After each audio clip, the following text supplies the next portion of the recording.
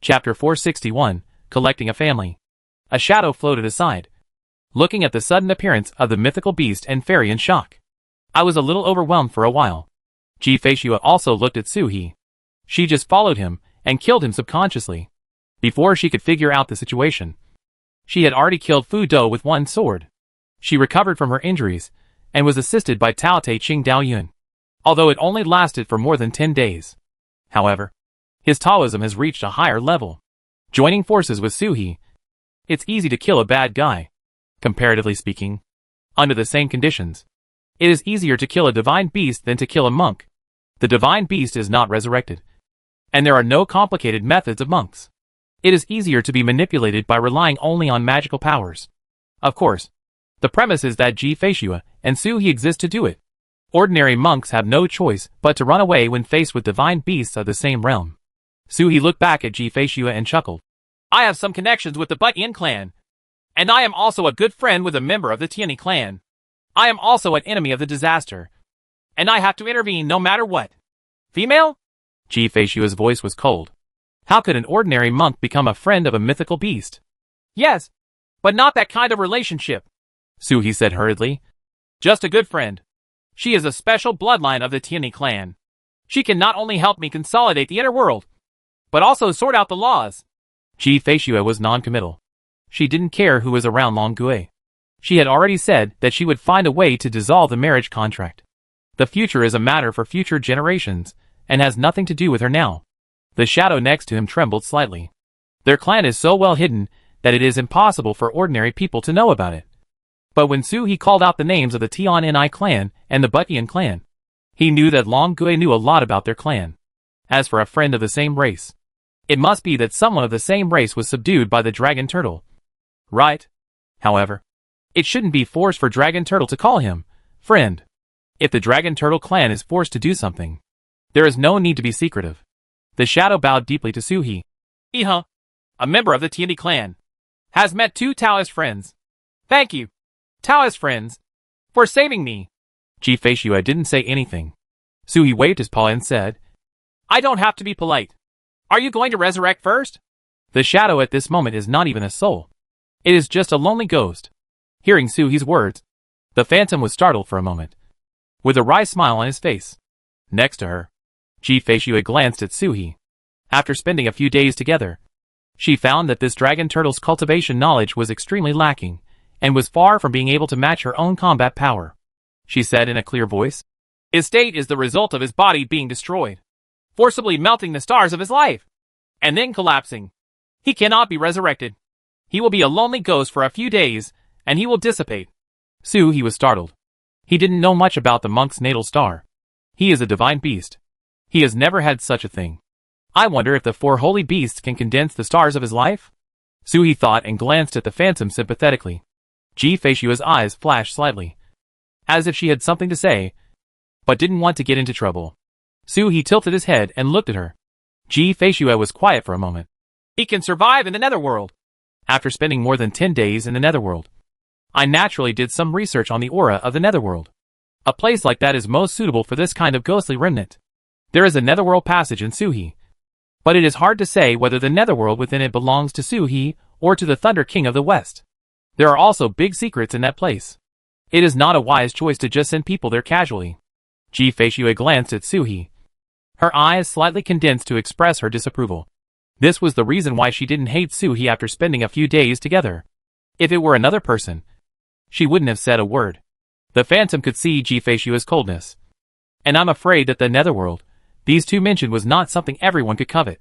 He bowed again and bowed. I don't dare to ask for anything else. My body has been destroyed long ago, and my soul has declined. How can I survive against the odds? It's just that the goddess of the Tianyi clan is here. Can you please send her to the world of no harm? The shadow bowed again, stretched out his hand, and his body exploded. A baby girl wrapped in a lotus flower flew up inside. The baby girl was still in her infancy, but she had extraordinary aura. The upper body is human, with wings growing on its back, burning with flames. The lower body is a snake body. If it weren't for his wings, he would be just like the But-Yin clan. Atavism. Shuang looked at the infant girl with reluctance and helplessness in his eyes at the same time. Concubine Ji Shuadai frowned. She didn't like to be troubled. Shuang hurriedly said, I don't dare to drive you too ungratefully. I have a treasure here, and I am willing to reward you. As he spoke, a rune appeared on his body. Sui's eyes lit up. He was familiar. What a mature treasure. Ji Feishua also showed a hint of surprise in her eyes. Gua Gua. It was the Sui Gua given to Suhi by the Tian Ni clan in later generations. Shuang was delighted. They knew the hexagram. Knowing that the hexagrams are valuable, you must also know the characteristics of the hexagrams. If they are not compatible with each other, you cannot take them by force. Unless they take the initiative to send them, or they also have hexagrams that can suppress the hexagrams. But in this world, how is it possible that when you meet a random person, you will have a hexagram? The shadow hung the baby girl in front of him, flickered the Sui Gua rune, and prayed. The Sui Gua rune suddenly flashed, broke free from his control, and jumped out. Like a spiritual bird, it roared into Suhi's body and refused to come out. Ji Feishua? Question mark. Tian Ni Shuang? Did the hexagram take the initiative to recognize its owner? The shadow was completely sluggish. In order to conquer Gu Gua, he was blown by the turbulent currents in the cracks of space for 3,000 years. Gua Gua only showed his body shape, but he never wavered or recognized his master. Why did you just see the dragon turtle and stick to it by yourself? Tian Ni's shadow trembled, becoming more and more illusory. He looked at Suhi in astonishment and at a loss. Suhi was surprised, separated a trace of consciousness and fell into the inner world, looking towards Sui Gua. Before traveling through time and space, I had obtained the Gua Gua from the Tian Ni clan for several years, but had not subdued it. The Gua Gua just stayed quietly, showing no sign of recognizing its master. Why did he go back to the past and run out on his own initiative? Although he hasn't recognized his master yet, it is somewhat interesting. At this moment, the Gua Gua is pressing on the Gua Gua Shao, and it is very human and shining with curiosity. Suhi understood. It was attracted by Shao Gua. In terms of phase nature, what else is more suitable for it than the Shao Sui Gua? In this era, Sui Gua has never seen Shao Gua Gua. When he suddenly encountered it, he was naturally attracted to it. It is ownerless after all. The air was a bit weird, and Tian Ni Shuang forcibly stabilized his body, looking at Suhi with only misery on his face. In an instant, even Su Huan's body had aged countless times, and the matter of Sui Gua was no longer mentioned, as if it had never happened. He bowed down again. Fellow Taoist, it is difficult for the Tianli clan to practice cultivation, but when they die at the 7th level of Tishan, there is a moment of youth. That moment repairs, consolidates, and nourishes the world beyond anything else. I am willing to release this moment of youth in the inner world of fellow Taoists. Please help me, fellow Taoists. The damage-free world is too far away. Even when he is intact, it will take at least 2 or 3 years to return. He is not a force-spirit beast, and he does not have the ability to teleport across space over long distances. After bowing to the end, Tian Ni Shuang looked at Suhi pleadingly. With Luing here, Suhi certainly knows how precious it is for the Tian Ni clan to return to their ancestors. It is the only way for the Tian Ni clan to enter the forbidden area. Suhi was silent for a moment and said, The relationship between the Tian Ni clan and me is far beyond my imagination. Fellow Taoist, there is no need for this. I will use the Sui Gua for the time being. Leave it here for now. I will hand it over to the Tian Ni clan in the future. This girl, if I can't deliver it to the Tianli clan myself, I will definitely ask someone to deliver it to me. As for you.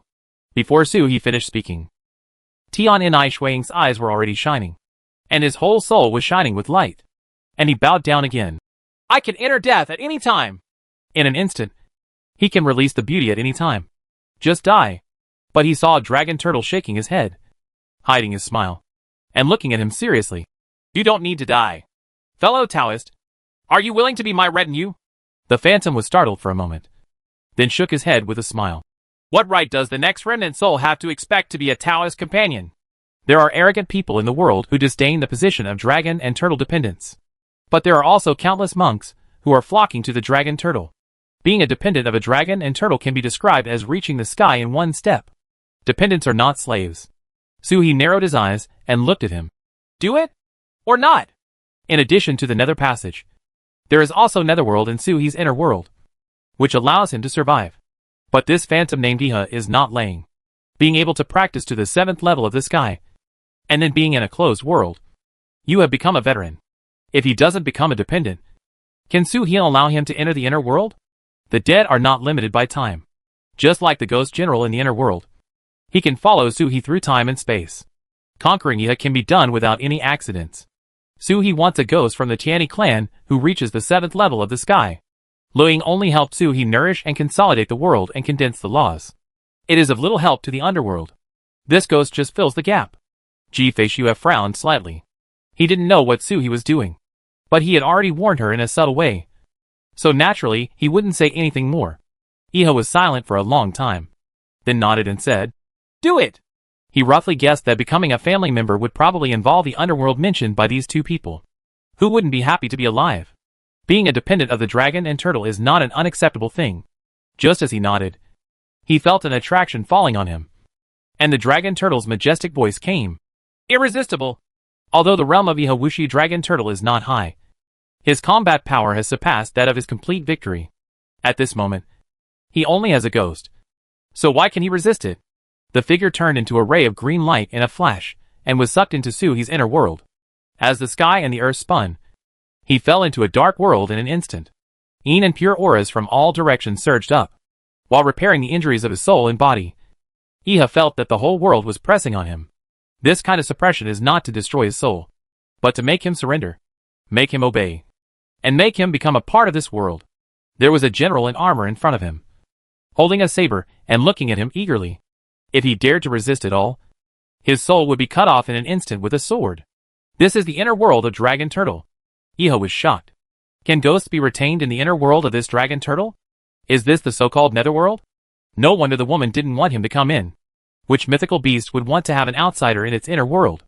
Iha wanted to understand the key point, and immediately gave up all resistance, allowing the inner world of the Dragon Turtle to leave a mark on him, replacing his breath bit by bit, and turning him into a creature in the inner world. This is the ability that Soo-hee could only have after opening the 3rd level of heaven and condensing living beings in the inner world. The 3rd level of the 4 spirits opening heaven can transform outside creatures. But this kind of transformation is thankless. And the living beings who are transformed cannot provide the power of all living beings. Just one more tenet. Unless they are like the Tian clan, they can nourish and consolidate the existence of the world. Netherworld? Ji-Fei-Shue said in surprise. The moment Soo-hee brought Ihi into the inner world, she felt the ghostly atmosphere in Soo-hee's inner world.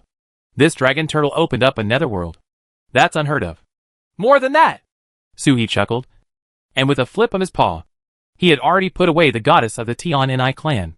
The baby girl is in a sealed state, sealed in a lotus flower, and can just be placed in the outer space. The inner world can be stored. But when fighting, the power of the world is mobilized, and the environment in the inner world becomes harsh. The baby girl has no means of self-protection, which is very inconvenient. Concubine Ji Shui-Lu raised her eyebrows slightly. The dragon turtle can kill the mythical beast of the 5th level of Kaitian in the 3rd level town of Kaitian, which is naturally different. It seems that the opening up of the inner world has special implications. But this was a secret from the mythical beast, and she had no intention of prying into it. Ji-Fei-Shue didn't want to investigate, but Soo-hee leaned her head over and said, I have just opened the 3rd heaven. The inner world has not really advanced yet. After it is over, I will take you in to have a look. After the advancement of Soo-hee-Ni's world, at least a simple ecosystem will be formed. Ji-Fei-Shue leaned back slightly to avoid the familiar dragon turtle. No, there is no need to reveal the secrets of one's own practice to outsiders. The inner world is an extremely private thing. How can we invite people in at will? Soo-hee chuckled. You are not an outsider. No matter how private it is. Ji-Fei-Shue has shown it to him before. Ji-Fei-Shue's heart trembled slightly.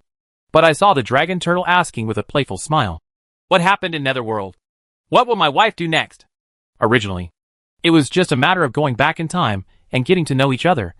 But when I met Ji-Fei-Shue, who was in her 2nd year of middle school, she made a big detour and actually walked around in the Netherworld. But Hua Ren is on the right track. So this wave is not a loss. Ji-Fei-Shue was silent for a moment. She was not used to telling others about her private matters. This time, only Feng Si probably knew about it. She was silent for a moment and then said, Collect the Dui Gua. After saying that, she looked at Soo-hee. If you want to steal the treasure, just go there. Give me the treasure you want to sacrifice, and I will help you sacrifice it. Suhi blinked. He was so stupid that he just separated from you now. How could it be possible to steal the treasure from Guiwang Mountain with just one head? That was the true place where the Tao of all heavens and realms began. Dike knew what would happen if he went in without any preparation. At the very least, you need to investigate clearly and plan everything. This is not a project that can be completed in a short time. In the tomb of the Great Sun in later generations, Ji Feishue was protected by a turtle SHL. So she should be fine. He is anxious. But he will not be careless about this matter. Suhi blinked and smiled. My daughter-in-law hasn't received the hexagram yet? I'll help you. I have a natural affinity with all kinds of hexagrams. With Xiao Diyue Gua in your body, you should be able to attract Diyue Gua. Ji Feishue was a little hesitant. With the endorsement of Sui Gua, Suhi's words carried a lot of weight. She had been searching for Diyue Gua for several days, but found nothing. Finally encountered something different. But the marriage certificate was issued. Diyue Gua is in Yunming's? Suhi asked before Ji Feishue could refuse. Yes, Ji Feishue replied. Judging from the information she collected, Diyue Gua was indeed in Yunming's. Then let's go! Suhi smiled, identified where he was at the moment, drew his claws in the air, tore apart the space, formed a space passage, and jumped in. But Ji Feishue was not seen accompanying her, and she raised her head in confusion. My wife! Hurry up! I just control the space channel, and I won't be able to maintain it for long. Ji Feishue, however, was not in a hurry to go in. She just looked at Suhi. Did you know that the Dragon Clan is offering a reward for me in the world? A complete world. Or treasures of equivalent value. Why are you bringing this up now? Suhi blinked. I'm not short of money. There is no problem in buying the treasures obtained from the inner treasury of the former emperor. Besides, if you don't have enough money, you can't sell your wife for a mere world. Is that what I mean? Ji Feishue's eyes turned slightly cold. With me, you will have countless enemies. You will even be wanted by the Dragon Clan. Since being wanted, Ji Feishue has never made friends, let alone gotten close to anyone. Feng Si is an exception. This dragon turtle is another exception. Suhi laughed loudly. Then be a mandarin duck with the same destiny, and I will take you to wander around the world. Hurry up! I really can't hold on to the space channel. He shot out a stream of water and tied it to Ji Feishue's wrist, not allowing her to resist, and already pulled her into the space passage. Outside the passage, the fox and the toad looked at each other, and heard voices coming from inside the passage. You? Ji Feishue's voice was a little strange. It's okay. It's okay, Su Huan said nonchalantly. If they want to be wanted, then go and arrest them. How can they control the world and let me stay with my wife? If you dare to have any objections, beat them to death. Don't use the third level of Kai Tian as a powerful person, Suhi said proudly. The sound faded away, and the toad and the fox looked at each other, jumped up at the same time, and went back to their homes. Chapter 462 Ji Feishue, That's Not Me. The Tao originates from Guiwang Mountain, rises from Xianwang, and spreads throughout the heavens and all realms. Guiwang Mountain is the origin of everything. Guiwang Mountain is not in Xianwang, nor in the heavens and the world. Just like the mysterious and yellow cave sky, the true location is elusive, and there is only the entrance above the mysterious wilderness. Everyone in the world thinks that Guiwang Mountain is mysterious and unpredictable.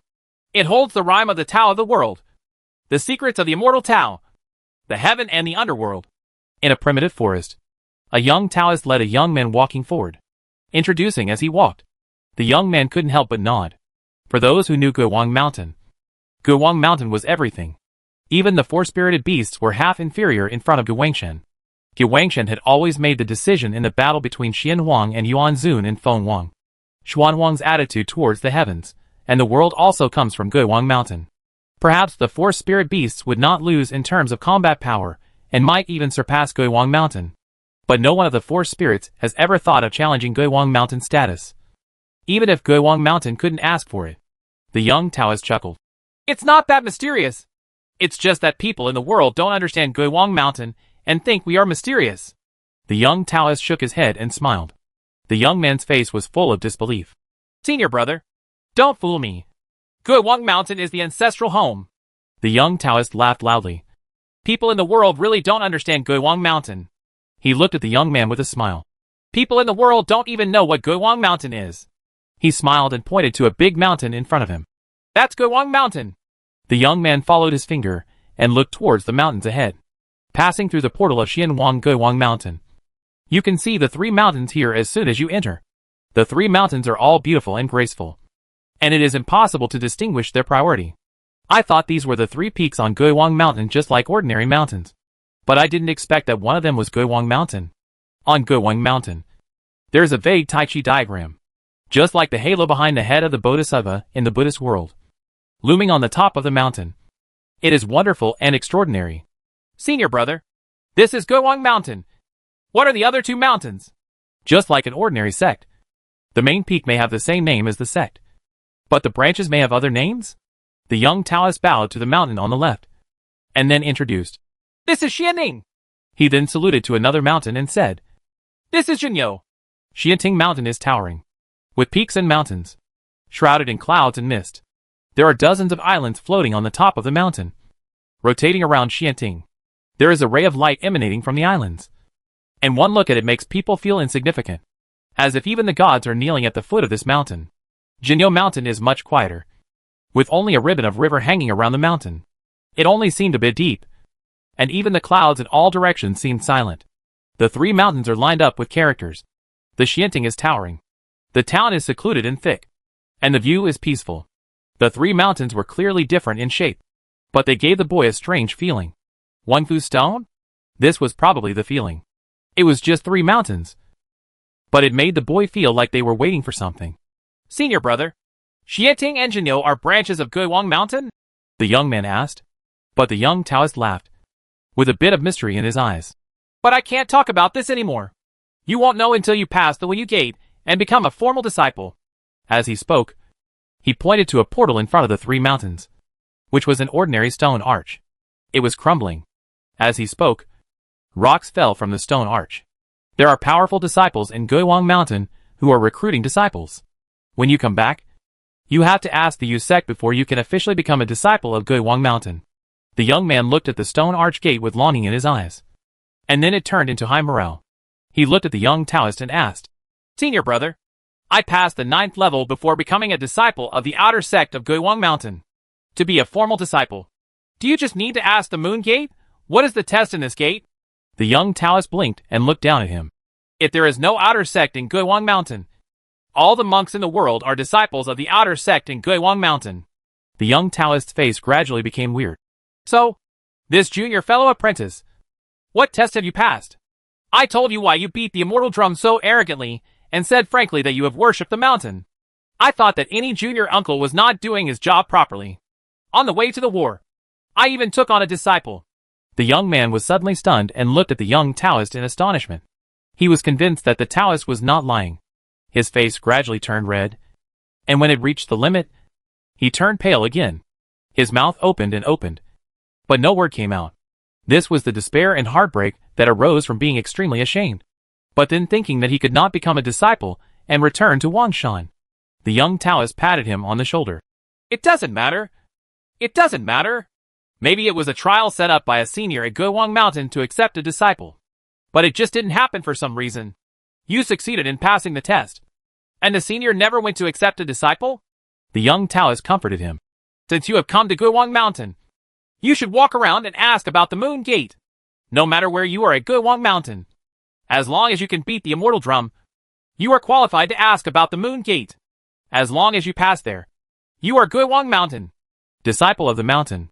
The boy suddenly raised his head and looked at the young man. His eyes filled with shock at first, and then endless surprise. He was happy, but suddenly thought of something, and said with worry, Senior brother, fellow Taoist. He suddenly didn't know what to call it. The young Taoist smiled and said, Just call him senior brother. In all the world, monks of similar age can call him senior brother when they meet the monks from Guowang Mountain. The young man breathed a sigh of relief, but his eyes were still worried. Senior brother said that all the senior uncles are participating in the war. Isn't it because the senior uncles are not here? Does it still count if you break through the Wu Gate? His voice became smaller and smaller as he spoke. The young Taoist laughed loudly. Yes, we are going to join the war. Those guys from Fengwang Great World took advantage of a bunch of rats to cause trouble in the East China Sea and made trouble. The junior uncles have all gone to guard Xin Wang. But junior brother, don't worry. That's it. There is no one in Guiwang Mountain. You have passed through the Wenyu sect, and you are all real disciples of our religion. And even the headmaster cannot refute it. This is what the Taoist ancestors decided from eternity ago. The young man beamed. The young Taoist patted him on the shoulder. Then, junior brother, would you like to go to the Moon Gate? Senior brother has to guard the Dengxian drum. The young man bowed his hands and saluted. Senior brother, go on your own. After junior brother passes Wenyu Gate, he will go to find senior brother. The young Taoist laughed and said, It's easy to talk. It's easy to talk. He patted the young man's shoulder kindly. Junior brother, there is no need to worry. There is no time limit for Wenyu Gate. If you can't pass it once, you will have to go 100 times, 1,000 times. The Taoist master had to go through it more than 3,000 times before he could pass it. The boy became more relaxed, watching the young Taoist leave in the clouds. He rubbed the ring on his hand and asked in his heart, Great monk, didn't you say that you have passed the 9 levels? But you are an outer disciple? Can you take me to Guiwang Mountain? Are you lying to me? There are no outer disciples in Guiwang Mountain. A voice rang in his heart. Amitabha. The old monk had told the little friend a long time ago that too much time has passed, or the rules of the sect have changed. But it was not in vain, and he took the little friend to Guiwang Mountain. The old monk, the promise was fulfilled. The voice grew louder and weaker in his heart. The promise has been fulfilled. But the old monk is about to fall into a deep sleep. I wish my little friend all the best and a speedy life. The monk's voice fell into complete silence. The young man shouted anxiously, Hey! Hey! Won't you help me check the Yumin? This ring was accidentally obtained by him in the far north ice field. It was once the powerful treasure of Guiwang Mountain. There is a ring spirit inside, which looks like a monk. By chance, he befriends him, and he agrees to help the old monk return to Wanshan to find his master. The old monk promised to help him worship at Guiwang Mountain. Obviously, he hasn't done it yet. But the old monk fell into a deep sleep. He still has to rely on himself to intervene in the Moon Gate? Not reliable. The teleportation space on Yunming's flashed, and He swept Ji Feishu out of the air. The place where he stayed was the place where he and Ji Feishu had first met, and it was also the place where Ji Feishu's garden would be located in the future. Not far away is the future address of Yuming Dragon Palace. It's just that the environment in Yunming's is very different now from 730,000 years later. It's like a wild wilderness, with poisonous insects and ferocious beasts gathering. This is a paradise for strange beasts. There is no trace of the Holy Land for future generations to practice.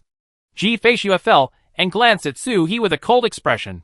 Just the pupils contracted slightly. She is just cold-tempered, not stupid. He's words were not untouchable, especially since she knew deep down in her heart that this would be her Taoist companion in the future, even though she was determined to unwrap the marriage contract. But in fact, she wasn't even sure. This is the world's first marriage contract, and the rules contained in it are beyond the control of anyone.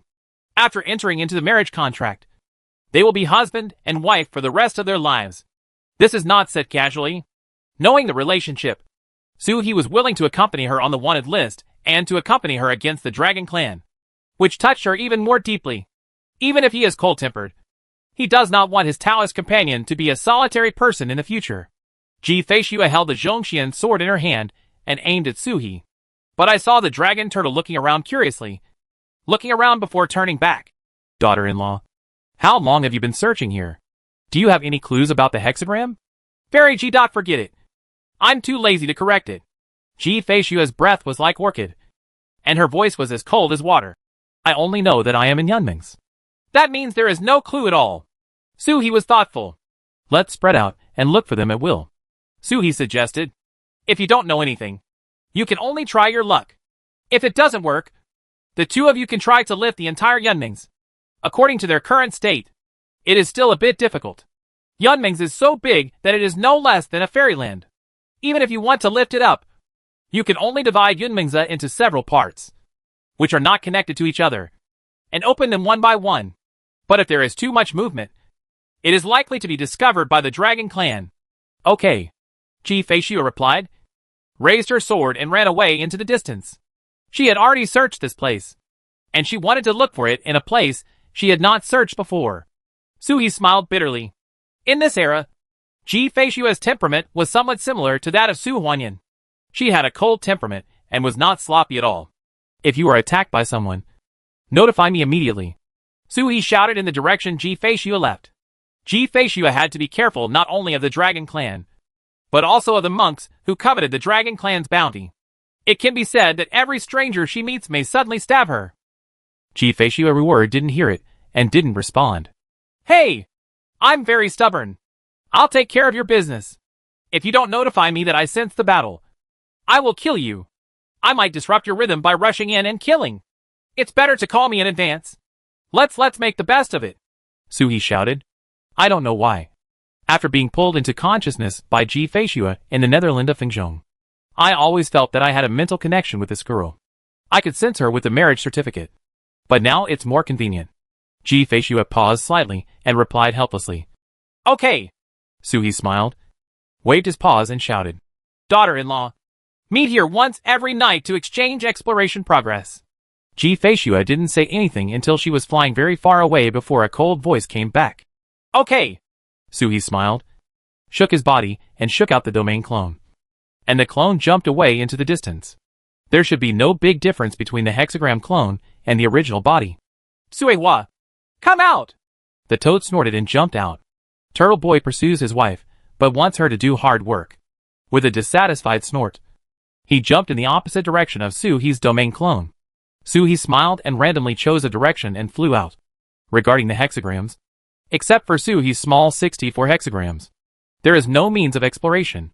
If Ji-Fei-Shua dares to look for the hexagram, she must have confirmed that the hexagram is consistent with hers. As long as she finds the place, the hexagram will appear. Suhi flew. His consciousness sank into the inner world, and moved the newly obtained Gua Gua into Tai Mountain, where it landed on Tai Mountain at the same time as Hung Gua and Shui Gua. The discord between Mount Tai and the inner world was instantly remedied. The Shik and Taishan fell silent. The Tianhe water rolled down, and the drizzle in the inner world turned into a downpour. The vitality in the rain increases several times. Before the world was born, there seemed to be heavy rain. Bain evolved the creatures on the small planet and first caused a heavy rain in Suhi, even in his previous life. Before the birth of life, there was a heavy rainstorm for millions of years. Water is the source of life, and rainwater is the vitality of rhythm. With the Sui hexagram back in place, Xiao Shui is also constantly absorbing the Taoist rhyme of the Shui hexagram to achieve his own success. And the hexagrams in the inner world are growing like a snowball. Suhi placed Xiaodui Gua at the top, suppressing the aura of other hexagrams, allowing Xiaodui Gua to unleash its energy unbridled. The consciousness escaped, and the entire dragon turtle was exuding the aura of Xiao Dui Gua. Sure enough, as soon as the breath of Xiaodui Gua came out, there was a reaction. The Yunmings beneath him was like a rising tide. Wherever Suhi flew, waves of water would rise to wash the sky. There is a way! Suhi was overjoyed. On the other side of Yunmings, Ji-Fei-Shua, who was searching, suddenly turned back and looked in the direction of Suhi. The two of them hadn't gone too far when she sensed a movement in Suhi's direction. As he jumped up, he saw waves of water rolling, and Dui Gua's aura was faintly leaking out. But Dui Gua was not seen. Huh? Is it getting dark? Suhi greeted with a smile. Ji-Fei-Shua's face turned stern. She raised her sword and stabbed Suhi. The sun is so big. Can't you see it? Making fun of her? Suhi giggled and begged for mercy. The water beneath him became more and more turbulent. But Dui Gua still didn't appear. Daughter-in-law, pay attention. You always feel like that guy is right next to you. Playfulness is still playfulness. But business still needs to be done. He flew in all directions, and even plunged into the Yunming-Zhe. The Yunming-Zhe water rushed to him with joyful emotions, licking the turtle L in waves. But still no hexagram appeared. From noon to night, until the sky was filled with stars, Suhi flew through space with his swimming belt, covering most of Yunming's. I can always feel the existence of Dui Gua, but I can't catch it. After searching 2 more places, Suhi stopped the water wave, looked at Ji-Fei-Shua, who was also confused beside him, and asked aloud, Daughter-in-law, do you think Yumenza himself is Dui Gua? Just like the ancestral Wuchen Si is the King Gua. If Yunmings himself is the Dui Gua, then this day's situation can be explained clearly. Ji-Fei-Shua fell on the water, touched the water with her hand, and shook her head slightly after thinking for a moment. Yunmingza is Dui Gua. The moment I appear, it should appear. The hexagrams condense the true form, but it is more troublesome to subdue. Not that it does not show up. Yunming's hid the DUI Gua, just like sealing a marriage contract, blocking the DUI Gua from other places. Ji Feishua lightly tapped her finger, freezing the water for hundreds of miles.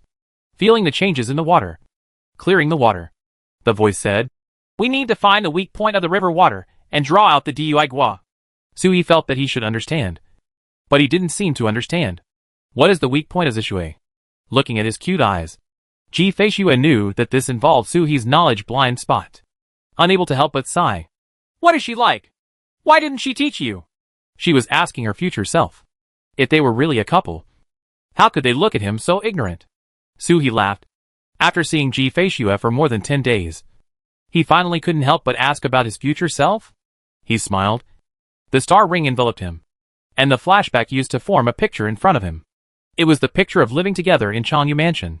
Ji Feishua, dressed in red, leaned next to Suhi, blew a breath into his ear, and heard a charming voice, "My dear husband." Base. As soon as the scene started, Ji Feishua slashed with a sword in front of her, and she said with a cold air, "This is not me." How could she look like this if she was so cold? Long Guan dares to slander.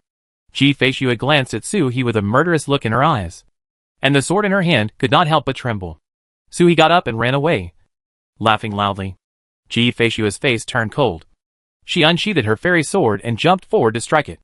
The toad and the fox looked at each other, understanding each other and moving away at the same time. Suhi laughed and ran away, while Ji Feishua chased after her with a cold look on her face. In an instant, he was tens of thousands of miles away and returned to the place where he first met. Suhi turned around with a smile, looked at Ji Feishua and shouted, "No fighting! I have found DUI Gua." Ji Feishua stopped and looked at him with eyebrows raised. Lied to me? She recognized Suhi's mischief. And if he dared to lie to others, it would violate her bottom line.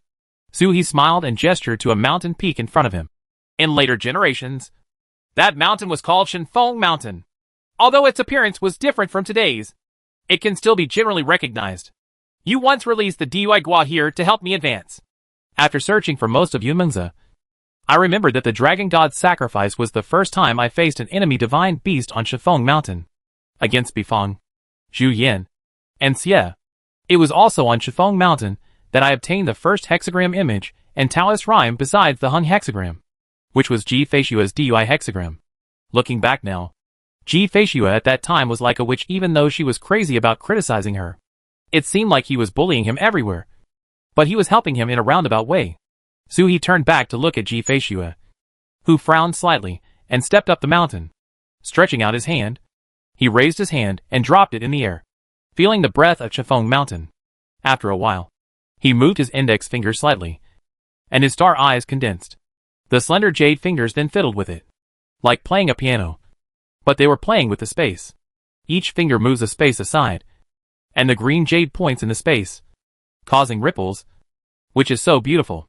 It's just that the movement of the hand gradually slowed down as the space for movement increased. She frowned slightly for a long while, and suddenly something strange flashed in her eyes. He turned to Suhi and said, "Help me!" Suhi's eyes narrowed, and a mountain god seal that had been condensed to the limit was sprayed out from his mouth, hitting Ji Feishua's fingers like a walnut. Then I heard the sound of chickens breaking their LS. The space opened by Ji Feishua cracked open.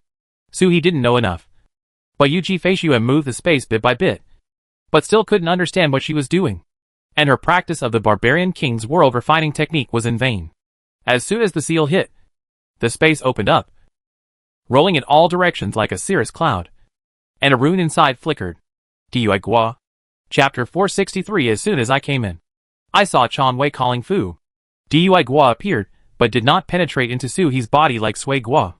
It hesitated left and right, unable to decide for a moment whether it should look for Ji Feishua or Suhi. This was not human hesitation. The hexagrams had no spiritual intelligence, but the auras exuding from Suhi and Ji Feishua pulled it equally. Suhi understood instantly, and the small Dui Gua of the inner world was put away, and the aura of the hexagrams was removed from his body.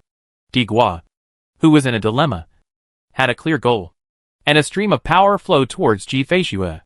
Ji Feishua looked at Suhi. Suhi waved his paws with a scoundrel look on his face. Don't be moved. I have more hexagrams than you have ever seen. I just post them at home. Only on this point. Suhi did not brag. Ji Feishue was silent for a moment. Stars flashed in her eyes. Her lips moved. And she whispered, "Thank you. There are 3,000 big worlds, and 100,000 small worlds in the heavens and the world. Not counting mortals. Just the monks at the 7th level of the sky. Except Xin Huang and Feng Wang. There are hundreds of big worlds left. And there are only 7 or 8 small worlds. There are countless existences in the heavens, and worlds that are above the 7th level of the sky. It's just that the world is too big. And it feels like there are few if they are spread out. There are only 64 hexagrams. One can imagine the brutality of the robbery of the hexagrams. The remnant souls of the 7th level of the Tiandi clan are still lingering in the inner world of Suha. The hexagrams are the real treasures of all heavens and realms. Otherwise, Ji Feishue would not have risked being wanted by the Dragon Clan and walk out of the 100,000 mountains. Give in to such a treasure as you say. To say that I wasn't touched would be a lie. I refined the hexagrams and helped me protect the law. Ji Feishue put away the fairy sword in her hand and said softly. Suhi cheered. Don't worry, daughter-in-law. I guarantee that not even a fly will get on Shifeng Mountain. According to Ji Feishue's current temperament, if she could ask for help, she would treat him as one of her own. Not to mention Taoist companions. At least they are Taoist friends. The corner of Ji Feishue's mouth seemed to have a slight arc. But it quickly disappeared, and she took a step forward to sit cross-legged under Dui Gua. Suhi said quietly. Step back 10 feet. And lay down quietly. This is the first time I have seen someone refining hexagrams. Suhi has never seen the orthodox method of refining hexagrams. His refining hexagram is simple and direct. Grab it. As long as you grab it back, the hexagram will inevitably throw quality points. If it is not a quality point, it must be changed to quality point. The hexagram is unique, and the quantity points are useless. If the hexagrams were not special, Suhi would have deliberately snatched away all the hexagrams from his own people, added quality, and then returned them. The hexagrams were special, and paid attention to the nature of the hexagrams. If Suhi snatches it away, the hexagram becomes the most suitable for him. If you return it, it will be difficult to match the owner's compatibility. No matter how high the quality of the hexagrams are, they are useless. Just like Uncle Luo holding Jinghua, he just used it makeshift. Of course, this makeshift is also relatively speaking. It is the only treasure in the world. No amount of great powers can ask for this kind of makeshift. The Dui Gua Fu culture created streams of water that wrapped around Ji Feishue's body. Each stream of water was imprinted with traces of Ji Feishue, completely turning it into Ji Feishue's appearance. This is a grind, so don't rush it. Even the initial refining process will probably take more than a month. Suhi lay aside and built a barrier to protect Shifeng Mountain, hiding the auras of Dui Gua and Ji Feishue. Dui Gua has not been refined and cannot be pulled out. Otherwise, Suhi would like to take Ji Feishue to the canyon to refine it, so that the slightest breath will not be leaked and the monks and dragons, who are jealous of money, will not be attracted. After holding up the barrier, Suhi's consciousness slowly sank into the inner world. The transformation of Iha in the inner world has been completed. The soul body is condensed and completely taken on Suhi's aura. Like a ghost general, he has completely become a creature in the inner world. Suhi's mind is moved, and he can be wiped out in an instant. There are some differences between him and the ghost general. The ghost general was transformed by Baiyin himself and could enter the real world. But Iha could not. Entering the real world instantly fades into ashes. At this moment, Iha had just received nourishment from the underworld aura and recovered some of his soul. He bowed to the ghost general in front of him and said, I've seen you, Senior. His clan is the most sensitive to the world, and he can detect it with just a little bit of awareness. The ghost general in front of him is just like him. He is the dragon turtle who transformed from the outside world. They are not native creatures in the inner world of dragon turtle. The ghost general was tall and tall, half as tall as Iha. He lowered his head and looked down at him. The Lord is here. Please come with me to pay my respects. As he spoke, the ghost general had already walked out of the netherworld. The netherworld overlapped with the human world. In fact, in the realm of ghost generals, one could break through the netherworld at any place and enter the human world directly. But when going to see Suhi, of course you should walk through the netherworld entrance in a proper manner. Iha followed the ghost general out of the underworld, through the canyon, and straight up to the human world. Then I saw a dragon turtle lying across the sky, observing all directions. Mojiangzhen, pay homage to the Lord. The ghost general leaned down, with a respectful expression. He didn't have much in his mind. But buying filled his mind with thoughts of loyalty to the emperor. Su He is the king, and can never be violated. After bowing down, he turned around and glanced dissatisfiedly at Iha.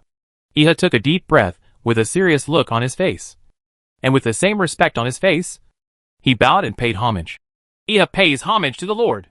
Is this what it feels like to be a family member? After changing the energy of the inner world of the dragon turtle, seeing the dragon turtle again is like seeing a god. This kind of reverence is irresistible. This is still because he is at a high level.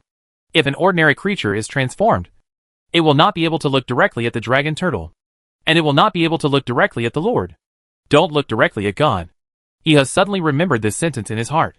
This is the motto of the Light Wings. The Light Wings are also a large clan, monopolizing a large part of the world. But they are closed to the outside world, and are not connected to the outside world. Su He waved his paw to get the two of them up and looked down at Iha. Can fellow Taoists still adapt to being here? The words of fellow Taoist made Iha startled inexplicably. And he hurriedly bowed and responded. Thank you, Lord, for your life-saving grace. This place will last seconds. The Lord's netherworld is the supreme holy land for all remnant souls. This is Ihi's thought from the bottom of his heart. The remnant soul cannot stay for a long time. There is nothing better than living. Su He smiled. How about leading the nourishment and consolidation of the netherworld to fellow Taoists? Iha, who had just gotten up, immediately bowed and said, Don't worry, Lord. The Tianyi clan is best at consolidating the world. Luoying did very little to consolidate the netherworld, because Luoying was unable to master the power of the netherworld. Iha is different.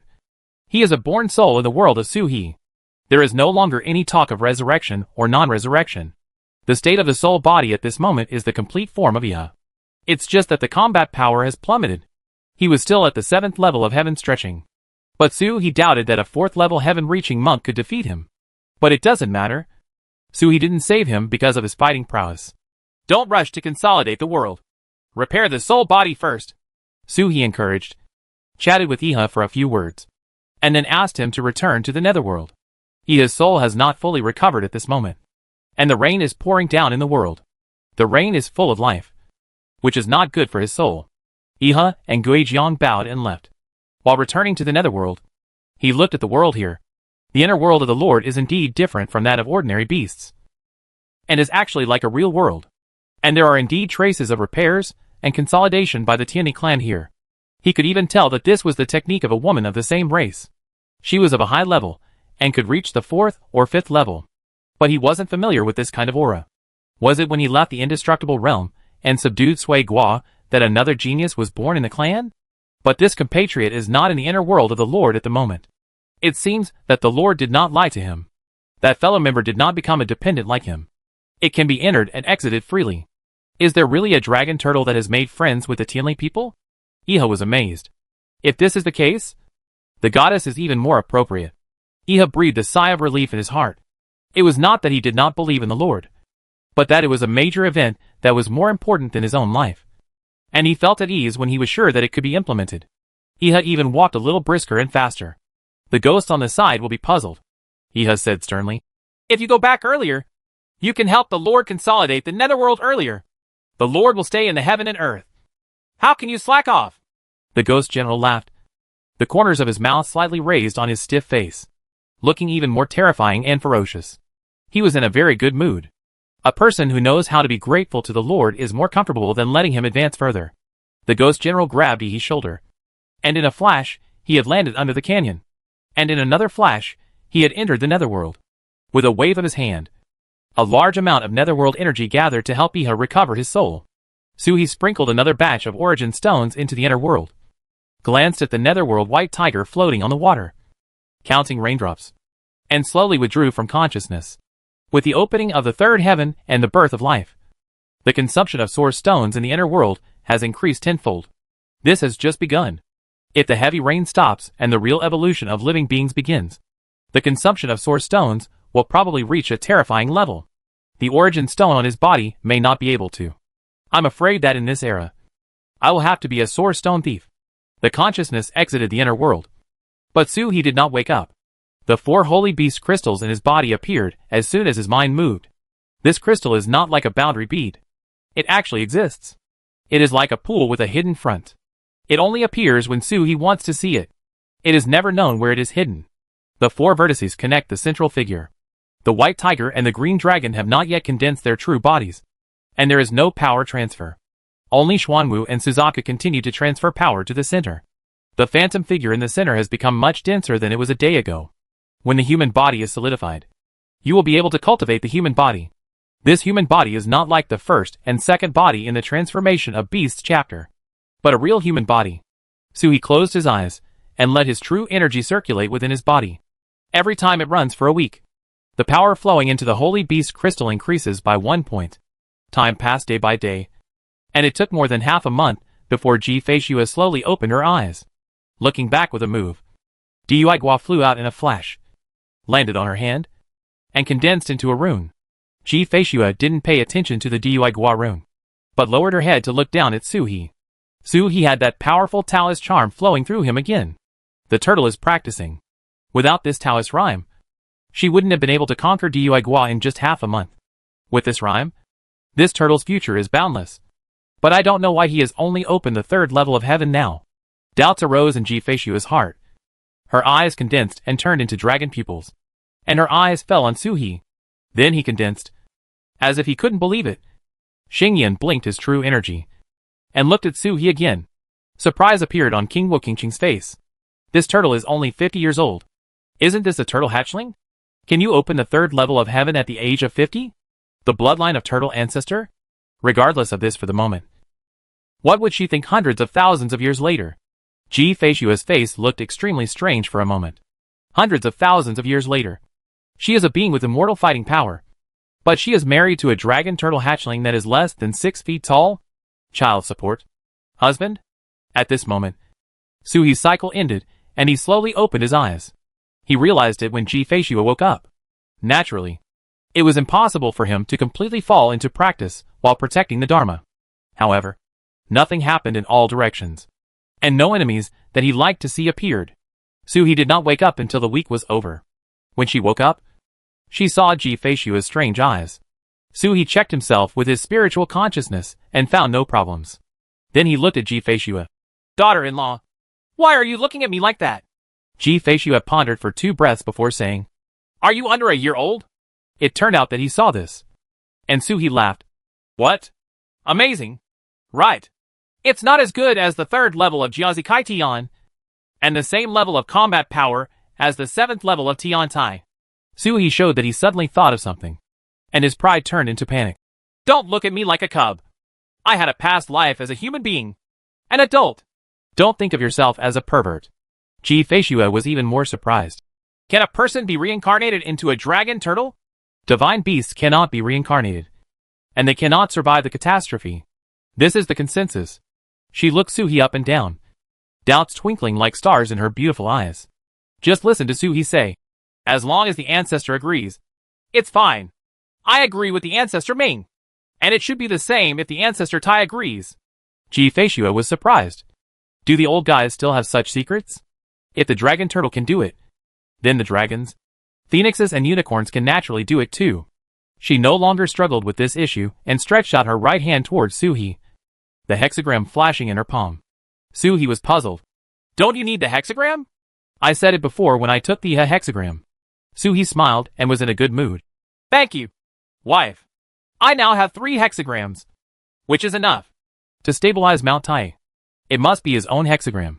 The Shui Gua was snatched, so it was naturally the most suitable for Suhi. But it had not yet been advanced. When Gua Gua appeared, he came to recognize his master, and had no grudges on Mount Tai. If Dui Gua came, he might not go back. And of course, he couldn't take it. Concubine Ji's snow-starred eyes flashed slightly. 3 hexagrams? If it is released, the ancestors of various families will snatch it away regardless of their image. She nodded, took back the Dui Gua, looked at Suhi and asked, Where is the treasure you want to refine? He promised to help Suhi refine the treasure, so naturally he would not break his promise. Suhi closed the barrier and said with a smile, Daughter-in-law, follow me. He smiled, tore apart the space, and took Ji Feishua straight to Dongyun Mountain. As soon as he came out of Dongyun Mountain, he was suddenly stunned. I looked around to see the turmoil in my heart. What? Feishua walked out of the space passage and asked. Dongyun Mountain has recovered. This place was completely destroyed by him, Tengu, and Fu Do before. At this moment, it has completely returned to its original appearance. Except for the dead creatures that did not appear. Everything else was restored. Landscape. A great power has come. Those with such abilities are definitely not ordinary people. Be careful, Suhi whispered. He carefully landed on a mountain and river. Under the mountain was the sealed canyon, which was an independent space. The turtle mountain appeared on Suhi's body, and his body was full of defenses. He turned around and fell into the canyon. As soon as I came in, I saw Chanwei playing Laifu. A turtle sh. L thumped against a sealed Fudo. Every blow hit Fudo's head, and a sound like a wooden fish came. This is the most precious treasure of the turtle sh. L Dragon Turtle Clan. Taizu. Chapter 464. The Dragon Turtle returns to Wanshan Mountain after being stolen. A turtle sh. L says a lot. The Dragon Turtle Clan is the one who controls the turtle sh. L. It is Taizu who can restore the mountains and rivers to this state. Naturally, it is also easy to reshape the mountains and rivers. Suhi can do it by stamping his paws. But it can be restored to its original state exactly. It's unlikely. Unless he can accurately record the original appearance. Dongyun Mountain was restored. Not by restoring its appearance, but by sorting out the chaotic laws, earth veins, and chi of Dongyun Mountain. The chi movement will be smooth, and the natural mountains and rivers will be restored. Just like a doctor treating diseases. He treats diseases and regulates the chi and regulates the internal organs. When a person is fine, all diseases will disappear naturally. It is easy to sort out the earth's veins. But restoring the laws and chi mechanisms is not something ordinary monks can do. After he left, the old turtle secretly came back and restored Dongyun. Sensing the sound of swords above the canyon and Feishua's heightened fighting spirit, Suhi rushed out with a long groan. Old turtle! The roar of the turtle spread in all directions, shaking the mountains and forests. But there was no response for a long time. Feishua looked at him doubtfully. Suhi smiled. It's Taizu! That old turtle has come to Dongyun Mountain. Feishua was surprised for a moment, but also relieved. It is said that the entire Dragon Turtle clan is trapped in the East China Sea, so it is natural for Taizu to come back. Xinghai can stop others, but cannot stop Taizu. Others didn't know it, but she knew that there was a passage to the Sea of Stars in the Dragon Turtle ancestral land, and Taizu could come down on his own if he was in a hurry. It is even possible that the old turtle can forcefully break through the Sea of Stars and appear directly in the heavens and worlds. Taizu knows you? There was no Suhi in this era. If Taizu knew about him, he must have seen the time-traveled Suhi in the past. Right? It feels wonderful to know that the Dragon Turtle clan will have a junior in the future who can jump through time. You should not know. Right? Suhi was not sure either. Anyway, in this world, he never mentioned to Taizu that he traveled through time. But Taizu knew it. I also know that Tai Guakugua was taken away by him. Either the underworld ancestor told him, or Suhi traveled through time and met Tianzu from other eras. Suhi suddenly thought of something and his face tightened. He remembered Taizu saying that there once was a dragon turtle with the same color as him, who owed Taizu 2 worlds of spiritual stones. Suhi shook his head. It must not be him. He didn't have the courage. I don't have a habit of not paying back the money I owe. The ancestor has been here, but he didn't show up. Suhi was a little depressed. Could it be that the old turtle was avoiding him? I also want to ask my ancestor what treasures he wanted to steal when he went to Guiwang Mountain.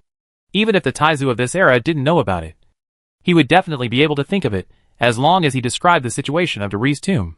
Taizu has been here, but the fire turtle is gone. Is the old turtle here to pick up the little female turtle? Suhi thought and looked at Feishua. Daughter-in-law, come to me, and I will take you in.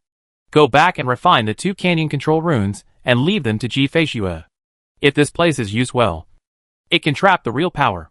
Feishua hesitated for a moment, then jumped up and landed on Suhi's turtle sh. L. The water beneath Suhi turned over and took her into the canyon. The turtle sh. L no longer beat the dog, but turned up and suppressed Fudo, crushing him back and forth. Fudo was originally banned by the Kongming Forbidden God Pearl, and was crushed by turtle sh. L. He was immediately worse than dead. This was because Guka was merciful. Otherwise not only one Fudo, but also a group of Fudo could be killed in an instant. The turtle sh. L is the most precious treasure of the Dragon Turtle clan. And it is not just a slogan that can conquer the world. At this moment, I'm probably just bored. Playing with the dog? Such a treasure.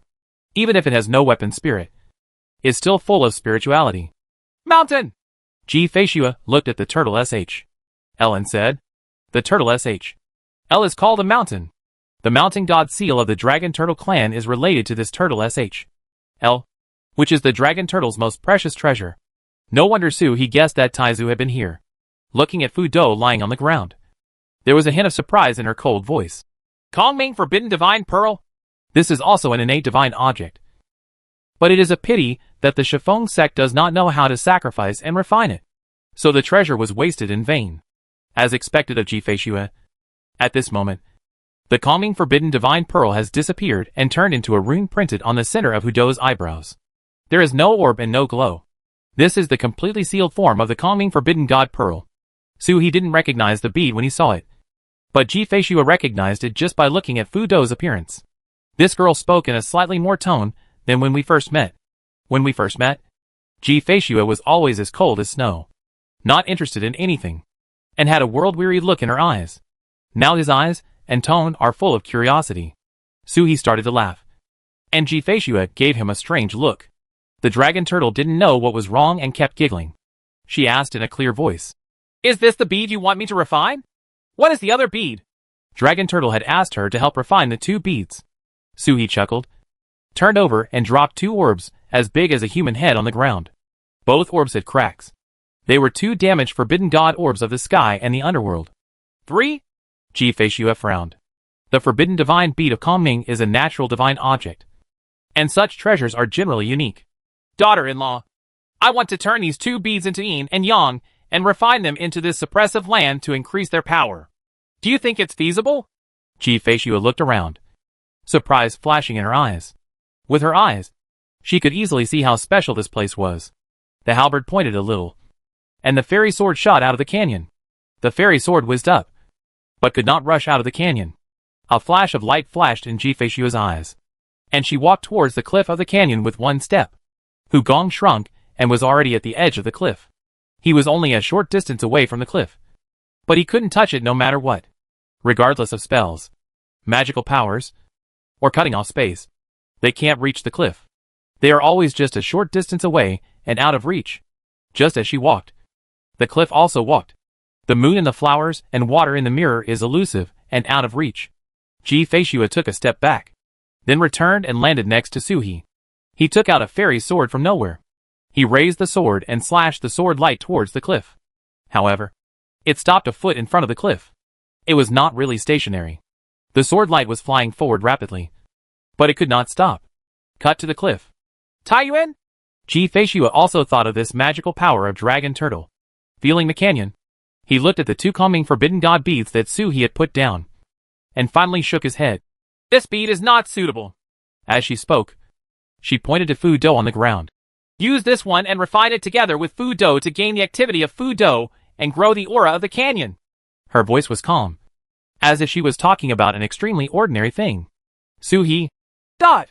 Is Ji Feishua now like this? Kill someone with a snap of your fingers? In the later century, Feishua has the title of Crazy Bash, and she can laugh happily and kill people with a sword. It is said that she smiles most sincerely when she is holding a human head. The world calls her a witch, which is not unfair at all. Only Suhi dared to be shy in front of her. Okay. Suhi nodded and simply brought his wife here, also planning to release Fu Do and kill him directly. Ji Feishua glanced at Lao Fudo on the ground and said, with my current level, it will take at least 1,000 years to complete the refining. I will take it away and send it to the place after refining. It is not uncommon for monks who step on the sky to refine a treasure for thousands of years. Suhi has nothing to do for him when he returns to the present world. This is a place of suppression that has been refined, and there is no need to wait for thousands of years. Ji Feishua took away the misfortune with one move. He looked at Suhi, as if he had something to say, but then fell silent. She came out just for Dui Gua. Dui Gua has been taken away, and the refining treasure promised by Dragon Turtle can also be taken away for refining. All matters outside have been settled. It's time to go back. Suhi suddenly thought of this when he saw Ji Feishua's appearance. His breathing became a little short for a moment. But he didn't say anything to stop her. Ji-Feishua is wanted by the Dragon Clan. There are many dangers outside. And only 100,000 mountains can protect her. Or maybe she can go one step further and reach the point where she can easily kill the 7th level of treading heaven. When the time comes, nature will be safe. Is there anything else you need me to do? Ji-Feishua's voice remained cold and her pupils flickered slightly. Suhi smiled. Yes. Does my wife know where Guowang Mountain is? What should I pay attention to when going to Guowang Mountain to steal treasures? Suhi knew many people in Guowang Mountain. But he didn't know where Guowang Mountain was. Ji-Feishua raised the corner of her mouth. Have you prepared the coffin? Not to mention the abilities of the ancestors of each family. At least the divine beast must open the 7th heaven to have any chance of stealing the treasure from Guowang Mountain. Right. Otherwise, it would just be another way to seek death. Suhi. There is no such thing as cursing one's own husband. Although Ji-Feishua said this, she had already taken out a bronze mirror, pointed a green onion jade finger on it, and wanted to contact Suhi for inquiries. Pointing his finger at the mirror, the bronze mirror flashed but no image was displayed. This canyon blocks everything. Flying swords, mysterious realms, and mirror images are all banned here. She looked at Suhi. Suhi stepped on it with his paw and unlocked the canyon's restrictions. The light on the bronze mirror flashed, and a voice came out. Xiao Nizi, where did you go? Why can't I sense you for more than 10 days? This voice sacrificed to Grandma. Suhi's figure flashed and landed on the back of the bronze mirror. At the same time, he sent a message to Ji-Feishua. Daughter-in-law, please don't expose me. When Fengzu brought him back from the netherworld, Fengzu warned him not to let anyone know that he traveled through time and space. Although he didn't know why, Suhi felt that it was better to be honest and obedient. Except for necessary people. It is better not to reveal your true identity in front of others. Fortunately, since time travel, everyone who has seen him, except Ji-Feishua, has died cleanly. Even the fire turtle was taken away by Taizu. Concubine Ji's face was calm as she looked at the bronze mirror and said, I'm sorry. I need information about Guowang Mountain. Opposite the bronze mirror, I was speechless for a while. I couldn't contact my grandma for more than 10 days. Once I did. This was it? Not even Lo? Xiao Nizi is so rude. She sighed and said, What do you want to do with the information on Guowang Shan? Those bullshit guys shouldn't accept the reward to catch you. They don't have money or time. I don't know why I'm so crazy in the great world of Emperor Feng. I've been confronting Guowang Mountain in the starry sky for more than 10 days. Nizi, the confrontation wasn't because of you. Right. Grandma C spoke and became surprised. Otherwise, how could it be such a coincidence that as soon as Ji-Feishua left Shawandishan, the two sides started to confront each other? And this girl was still concerned about returning to Wangshan. When had she ever cared about external affairs? There is no one at Guowang Mountain at the moment. Concubine Ji Shuadai frowned slightly, looked at the bronze mirror, and glanced at Suhi. This is a good time to steal treasure. The voice of Grandma Sacrifice came out from the bronze mirror. All the famous Nyobi are outside Xianwang. After saying that, the voice of Grandma Sacrifice came again in confusion. Nizi, why are you asking about Guowang Mountain? Except for facing the Emperor, Guowang Shan spent the rest of his life in seclusion, so he couldn't compete with Ji-Feishua. Concubine Ji's face was expressionless. Steal the treasure! Bah! Grandma C sighed. Are you tired of living? The Dragon Clan is not wanted enough. And you want to add a wanted order for returning to Wangshan Mountain? Humph! Are you thinking about the treasure from Guowang Mountain? Instead of stealing the treasure, why not find a way to join Guowang Mountain and inherit the reality of the treasure honestly? If you want to join, my sister can tell you how to do it. I know. Ji-Feishua knew how to join Guowang Mountain herself. She asked softly, Is there any other news? The grandma who was worshipping in the bronze mirror shook her head. I don't know more. But there are a lot of rumors. I will pass it on to you with my spiritual thoughts. The second brother may know something. But the second brother is guarding Xianwang together with Guowang Mountain. So it's hard to ask. She answered, then asked with a hint of anxiety. You girl really want to steal treasure? Tell me what treasure you need first. And I'll see if I can replace it. If the treasure of Guowang Mountain is so easy to steal, many people in the world will miss it. Ji-Feishua raised her head and looked at Suhi behind the mirror. Suhi shook his head. He didn't know what he wanted to steal. He would have to go to Guowang Mountain to know it when he saw it. Ji Feishue shook her head slightly towards the bronze mirror. If necessary, I will come to you. After she finished speaking, she touched the bronze mirror and kept talking about her grandma's chatter. She had lost contact. She looked up at Suhi and asked, "Why do you want to steal the treasure?" The dragon turtle stealing and returning to Wanshan sounds awkward, Taizu asked. Suhi said, feeling strange in his heart. Logically speaking, Dragon Turtle and Yuangshan have a very good relationship. Why steal the treasure? Wouldn't it be easier for him to directly contact Taizu of this era to ask for help? Dice? Taizu knew his talent, and the treasures he stole or snatched would be doubled, either in quantity or quality. Is Lao Turtle playing dice? The treasures to be stolen cannot solve the problem of the Tomb of the Sun. Do they need to be doubled? It makes sense once I think about it. He looked up and saw Ji Feishue looking at him strangely. Suhi blinked. What? Ji Feishue shook her head. If you want to steal the treasure, there is no one at Guiwang Mountain at this moment. It is the right time in the eastern border of Xianhuang. There is an entrance to Guiwang Mountain on Duckweed Mountain. As she spoke, her green jade finger was placed a little between Suhi's eyebrows, and a message came from her grandma. The information about Guiwang Mountain. Suhi browsed briefly, looked at Ji Feishue, and opened his mouth. Me. I'm done stealing the treasure. If I don't return for a while, can I go find you? Ji Feishue was silent for a few breaths and nodded slightly. Yes. Just in time to try to dissolve the marriage contract. Suhi cheered, put away the dragon turtle SHL, rolled up Ji Feishue and jumped up. The battle is quick. While there is no one at Guiwang Mountain, I will go there right now. Don't run around. Just before Shirwan the mountains are waiting for me. As he spoke, he jumped out of the canyon, putting Ji Feishue down. Suhi waved his paws and headed northeast. Act resolutely. Do what you say, and do it immediately. There was no space transmission, so there was a lot of information from Ji Feishue. Suhi needed to analyze it one by one and couldn't rush into Guiwang Mountain in a hurry. It's not easy to fail in this kind of thing. If you fail once, you will have no chance. Guiwang Mountain is no worse than the former Dishan Guard. On Dong'an Mountain, Ji Feishue did not leave. She stood on the top of the mountain and looked in the direction Suhi left. The fox appeared behind her, blinked and asked, "Thief, stole the treasure and returned to Wanshan Mountain. Are you okay?" That's the legendary Guiwang Mountain. What kind of owner did it follow? And it actually helped people plan to steal the ancestral treasure? Crazy? Ji Feishue shook her head. If there were too many coincidences, then there would be no coincidences. Guiwangshan didn't leave early or late, but it happened that everyone left at this time. It is clear that the dragon turtle is allowed to steal treasures, and there may be treasures there. It cannot be handed over to the dragon turtle clan openly. So this is the last resort?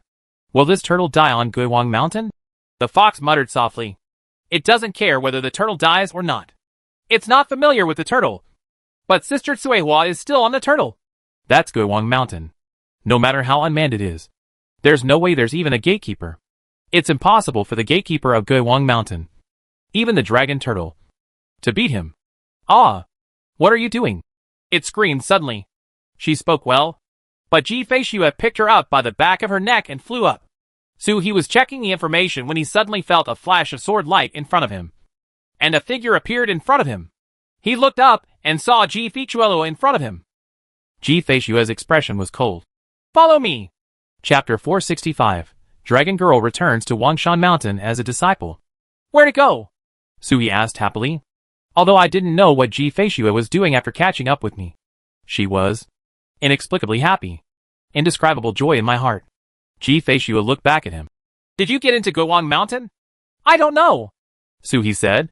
If he were in the present world, it would not be a problem for him to enter and return to Wanshan.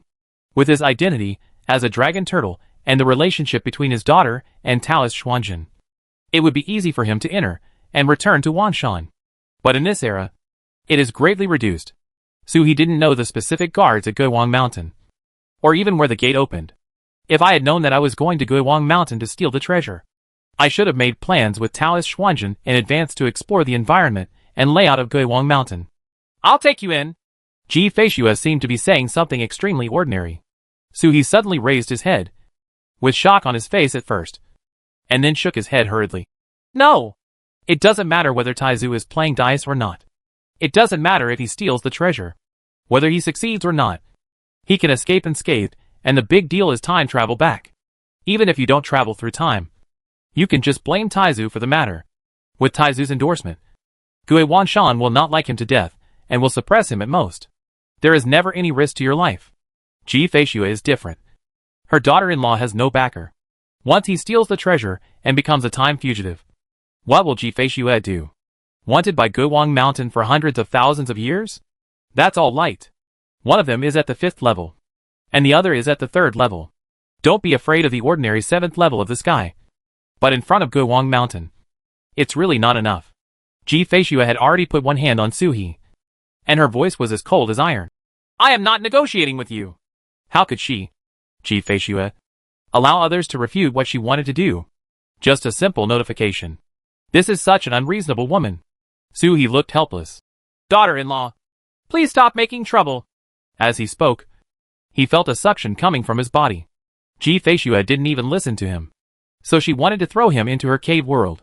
The suction force is very strong, and ordinary beasts of the 3rd level of the open heaven may not be able to resist. But Suhi can break the suction force by vibrating and struggling. If you resist, I will go to Guiwang Mountain to tell them that someone is going to steal the treasure. Suhi, Dot! This woman is so domineering. Suhi resisted for a while, and then Ji Feishue took him into the cave world, and fell into the sea with a pop. Ji Fei's snow body is in the cave world, and her dragon body is in the inner world. But the nature is different. But the appearance is the same as the pure ocean world. It's just that there is no dragon ball-shaped artifact in the cave world. But there are a pair of bells floating in the sky. There are 7 realms when a monk transforms into a demon. Demon transformation. Sword sacrifice. Demon fetus. Heavenly realm. Human realm. Thunder tribulation. And true self. To sacrifice a sword, you need to refine a sword in your body to condense your own Tao foundation. Just like the divine beast needs to gather the Tao foundation before opening the world. Suhi does not have it. Suhi's Tao foundation is Tiashan and Xiaolugia. Bai Ling helped him plan for thousands of years. The swords, condensed by the monk's sacrificial swords, may not all be swords. The alchemy cultivator may be the alchemy furnace, and the formation cultivator may be the formation method. Each person is different due to his different skills and temperament. Ji Feishue's is a pair of bells. This is like stepping on the sky. When the cave world is opened, it is the demon fetus holding the sword to open the sky. However, Ji Feishue's cave world was directly transformed from the world inside the dragon's body, and was not developed separately. But there are sacrificial swords and demon fetuses that monks should have. Never missing one. The monk reaches the 4th level of the sky, and the demon fetus enters the cave world and controls the cave world. Just like Su Huanyan's demon fetus passed through the tribulation and entered the inner world. At this moment, under the bell of concubine Ji's snow cave world, there is her demon fetus. It was exactly the same Ji Feishue, as cold as snow, and repulsive to people thousands of miles away. Suhi looked at the demon fetus with a bit of a wry smile. I have the invisibility method. I should be able to enter Guiwang Mountain safely. Concubine Ji's snow demon fetus opened her eyes and glanced at him, saying expressionlessly, Guiwang Mountain is the ancestral home of all religions. If Taizu can sneak into Guiwang Mountain silently, she believes it. She even believed that Taizu had the ability to turn Guiwang Mountain into the hometown of Dragon Turtle quietly. If Huang, Yin and the others said they could sneak in without a trace, she would be dubious. Suhi, it's completely impossible. Maybe it can be done by opening the 2nd heaven? I will send you in, and the rest has nothing to do with me. Ji Feishue's voice was cold. It looks like I'm not familiar with you, and I'm even a bit forced to help you. Suhi was silent for a long time, then nodded slightly. Okay. You? Protect yourself. This girl obviously has a temper that no one can stop me from doing what I want to do. Instead of using useless persuasion, it is better to cooperate. Maybe to maximum effect? In the present world, Ji Feishue and Gui Wanshan have no enmity. Is this theft of the treasure safe? Suhi stopped talking and looked up and analyzed the information that Ji Feishue had said earlier one by one. Basically, it's all hearsay and rumors. It is even said that all the heavenly beasts came from Guiwang Mountain and were raised by Taozu. This is pure nonsense. The realm of monks comes from the divine beasts. In other words, the Taoist ancestors once understood the divine beasts. The divine beasts are probably before the Taoist ancestors. At least peers. Tao ancestors and Tao masters are different. Daozu is the patriarch of Guiwang Mountain, and is the origin of monk practice. The Taoist master is the master of Guiwang Mountain, the ancestor of Guiwang Mountain at this moment. Just like the relationship between the first ancestor of Dragon Turtle and Taizu. Returning to Wang Shan as the headmaster is equivalent to the leader of the Dragon Turtle clan. Dragon Turtle currently has no clan leader. In future generations, Uncle Luo will have some authority as a clan leader. But not yet. There is a rumor that is very interesting. Guiwang Mountain was created by the ancestors of the four spirits. There is no Taoist ancestor in the world. And the Daozu is the incarnation of the ancestor of the four spirits. This is interesting. But probably not true. At least before eternity. Major events in the world could not bypass the White Tiger. Looking at the Xuanwu passage of the Jinxia Dao Palace, and the mythical beast dueling with the giant palm, we can see that at that time, the White Tiger clan was by no means inferior to the four spirits. It was even unclear whether they were five spirits at that time. The person who spread the news didn't even know by who. Ji Feishue flew all the way, avoiding all the sections. The Dragon Clan is wanted, and the major immortal sects cannot take it lightly. Suhi looked at the message and asked Ji Feishue, "Daughter-in-law, how many of the strongest immortal sects are there in this era?" Concubine Ji's snow demon fetus opened her eyes, looked at him, and replied, "In any era, there are 10 great immortal sects. But one is declining, and the other is growing. One is rising, and the other is dying. One sect rises, the other declines. It's a natural alternation." She was a little curious as she spoke. "In your era, were the top 10 immortal sects different from now?" Suhi nodded. "Dongyan Mountain is mine. To the west of Yunming's is the Yuming Dragon Palace you built. It is no less than the top 10 immortal sects, and is a paradise for the Demon Clan. To the east is the Xiantian Immortal Domain, with only tens of thousands of founders. It's almost the end of the top 10 immortal sections. Over 700,000 years of alternation of sects. There is definitely no Xiantian sect and Suzaka sect in this era. The Suzaka sect was almost created by my aunt, and it was less than 100,000 years old. It is said that there are phoenixes in the Vermilion Bird sect that do not belong to the Phoenix clan. Which is amazing. Can the Feng clan agree to such a thing? Ask my aunt when I get back. Anti-sect? Isn't that his? Suhi smiled, chatting with Ji Feishue. Even though he was chattering most of the time, Ji Feishue only said something occasionally. She felt that time passed so fast. And she had already arrived in eastern Xinjiang. Beyond Dongjiang is the East China Sea. But now we still can't sense the battle in the East China Sea. Fu Dou said that the Dragon Turtle clan was trapped in the East China Sea. But Taizu has already been here. So he doesn't need to worry about this kind of thing. Treasure theft is the big deal right now. Daughter-in-law, in this era of the Dragon Turtle clan, apart from Huang and Yin, do you recognize the other 2 Dragon Turtles? Who are they? Hearing Suhi's question, Ji Feishue frowned slightly. Are there 2 missing Dragon Turtles in future generations? She raised her jade finger, and the sea water beneath her jumped up, condensing into 2 ancient Dragon Turtles. One dark brown like a rock, unattainable. The other end seemed to be filled with brilliance. It is ethereal and dazzling, making it difficult for people to look directly. On the left is Yuzu, Tai Yu. On the right is Suzu, Yang Su. He was stunned for a moment. Yuezu knew that there was Yuezu's inheritance shadow on the back of the inheritance sea inheritance dragon turtle. Yuezu's appearance was particularly prominent, worthy of study. In addition, he has never seen Suzu, who is like a star, and has no inheritance left. 73,000 years, logically, is an era very close to Suhi's era. Many people of the same race existed. So many people in later generations must recognize these 2 people. But they are not here either. Mingzu? Taizu still refused to say where Mingzu had gone. And Suhi didn't ask for details. When something reached its realm, gained combat power, and had the ability to protect itself, it would naturally become known. I wonder if one day I will watch Huangzu and Hongzu leave.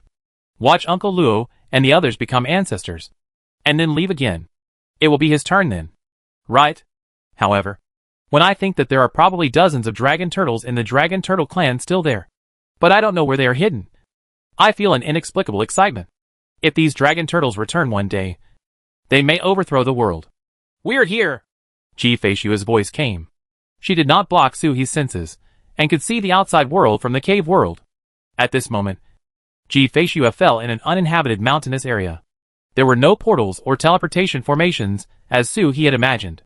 There was only a mediocre river, where a young Taoist was happily fishing, with a bonfire burning next to it, and some leftover fish bones. When the Taoist saw the light of the sword falling, he threw the fishing rod and acted like an outsider. He bowed his hands and said, "I have met my Taoist friend, and don't you? I don't know why you are here. Don't you? This is the Dongzi generation in Xuanzhu in the cave. Huanglang Taiyuan, Xuanzhen Lao Dao, and their group are the Xuanzi generation. And this one is the ancestor of Xuanzhen Lao Tao." He looked at Taoist Dongxi with a chill in his heart. This Taoist priest can't see his realm. In He's eyes, this Taoist priest seemed like a mortal. It's no different from the rocks and swimming fish next to it. There were even a few clumps of honey on his clothes, and a big bump from a bee sting on his forehead. This is a completely ordinary person. But he happened to be fishing in the water. He's heart tightened. Is this the Taoist priest who guards Guiwang Mountain? Ji Feishua wants to be hostile to such a being and send him to Guiwang Mountain? He was startled and hurriedly looked at concubine Ji's snow demon fetus. "Daughter-in-law, please don't." Ji Feishua ignored him and returned the gift, saying in a clear voice, "Ji Feishua, a Sanren, wants to beat the immortal drum and become a disciple and return to Wanshan Mountain." In the cave world, he was stunned, but the young Taoist's eyes lit up. He put his hands on his hands and laughed. "Aha! Okay. Fairy Ji and I have a deep connection with Guiwang Mountain. But today she recognizes her ancestor and returns to the clan." He laughed and was so excited that he seemed a little at a loss for a moment and didn't know what to do. He was even more stunned. Is there any connection between Ji Feishua and Guiwang Shan? That's right. In Ji Feishua's memory, her father-in-law dared to snatch the finger bones from the dragon clan. But the Taoist priest from Guiwang Mountain appeared and took away the finger bones. But her father-in-law had no objection. "My father-in-law is actually from Guiwang Mountain? How could there be rumors about mortal scholars? It's still passed down in a similar way." "Thank you." Ji Feishua didn't show any signs of excitement because of the Taoist. She just nodded slightly and said, "Please lead me to the Dengxian drum." For some reason, he felt that her conversation with Taoist Dongxi was not cold, but distant. "Dengxian drum. Yes, Dengxian drum." Taoist Dongxi gestured with his hands in the air, as if he had just reacted, raising his hand to the sky. White clouds rolled, and in an instant, a big drum appeared across the sky. Looking at the drum, Taoist Dongxi's excitement subsided, leaving only solemnity. "Blow the drum once, and you can enter the moon gate of Guiwang Mountain. If you knock the drum twice, you can inherit the inheritance. Each additional sound will increase the level of inheritance. If you can knock 6 times, you will not enter Guiwang Mountain, and the inheritance you will receive will not be under the major immortal sections. If you get the 7th ring, you can enter directly without asking the moon gate. If the number is 8, it is the direct descendant of the Taoist master. If the number is 9, it is the disciple of the Taoist ancestor and shares the same position as the Taoist master." He looked at Ji Feishua with a serious face as he spoke, but he saw that Ji Feishua didn't listen to what he said at all. She pointed her halberd finger at the fairy sword and flew into the sky, and the tip of the sword suddenly touched the ascending drum. Boom! A muffled sound spread throughout the field. You don't necessarily need to know Taoism to beat the immortal drum. Anyone who is suitable can beat it with a punch to the sky. A smile appeared on Taoist Dongxi's face. As expected, beating the immortal drum was not a problem at all for Ji Feishua. But she didn't know how many times she could beat it. According to her bloodline, she can at least have 6 rings, and even 7 rings is the standard. Taoist Dongxi clasped his hands in his sleeves. His eyes filled with hope as he watched Ji Feishua show off her power. But as soon as Ji Feishua sounded, she put away her fairy sword and walked towards the gate tower that was revealed with the sound of drums. Taoist Dongxi. What a fuss! Why don't you knock? Others who are apprentices just want to knock one more time with all their strength, so that the door of the apprentice can be revealed. Why did arriving at Ji Feishua's place turn into knocking on the door? No need to knock once the door is open. Hey! Taoist Dongxi called out. Ji Feishua, who had already stepped through the gate of Guiwang Mountain, turned back to look at him. Is something wrong?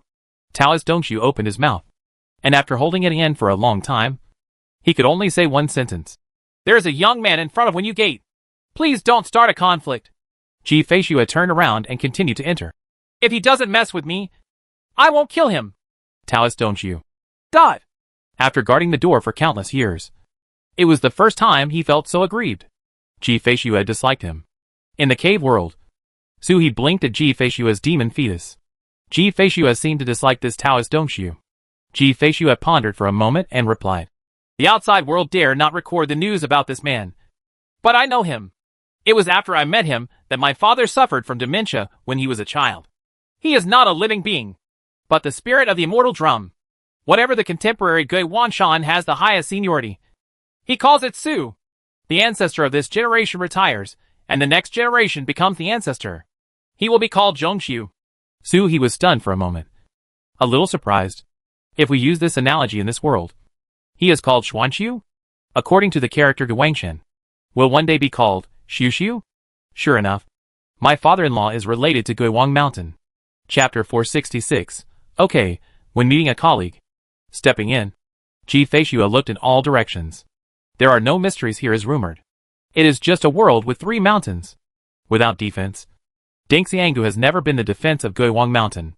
If someone really finds the gate of Guangshan and wants to break in, Deng Xianggu will give way immediately. There are other guards waiting. But sneaking into Guiwang Mountain this time was too easy.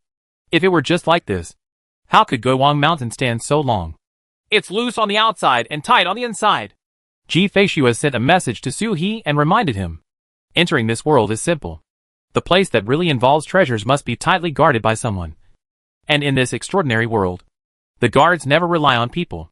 Once the guess is wrong and Guangshan and the Dragon Turtle clan are not guilty, Su-He will face a thunderous blow. Countless blows. After such a long time, even if only one defense is deployed in one generation, this place will be impregnable. As Ji Feishue was walking, she heard a voice from behind. "Junior sister Ji. Wait a moment. Senior brother will help you introduce this place." Dongshu's voice came from behind, and he was seen trotting over. "Thief!" Su-He shouted violently in the cave world. Even if you don't mention the past.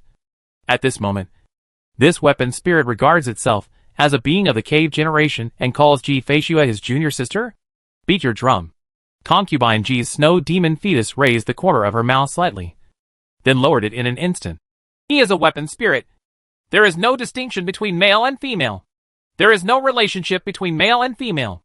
Moreover, when you ascend the immortal drum, you will see all the people in the world. And they are all junior brothers and sisters. That's it. Even when facing the town master, he calls me junior brother. Regardless of gender. You still call yourself senior brother?" Su-He glanced at it, and the immortal drum spirit caught up with him. "Junior sister is here for the first time, and it is my duty to introduce you to Guiwang Mountain." Ji Feishue didn't need his introduction. She just sent Su-He in, and didn't really think about returning to Wanshan as a disciple. If you want to become a disciple, you have already done so since you were a child. Why wait until you reach the 5th level of heaven stretching, and can be called a great master? However, the Dragon Turtle needed information about Guiwang Mountain. Although Ji Feishue did not like to visit the immortal drum, she did not drive him away. Dongshu smiled.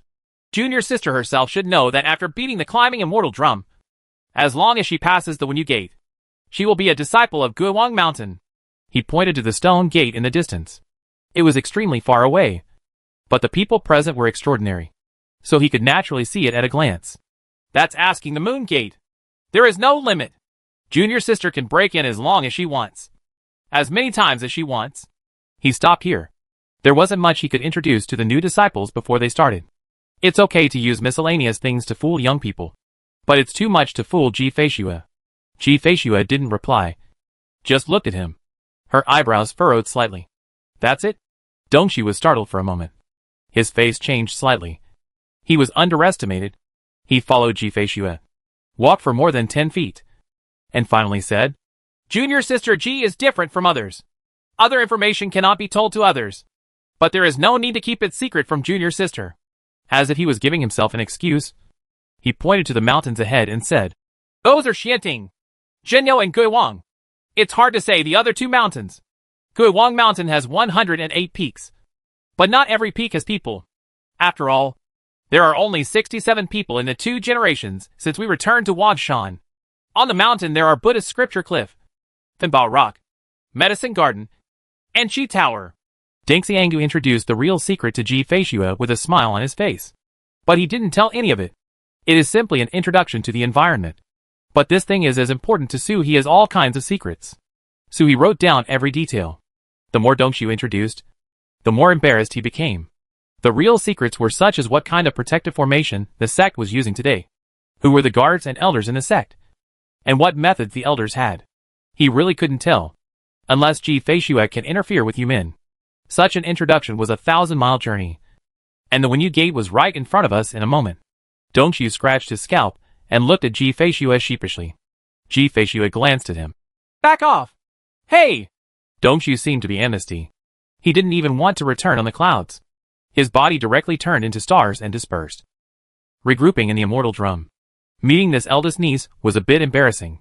If it wasn't for his duties, he wouldn't even come in.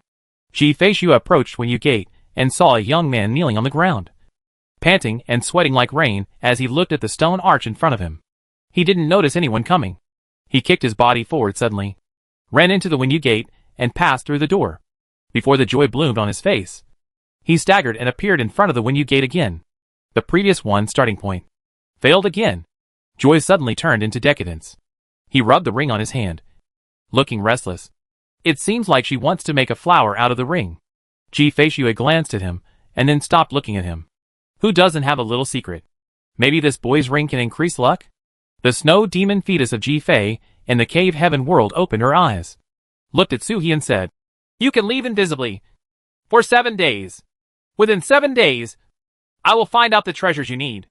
After 7 days, I will break through the moon gate, attract the attention of everyone in Guiwang Mountain for you, and then leave. I will no longer care about your affairs. This opportunity only comes once. I can't control it even if I want to." Suhi smiled. Ji Feishue's sentences were obviously longer when she spoke today. It is no longer as cold as the original 3 or 5 words. He smiled and nodded. Okay. Protect yourself. If I am caught, remember that we don't know each other. So don't save me. Although he was laughing, his eyes were extremely serious. Ji Feishue nodded. Okay. As she spoke, a fairy sword condensed in the cave world, rising from the inside and slashing straight towards the sea of consciousness. Suhi was shocked, jumped up and suppressed the fairy sword with one claw, looking at her demon fetus in disbelief. What are you doing? Is there any sign of madness at this time? Ji Feishue said expressionlessly. Cut the memory. Seeing that Suhi was puzzled, she reluctantly explained. I'm not good at lying. If I cut off the memories related to you, I will naturally not recognize you. No matter how true the lie is, it will be exposed. Only the truth can deceive people. Suhi's head was full of black lines. Don't make trouble. This memory is so precious. How can it be cut off like this? It's been a month since he conquered it. And if he was killed like this, who would he want to complain to? Ji Fei's snow immortal sword turned into water again and fell into the sea.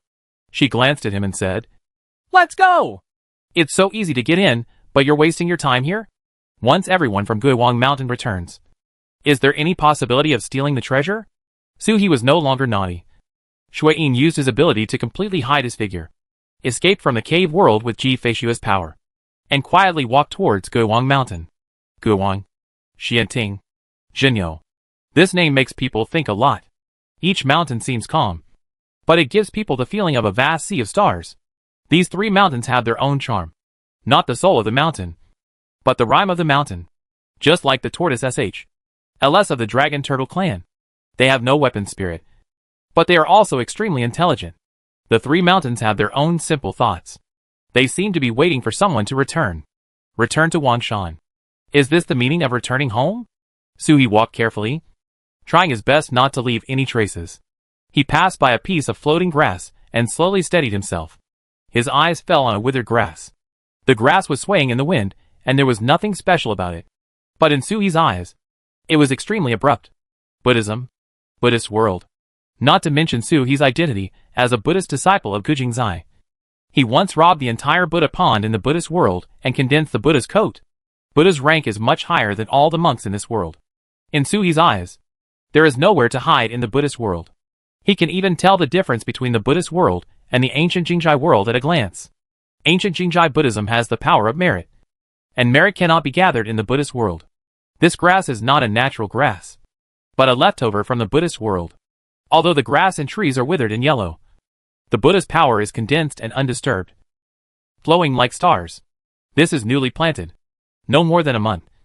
No more than half a month to be precise. A Buddhist monk has lurked in. Suhi crept over quietly, without moving or being startled, and used his eyesight to observe carefully. What was hidden under the power of the withered grass was the power of space. This is a spatial coordinate. The space ability in Guiwang Mountain was banned, and Suhi couldn't even use his divine machine. This is a dead grass planted by a monk from the Buddhist world. He wants to jump in space with the dead grass as the center. Suhi looked carefully and found that there was no spiritual consciousness or thought left on the withered grass. After thinking about it, he figured out that Guiwang Mountain was special. If he left his thoughts here, he might be discovered at any time.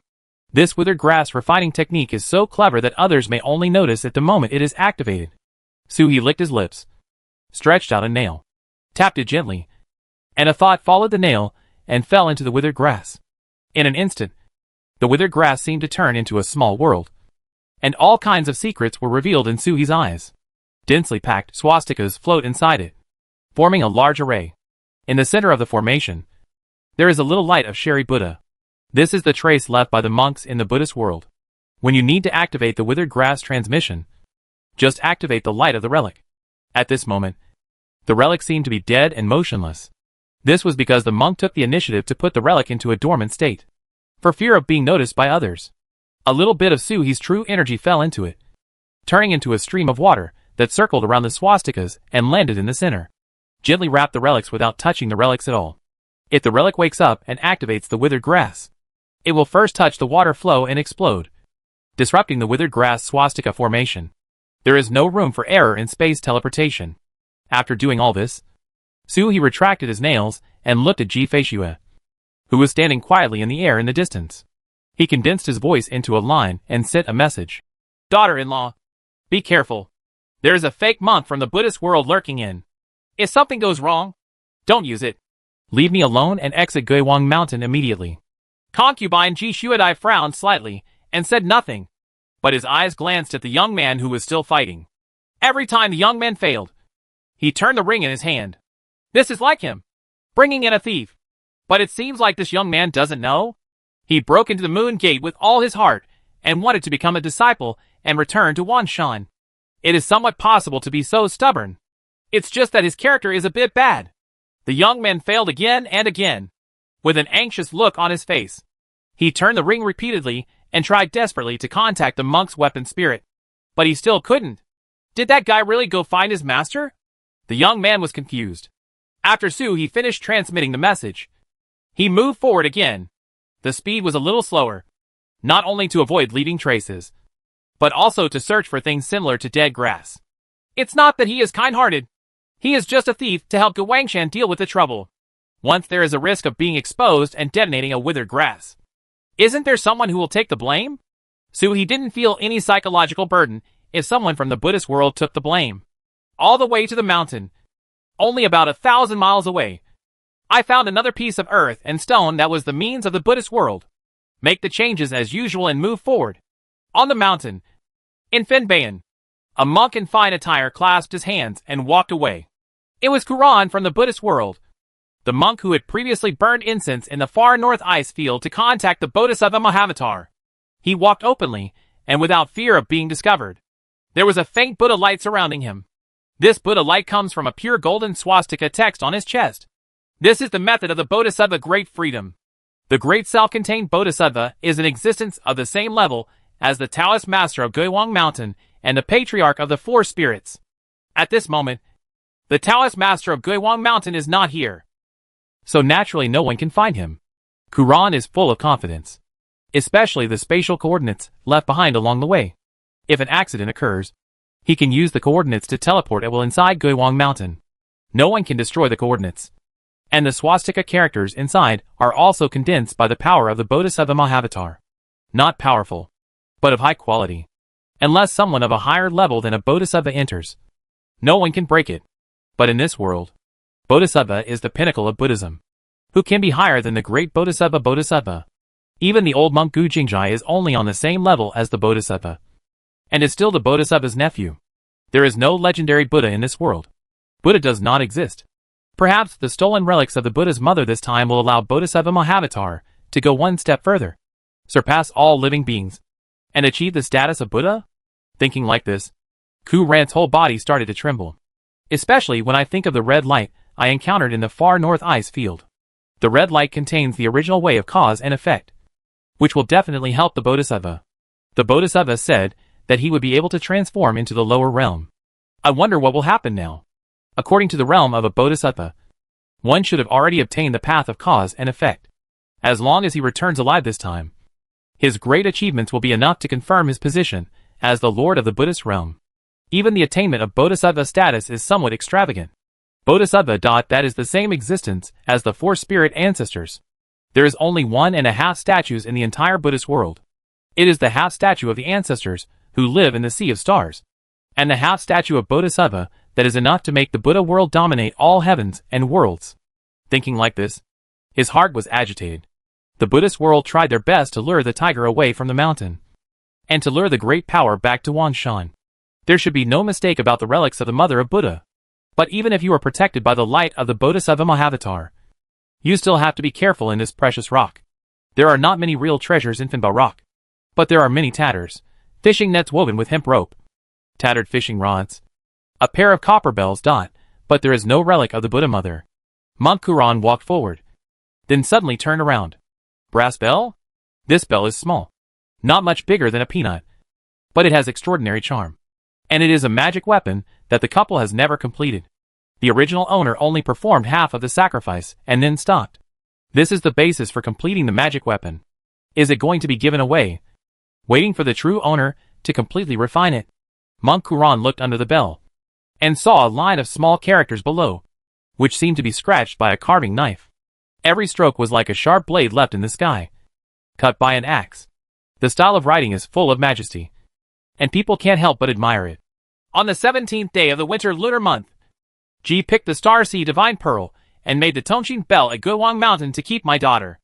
After Monk Kuran finished reading the message, cold sweat was already flowing down his forehead. The person who carved the words was so advanced that just reading the words almost hurt his soul. Is there any great power named G in this world? A number of powerful figures flashed through his mind, but he didn't quite get the number. Before Buddhist monks leave the Buddhist world to travel, one step is to memorize the information of the great powers of all heavens and worlds. Down number, name, realm, relatives and friends. The Buddha realm can stand erect in all heavens and all realms, not only with a pair of fists, but also with caution. But Daning surname G never remembered that it had been too long and had already been lost in time. This bell is an ownerless thing. Amit Ba! Kuran put his hands together and smiled, with a bright light in his eyes. This treasure is destined to be a poor monk. Chapter 467. Taking a further step in personality. If you are destined, take it. For Buddhist monks, this is a matter of course. If God does not take it, you will suffer the consequences. Kuran grabbed the copper bell. Ding bell! A copper bell rang, shaking him out. Kuran's expression changed. He was not afraid of being repelled by the copper bell, but the sound could not be heard outside Finbayan. He waved his hands, shook out a cassock, picked up all the sounds of the bells, and disappeared them into the cassock. Can't take it away? Kuran looked at the copper bell again, with surprise in his eyes. Finbayan is an endless cliff. The cliff is full of caves, each with its own treasure. There is an introduction under each treasure. Most caves have treasure opening conditions. Only when the conditions are met can the treasure be taken away. Very few have nothing written on them, and they can be taken away at will. This was set up by Guiwang Mountain for the convenience of its disciples. Guiwangshan is different from other sects in that you have to contribute and have status to obtain treasures. Guiwang Mountain is more like a mythical beast. If a disciple needs it, he can temporarily hand over even the treasure of the town sect. Is it probably related to the fact that Guiwang Mountain can only receive a few dozen disciples in hundreds of thousands of years? Moreover, I have never heard of any disciples betraying the master in Guiwang Mountain. However, even if the treasure rock is divided like this, it will not be so lax. Under normal circumstances, it is impossible for outsiders to enter. It is like the treasure house of the Dragon Turtle clan, and even the little Dragon Turtle can access it at will. It is absolutely impossible for outsiders. But I don't know how the Bodhisattva did it. He actually got in smoothly. Sure enough, a Bodhisattva is a Bodhisattva. There are no opening conditions under this copper bell, so it can be taken away directly. Finbayan did not stop him, but the copper bell resisted. Ku Ran licked his lips, swung the cassock in his hand, and covered it all over the cave, and grabbed the copper bell in the cave through the cassock. This treasure has been collected today. Withered grass, rocks, water flow, and even animal dung. He had picked up 7 spatial coordinates along the way, and was already at the foot of Guiwang Mountain when the sky was filled with stars. Looking up, I see the Tai Chi figure spitting on Guiwang Mountain. I wonder if it is the real treasure or the rhyme, condensed by the practice of Guiwang's disciples. He tended to the former, just like one of the islands suspended on Xianting Mountain. He recognized it as the one where the Xuanzhen master suppressed the Fengwang Palace formation in later generations. There are 48 others similar to this island. There are 49 floating islands, all of which have the power to suppress the world. Big Dog Owner. In ancient times, there was no such powerful force in Dishan. At this time, the Dishan in the seal is gone even more. Ge Wangshen can be the master of Xinhuang, and his background is really unfathomable. He became more cautious and climbed the mountain to identify the direction towards Finbayan. This name is a bit scary, but it's not the Wushang that existed in the legend of He's previous life. It is the place where the treasure is stored in Guiwang Mountain. The first choice for stealing treasures. As soon as I set foot on Guiwang Mountain, I felt something falling on me, like spiritual consciousness. But he couldn't tell where the owner was. Guiwang Mountain's exploration methods. He's invisibility technique had never been hidden from this investigation. He's heart was trembling, and he stopped moving. He quietly looked around and saw nothing unusual. But no matter where he moved, the probe landed on him accurately. Probing is everywhere. This is the ability of Guiwang Mountain itself. You can find the spirit of Guiwang Mountain with a little perception. This is the automatic detection of the mountain spirit. He frowned. Under such probing, the mountain spirit would discover him if he went out of his way. There was no possibility of stealing the treasure. How did you avoid the Buddhist monk who lurked in? He was at a loss. In the foreign minister's space, a token flickered slightly. The probing person who landed on him seemed to be startled for a moment, and then left. He was startled, and his consciousness fell into the external phase space. Among the miscellaneous things in the external phase space, there were source stones and the goddess of the Tianyi clan. Next to the goddess was the token. The token is simple and ancient, with cloud patterns on the back and the word Xian on the front. He suddenly remembered that this was the token given to him by Taizu when he was in Xianhuang Cave Heaven and Taiya Palace, so that he could go to Guiwang Mountain to consult the Taoist canon. He once thought it was just a library card and didn't take it seriously. The experience of the Dragon Turtle clan has not been passed down yet, and it will be time to return to Wanshan Daozong and have some free time. I didn't expect it to work at this time. The mountain spirit retreated after sensing the token, and ignored He's love. He was quiet for a moment, and then headed towards Finbayan. Finbayan is like a honeycomb, and the hive caves have different shapes. From a distance, some look like stars, and some look like mountain fires. Create various environments to protect the treasures in the cave. There are big and small caves. The big ones are like the sky and the earth, and the small ones are no bigger than a walnut or a palm. As soon as I set foot on Finbao Rock, before I could search for it, a vague ringing sound came from above. The ringtone was extremely weak, but it gave He a somewhat familiar feeling, and he felt from the bottom of his heart that that thing was destined to him. Is this the bell that Tai Zurong stole? He crawled quietly and went upwards. At the same time, in front of Wenyu Gate, Ji Feishua suddenly raised her head and looked towards Guiwang Mountain. She heard the faint ringing of bells on Guiwang Mountain. The ringtone made her heart tremble inexplicably. Looking up, the scenery of Guiwang Mountain is beautiful. Tai Chi is spinning, and there are no clues. He couldn't even sense where the dragon turtle was. The ringing continued, but the young man who broke through the moon gate in front seemed not to hear it. He didn't even respond to the climbing immortal drum. And Dongshu didn't come in. It seemed that only she could hear the sound. Ji Feishua looked at Guiwang Mountain with a frown. He hid his aura and walked up carefully. After walking for half an hour, something strange appeared in his eyes. A bald monk, fearing that no one would notice him, was shining with Buddha's light. At this moment, he took out 2 small copper bells from a cave and wanted to tie them on his cassock. The copper bell vibrated, trying to break free and run away, but the sound was absorbed by the cassock. There is also a wooden fish on it to suppress it, making it impossible for the copper bell to break free. This bell is still a semi-finished product.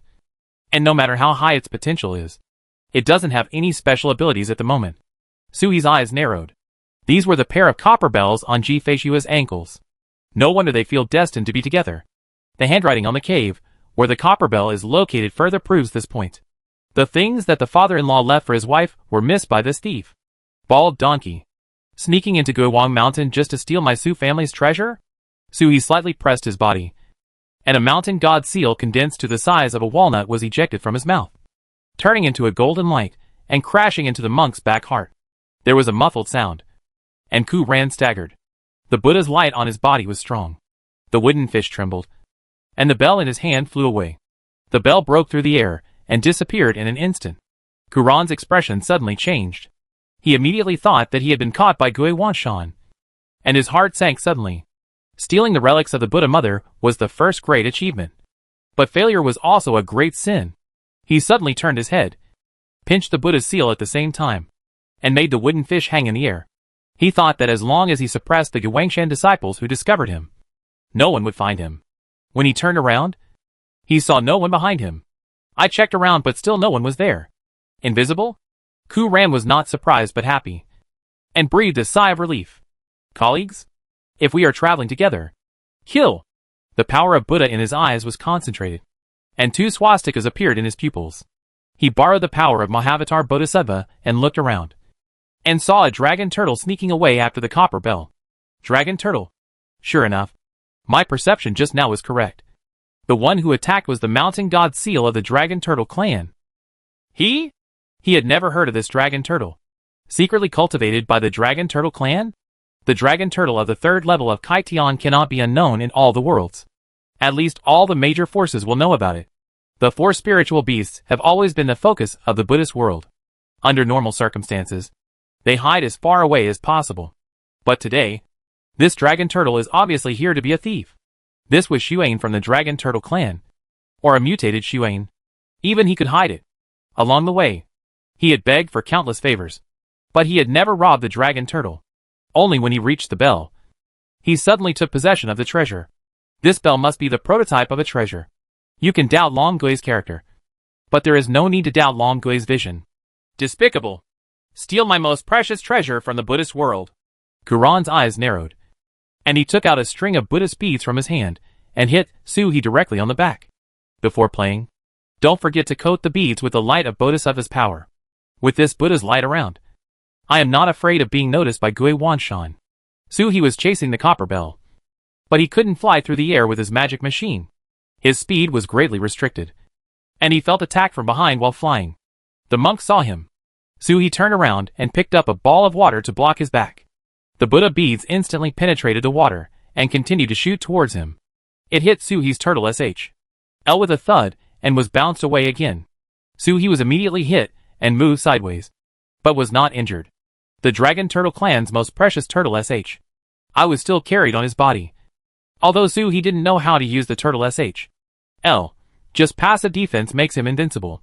It's just that the consumption is a bit high. Much more than the consumption of tortoise SHLs in later generations.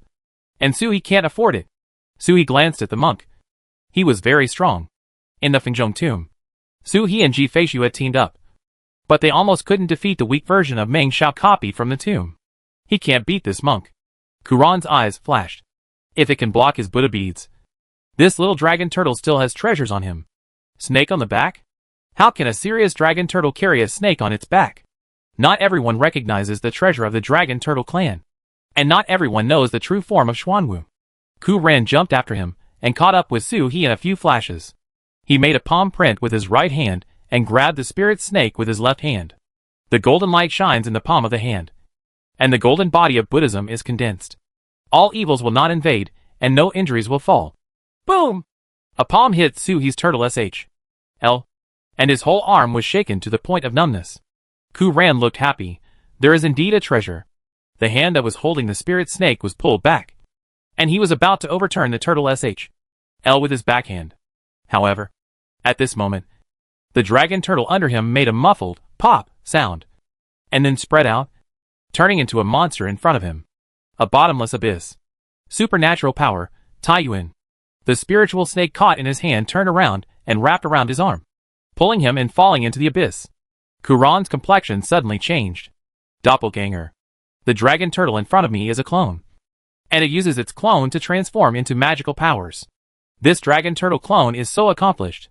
This is Taiyuan, and none can enter it. With a flick of his cassock, he opened it and propped it up on Taiyuan, blocking Taiyuan's sucking. At the same time, his left arm shook to shatter the spirit snake. But at this moment, while he was resisting Taiyuan with all his strength, the spirit snake bit him on the arm. The Taotai dragon's head flashed, biting his arm to pieces, pulling his arm, and jumped into Taiyuan. Taiyuan disappeared in a flash. A sharp pain came, and Kuran's face turned pale, and then he became furious. You can control Taiyuan, and the dragon turtle's body is nearby. He looked around and saw no dragon turtle, but a toad emerging from a cave, holding a pipe in his hand and blowing a puff of smoke at his head. The thick smoke turned into fog and enveloped him in an instant. His consciousness, vision, hearing, smell. All his senses were sealed in the thick fog for a while. Kuran was shocked. He stepped out of the thick smoke and looked around. Where were the toads? He couldn't even feel the slightest breath of the dragon turtle. This brief delay is enough for the dragon turtle to leave. Kuran's complexion changed again and again. Finally, not daring to stay here, he covered his left shoulder, slipped into his cassock, and flew away. The figure disappeared instantly. Then Bayan fell into silence. But a moment later, the Buddha's light flashed, and Kuran turned back again, standing there and looking around. There was still no sign of the dragon turtle. Really escaped? Kuran said to himself with a cold light in his eyes. He sighed and disappeared into the air again. Really gone this time. Then Bayan fell into silence again, with only different brilliance scattering in each cave. For 3 or 4 hours, Kuran, who had left, suddenly appeared again, still here, with a frustrated expression on his face. The dragon turtle is indeed gone. Could the dragon turtle be faster than him? It actually disappeared. Just the 3rd level of Kaitian. He gasped for breath for a long time, and then gritted his teeth and left when Suhi was nowhere to be seen. Half an hour later, in the cave at his feet, a leaf spread out, and Suhi slowly climbed out. Taiyuan opened it, took out the dragon turtle clan's most precious turtle SHL, and put it on his body. He took out another wrist guard, and a few dice fell from the wrist guard. The 2 points of quality fall on the wristband. Several more dice crashed into the wrist guard. The toad next to him curled his lips. This dice is really cheating. Not to mention that the wild monk showed up after 3 or 4 hours, wanting Turtle Boy to relax and have an Oriole behind him. Even after 300 hours, it was impossible for Turtle Boy to relax and defeat Suhi, as long as the dice did not fall. It proved that the wrist guard would be snatched away at any time, and the monk would turn back before he had gone far. This kind of alarm is more accurate than powerful perception. 1 arm this time. 1 leg next time. Wear him to death bit by bit. The monk didn't know how many hands and feet he had to use to lurk in, and he would never leave easily. If Suhi wants to search for treasures here, he will inevitably collide with him. Either live in peace or kill each other.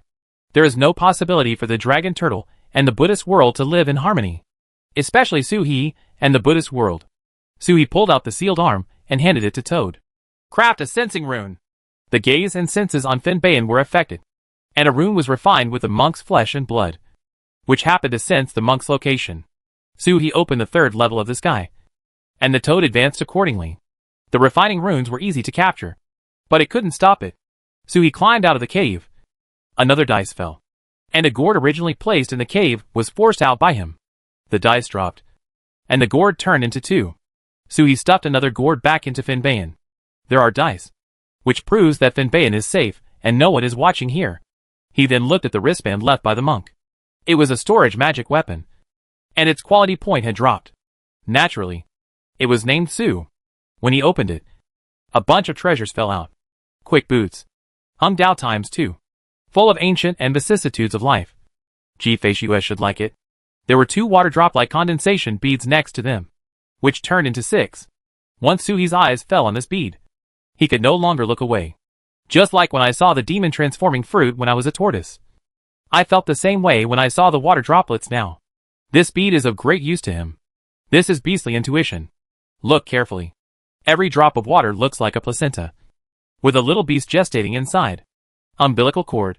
Baby, But there was no vitality coming out. This was not the real placenta, but the condensation of qi. Just similar in shape. Just like ginseng fruit is not a baby. Suhi looked around, changed to a cave, and sneaked in quietly. The toad smoke blocked it, and with a blocked arm, he went into Suhi's inner world to refine the runes. Suhi looked at the water droplets, and finally picked one up for a long time, dropped it into his mouth, slightly refined the water droplets, and instantly turned it into pure energy that flowed into his body. As soon as it entered the body, it merged into the limbs and bones. And then the sacred beast crystal was revealed uncontrollably, and Xuanwu's power towards the central figure suddenly increased dramatically. The central figure is visibly solidified to the naked eye. This water drop is very useful in uniting the body. Suhi was so happy that he transformed into a peacock in the smoke, picked up a drop of water and swallowed it. A moment later, in the sacred beast crystal, the power of the Suzaku shadow rushing towards the central figure began to surge. It's just that the peacock has never followed the path of the Suzaku. As the figure condenses faster, the wings behind the figure also begin to solidify. Chapter 468 Buddha Mother Relics. 2 groups of 4 water beads entered his belly. But the toad rune was still not completely refined. Without the runes, it would be difficult for Suhi to search for Fenbayan. He might accidentally encounter the monk, and the fight might attract the attention of Gu Wengshan. Suhi didn't urge him. The toad was already much larger than ordinary soul beasts. His eyes focused on the holy beast crystal. And as he watched the figure in the center of the crystal slowly solidify, an indescribable feeling rose from the bottom of his heart. Compared to before, he could clearly sense the progress of his body's cohesion. Sensing in his heart, Suhi's consciousness sank into his mind, and he looked towards Mingjian. There is a little more writing on the Mingjian. Status, healthy. In heat. Realm, Kaikion 3rd level 4%. Xuanwu, entering the Tao. Person, Xuanwu, 23%. Suzaku, Yuan asterisk and. White Tiger 0. Qinglong 0. The physical entrance into the realm is like a realm. It is revealed. Mingjian is considerate, and what he thinks will be revealed. If Suhi had not practiced the beast transformation chapter, and had not been dragged down by the other 3 bodies, his body would have already gone a quarter of the way through the Xuanwu path alone. Of course, without the beast transformation chapter, there is no need to condense the holy beast crystals into his body. He can just follow the Xuanwu human body directly. Then, he would have completely transformed into a human being. Xuanwu has a clear value. But Suzaku is garbled. Suhi has not yet followed the path of Suzaku, and only has the true body of Peacock. Peacock is a mythical beast, and logically does not have a human body. Even if it falls on the holy beast crystal and provides strength to the human body, it also disrupts the human body's progress. There are wings on the back. No wonder Jifeishu has said that when she saw him, he had wings on his back. According to this situation, maybe when Xuanwu reaches 100%, it can temporarily transform into a human body? Suhi's heart pounded. Personal life is not important. Although there are 3 extremely beautiful and charming daughters-in-law by his side, Suhi will not be able to bear it. The in heat, in the status column is purely accidental. In Mingjian's view, being in love means being in heat. Suhi cares about the human body. The human body has condensed the power of Xuanwu and Suzaku. As expected, when the human body appears, he can use the magical powers of the dragon turtle true body and the peacock true body at the same time. His combat power soars. Can you even condense the power of the 4 holy beasts into one in the future? Suhi thought and glanced at the word, estrus, on the status. Slander. At this moment, the personal data changed again. Personal, Xuanwu, 24%. Suzaku, 1% longer. This water drop is a real treasure to Suhi. Suhi nodded with satisfaction. His consciousness exited his mind, and he slowly closed his eyes. He no longer paid attention to his personal progress, closed his eyes, and rested his mind, trying to improve his state to the best. When the sky lit up again, the toad cheered. It jumped out from the inner world, and slapped a twisted and ugly rune into Suhi's mind. Suhi suddenly opened his eyes, and followed the runes to sense where the monk was in the distance. It's not far or close. If it's in the outside world, Suhi can get there with a flash of magic. But there is no need to fight to the death at this moment. Let's first look for the treasures Taizu told us. Su Hishuet came out of hiding and searched row by row in order. Black cloud shirt. Silk bowl. Eclipse sun phantom flag. Devil subduing tiger bell. Treasure shown in the cave. Sure enough, he is a big dog. He even encountered several caves that could be opened directly without any conditions. Just like the gourd before. He was not polite. If the dice rolled a quantity point, one of them would be kept. If a quality point was rolled, it would be put back in its place and used as the cost of stealing the treasure. Guowang Mountain has never been an enemy, and he cannot search it like he searched the inner treasury of Fengwang Palace. He walked through step by step and searched bit by bit, but he did not find any treasures that could compete with the power of the sun's tomb and source. There were quite a few that were extremely useful to Suhi, such as the jade sculpture in front of him. The white tiger roars at the moon. Suhi couldn't sense any power from the jade sculpture. The cave where the jade sculpture was located was sealed by a barrier, but there was an introduction under the cave. The essence and blood of the white tiger will transform upon landing. The conditions for obtaining a treasure are also harsh. When the white tiger arrives, the fairy treasure will appear. This jade sculpture is made of the essence and blood of the white tiger. For the white tiger essence and blood, Bain led him to steal the Butian clan and rob the tiger bones. They spent an unknown amount of time arranging the white tiger ruins. They just had Suhi's netherworld white tiger, but there was a drop of it ready-made here. Suhi hesitated several times, trying to take out the netherworld white tiger, but finally gave up. It was easy to take it out, but Suhi was afraid that he wouldn't be able to take it back. Suhi was not sure whether it was Bain or Bai Ling when he took it back to his wife's side. It was the same anyway. Suhi looked at the white tiger Xiaoyu and left reluctantly. This was not a treasure Taizu wanted him to steal. If this treasure is not lost, you can seek help from Taoist Xianjun when you return to this world. Suhi pulled away and checked cave after cave again. The more I read, the more I discovered a problem. This place is not a treasure rock, but a protective rock. Suhi didn't know how Guowang Mountain did it. Each cave had a completely different environment. Even two adjacent caves might belong to the fire and water, independent of each other and independent of each other. The treasures are not placed in the cave, but are being maintained. In other words, the treasures placed in the treasure rock are always in an improved state. Just an ordinary silver ingot, placed in the cave, will become a top forging material when he returns to the world. The real treasure of Finbao Rock is not the magic weapon or weapon in the cave, but Finbao Rock itself. It wasn't the Finbayan that Taizu wanted him to steal. Probably not. Finbayan does not have the ability to target the power of the source of the sun's tomb. But can you pretend that Taizu wants it? Sui's heart was pounding. But after looking at the huge rock that was over 10,000 feet high and of unknown length and width, he gave up the idea. Turtle, sometimes your abilities are exhausted. He can't take away the treasure rock. Suhi checked step by step, from sunrise to sunset, from the stars to the scorching sun.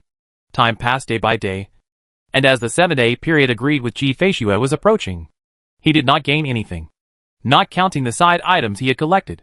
The monk, on the other hand, had not moved for 2 full days, according to the information transmitted from the rune, and was in the center of the Finbayan cliff. Suhi licked his lips, walked invisibly, and quietly descended along the Finbao Rock.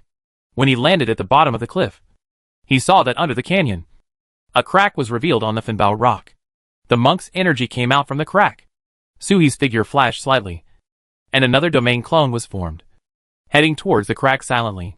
The Talion circulated in the crack, and the clone entered, and it melted away bit by bit as if it had encountered a poison. There are protective measures for Guowang Mountain in this cave. Suhi was startled and wanted to leave to avoid being blocked by Guowang Mountain.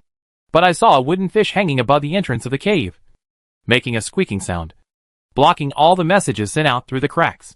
This wooden fish is ancient and has experienced many vicissitudes of life. I don't know how long it has been around. It was the same bell that suppressed it earlier.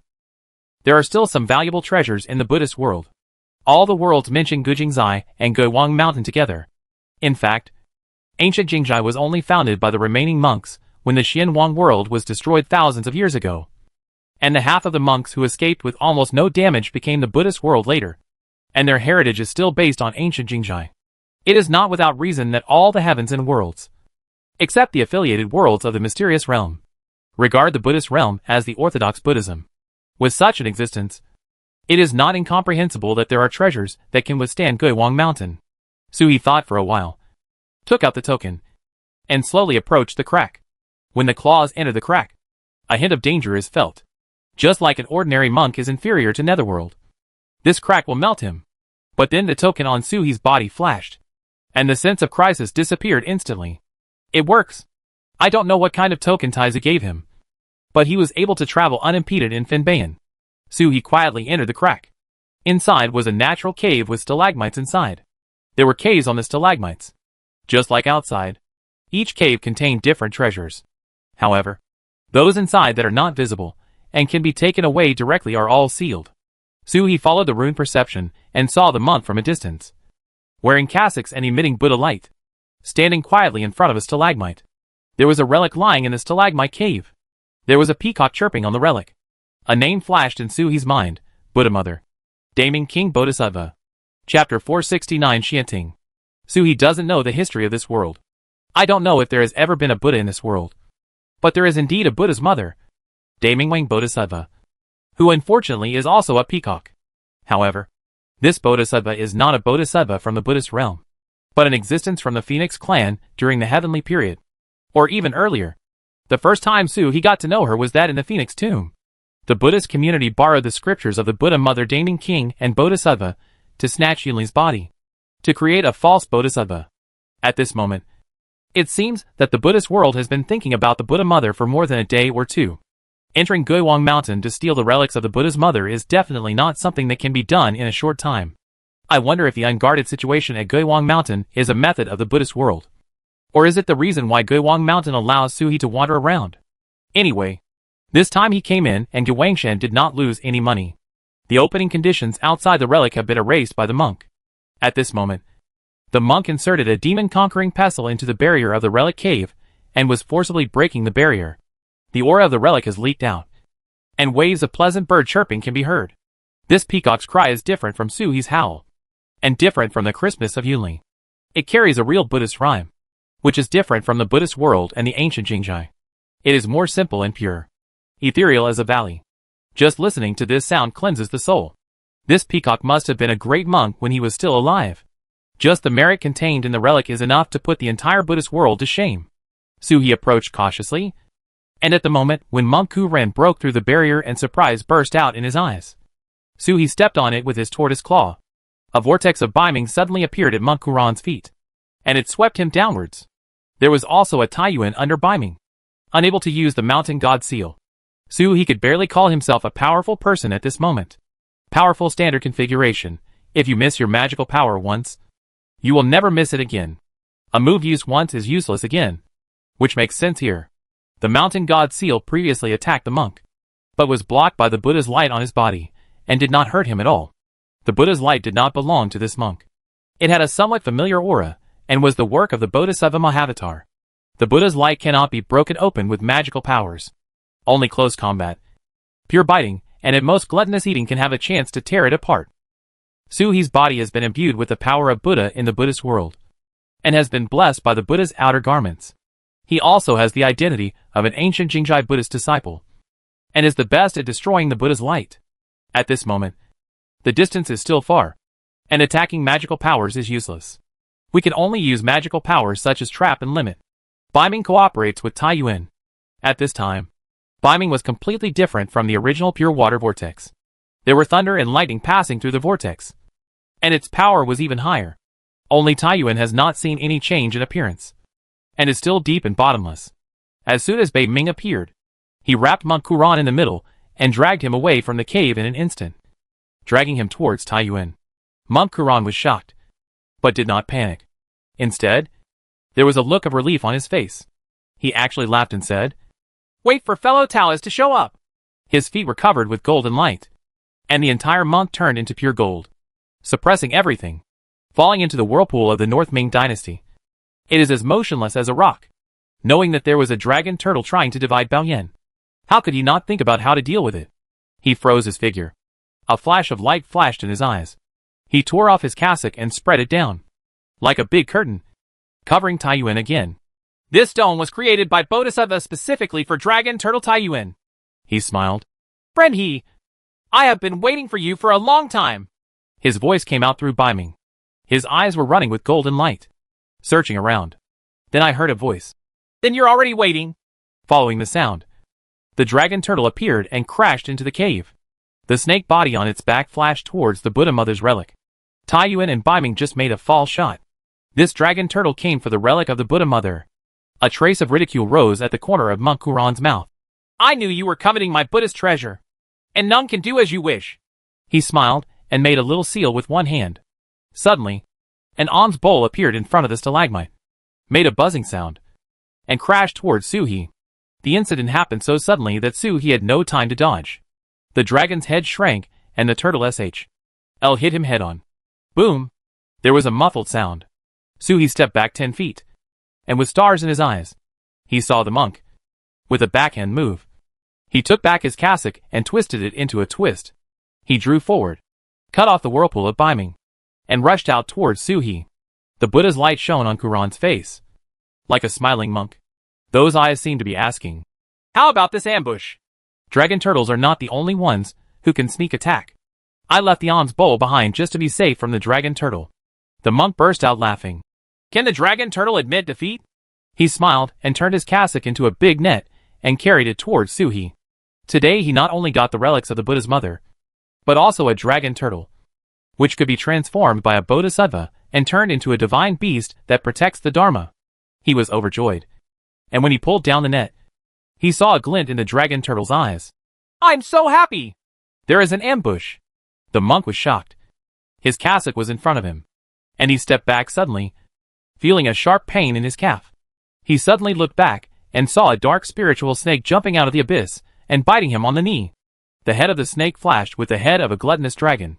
Pass. With a click, half of the leg fell down and was rolled up by the spiritual snake. It rolled half of the leg into the Taiyuan, and Taiyuan disappeared.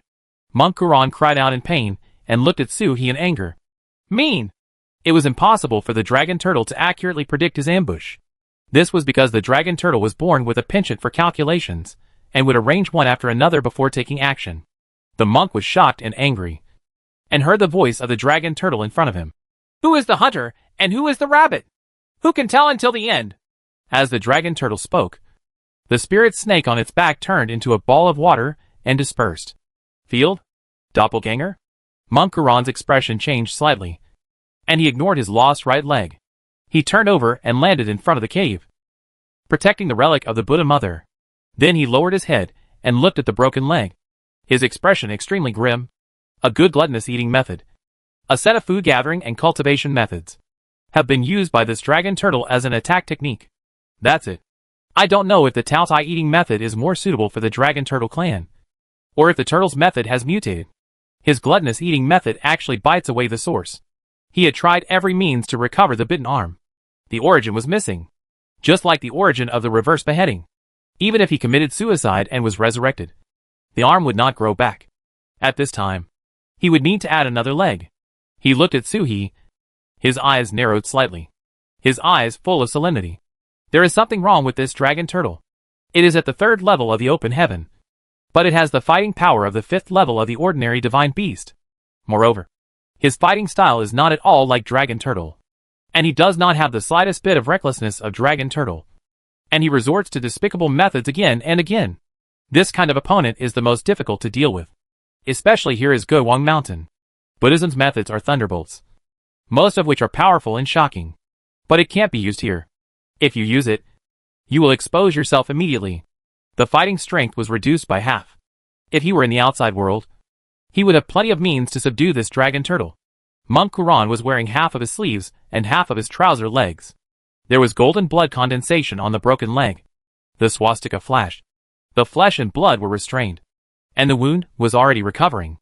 Monk Kuran looked very unhappy, but feeling the relics of the Mother Buddha behind him, he finally breathed a sigh of relief. As long as the relics were still there, everything would not matter. Take the relics back, and there will be a big reward when the Bodhisattva returns. The Bodhisattva, who has only lost his limb, can help him recover. The monk looked at Suhi and stood with one palm in front of him, raising the precautions to the highest level. He recited the Buddha's name, and the words echoed with the relics behind him. The Buddha's light flashed on the relics, trembling and floating up to the center of Monk Kuran's eyebrows.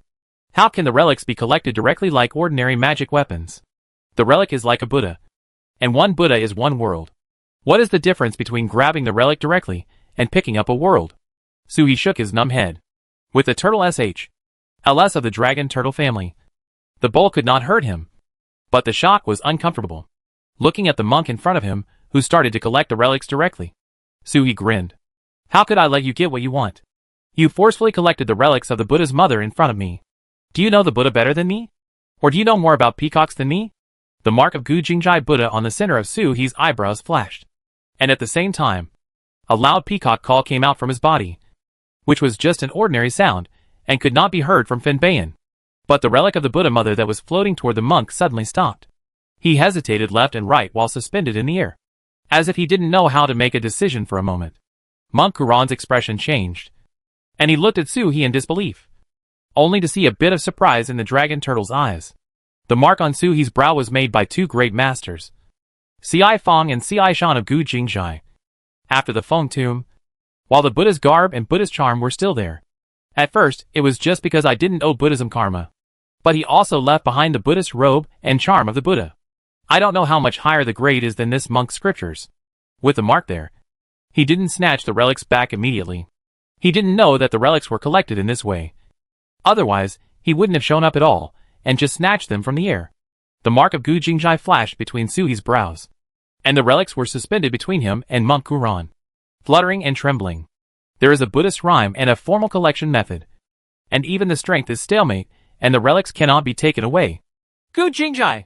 A sinister bird of prey flashed in Monk Kuran's eyes, and with a backhand move, the demon-conquering pestle that broke through the cave's barrier fell into his hand, and he was about to hit Suhi with his backhand. The Buddha realm and the four spirits are not yet life and death enemies, but they are fighting to the death with Gu Jingjai. The Buddhist world can surrender to anyone, but Gu Jingjai will never accept the surrender of the Buddhist world without the slightest kindness of Buddhist disciples. No wonder the dragon turtle would attack him time and time again.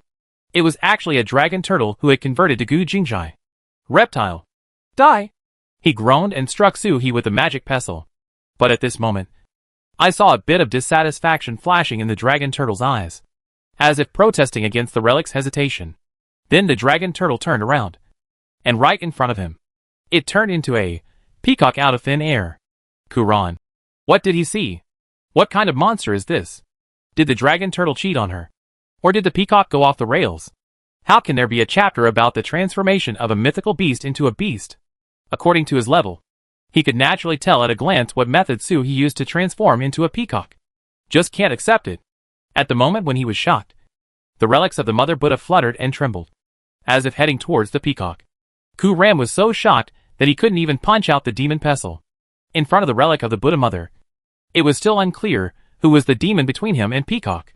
When the pestle went down, the relics of the Buddha Mother were pushed completely towards the dragon turtle, throwing away the demon-subduing pestle. Kuran formed a seal with one palm and roared like a lion. Amitabha! If the Mother Buddha has not returned to her throne, when will we wait? The relics trembled. But at this moment, I heard the peacock chirping. Ouch! A tweet that makes no sense. But the relic seemed to be summoned, like a shooting star, drawing an arc and heading straight towards the peacock. Suhi's eyes lit up. The bird's beak opened. He took the relic in one mouthful and swallowed it. As soon as his body turned around, he transformed into his true form as a dragon turtle, turned around and walked away. Monk Kuran's face instantly became distorted. He reached out his hand and summoned the demon pestle, turning into a golden light and hitting Suhi. Suhi suddenly turned around as he left, his foreign minister's tortoise SHL flashing, and he was unable to counterattack with an attack. Too much movement would surely attract Gui Wangshan's attention. A blow landed on the turtle SHL, making a muffled sound. Suhi didn't have any injuries. It's just that the real energy was reduced by 10% in an instant. The dragon turtle clan's most precious treasure. Its defense is useless, but its consumption is too great. Such a treasure is not meant for a little turtle at the third level of heaven opening. However, it is a fact that the consumption of turtle SHLs in this era is greater than in later generations. The demon-conquering pestle missed the target, and before it could fly back, it was stepped on by Suhi's claws. Kuran's face darkened, and he summoned with his halberd finger. The demon-conquering pestle opened its turtle claws and tried to leave, but saw Suhi's turtle SHL. In a flash, a ray of power fell on the demon-conquering pestle through the turtle's claws. In an instant, a scream came from the demonic pestle, and was completely suppressed. A turtle SHL mark appeared on the pestle, right in front of Kuran. A dice fell down. The treasure that turtle SHL L suppressed personally was the Bodhisattva Mahavatar himself. He had to decide whether he could take it away or not. It is naturally impossible for a mere monk to reach the 7th level of the sky to take it away. He didn't wait for the dice to settle. Flipped his paw. And put the demon-subduing pestle into the foreign minister's space. Monk Kuran's expression became even gloomier. And he completely lost the look of Master Mercy. Especially his empty arms and calves made him look a bit more ferocious. He looked at Suhi and shook the cassock in his hand, spreading it all over the sky and covering the entire cave. This turtle cannot be kept. Suhi's face hardened. And the mountain god's seal had already condensed in his mouth. With the cassock covering you, you can give it a try for the time being. I saw the monk opposite, slapping one palm toward the sky, above his head and below his cassock. A huge palm suddenly struck down. Sumeru Vajrapani. Suhi knew this trick. 730,000 years later, Buddhism still has this trick.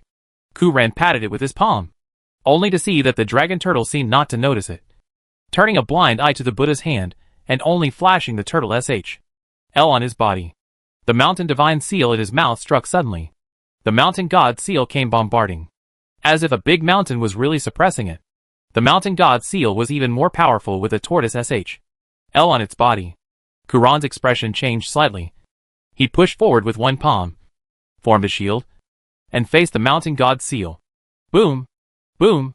2 muffled sounds sounded almost at the same time. And Kuran's expression suddenly changed. Incredible. Sumeru Vajra's hand fell on the turtle L. And there was not even a splash of water. The dragon turtle's L flickered. And then, the Buddha's palm was blocked and eliminated. And when the mountain god seal hit the shield, he staggered, as if he couldn't stand on one foot. Kuran raised the mountain god seal and hit it on the cassock. The cassock vibrated and took away the power of the mountain god seal. But it also smashed countless pearl agates. And the Buddhist magic weapon was damaged in one blow. Kuran seemed not to notice it, only looking at the turtle L on Suhi's back. Treasure. Only a true treasure can perfectly resist his attack without causing even a ripple. Each clan of mythical beasts has their own treasure. And this dragon turtle brings the clan's treasure. It must be like this. It can only be like this.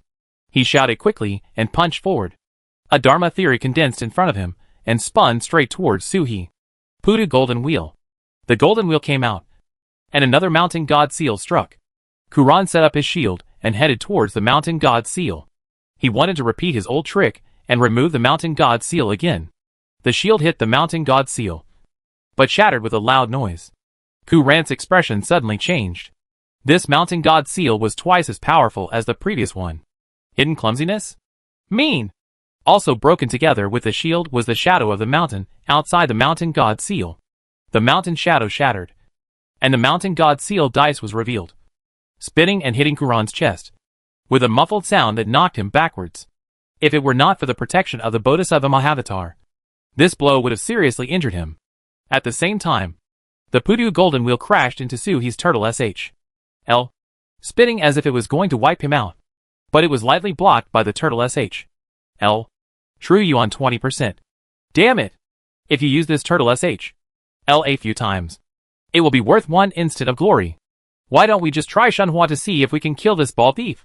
Suhi was thinking this, and saw the crippled monk standing up slowly in a stalagmite, looking straight at him for a long time, then reaching out with his hand.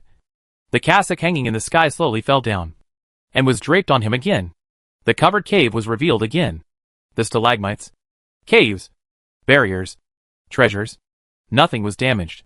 Whether it is the Suwa Mountain Divine Seal, or the monk Sumeru Vajra hand, and Pudu Golden Wheel. Placing them outside is a means of destroying the heaven and the earth. At least the space can be shattered. Here, not even the simple stalagmites were damaged. Fenbayang cannot be broken open by brute force. The monk looked at Suhi. It is indeed the most precious treasure of the Dragon Turtle clan. Such a treasure far surpassed the swastika Buddha light given to him by Mahavatar Bodhisattva. Dragon Turtle is in an invincible position. He used despicable methods again and again to destroy his hands and feet. Probably. He can't hurt himself in a normal fight? Is it the only way to eat according to your needs? The turtle doesn't need to be killed. And it doesn't matter if the body is damaged. But the Buddha's mother relic must be retrieved. Even if it cannot be retrieved, it must not fall on a Buddha's peacock. This is the identity of being able to use the relics of the mother of Buddha innately. If it falls elsewhere, even if it is still on Guiwang Mountain, the Buddha realm will have a chance to retrieve it. But if it falls on this dragon turtle, it will be impossible. Mahavatar Bodhisattva is a virtuous monk who will not punish his disciples. But Monk Kuran didn't dare to think too much. He looked directly at Suhi.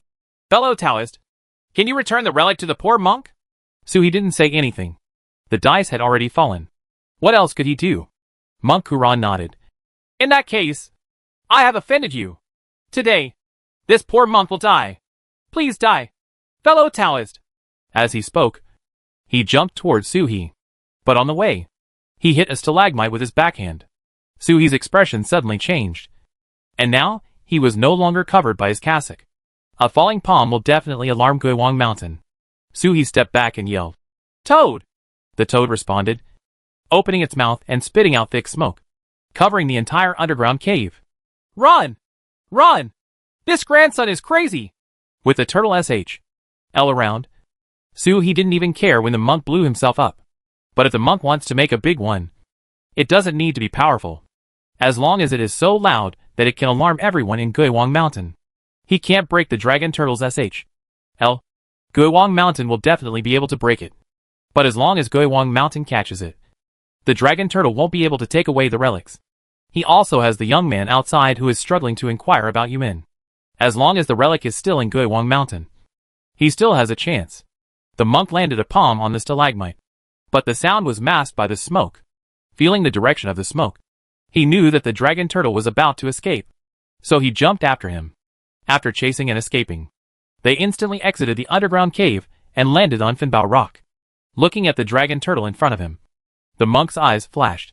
He wants to use Guiwang Mountain to trap dragon turtle. Unless dragon turtle can disappear instantly. Otherwise, what if I run a few more steps? He raised his hand and struck the sky with his palm. But it was not a Buddhist method. The strike of his palm turned into a dragon and turtle roar. It resounded through Finbayan. Suhi turned around and looked at the monk with squinted eyes. The monk had a crazy smile in his eyes. Unlike Suhi, he had the spatial coordinates to leave. If Guiwang Mountain is alarmed, only the dragon turtle will be trapped. A turtle chant resounded through the sky. The monk had a smile in his eyes. His halberd finger activated the magic method to activate the space coordinates. And he jumped up to leave the space. But his expression suddenly changed. The spatial coordinates are gone. His face instantly darkened. And he hurriedly activated the next one. But still couldn't teleport. Even 7 teleportation coordinates in a row couldn't be teleported. The monk's face turned pale. He wanted Suhi to be trapped. But he didn't want to fall into Gui Wangshan's hands. He fluttered his cassock and threw it toward the sky. He wanted to bring back the turtle's moan. But he couldn't find it in time. Not only did the roar of the turtles not come back here, there were even other sounds coming from all around Guiwang Mountain. The sounds of dragons, phoenixes, and unicorns echoed in all directions of Guiwang Mountain without any rules. Then I saw a ray of light rising into the sky. On Xianting Mountain, 49 islands shone with glow at the same time, echoing the previous glow.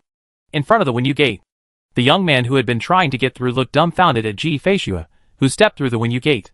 Just now, the fairy who had been sitting cross-legged in the sky behind him and meditating for 7 days suddenly stood up and walked towards Wenyu Gate. He had discovered this fairy a long time ago. But the fairy was too cold. So he didn't dare to approach. He only dared to pretend to talk to himself. And told his experience of breaking through the Moon Gate, hoping to help the fairy. After all, if you can beat the immortal drum, you are a true genius. Geniuses cherish geniuses. And he doesn't want such a fairy to be blocked here for too long. I talked silently for several days. But the fairy couldn't hear it at all. It seemed that she had closed her hearing and was practicing. It wasn't until just now that the fairy suddenly opened her eyes, raised her steps, and walked towards the Moon Gate. Before he could stop him, the fairy had already stepped through the Wenyu Gate without teleporting back like him. Instead, a glow rose from his body, soaring straight into the sky. Then the roars of various beasts came from all directions, one after another. It's like congratulating a fairy. At this moment, Xianting Mountain seemed to be going crazy. 49 suspended islands were spinning around Xianting Mountain. Then he saw Taoist Dongxi running in with a laugh. "Xianting Mountain! Xianting Mountain! Sure enough, Xuanting's inheritance is endless." He smiled, like a madman, running wildly on the grass with bare feet. She didn't get close to Ji Feishue. She was just enjoying herself on the grass, crying and fussing, shouting and laughing. Amidst the commotion, drum beats came from him, resounding throughout Guiwang Mountain and unknown to where. Shadows rose into the sky one after another from all directions. Dragons and phoenixes appeared auspicious, and the sky was filled with flowers. The world is celebrating. The young man was stunned for a long time. He stared blankly at the fairy flying up into the sky, walking towards Xianting Mountain step by step. Past the Wenyu Gate? Asking about Yumin. Is there such a momentum? The young man looked at concubine Ji with snow in the sky with envy, then looked at the miracles in all directions. And then his eyes fell on Wenyu Gate, which instantly turned into endless heat. Ji Feishue climbed up and looked down, only to see 4 Taoist priests on Guiwang Mountain bowing their hands to say H, low to her. These 4 people were the only ones present in the entire Guiwang Mountain. Ji Feishue nodded in return and glanced over Fiabayan. But the dragon turtle figure was nowhere to be seen. Then Bayan seems to be blocking everything, preventing eyes from entering. But the dragon turtle must have encountered something unexpected.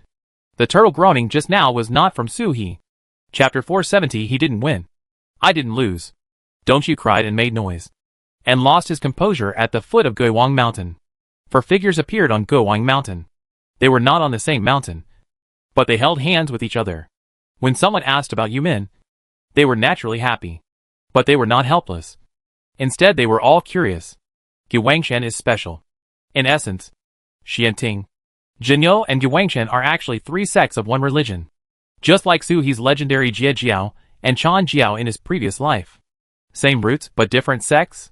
That's not quite right. Their relationship is closer, and they are not separated. Perhaps it is better to say that the main vein is a branch vein. But it is not clear who is the main vein and who is a branch. However, the world only knows about returning home and does not know about Xianting and Jinyo. Probably because of Xianting and Jinyo, no disciples have ever appeared. Ji Feishue climbed high in one step. Not because she wanted to fly to Xianting Mountain, but because Xianting was pulling her. And this kind of pulling was not objectionable. For people gathered together on Guiwang Mountain, some old and some young. The old Taoist touched his beard and asked, "Would you like to congratulate your junior sister? Can the 3 senior brothers lend me some congratulatory gifts? I don't even have any grass in Nannyfeng." The boy-like Taoist boy glanced at him. "Of course we have to wait until junior sister comes down from Xianting Mountain. It is the first time to climb the mountain to see the inheritance, and I don't know how long it will take." It was his first apprenticeship, and it took more than 10 years before he left the Guiwang Mountain Heritage Hall. There is no inheritance hall on Xianting Mountain, but there must be similar means. He has heard that this junior sister is half of the Dragon Clan and has unimaginably high talent. It may take longer. The higher the talent and the stronger the inheritance she encounters, the longer it will take. This time is enough for the junior brother to prepare the gifts. He glanced at the old man and said, "Don't want to get nothing or take advantage." The old Taoist looked awkward, stroking his beard as if he hadn't heard the boy's voice, and changed the topic forcibly, asking, "Apart from the smallpox and the glow, the shadows and roars of the 4 spirits are what this junior sister likes to show. Right. How can she use the dragon? Start with the turtle chant, not the dragon chant?" This is the place where Tao originated, so naturally it has some privileges. Different people cross the Wenyu Gate, and heaven and earth celebrate differently. When they return to Wanshan, most of them show the rime of the Tao, and the light of the Tao is misty. Xianting Mountain, just by its name, is much fancier than Guiwang Mountain. The boy smiled. "Why should I say more about this junior sister's relationship with the Dragon Clan? Maybe she wants to take this opportunity to tell the world that she regards the Dragon Clan as equals?" The 2 ancestors of the Dragon Clan were away, and the guys below pushed one of the geniuses out of the clan. What about the promised mythical beasts that they won't kill each other or target family members? The Dragon Clan has never regarded junior sister as family? The boy frowned slightly. Ji Feishue climbed up and walked into Xianting Mountain step by step, her figure disappearing in the brilliance. It wasn't until this moment, outside Guiwang Mountain, that the sound of the Dengxian drum spread toward Xianhuang. Returning to Wangshan to accept a disciple is a rare occurrence in 10,000 years, so it is naturally different. The thunderous sound of drums spread throughout the fields, immediately attracting the attention of all the major forces in Xianhuang. It's just that after the drum beat this time, no portraits of the new disciples were condensed. I wonder if it is because Guiwangshan has hidden his identity as a new disciple. Or because the disciple does not want to be too high profile? Plop! There was a sound of splashing water. And Suhi fell into a pool of water. With a stroke of his 4 claws. He jumped up. Looking around, I saw a cliff behind me, with a waterfall falling from the cliff. There are stars above our heads and nothingness in all directions. The monk didn't talk about martial arts, so he asked Wan Shan to be his helper. Fortunately, his wife caused a stir, and he was able to escape quickly by taking advantage of Ji Feishua's vision of passing through the door. It's just that there are countless secrets on Finbao Rock. Not long after escaping, he ran into an invisible barrier and didn't notice anything unusual before he hit it. So he could sense that it was not that he took the wrong path and hit the barrier, but that the barrier was attracted to him and hit him. Placenta drops. What attracts the enchantment is grabbing the water drops from the wild monk. The water droplets have been refined, and Suhi's entire turtle is attracting the barrier. This is not a monk's method. After the barrier is this waterfall pool. This is where Finbao Rock originally existed. Maybe it is a strange cave? It's just that this cave can be moved at will. Suhi found 2 more identical water drops under the pool. The water droplets squirmed, and inside them were 2 fetuses, 1 tiger and 1 leopard. These water drops come from this pool. The monk had come in. The waterfall flows into the pool and forms a river out. Going out along the river is Finbayan. You can go up against the waterfall, and you can also go out. You can see through the waterfall. Beyond the waterfall is the mountainside. This pool of water is like a secret passage. It connects Finbayan and Guiwang Mountain. That monk must have borrowed the water to enter Finbao Rock. Now that the pond is occupied by him, I wonder how the monk can escape. Just now, concubine Ji climbed up the mountain and entered Xianting Mountain. He could see the glance she took here clearly. Others couldn't understand it, but Suhi understood her eyes. Don't move! Ji Feishua crossed the Wenyu Gate. Although everyone's attention was diverted for a moment, it also pulled everyone away from their own affairs. If you make any noise in Finbayan at this moment, you will be noticed immediately. At this time, it is better to be still and not move. Suhi landed in the pool, stretched out his claws, and picked up 2 water drops. This water droplet should have recently condensed after the monk left. Suhi picked up the water drops and looked under the pond. The moment it touched the bottom of the pool, the inner world's great animal Gua trembled slightly. There is a hexagram here. Suhi put away the water droplets, moved his claws, and dropped to the bottom of the pool. As expected, the big beast trembled slightly. But it has not yet reached the point where I can absorb the charm of Taoism. The hexagram is under the mud. There is a hexagram in Guiwang Mountain, which is natural. It is reasonable to have big animals in Finbayan. Big animals have big savings. Suhi swam back and forth at the bottom of the pool, searching carefully. The so-called hexagrams are under the mud, which is naturally not a straightforward description. A mere layer of mud cannot block the attraction of the little 64 hexagram. It is the same as Dui Gua, hidden in a special space, but not as deep as Dui Gua. Therefore, small hexagrams can be perceived. Suhi wandered around, detecting the beating of the small hexagrams. The claws flipped randomly in the mud, sensing the changes in the space. After swimming for 3 or 4 miles, Suhi suddenly picked up something with his paws. Suhi looked surprised. In his consciousness, he didn't sense anything different. This place was just an ordinary piece of mud.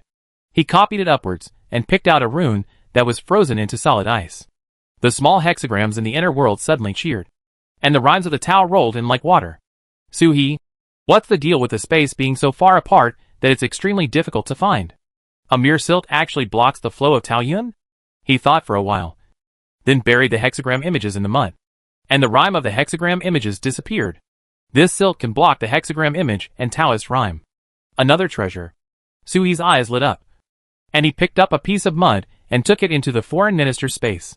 It is difficult to steal the big animal hexagram of Guiwang Mountain directly, but there is no problem in stealing some mud. The dice rotated, chasing the mud and falling into the outer space. Quality times 4. The dark mud exudes a rich flavor. There is even a hint of vitality revealed. It is indeed a treasure. The sky is 3 feet high. A pool of silt was scraped away bit by Suhi, revealing the bottom of the pool. Only then could he see a medium-sized crack on the stone at the bottom of the pool. It was originally blocked by the silt, and his spiritual consciousness had not noticed it. Revealed, going down the crack, is an underwater cave. The cave is not big, less than 100 feet long and wide. There are pavilions but no pavilions. There is only a half-collapsed thatched cottage. In front of the thatched cottage is a bronze basin that looks like a cornucopia, filled with water drops. There are hundreds of them, one after another. The little beast surged in the water drops. Water from all directions converged towards the bronze basin, where it condensed into water droplets and landed on the top. However, the bronze basin was full, so the water droplets could only fall down and disappear. A water droplet was lost in the water house, and a water droplet emerged from the bottom of the pool. This is heaven? A huge surprise enveloped Suhi. He waved his paws and carefully swept away all the water droplets in the basin and fell into the outer space. The dice rolled like rain and fell into the outer space. The water beads danced one by one, and there were more and more water beads, and 20% of them changed from white to black, which improved the quality. It has not yet been refined, but is just condensed in the outer space. Suhi has already felt the numbness in his body, and he does not need to see that the human body in the holy beast crystal is rapidly condensing. Suhi didn't have time to check. His eyes fell on the empty bronze basin. It always feels like this basin is looking at him too, even with a sense of resentment. Blaming him for taking the water drop? Weapon spirit? After thinking about it, I looked at the bronze basin again, and it turned out that it had extraordinary aura. It was a magic weapon that condensed the spirit of the weapon. Suhi sighed. The condenser was as flexible as a human being, but it couldn't stay here anymore. It was not because he was greedy for the bronze basin that could condense water droplets. The water beads that had been stolen were enough for Suhi to squander. A weapon spirit may call the Guiwang Mountain people at any time. The claws fell on the bronze basin, hooked back and stuffed into the outer space. A frustrated voice came from the bronze basin. Hey! Whose turtle is this? So rude? It's just that you stole the orbs I've saved for thousands of years. Why are you still thinking about me? The bronze basin screamed. Suhi became even more determined to take away the basin because his mental and spiritual intelligence was too high, let alone keeping it. Suhi pulled it back and saw that the bronze basin shook, and a pair of short legs as thick as steamed buns sprouted out. It struggled to jump out of Suhi's claws and ran away. No matter how much it resisted, it didn't attack Suhi. It had no ability to attack. Hey! Where are you running? Just after the bronze basin ran half a foot away, a line of smoke merged into the water palace and enveloped the entire water palace. A toad appeared out of nowhere and walked toward it step by step with arms on its hips. The bronze basin trembled, turned around and ran away, but was picked up by the dragon turtle behind him. It screamed even more sharply, and two small arms stretched out from under its basin ears, clenching fists and hitting Suhi's scale armor. There was a dull sound of a bronze basin hitting scales. It shouted, "Bold! You turtle! Do you know that my lord is the most powerful person in the world? If you dare to snatch my body today, my lord will knock your turtle L open, drain your turtle blood, and use you to stew black chicken when he returns." "Ah!" it yelled, and heard the annoying voice of the toad in the smoke. "Tortoise stewed chicken? Remember to give me a bowl when you make it. The kind that comes in a basin." The bronze basin was startled, and then was thrown into the outer space by Suhi. It screamed, and the dice fell mercilessly. Quality times 2. The weapon spirit is not a real creature. The dice will fall correctly. The cry of protest suddenly went out of tune, as if it was a special event of, "Okay." And the cry of relief was made. Toad looked disgusted. Suhi's foreign minister flashed and threw the bronze basin out again. The bronze basin ding-ling fell to the ground with a clang, and he suddenly felt dazed. He saw the turtle's claws swiping out of the crack, and he was about to leave. Go! Go! Don't want it! Suddenly, a heartbreaking feeling arose, as if a good family had been abandoned by a heartless man. But my first thought was not to criticize this scumbag, but to be abandoned. What should I do? How can I regain the favor of this turtle? "Hey!" Bronze Basin shouted. "You don't want me anymore?" "It works!" Suhi's eyes lit up. Sure enough, quality points were equally effective on weapon spirits. "This basin is named Su." Suhi turned around and said, "I'm going to explore Finbayan. There are still enemies outside." "Probe?" The pot of dingling fell down with a loud clang, and she retracted her hands and feet. The water in the basin swayed, and a scene was revealed, which was exactly the scene in Finbayan. Finbayan was quiet at this moment. Suhi saw the monk sneaking around and searching at the same time. The bronze basin extremely thoughtfully enlarges the picture and focuses it on the monk. What is he looking for? Toad came over and wondered. Look for this passage. Suhi thought for a moment and then confirmed. The relics of the mother of Buddha were robbed by him. And everyone from Guiwang Mountain showed up. The monk did not dare to linger here. He was looking for a direct passage away from Finbao Rock, and wanted to use the source of the waterfall to go out directly. It's a pity that this barrier has been moved. The monk searched several times, but could not find any way, and his face became worse and worse, looking at the vision of the outside world gradually disappearing. He raised his heart, and a body of Buddha power poured into his chest with the swastika symbol. Suddenly the Buddha's light surged, and then the Buddha's light restrained. It sticks to the body like gold skin. The monk then gradually entered a state of invisibility. Divide yourself from the main road of Baoyin and head out. But while walking and searching, I am no longer looking for passages. I also don't forget to lay out the next spying technique while walking. He is searching for Suhi. There was still a last trace of struggle in Monk Guran's eyes. Even if the dragon turtle had the true body of a peacock and was a disciple of Gu Jingjai Buddha, it would be impossible for him to refine the relic so quickly. It was a relic left by a bodhisattva, and it was the dragon turtle. Even if the belly is burst, it is impossible to refine it all. Being able to lick off a layer of skin is a gift. Find him and find a way to get the relic back. Previously, we were in a dead end. The dragon turtle was protected by its SHL and could not break through the defense. So we suppressed and trapped it. Brought the dragon turtle back with us. Burned incense. Contacted the bodhisattva, and left it to the bodhisattva to deal with. He retreated quietly, leaving behind a number of detection methods on his way back. In Shui Mansion, Suhi smiled, looking at the bronze basin. He was extremely satisfied. You said before, who is your master? The bronze basin trembled. Not without an owner. How could he be snatched away so easily if he had an owner? On the contrary, the previous headmaster wanted to conquer it thousands of years ago. But before he could, he died together with the previous emperor of Fengwang Palace and became an immortal. It has been lying here for thousands of years, and no one has found it yet. Suhi. Dot. He turned to look at the toad. Help me keep an eye on this basin. First, check the Finbao rock from a distance to see if there is anything that matches what Taizu said. It's not good to go out immediately now.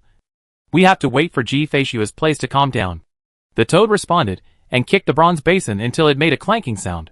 He kicked it to the corner and used the bronze basin to observe the treasure rock. Suhi returned to the water pool and spread the mud on the bottom of the water to isolate others from observation, and then returned to the underground palace with the big animal Guo. The small and big animal hexagrams in the inner world have gone crazy, which is probably a characteristic of the hexagrams. The Dao rhyme of the big animal hexagrams is extremely abundant, and money seems to be rolling in towards the small hexagrams. The small hexagram hanging on Tai Mountain cannot bear such stimulation, and is trembling with pain and happiness. Suhi lay on the ground and took out a drop of water that turned into a black pearl, put it in his mouth, and started to circulate his true energy again. On Xianting Mountain, Ji Feishua stepped in the air and climbed to the top of Xianting Mountain step by step. 49 floating islands are suspended outside Xianting Mountain, echoing each other. On Xianting Mountain, there are continuous palaces. The West Hall flashed, signaling her to enter. This was the first place she should go to when she came to Xianting Mountain.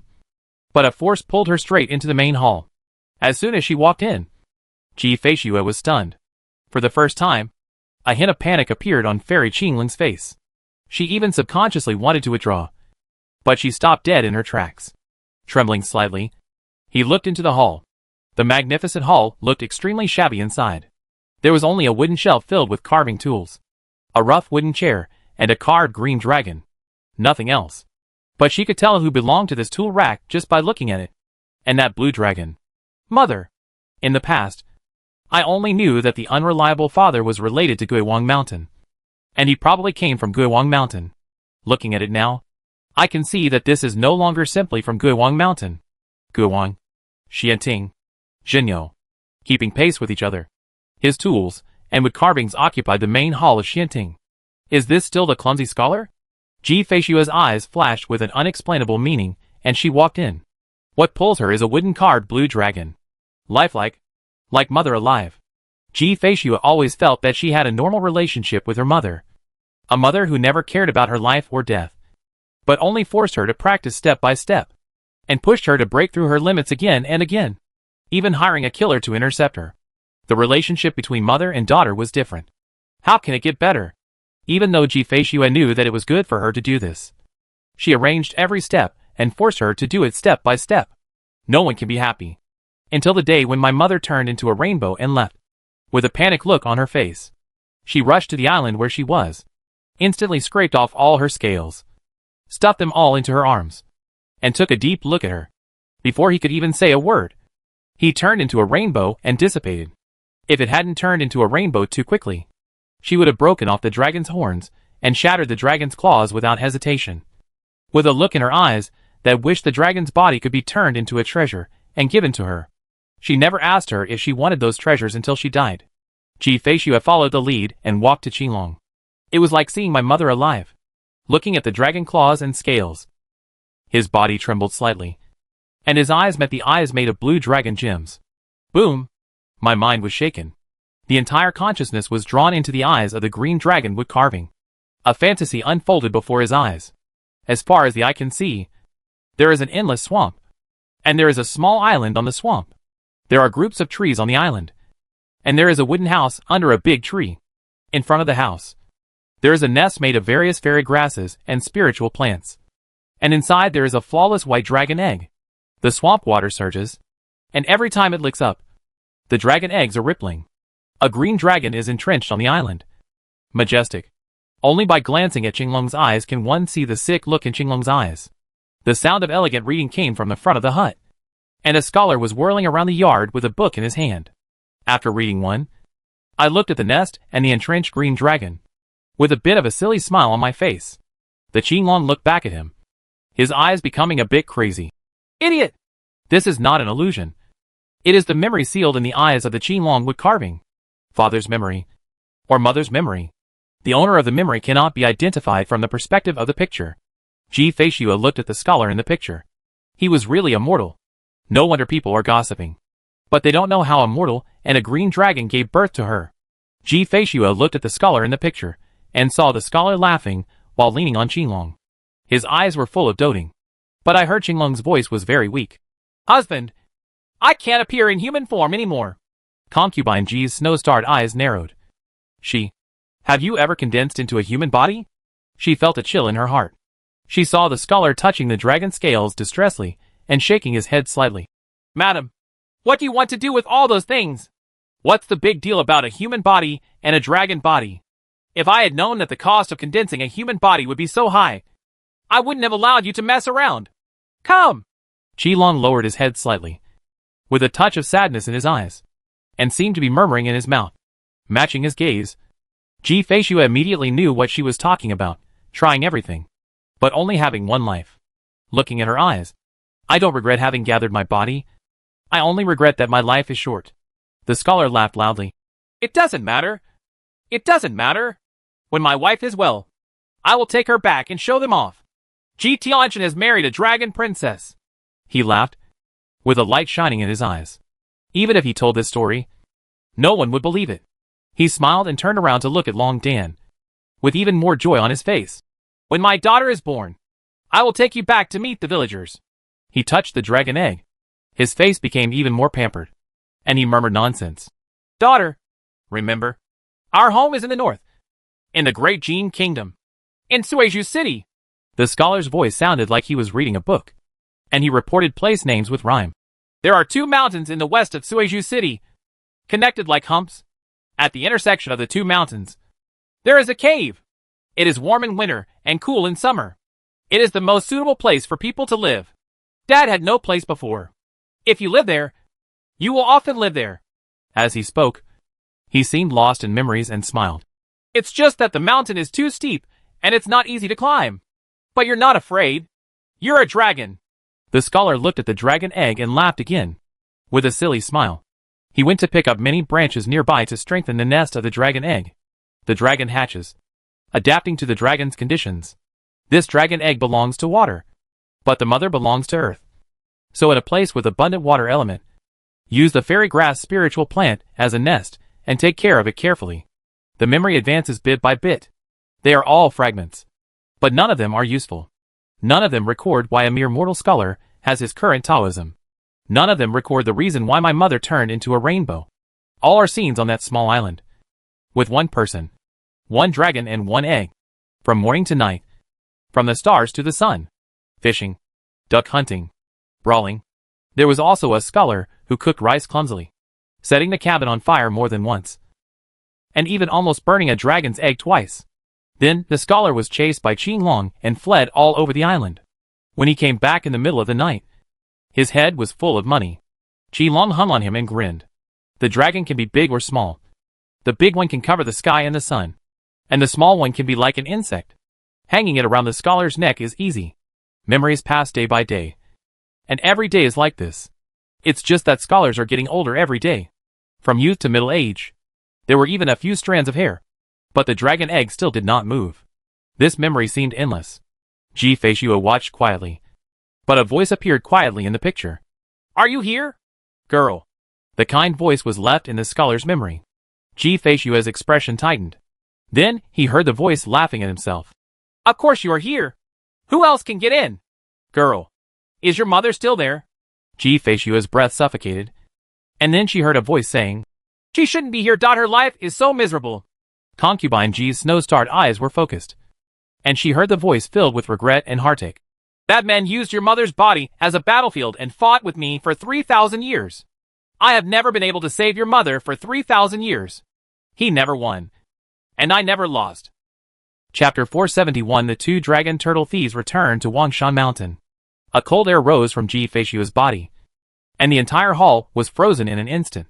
It was as if Luofeng Valley had moved into the main hall. And even the space was frozen. The murderous intent is rising. And even outside Xiating Mountain, this murderous intent can be felt. The 49 suspended islands are no longer shining brightly. And the momentum is rising one after another, matching the murderous intent that is soaring into the sky. It seems to overthrow the world. On Guowang Mountain, the four Taoists looked at the top of Xiating Mountain at the same time, their eyes showing surprise. They looked at each other, flew up, and heard the sound of a drum. Taoist Dongxiu flashed, and had already risen into the air. He glanced at Guowang Mountain and shook his head at them. The four of them stopped at the same time, and bowed slightly towards Taoist Dongxiu. This person is laughing and joking all day long and has no formal appearance. But he is a real antique in Guwangshan.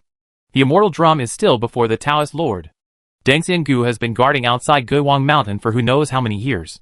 Although everyone in the disciples calls him senior brother, Deng Xiangu is serious. Even the Taoist master has to take into account the rumors that when the Taoist was a child, he was chased and beaten by Deng Xiangu. For 3 days and 3 nights, he was almost made into a drumstick. With the Dengxian drum showing up, there was no need for them to do anything else. The four of them dropped the light and returned to Guowang Mountain. Taoist Dongxiu looked at the top of Xiating Mountain with a bit of anxiety in his eyes. His expression seemed to be longing and worried at the same time. His climbing speed is extremely slow. At his speed, he might not be able to reach the top in 3 or 4 months. Xiating Mountain is so high that it is unattainable. If it weren't for the special nature of this place, the top of the mountain would have been inserted into the starry sky. Dongxiu deliberately slowed down his pace. He knows what is in the hall better than anyone else. Non-Xuanting disciples are not allowed to enter the Xiating halls.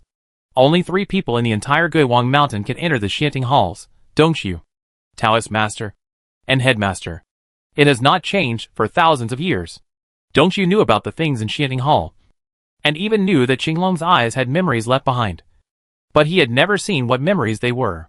He couldn't elicit the memory. It was sealed by Ji Feishua's father himself. Ji Tianxin's memory was sealed in his waking state, and no one in the world could forcibly extract it. Ordinary people don't have that ability, and those who have that ability won't do this. Memories are not revealed unless someone qualified to observe them arrives. Ji Feishua is that person. Taoist Dongxiu walked very slowly, giving enough time for Ji Feishua to explore bit by bit. In the main hall, Ji Feishua looked at the picture that was still playing, and looked at the fool-like scholar in the picture, picking up branches, coaxing the green dragon, touching the dragon egg and mumbling to himself. The voice hidden within the screen has fallen. Ji Feishua lowered her head slightly, her clothes covered with frost. "Who is fighting with you?" Ji Feishua could not imagine how a dragon could become a battlefield. Someone wants to kill his mother. Poison her? Curse? Father's struggle for 3,000 years? After she asked, there was no reply. My father is not here, but he just left a message here. As long as she comes, It will play automatically.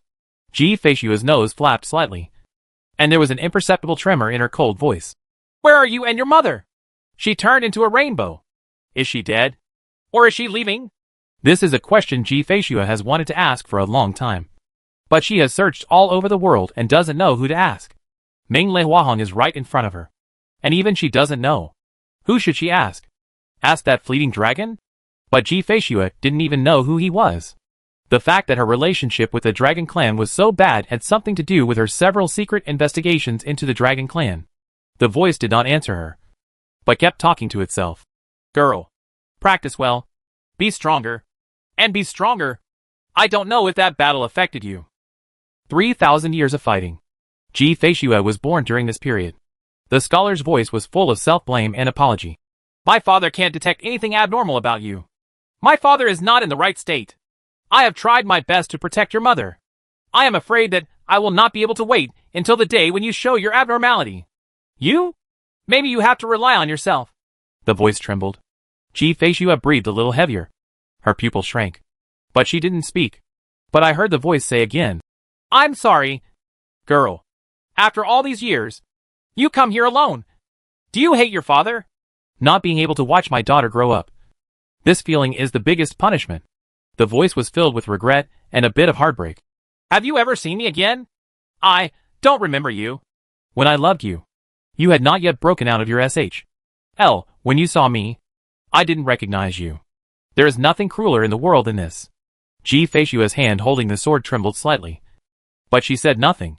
She had seen it and chased it. But the scholar just wanted to carve a statue for her. The scholar's voice chuckled. Girl, I have put inheritance in this memory. You don't need to go to Wenchang Hall anymore. Just stay here. Your mother can sense you when you are here. Ji Feishua suddenly raised her head and looked in all directions. But he didn't feel the slightest breath of his mother. But she saw some clues about the inheritance. But Ji Feishua didn't pay attention. Only looking at the Qinglong and the scholar in her memory. And the quiet dragon egg beside them. The swamp is rolling. And there are runes rippling in the water. Which is the Diuigua surging. Every time it ripples, a pool of pure water rushes towards the dragon egg. Ji Feishua seemed to be missing. Only looking at the family of three in the picture. As if she was obsessed. The golden crow exchanges for the jade toad. And the bright moon chases the bright sun. Time passed day by day. 10 days had passed since Ji Feishua set foot on Xianting Mountain. The atmosphere outside was strange. Su He estimated the time, and was in no hurry to go out. Retreat for 10 days. Status, healthy. In heat. Realm, Kaikion 3rd level, 9%. Xuanwu, entering the Tao. Person, Xuanwu, 37%. Suzaku, Yuan asterisk and White Tiger. The quality improved water beads are very overbearing. Xuanwu enters the realm very quickly, exceeding 30%. It can still guarantee that the entry will increase by 1% a day. As for the Suzaku Mingjian, it still couldn't show the specifics. And Su He himself couldn't sense it clearly. The peacock is a contradictory existence to the human body. It is indispensable. But it is a drag on the body. The human body is not only as simple as cultivating a human form, but also gathering the power of each body in the beast transformation chapter. The true body of the peacock has been condensed. The power of the peacock must be gathered into the human body.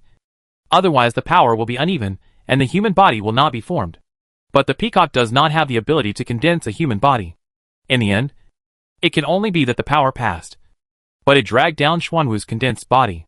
Unless there is a way to let Peacock's true body embark on the path of Suzaku in a short time. Or condense the white tiger's true form, and pull it on people. Su He's consciousness fell into the inner world, and glanced at the lazy nether white tiger. It's the 3rd level of open heaven.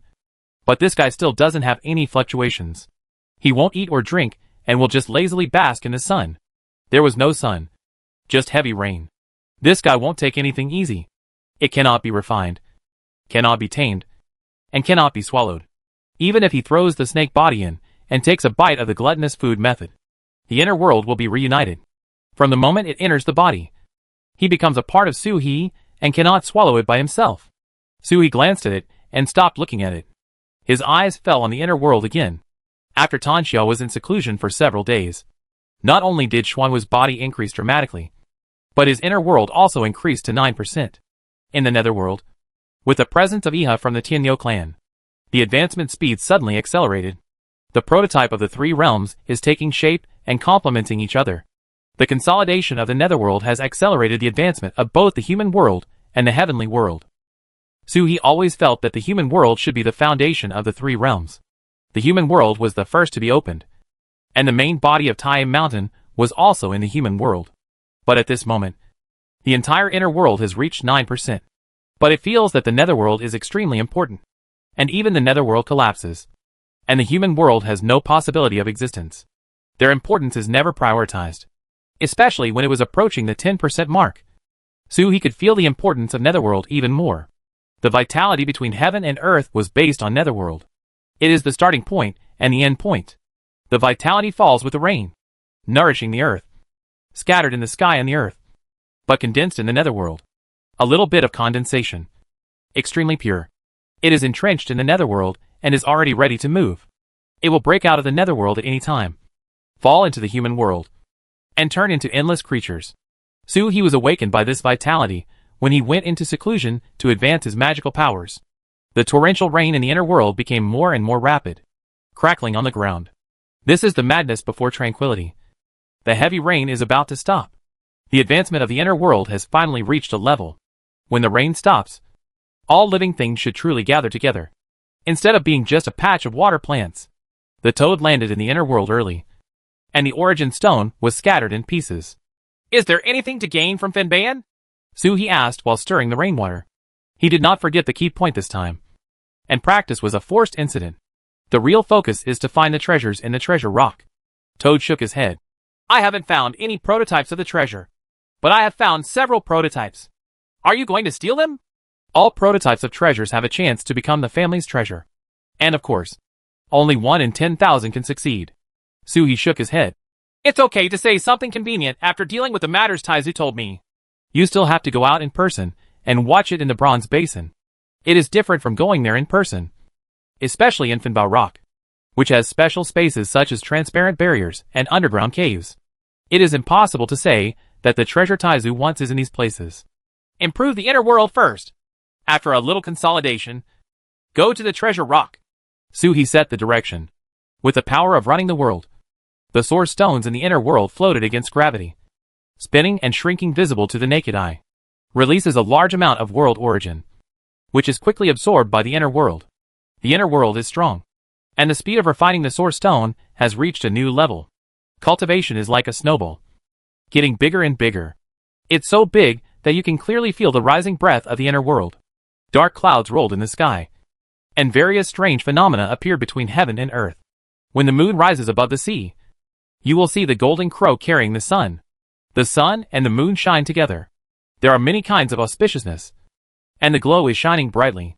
The sun and moon gather together, but stars appear in the sky, illuminating the whole world. The golden dragon sucks water. The colorful phoenix sings, and flowers fall from the sky. At this moment, the whole world wants to reveal all the visions. Aurora, shooting stars, beautiful mountains and rivers. Even Tai Mountain cast out its thick mountain shadows, and the 64 small hexagrams shine brightly, covering the entire inner world. There was a thunder in the sky. The dark clouds dispersed, and the heavy rain that had been falling for an unknown period of time stopped. Purple air is coming from the east. In an instant, the consumption speed of the world's origin stone increased several times. The toad painfully threw the origin stone into pieces, which had gathered into a river and rolled towards all parts of the inner world. Realm, Open Heaven 3rd level, 10%. Xuanwu, enter the Tao. The inner world has increased by 1%. But this 1% is more dynamic than the original 30 or 50%. The 3rd level of Kaitian is the level of qualitative change in the inner world, and it is the level that distinguishes the 4 spirits from ordinary divine beasts. The heavy rain in the inner world stopped and life began to flow. On the East China Sea, the green water plants spread to the coast, from water plants to grass. In just a moment, it was green, and then there was a little bit of red in the green. There are flowers blooming. Then, the grass grows. Lin Sheng. The mountains and forests in the inner world will naturally not evolve over 10,000 or 100,000 years like the real world. Wherever there is life, everything thrives. The vitality accumulated in the nether world suddenly exploded. A burst of light flashed, and then disappeared. In the newly born jungle, The chicks were seen breaking out of their LS, and the deer were. At the moment, when the first bird song and the first cub roar came out, the power of all living beings surges forward, merges into the true energy and circulates throughout the body. Suhi's body erupted into roars of beasts at the same time. Insects chirping, birds chirping, wolves howling, tigers roaring. The toad's laughter rises in the inner world. The world has been bare for half a century. And now it is finally colorful. Finally all the beasts come out. The beasts thrive in the wind, picking fruits and drinking spring water. Bite, hunt. The first generation beasts are somewhat supernatural. But they are not supernatural beasts or supernatural beasts. It's because of the strangeness of the law that eggs appear when there are no adult birds. There was no adult fish. But Ro was born. The first generation of creatures all evolved from the vitality of heaven and earth. This kind of evolution. As time goes by, the vitality of heaven and earth is reduced, and naturally gradually disappears, returning to the orthodox path of blood inheritance. A wolf killed a rabbit in one bite and huddled aside to feast on it. A little light gathered on the rabbit's body and then dissipated. In the underworld, an illusory rabbit appeared, looking around in horror. Maybe my little brain can't figure out what's going on in this world. Where does it come from? Why here? Where are you going again? After the wolf finished eating, the hare returned to the heaven and earth with vitality, but no longer wandered around. The remaining corpse fell on the earth, rotting, melting, and nourishing the vegetation. The vitality of the soul disperses into the netherworld, and the red flower in the netherworld blooms and multiplies. The ghostly aura condensed, solidified the rabbit's soul, and the shadow turned into reality. Following his instinct, he swallowed a red flower. His eyes instantly became dull, and then dispersed into a ball of light and dissipated. Two rabbits in the human world that had just experienced the joy of rabbit birth huddled aside helplessly. The female rabbit's abdomen was visibly enlarged. Life is revealed. Life and death are swift. Even reincarnation is terrifyingly fast. Call. Suck. Under the bottom of the pool. In the water mansion. Suhi took a breath. Water plants grew under his feet, and flowers bloomed. The entire water mansion was filled with vitality in an instant. The power of sentient beings is somewhat beyond control. Suhi's expression changed. Toad has already spoken. Turtle boy, are you seeking death? You will be discovered by Guwang Mountain. Vitality is the most wonderful force, and it is the most conspicuous presence wherever it is placed. Although the silt above my head blocked the breath of life, aquatic plants began to grow in the silt. Such changes will attract attention at any time. But Suhi could not suppress the explosion of vitality in the inner world. The power of the sentient beings in his inner world far exceeds the ordinary third level of the four spirits opening heaven. His creature is not the only one. It's a world. Bronze Basin ran over on short legs. If you don't want to die, don't want to die. In the past few days, it naturally knew that it had followed a thief. The master actually came to Guwang Mountain to steal treasures. It was one of the stolen treasures. But it just didn't hate this feeling. The little short leg ran and shouted, "Follow me! Follow me!" It ran and hit the collapsed thatched house, knocking the thatched house away from the place, revealing a patch of stars. The scene outside can be seen through Xingchuan. Not outside Finbayan, but outside Guwang Mountain. The toad looked at the bronze basin in disbelief. The bronze basin stretched out its fat arms and tried its best to put its hands on its waist and the bottom of the basin. The previous headmaster was a way for lovers to escape from private meetings. The toad was in disbelief and exclaimed, "If you go out from here, can you come back? Turtle Boy is here to steal the treasure." The bronze basin slapped against the chest, as if it were wrapped around it. It used to help the old headmaster avoid that annoying drum every day and escape quietly. How can it be that we can only go out but not enter? Let's go! Suhi raised his heart and jumped out. The toad jumped up, landed on Suhi, and followed closely. Suhi fell down in one step, and the sound of Ding Ling's bronze basin hitting the ground came from behind. The bronze basin turned over and jumped up clumsily on its short legs. The mouth of the basin reached Xingchuan, just like scooping water, and Xingchuan was trapped in the basin. "Beautiful!" Toad exclaimed. He had known her for 10 days, but he still didn't know that this broken pot had such abilities. Does this count as stealing the key to Guwang Mountain? Suhi looked around and found that this place was still in the eastern border, very close to Shengxian Drum, only tens of thousands of miles away. You can reach it by riding the waves. Take it! He glanced back at the bronze basin, and the outer space flashed away.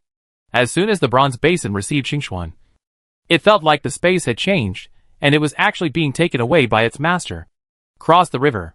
Passing the Xian Tibetan Basin? In the foreign minister's space, the bronze basin felt depressed for a while. It was all the toad's fault. I really wanted to release Xingxuan. Just crawl back in. And ignore the toad. But I feel a bit reluctant to leave my master.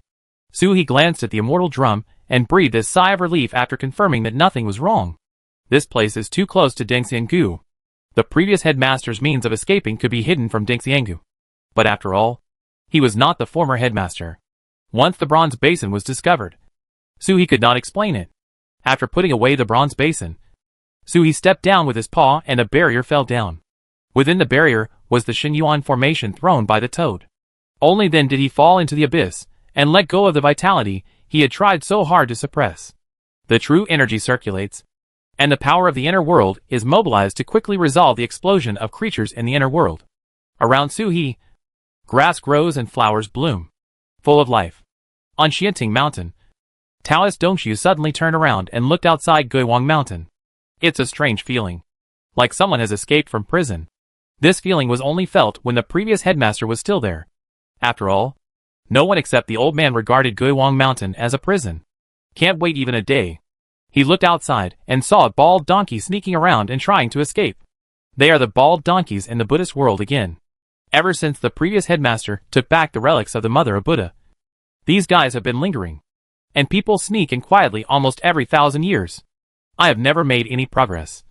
All because of the light of the Buddha. If the previous leader had not made an appointment with the Buddha's mother, Daming King Bodhisattva, how could they be allowed to treat Guangshan as a fool?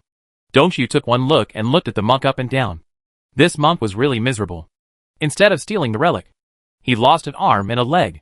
Taoist Dongxiu mobilized the immortal drum and allowed him to escape. He doesn't even have a treasure light on his body. And he can't even get 1 or 2 treasures after entering the Finbao Rock. He is also a person with a small fortune and a poor life. Dark clouds loomed overhead, and death was not far away. After one glance, Dongxiu stopped paying attention. He walked towards the top of Xiting Mountain. Much faster than before. The aura on the top of the mountain was not right. Not only the killing intent and coldness before, but also a somewhat frightening feeling. I don't know what that guy Ji Tianxin left behind, but I always feel that he should supervise it. That guy is very sane. Don't destroy the genius of Xianting Mountain, he muttered, jumped up, and with the sound of a drum, he flew to the top of the mountain in a moment. Just as he was about to fall, he was hit by a suspended island and flew away. With the sound of a drum, a figure crashed down the mountain and was inserted into the earth with a pop. The sound was like a drum head being torn apart. On Guiwang Mountain, Taoists bowed their heads and saluted. Senior brother, you are righteous. Brother Chiu stopped them. Even senior fellow apprentices can't climb Xianting Mountain, let alone them. The hanging island is not polite. If this blow hits them, it will take at least 100 years of cultivation to recover. After a while, the human-shaped cave jumped out of the cave, shook himself, shook off the dust, looked up at the top of the mountain and gritted his teeth. What a Ji Tianxin. Does this mean he is not allowed to go up the mountain? He is indeed up to something. At the same time, in the main hall of Xianting Mountain, the scene in front of Ji Feishu had gradually stopped. The scholar's chatter came to an end. Girl, Guangshan is trustworthy, but don't trust him with that big drum. Especially don't accept any tasks from him. He dares to mention it. Break the drum body. Turn around and leave. That task has nothing to do with you. If you really have trouble, you can look for Taizu of the Dragon Turtle Clan. Although I have only met Taizu 3 times. He once promised me a favor. I can go to him for anything. The ancestor of the Feng clan is an acquaintance. It doesn't matter whether we find him or not. However, if a descendant of Jinyo Mountain appears, as long as his character is good, he can be a Taoist friend. Looking back at the mist, Shinyo and Xianting are always there. Fight alongside.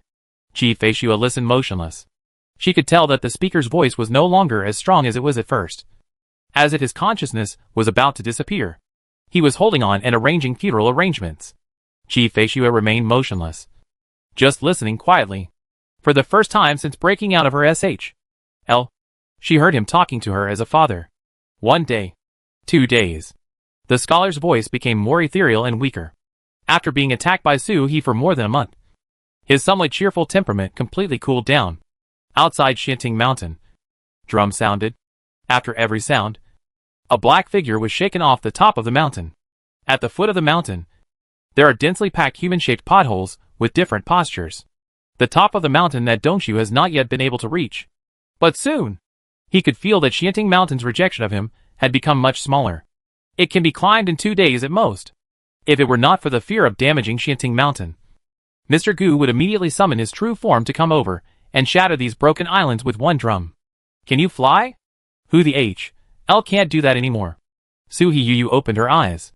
The rapid transformation of the inner world has come to an end. The living beings have begun to pass on blood. The scattered vitality is also nourishing the heaven and earth, nourishing the netherworld, and will not explode. It will not affect the external environment. And the entry is impressive. Su-hee's consciousness returned to his orifice, and he looked towards Mingjian. Status, healthy. Realm, Kaikion 3rd level, 13%. Xuanwu, entering the Tao. Person, Xuanwu, 48%. Suzaku, Yuan asterisk and White Tiger. I have been too focused these past few days, and even the estrus in my state has disappeared. I should reflect on myself. The inner world advanced rapidly. With the birth of living beings, the power of all living beings exploded. Most of the source stone was consumed, and it advanced at a rate of 1% per day. In just 5 days, it has reached 13%. There is also Xuanwu's personal progress. The power of all living beings is also of great use to personal cultivation. In the past few days, the progress has been increased to 48%. It's just that there is only one chance. At this moment, the birth of the creatures in the inner world is basically over, and the speed will slow down next.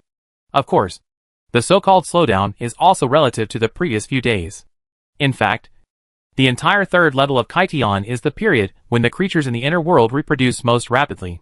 For ordinary force spirits, this period can last for tens of thousands of years. Su-hee felt that he should also improve his realm and stay in the 3rd level of Kaikion for a few more years. Try not to advance within 100 years. He put away the formation and barrier, moved his body, and subconsciously glanced at the Dangxian drum. I saw a monk with one arm and one leg, hopping on one leg and escaping from the door under the immortal drum. The promise made by the previous headmaster and the Buddha's mother, Daming King Bodhisattva, was to allow Buddha's disciples to try to take away the relics. But they did not say to ensure that they would be safe after leaving. As soon as I walked out of the gate, the Dangxian drum sounded.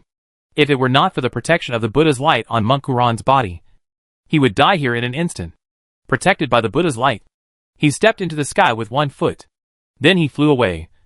And not far away, he felt eyes falling on him. The very familiar feeling was not affected by Baoyan's suppression of consciousness and perception. He turned his head in an instant, and saw Su-hee tens of thousands of miles away. The monk's face suddenly became full of excitement. This turtle actually came out before him. No wonder the means left in Finbayan did not detect any movement. As expected, the turtle entered the mountain just for the relics of the mother of Buddha. Once you get it, leave immediately without any delay. Looking at Su-hee, Monk Kuran was furious.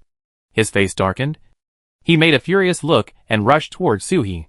This place is not divided into treasure rocks. There is no need to be secretive. All means can be used unscrupulously. Dragon turtle, come and die. He looked ferocious, but he saw the dragon turtle glance at him, shake his body, and a star spread out. The dragon turtle turned around and got in, and then the star disappeared. Such a big dragon turtle was right in front of him. Gone! Monk Kuran fell down with a look of anger on his face. He searched everywhere, but found traces of space transfer. It's not the space method of the dragon turtle clan. The divine beast's space methods are extremely rough, directly tearing and smashing the space and leaving. It will never be restored to such perfection. Roar! A Buddhist lion's roar roared out from Monk Kuran. Thief! Villain! Don't dare to confront him head on. Chapter 472 Amitabha. Finbayan. At the bottom of the pool, Su-hee dodged and fell down. The bronze basin's two chubby little hands tightly grasped the turtle SH.L skirt saw. The owner was too fast, and it was almost thrown off. When Su-hee landed in Shui Mansion, Xingxuan disappeared.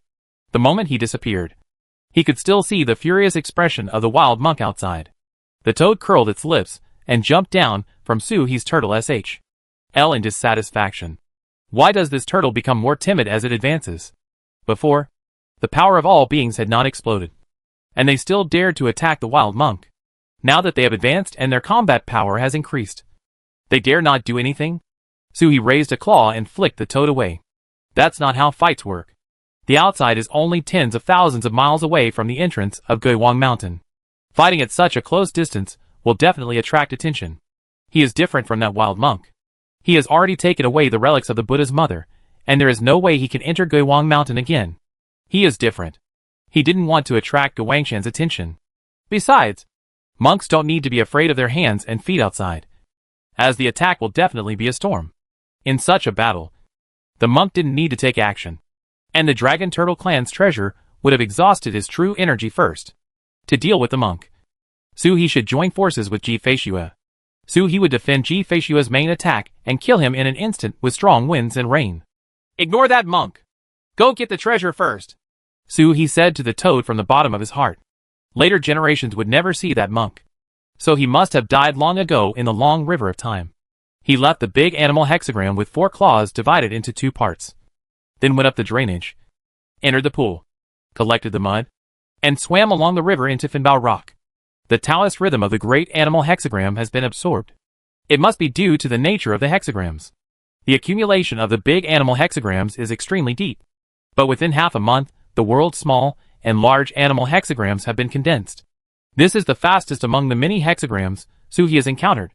The outside world at Guiwang Mountain had become quiet, but Suhi was not in a hurry to show up. He was still in the invisible state. He searched for a cave and quietly stole a bamboo bead puppet.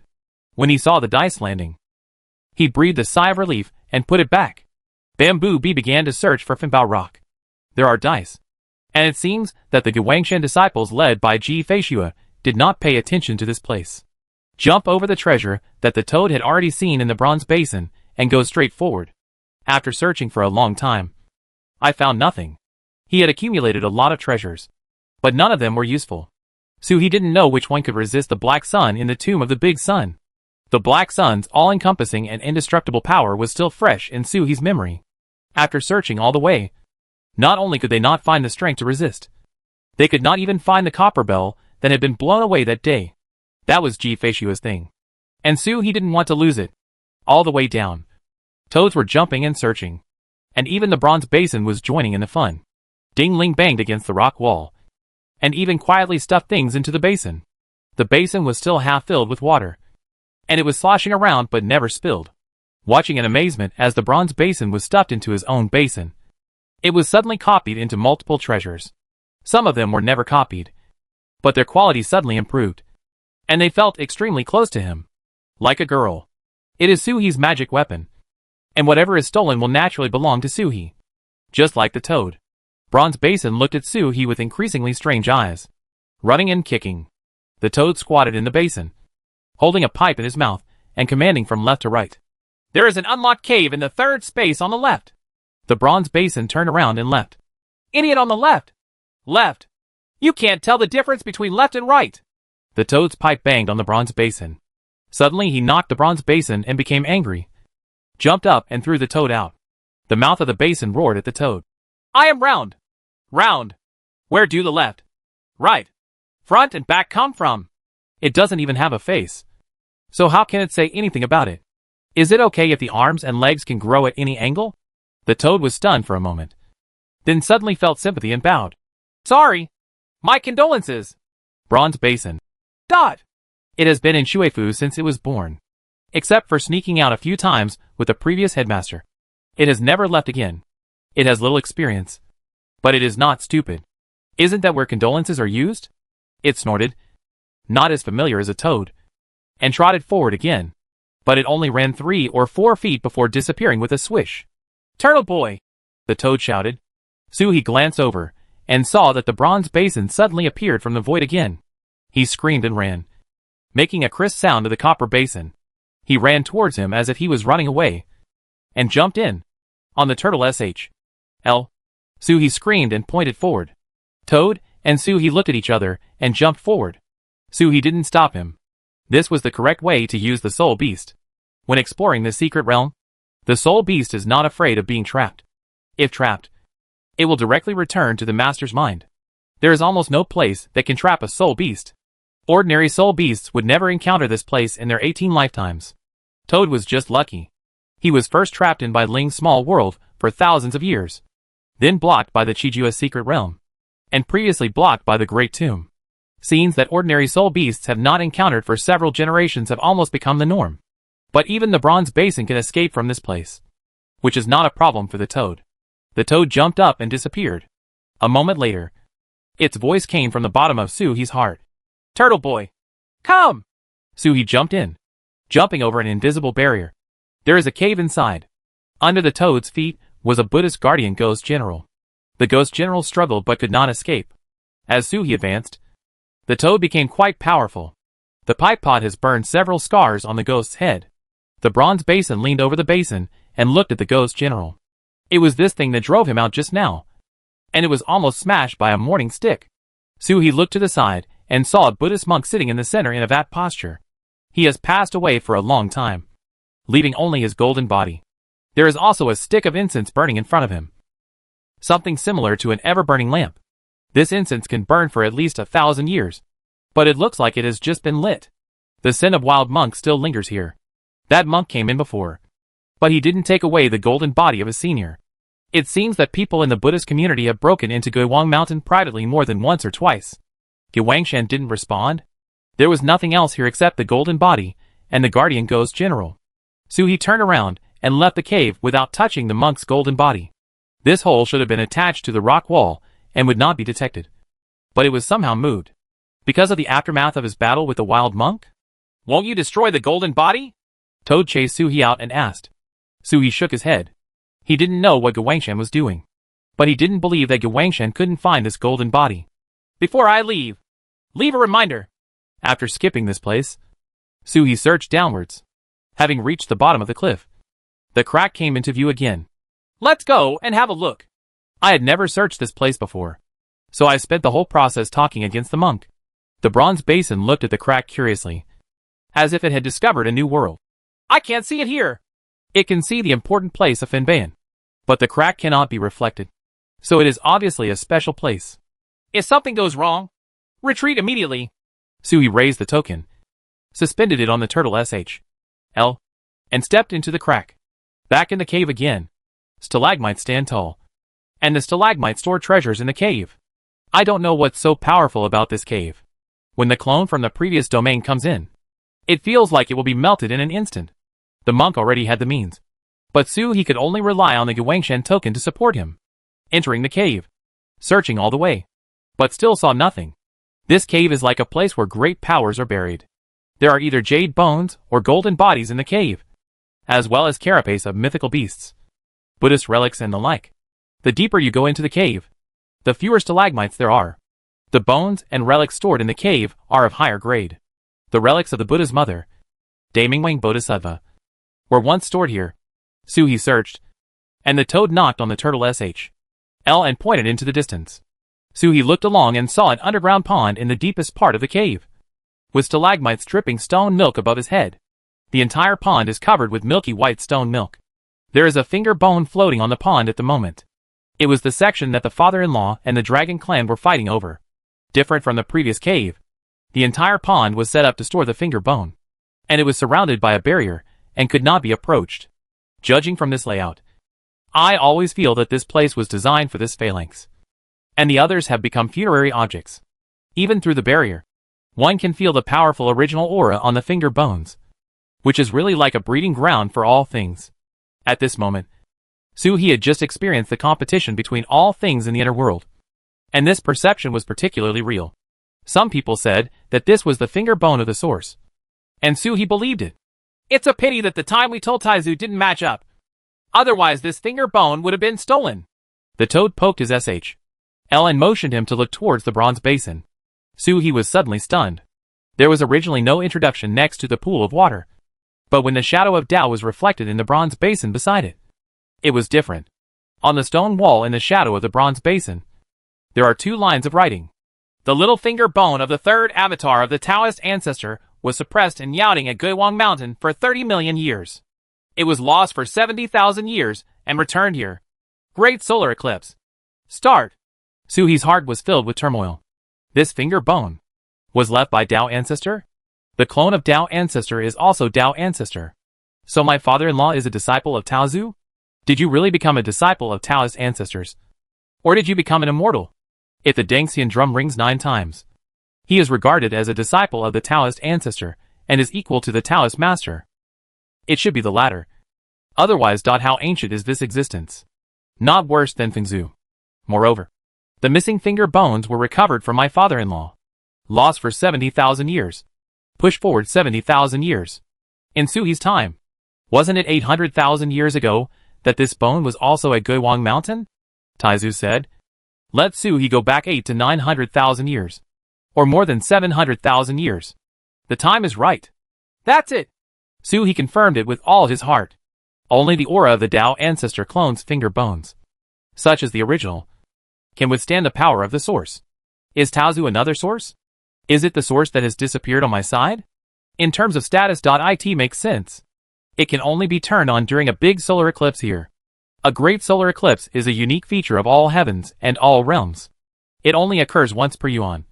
And all heavens and all realms eclipse the sun at the same time.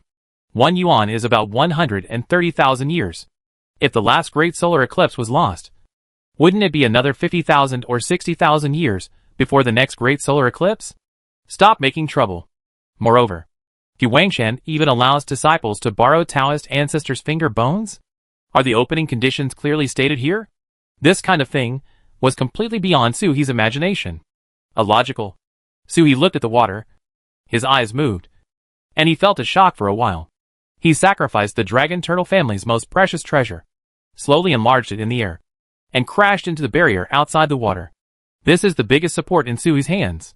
Maybe Taizu left the turtle SH.L just for this moment.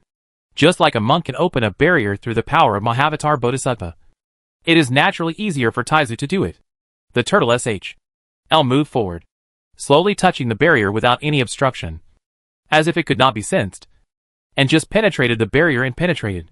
Suhi is overjoyed. Sure enough, the ancestor had already prepared. He just needed to follow the guide and go through the procedures. Suhi was happy. And with a low groan, he controlled the turtle SH.L to pick up the finger bones and returned. But the turtle SH.L didn't move. Suhi blinked and controlled it again. The turtle SH.L remained motionless, suspended above the water, shrinking little by little and turning into the size of a millstone. It echoed the finger bones of Daozu's clone, rising and falling respectively. It was as if he couldn't sense Suhi's control. Suhi breathed heavily, took a step forward to communicate with the turtle SH.L, and took control again. The turtle SH.L didn't move at all. Damn it! Suhi hit the barrier with his head, and was bounced back with a muffled sound. This barrier is simply not something he can open. Suhi gasped and gasped, looking at the turtle SH.L seal behind the barrier. He didn't know what to do for a moment. After a long while, the toad poked him and pointed at the bronze cauldron. The bronze cauldron reflected the water in the pool. And the writing updated. The little finger bone of the third avatar of Tao Ancestor. The mountain armor is transformed into the dragon turtle's SH.L. Its lifetime is immeasurable. It can be snatched from the dragon turtle's body. Great solar eclipse. Start. Suhi. He was stunned for a moment, not knowing what to say. Is it trying to steal something from me? He has been a robber all his life. But today he was pecked in the eye by a wild goose, and was actually robbed of the family's most precious treasure? How the I am I going to explain this to Taizu? Suhi went crazy. Snatch it! Grab it back? Half of the water was swaying in the bronze basin. Suhi and Toad were startled, and saw the shock in each other's eyes. Snatch it back? I seem to understand something. The top of Xianting Mountain. Boom! With a muffled sound. A big drum was smashed on Xianting Mountain. After a few bounces, it transformed into Taoist Dongshu. He twisted his waist and climbed up. He looked up at the floating island and grinned. One day, it will happen. Pull this island down. He gritted his teeth and turned towards the main hall, pushing the door open. A gust of cold wind blew through the bones, and Dongshu's body made a banging sound, like the sound of a cowhide drum being taut from the cold in winter. Looking up into the main hall, he saw Ji-Fei Xue, dressed in white, standing in front of the green dragon wood carving. looking at the wood carving motionless. The energy in his body is flowing, and he is receiving the inheritance. A step too late. It seems that the memory in the wood carving has been taken away by Ji Feishue. I don't know what content Ji Tianxin left. He quietly looked at Ji Feishue. I don't know how long the Dengxian drum has been around. I am used to seeing all kinds of things in the world. At a glance, I can guess the content left by the scholar. Although Ji Feishue was receiving the inheritance, her body was trembling slightly. Obviously very uneasy. She is alone. And the only thing that can touch her is pure friendship. The love between father and daughter. The love between mother and daughter. Is nothing more than this. Dongxu stood at the door for a long time. It wasn't until Ji Feishue moved her eyes away from Qinglong and woke up that he entered the main hall. Dongxu pondered for a moment and said, "Junior sister, do you miss your father?" he asked, and then said to Ji Feishue, "Your father is the first person I know. When you climb the immortal drum to condense the spirit of the weapon, it is him who you see when you open your eyes. He travels across the heavens and the world. Reincarnation after cycle. Rarely wake up." Ji Feishue turned to look at him. "What for?" Dongxu curled his lips, as if he wanted to put on a smile but failed. "His reincarnation is not reincarnation. Every 60 years, senior brother Ji resets his memory and starts his life again. All the memories of the past 60 years are eliminated, leaving only one obsession. Start all over again." Ji Feishue's eyes were focused, and the killing intent that filled the hall was about to condense into substance in an instant. He never said this. No one wants to lose their own memory, especially once in 60 years. One cycle of 60 years, leaving only one obsession. Was he being made into a puppet? Run away with that obsession? Dongxu looked at her. "Don't look at me. I don't know about this, but it was his own volition, or even his own, who turned himself into this state. It was supposed to be like this forever, but you are too special. He and you and my mother met. She was supposed to return naturally after Jiazi, but I don't know what means he used to delay this time for 3,000 years. Dongxu seemed unable to see the evil aura on Ji Feishue's body. He lowered his head slightly and said, "It was originally a 60-year reincarnation. Although the memory and personality are all restored, the spiritual intelligence is not damaged. He has been forced to stay for you for 3,000 years. When he enters reincarnation, his spiritual intelligence is greatly damaged, which is why he has the dementia you see. Love is a poison in the world, and even a being like Ji Tianxin has never been able to survive it." Ji Feishue squinted her eyes and looked at Dongxu. Her mother was very taboo about talking about her father. She only said that after he ascended to immortality and fell, his father changed drastically. It is not difficult to hear her mother's hatred for Deng Xiangu in her words. But she never mentioned revenge. And she was not allowed to get close to Deng Xiangu. But I don't know why. When Na Dongxu said this, his eyes lit up. "Junior sister Ji, when you enter Xinting now, you happen to have something to do. Or you may have a chance to exchange for senior brother Ji's spiritual wisdom." Whoosh. Before he finished speaking, he saw a sword light slashing in front of him. He raised his arms to block the sword light suddenly, and a shadow flashed by his side. He turned around and saw Ji Feishue walking away in the air, leaving without looking back. "I am not a disciple of Xianting," came Ji Feishue's cold voice. "Task?" In the memory, the man said that if Deng Xianga dared to arrange a task, he would just kill him and leave. She had just passed through the Wenyu Gate, but had not been admitted to Xianting. Nor had she received Xuanning's inheritance. What you get is just the inheritance of scholars. Dongxu was stunned and suddenly recovered, shouting, "This can make you live forever." Ji Feishue walked faster. If the Dengxian drum had not been cut into pieces at this moment, the drum would have been cut into 2 pieces with one sword strike earlier, flying all the way down Xianting Mountain. Concubine Ji Xuebe frowned slightly. Her clothes were swept by the mountain wind. And then she immediately flew out of Wenyu Gate, straight out of Guowang Mountain, and left without looking back. Dongxu jumped up and was about to chase after him. The floating islands outside Xianting Mountain suddenly lit up. 49 floating islands formed a large formation and trapped him instantly, unable to break the formation for a while. Under the Wenyu Gate, the young man looked up at the ferry flying away in the air, feeling dazed for a moment. Is this the existence that passes through the Wenyu Gate? Is this the real immortal? He could hear the voice on Xianting Mountain. "You can live forever. It is worthy of being the place where Taoism originated, and even immortality can be obtained." He watched with envy as the ferry flew all the way out of Guowang Mountain and disappeared. looking at the top of Xianting Mountain again. The islands have returned to their original positions. Like a guard guarding Xianting Mountain. The young man looked ahead at the Wenyu Gate. His heart trembled. And he bumped into it again. 1,067 times! The young man gritted his teeth. Having failed 1,000 times. But he had no intention of giving up. On Xianting Mountain, Taoist Dongxu fell down in despair, and walked towards Guiwang Mountain step by step. For Taoist priests from Guiwang Mountain came to greet him. What happened? Seen your brother? Taoist Dongxu looked puzzled. Turned around and left as soon as he mentioned the mission. What kind of ecstasy soup did that guy Ji Tianxin give his daughter? Not even immortality can attract her? Outside of Guiwang Mountain, Ji Feishua flew tens of thousands of miles, and landed on the ground. The cave world shook and a huge object was thrown out. If not Su He, who would come? After flying down Xianting Mountain, he sensed Su He's invisible state, and the clouds rolled him out. He fell to the ground and looked at Su He, his expression still cold. Although he didn't speak, his eyes expressed his meaning clearly. Asking Su He, can it be successful? Su He shook his head. I found it. But I can't steal it. It can only be stolen during a big solar eclipse. Not only did they not steal it, they even threw in the dragon turtle family's treasures. But one thing is also certain. It is not Guiwang Mountain that determines the conditions under which the treasure can be borrowed, but Baoyan itself. When the mountain beetle enters, then Baoyan will naturally have information about the mountain beetle. And it will also require a large solar eclipse to start. This is not an artificial introduction. Then Baoyan has this function of its own. Thinking about the conditions for opening the barrier. It is also automatic from Baoyan. If Guiwang Mountain could make the decision, it might never allow the cave to be opened at will. As for the big solar eclipse, it can only be turned on. Su He could probably guess how much. Taizu had said that Deri did not belong to their side, but essentially belonged to another source's camp. There is a great solar eclipse. There is no sun in the sky, and the finger bones are born. You can understand it. The mountain beetle may have gone to nourish it.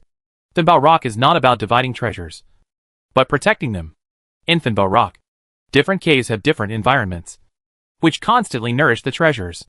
Maybe you want to take care of the most precious mountain armor of the Dragon Turtle clan? Great solar eclipse, Ji Feishua repeated. There are still 10 years. Su He's eyes narrowed. There are still 10 years left. That means the finger bones were not lost during the Great Solar Eclipse 70,000 years ago. Great solar eclipses only come once $1, and will arrive in 10 years. The last one was 130,000 years ago. Can anyone break the barrier? Just like a monk breaking the barrier of the Buddha Mother's relic? Su He's heart trembled, and the toad's voice rang in his heart. Maybe. Originally, the finger bones were not in Finbao Rock. The finger bones have suppressed the underworld for 30 million years. So they can't suppress it in Finbao Rock. Right. Su He was startled for a moment, and breathed a sigh of relief. That makes sense. In front of the finger bone pool, he set up an early warning formation. If anyone approached, Su He would be able to detect it instantly. If there is a risk of being stolen before the great solar eclipse. If it is not possible, we can only call the parents of this era. Taizu would probably be very concerned about the SHL of the mountain beetle. But I don't know which ancestor's turtle SH. I was transformed into that turtle SHL? The two of them were talking and suddenly became silent at the same time. They turned their heads and looked into the distance, and saw a one-armed and one-legged monk among the clouds. With a smile on his lips, he looked at them with cruel eyes. Monk Kuran's eyes flashed. The turtle's treasure was gone. The turtle's double SHL disappeared, and that feeling of having nowhere to start was gone. Buddha bless. He grinned, stepped towards Su He with one foot. Kirin! Ji Feishua frowned slightly. Does your wife recognize him? I recognize it. Do you have a grudge? Su He smiled. His hands and feet were damaged by me. They were enemies of life and death. Ji Feishua understood clearly. Beings at the 7th level of the sky. If their limbs are broken, they can grow back in the blink of an eye. If they don't grow back, they have been cut off from the source. It's like being born without it. Just like a person is born without wings. Even if he commits suicide and is resurrected, he will not be able to grow wings. While he was talking, Monk Kuran had already swooped over. Before anyone arrived, a palm struck from the sky. It was still the great Vajrahand of Sumeru. But this palm was much more powerful than Finbayan. It seemed as if this palm was the only one left in the world. Only gold can be seen in the sky and on the earth. Roar! With a roar, Su Hushan's divine seals were shot out one after another. 3 in a row. From 4 times the power. All the way to 6 times the power. His mountain god seal becomes more powerful every time. Wherever it was broken last time, it will not be repeated next time. Last time I used 3 times the power to defeat Quran. This time, I started with 4 times the power. The 3 mountain god seals arrived first. And the 3 dice were spinning and hitting the giant palm falling from the sky. There was a loud sound. And for a moment the dice and the giant palms collided in the sky. No sound was heard. But the whole sky was torn apart. With the sound of the sword, 3 afterimages flew out around Su He and turned into 3 Ji-Feishue. They flew a little higher in the air, and the 3 sword lights pointed at Monk Quran, who was flying over at the same time. Monk Quran's expression changed. He took out a wooden fish and went towards it. With one blow, the wooden fish shattered into pieces, and Ji-Feishue's 3 figures fell to the ground and merged into one. At the same time, the loud sound of the collision between the mountain god's seal and Sumeru Vajra hand in the sky was heard, and the sound shook the whole place. After the loud noise, the Sumeru Vajrapani and the mountain god seal disappeared at the same time. This monk is indeed profound in his teachings. And the 3 mountain god seals, with twice the power of the mountain, are equal to him. Ji-Feishue fell to the ground and looked at Su He. His or her conduct has improved. An idea came to both of them at the same time. In just less than a month, everything has improved. Ji-Feishue has gained a new inheritance. Su He has advanced. And the mountain shadow, outside the mountain god seal, is restrained. Sure enough, geniuses are improving all the time. The 2 of them looked up. Monk Quran was frozen in the air. At this moment, they felt that the dragon turtle was different from before. The other one is the traitor of the dragon clan, and a genius known to all the heavens. I didn't expect that I could already do this. This battle is not easy to fight. Just as he was thinking this, he saw a turtle, and a man below him flash and suddenly fly up. The golden wheel in front of Monk Quran whirled and hit the 2 of them. But at this moment, a large flag fell from the sky, inserted among the white clouds, and swept the world. Nirvana. Forbidden Dharma. Buddhism is also Dharma. The golden wheel paused, and Monk Quran felt that all his Buddhist teachings were solidified. For a moment, he almost fell from the sky. Just as he stabilized his figure, he saw the figure of the woman in front of him turn around and turned into a white dragon. She opened her mouth, and half of the bright moon condensed in her mouth and blasted out instantly. It crashed into him with a crash, and in an instant the moonlight collided and passed through his body. Each ray of moonlight is like an ox hair for a sword, penetrating the chest. The power was so great that Ji-Feishue completely ignored defense and attacked with all her strength. Ren had suppressed his murderous intention in Xianting, and then let it out and scrupulously here. Monk Quran screamed in pain, and then he gathered his golden wheel to resist. Then he heard a roar of divine power, and the dragon and turtle condensed their swords, turning into a sword array and slashing at him. Despicable. His method was forbidden. But this dragon and one turtle used magical powers. The 2 of them have a harmonious coordination with their magical powers. Even if they practice specifically, they cannot achieve this level of harmony. It is not just that they cooperate harmoniously, but that when the dragon and the turtle attack, their energy is connected and their magical powers are integrated. It's like one body, like one person. Behind the dragon and the turtle, there was a faint red light. This red light looked very familiar. It was the light I had seen in the Arctic ice field that day. It's the original. Cause and effect. There is even a tacit understanding between the 2 that only 2 monks can have. Dog men and women. Monk Quran roared, broke away from the nirvana heaven, and appeared with a 6-foot-long golden body. In an instant, the golden light flourished, and a lion's roar offset Su He's divine power.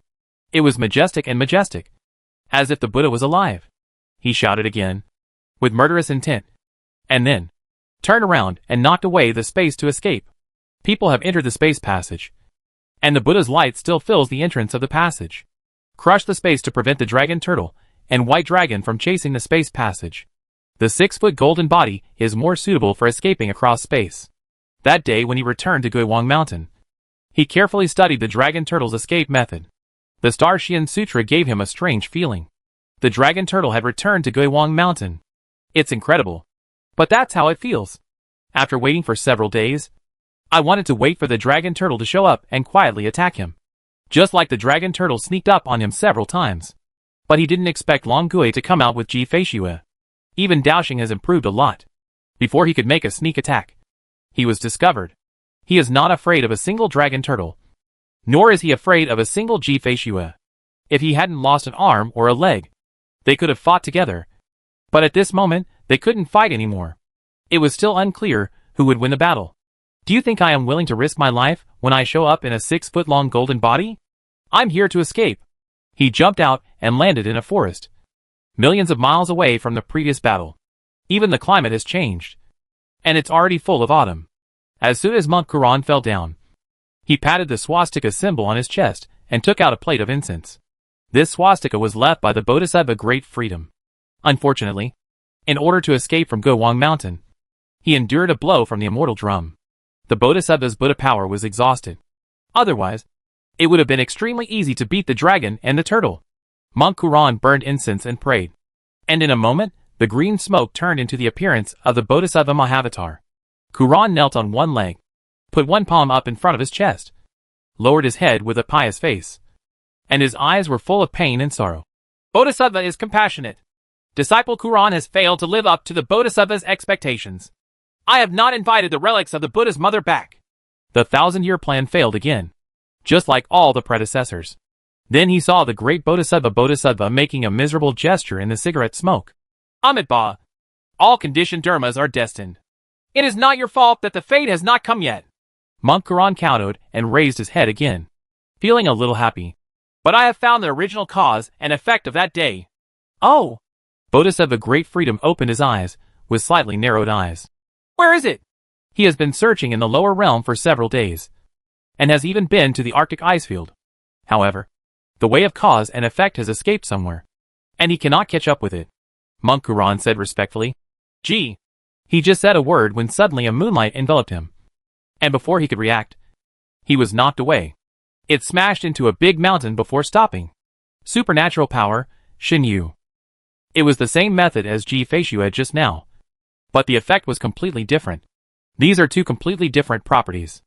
The coil of incense in front of Monk Quran was immediately smashed to pieces, and the Bodhisattva floated away in the smoke. Quran rushed out from the ruins, spitting out a mouthful of pure gold blood. He looked up and saw a green dragon flying out of the forest. Without saying a word, he hit him on the head. Monk Quran's expression suddenly changed. Meng Shao, among the miners of the Dragon Clan, the strongest Qinglong, the 6th level of Kaikian Taoism, is faintly surpassing him. An arm and a leg were bitten off by the dragon turtle, and he was jointly attacked by the dragon turtle and Ji Feishui, and was injured by Shin Yu, now being attacked by Meng Shao again.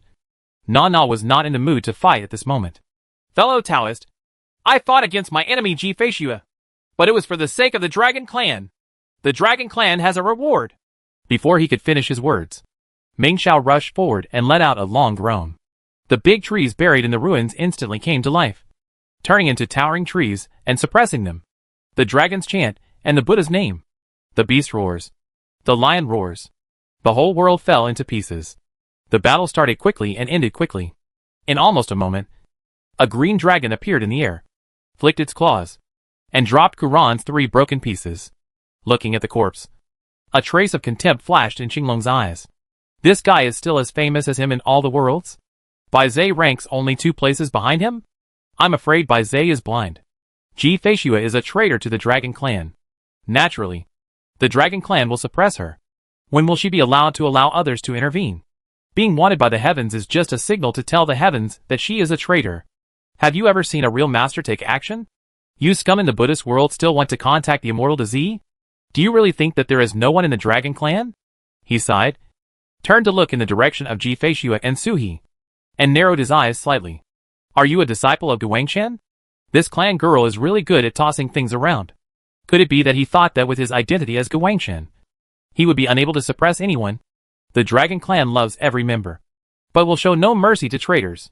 He swung his body and swam in the direction of the 2 of them. But he didn't realize that Quran's body was broken into pieces behind him, and the swastika characters on his chest that had long since been extinguished suddenly started to shine with Buddha's light again. In the Buddha's light, the phantom of the Bodhisattva appeared, said the Buddha's name, looked at the broken corpses on the ground, and shook his head sadly. The shadow lay down, and its soul fell on the broken corpse, as if it were returning to its body. The broken corpses on the ground squirmed and gathered, and then merged together. A flash of Buddha's light flashed, and Monk Kuran sat up again in a moment. And even the arms and legs bitten by the Tao-Tai-eating method regrouped. The newly born Ku Ran put his hands together and said, Amitabha. He also looked in the direction of Su He and Ji Feishue. But his eyes no longer looked like Ku Ran. The Bodhisattva has arrived in the form of a corpse. Chapter 473 My wife takes me in. The Bodhisattva Great Freedom woke up, and did not pursue Meng Xiao. He was just an insignificant little green dragon. Naturally, he didn't come to the lower world to kill a blue dragon. If necessary, he could kill not even a single ant. He stood up, put his hands together, and bowed in a strange gesture, like a shrimp bowing in half, with the upper body bowing to the lower body. When he woke up, his eyes were already calm, and Ku Ran received a gift from himself, which was enough to end the cause and effect of borrowing the physical body. After the Bodhisattva completed his bow, he pointed a finger between his eyebrows, and said the words that Ku Ran had never said again. Ji Feishue. It was clear in his eyes. The little white dragon from the dragon clan. It is said that he is so talented that it is normal for the marriage certificate to fall into the hands of that woman.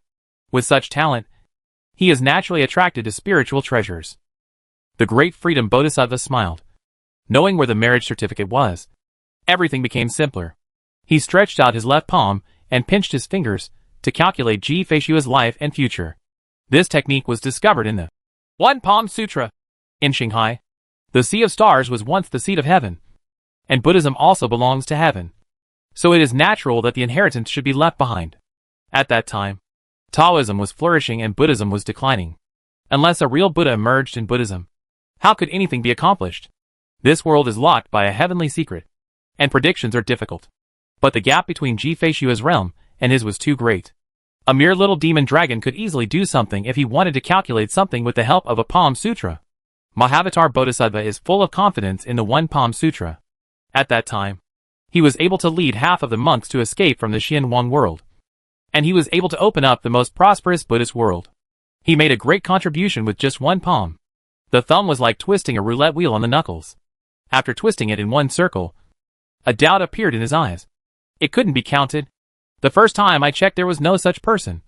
The second time I found Ji Feishue was no more than a peasant woman. The third time I found it was an ordinary mountain beast. Every time the calculation is repeated, Ji Feishue's destiny becomes a new one. It's as if her destiny is not in this world. This feeling. If the demonic dragon wasn't using heavy treasures to defend itself, it was because it had encountered something that affected its destiny. The only things that can affect destiny are parents, children, husband and wife. Marriage certificate. The eyes of the Bodhisattva are shining brightly. The first marriage certificate in the world has its own specialness. The name on it means that they will be a couple for life after life. Is it possible that there is a hidden law of destiny? Ji Feishue's fate was hidden. Cause and effect. Destiny. This is related to Buddhism. He wants this. In the eyes of the Bodhisattva, there is compassion, and there is joy in the compassion. Naturally, Su He didn't know anything about the faraway place. He was staying by Ji Feishue's side. It can be seen that the daughter-in-law is not in a high mood. She doesn't know what happened in Guiwang Mountain. Ji Feishue has a suppressed energy in her body, as if she wants to overturn the whole world. The fight against Kuran just now was all done with all his magical powers. No mercy. Not even protection. It's a pity that Monk Kuran was too timid and was scared away by Sheng Sheng. Otherwise, he would be a target for venting. Su He looked at Ji Feishue standing in the air, holding the fairy sword in her hand, with murderous intent nowhere to be released. Su He shook his head. Damn it! She shouldn't have been allowed to come to Guiwang Mountain. After finally conquering it for more than a month, she saw that the fairy's eyes were moving. But now, they were cold again. It is somewhat similar to the black-clothed clone in later generations. It's just that the black-clothed clone was simply killing. At this moment, Ji Feishue felt a little more unaccompanied and lonely. Although his fighting power is unparalleled and his talent is monstrous, it still makes people feel distressed. Give it a beating. If it hurts, it'll be fine. Roar! Su He roared suddenly and yelled at Ji Feishue. Come on! Master Gui has just advanced. Let's have a fight. I will beat you every day in future generations. And finally Master Gui caught you when you were a weakling. Ji Feishue was startled when she saw the turtle slamming into her and hitting her chest with its head. The space was shattered when it hit her, and she was plunged into the turbulent flow of space. There was no spare part left at this end. Ji Feishue only felt a muffled sound in her chest. And then she saw the stupid turtle and dragon's horn sinking in, and a huge force hit her. Chi and blood surged in her chest in an instant. The scene in front of me was filled with light, and the scenery changed dramatically. All kinds of celestial phenomena appeared above the ground, and the burning river flowed upstream, turning into hailstones and falling down. When it fell to the ground, it exploded, creating an exploding world. The turtle actually knocked her into the chaos outside the chaos. Ji Feishue suppressed her shaking heart and looked at Suhi. She saw the turtle moving its limbs. "Come on! Hit me if you dare!" Ji Feishue's face turned cold, and she hit him with a palm. Suhi was undaunted and blocked the palm move in a flash. He glanced at the corner of his mouth and said, "That's it? That's it?" Ji Feishue exploded instantly, like hail in a chaotic place. But it was ice that exploded. The fairy sword came towards Suhi at the first glance and struck without mercy. With one strike of the sword, it was like a planet crashing towards him. When it struck the center of Suhi's brow, there was a loud noise, which even suppressed the thunder on the side. Suhi planted his 4 legs in the earth and plowed a chasm. He shook his head to shake off a head of dust and looked at Ji Feishue. "It hurts! It's hard enough! I'll bite you!" He jumped forward and charged towards Ji Feishue. He bit down, but Ji Feishue hit her chin with a shield. The whole turtle flipped over and landed on the ground with its 4 claws in the air. If it were an ordinary turtle, it would have been hit by it. Caught. Even the dragon turtle, being beaten into such a posture, actually felt a bit panicked in his heart. His 4 claws were flapping, and he was about to turn over when a beautiful shadow fell down. Ji Feishue stepped hard on his abdominal armor, making a hole in the hard abdominal armor. In an instant, his stomach turned upside down. Fortunately, I haven't eaten in decades. Suhi didn't move, and moved his front paws inward. The water flow locked Ji Feishue instantly like shackles. The spirit snake appeared out of nowhere, swung its body like a whip, and struck the fairy hard with a crisp sound. There is no sympathy at all. Ji Feishue was whipped down with a whip, and she was smashed into the hail, and her whole body was annihilated in the explosion. Suhi turned over and looked at the explosion. His back teeth were aching. Just then she thought that she had acted cruelly, when she saw Ji Feishue walking out of the hailstorm step by step. She closed her eyes and no longer looked at Suhi, but her body turned into a stream of light and hit her. Her palms danced slightly, bringing out a starlight. Suhi's eyes lit up. This was Feishue's signature palm technique in the later century, star flying. Suhi had been looking forward to it for a long time, but it was a pity that he couldn't learn the claws. He didn't expect that it would already take shape now.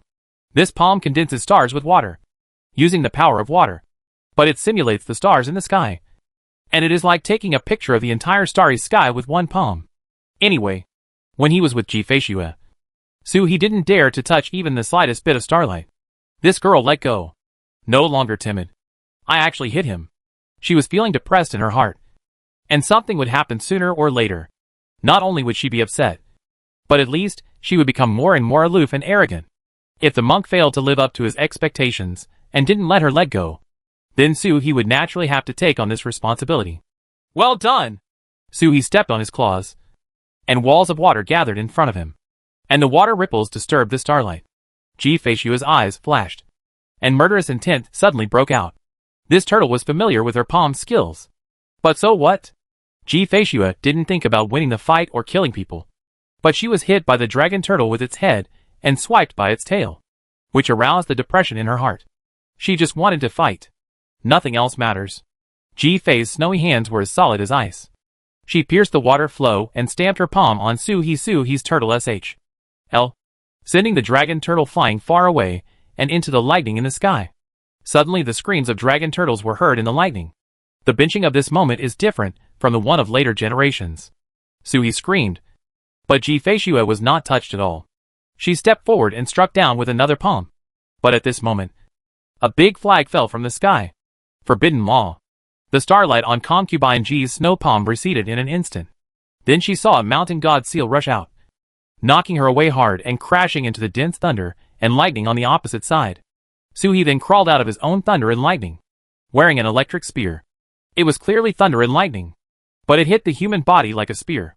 However, none of it could penetrate his appearance, but it stuck to his body, and a numbing pain spread through the turtle SHL. Suhi shook off the thunder and lightning and rushed towards Ji-Feishue, when he heard a cold and urgent voice coming from the thunder and lightning. "Get out!" Suhi was startled. His body had already crashed in, and a bolt of thunder struck him like a chaotic blade. The thunder and lightning he experienced were spears, and the thunder and lightning here were blades. Suhi looked up and was suddenly startled. He saw the half-dressed woman under Lei Xia, who turned around and turned into a white dragon, roaring and rushing over with murderous intent. The dragon's tail flicked and struck Suhi, knocking him away. Severe pain hit, and Suhi realized what was happening. His eyes lit up, but he begged for mercy. "Mistake! I didn't see anything! Ong!" Bailong roared angrily, turned into a white shadow and rushed over, spun his body, and whipped his tail on the dragon turtle. Bang! This blow was shy, angry, and murderous. Suhi rolled towards the chaos in the north, shouting, "I really didn't mean it." He also didn't expect that Ji-Feishue, who was banned by the banner, would have her clothes ripped off by a bolt of lightning. With his clothes half off, he could see his fair skin, although it passed by in a hurry. But in Suhi's current state, everything that can and cannot be seen falls into his eyes. There is not even a hint of haziness that ordinary people should have. The clothes exploded from behind, and although she was stopped by her thoughts in an instant, Suhi walked in from the side and saw the scenery of half the world in her eyes. It's a pity that the fairy's eyes have just changed from the slender shoulders to the straight shoulders, and the fairy has already transformed into a white dragon, drawing one tail after another. The speed is so fast, and the power is so powerful that it is enough to split the sky and split the earth. Bailong didn't even use his magical powers. He just used physical attacks. Attacks other than this kind of punches to the flesh were not enough to vent the frustration in his heart. Suhi held the dragon's head in his front paws and screamed. The sound crashed from the chaos all the way into the chaos, and the moment it entered the chaos, there was silence. The sound could not be transmitted in the chaos, but the white dragon chased in with a dragon roar. Murderous aura stirs chaos. 70,000 miles away from Guowang Mountain, Ji-Feishue and Suhi joined forces to fight against the enemy Quran monk. A green dragon circled over, looking at the space passage that had begun to heal. Coldness rose in the dragon's eyes. Dragon turtle. Just Phoenix. The dragon turtle clan is also involved with that traitor? The 4 dragon turtles of the dragon turtle clan are all in the East China Sea at the moment. How come there are still dragon turtles outside? Feeling the aura? This is a dragon turtle with the 3rd level of heaven opening. Moreover, it has just opened heaven, and its magical powers are not yet rounded. Maybe it has just been able to control the magical powers and visions? How could a little turtle like him take part in the battle between him and Ji-Feishue? Meng Xiao snorted and thrust a paw into the void, feeling the purpose of Ji-Feishue and Suhi's spatial teleportation. Sensing it, his eyes narrowed slightly. This little dragon turtle is extremely talented. He can open space channels at the 3rd level of Kaitian. Unfortunately, it is a little weaker. It is not the orthodox transmission method of the dragon turtle clan. People have been teleported away, but they cannot perfectly bridge the space channels. This is the chaos in the far north? The place is quite nice. The law of chaos is chaos. Even if the world is created here, there will be no traces left. Anyway, there is chaos here all the time, and there will be no abnormality if the world is broken. Especially further north is chaos. Once you enter chaos, you will completely lose all traces. The real world is so close.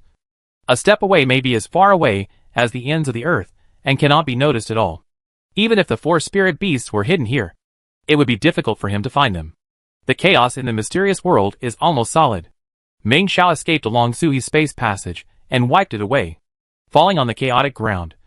He looked around and saw that the traitor and the dragon turtle were nowhere to be seen. He turned around and inserted a coiled dragon pillar. The dragon's body was entangled on the coiled dragon pillar, and the dragon's head was facing the direction of chaos. There is no time to count in the chaos. It is not easy to go in and search, so it is better to wait outside. When the traitor comes out, he will be suppressed and brought back. As for Kalangia, if he dares to resist, he will be killed directly. This time, there will be no Feng Si to stop him. In the confusion, even Feng Si had a hard time knowing their specific locations. Meng Xiao's eyes were stern, but he didn't know that as soon as he left. Someone appeared from where he was before. The Bodhisattva is covered in suffering. The Bodhisattva is barefoot and walks step by step like an ascetic, rummaging through the swastikas on his chest as he walks. How could he not know that there is a climbing immortal drum in Guiwang Mountain? Teasing the tiger away from the mountain can attract everyone to leave the Guiwang Mountain. But because they don't go to the immortal drum. If a disciple in the Buddhist world gains something, he cannot hide it from the Dengxian drum. Only the swastika characters he left behind cannot be checked by the Dengxian drum. And the things left inside can be taken out safely. Mahavatar Bodhisattva searched for a long time, only to find a mess of Buddhist utensils, such as wooden fish, rosary beads, golden wheels, golden bowls, etc. The only special ones were a pair of copper bells. They were obtained from the Fanbao rock, and were not real magic weapons. Just a magic weapon embryo. Is the fate of suffering so low? Entering Baoshan with only a semi-finished product? Judging from the aura of this place, there are 3 enemies, and none of them are easy to deal with. He acted through the body of Quran, so it was naturally impossible for him to exert the full power of the Bodhisattva. This physical body still wants to enter the Xianwang cave heaven, but it can't get entangled with them too deeply. So it uses the materials in hand to build a formation to kill the 3 enemies, take advantage of the opportunity, and take away the marriage certificate. Amit Ba! Bodhisattva Great Freedom said the Buddha's name. If Fairy Ji is willing to give up the marriage certificate, that would be great. Everyone will be at peace. And he can use all his treasures in exchange. You can even give Ji Xianzi the title of the Buddha's protector dragon in the Buddhist world. Be blessed by the Buddhist world. The Bodhisattva has a compassionate face, pitying all the suffering sentient beings. Thinking here, he looks like he is looking to the east. I don't know how far away. On the East China Sea, a dragon turtle stirred up the water in the sky, majestic and fighting in all directions. There are large formations of arhats on all sides, and the war between the Dragon Turtle clan and the Buddha realm lasts for a long time. With the help of the Yuan Zun clan, this battle will continue. The Bodhisattva Great Freedom looked at the transparent Dragon Turtle. Huang! The genius of the Dragon Turtle clan is only 300,000 years old, but he is already showing signs of becoming an ancestor. This combat power far exceeds that of other 4 spirit beasts of the same age. Only the 3rd child of the Phoenix clan might be able to fight. However, such recklessness is not a long-term solution. The dragon and the turtle are turtles. They should be dormant. How can they be reckless? This turtle can't live long. It will never live to be 1,000,000 years old. He had lived too long and had seen too much. It's not just once or twice that a dragon turtle has fallen. Apart from the old Gai Tai, which dragon turtle can really survive forever? The immortality of the mythical beast is just a slogan. If we cannot suppress the heavens and all sentient beings, how can we really have eternal existence? Immortality that can be killed is not immortality. Let's see how long this turtle can live. The Bodhisattva Mahasattva smiled. This world, the sea of stars. In the sea of stars, there is a mountain and river, and the shape of the mountains and rivers is almost the same as the mysterious world of mountains and seas of the Dragon Turtle clan. At this time, the 3-headed dragon turtle was walking in the mountain.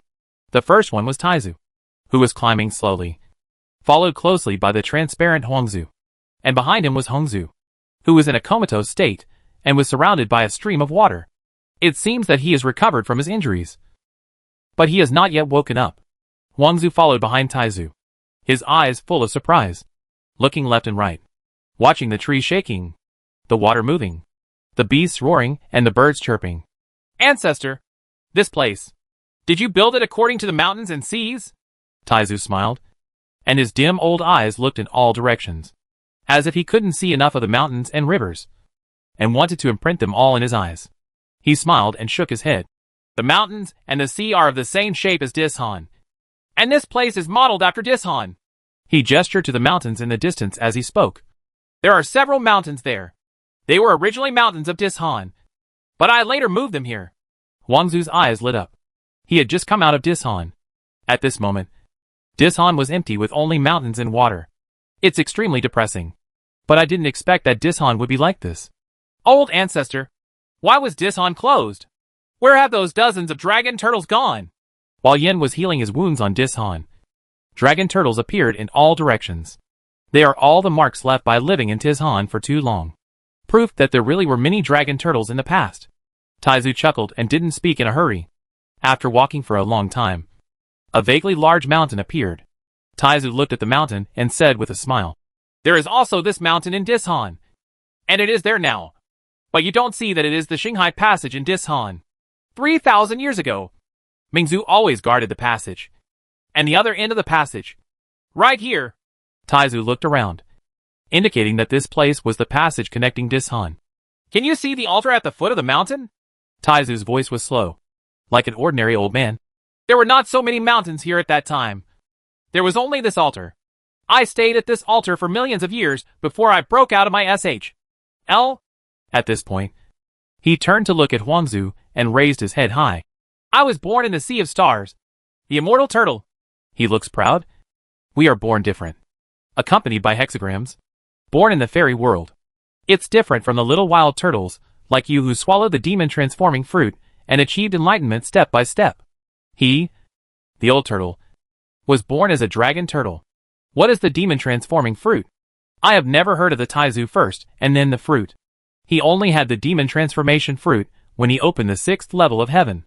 He once saw the demon lord turn his body into a tree with his own eyes. He had personally experienced that magnificent era." Huangzu turned his head and did not match the old turtle's pride. Who can become a dragon turtle and not be a little bit special? The ancestor is just a little bit too special. Seeing the little guy's uncooperative expression, Taizu grunted twice and pointed to an unexpected golden pagoda in the distance. "There are great relics and spiritual consciousness inside, but I only found half of them. When this guy was alive, he would talk about there being no immortal beasts in history every day. He always felt that none of the mythical beasts in the world could live as long as him. But now he is dead. It's complete.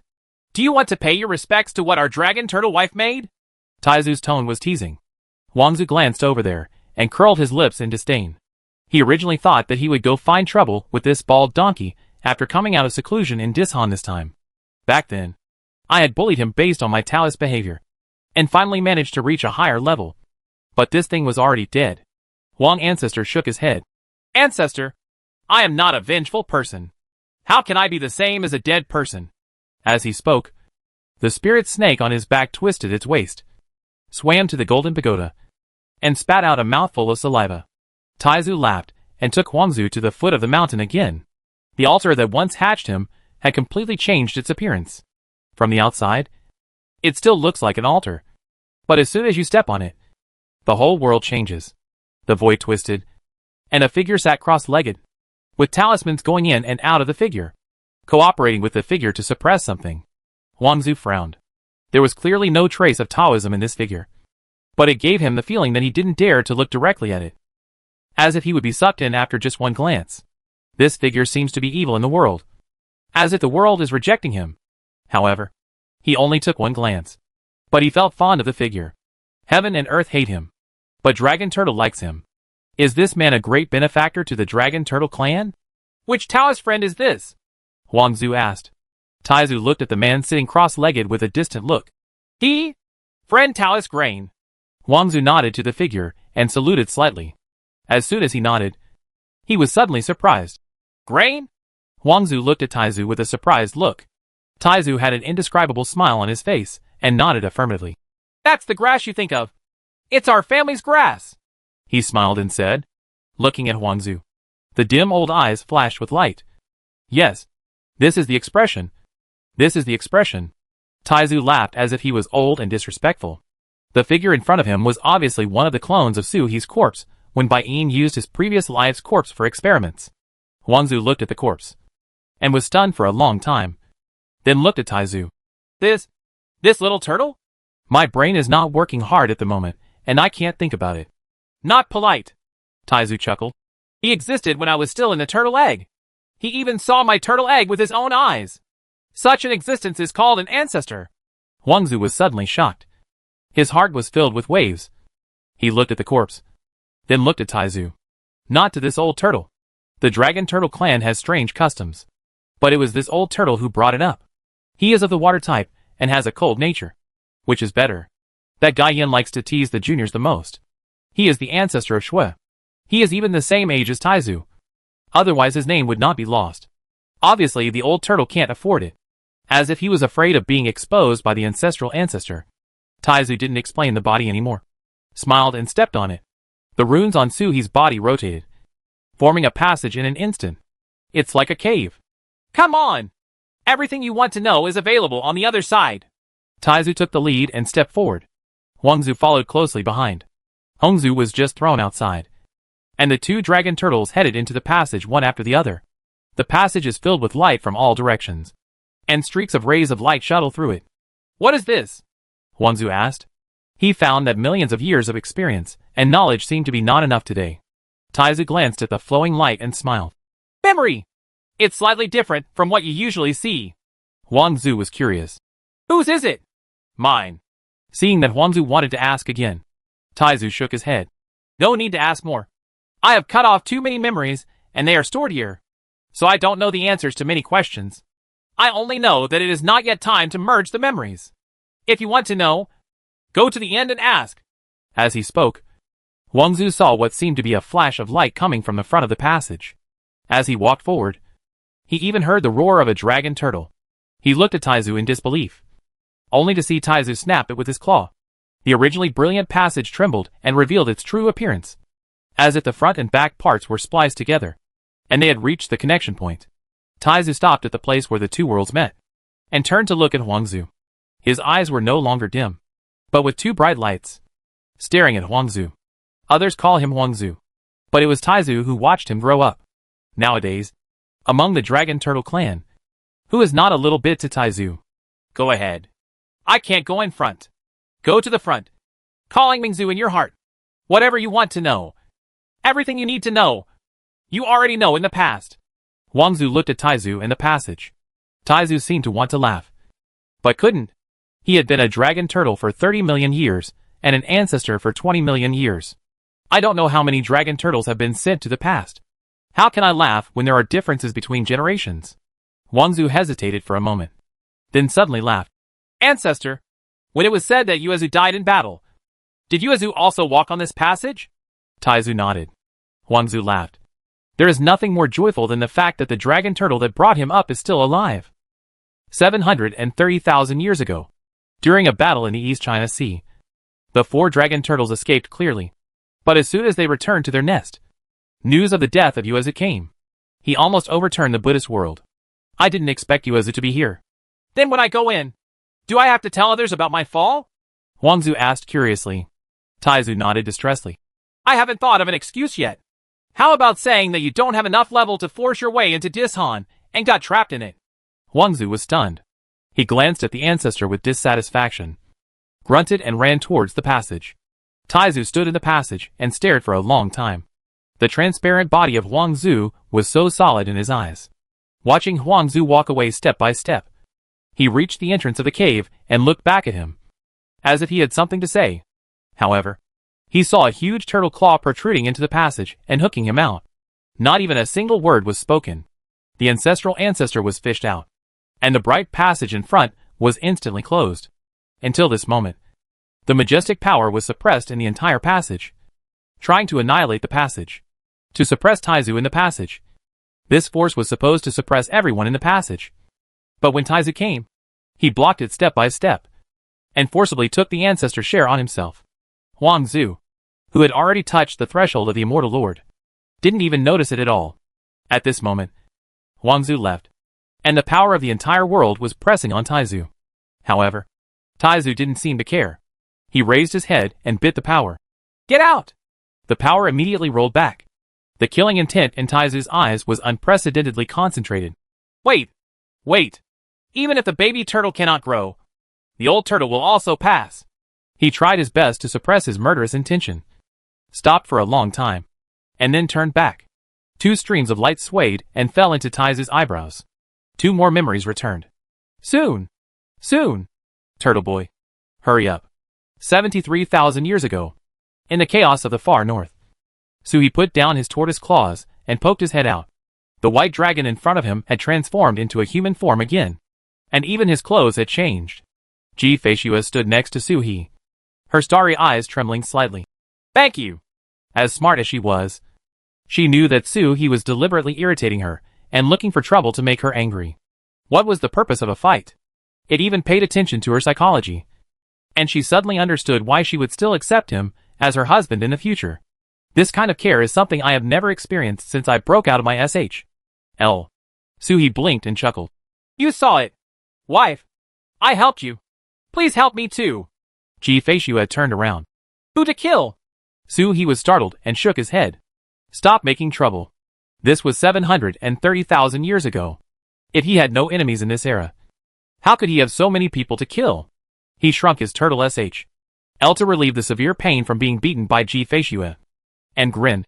Daughter-in-law, will you take me in? The great solar eclipse will be in 10 years, so I will have to stay here for 10 years. Except for you. I have no friends and no place to go. Ji Feishue glanced at him. She has nowhere to go.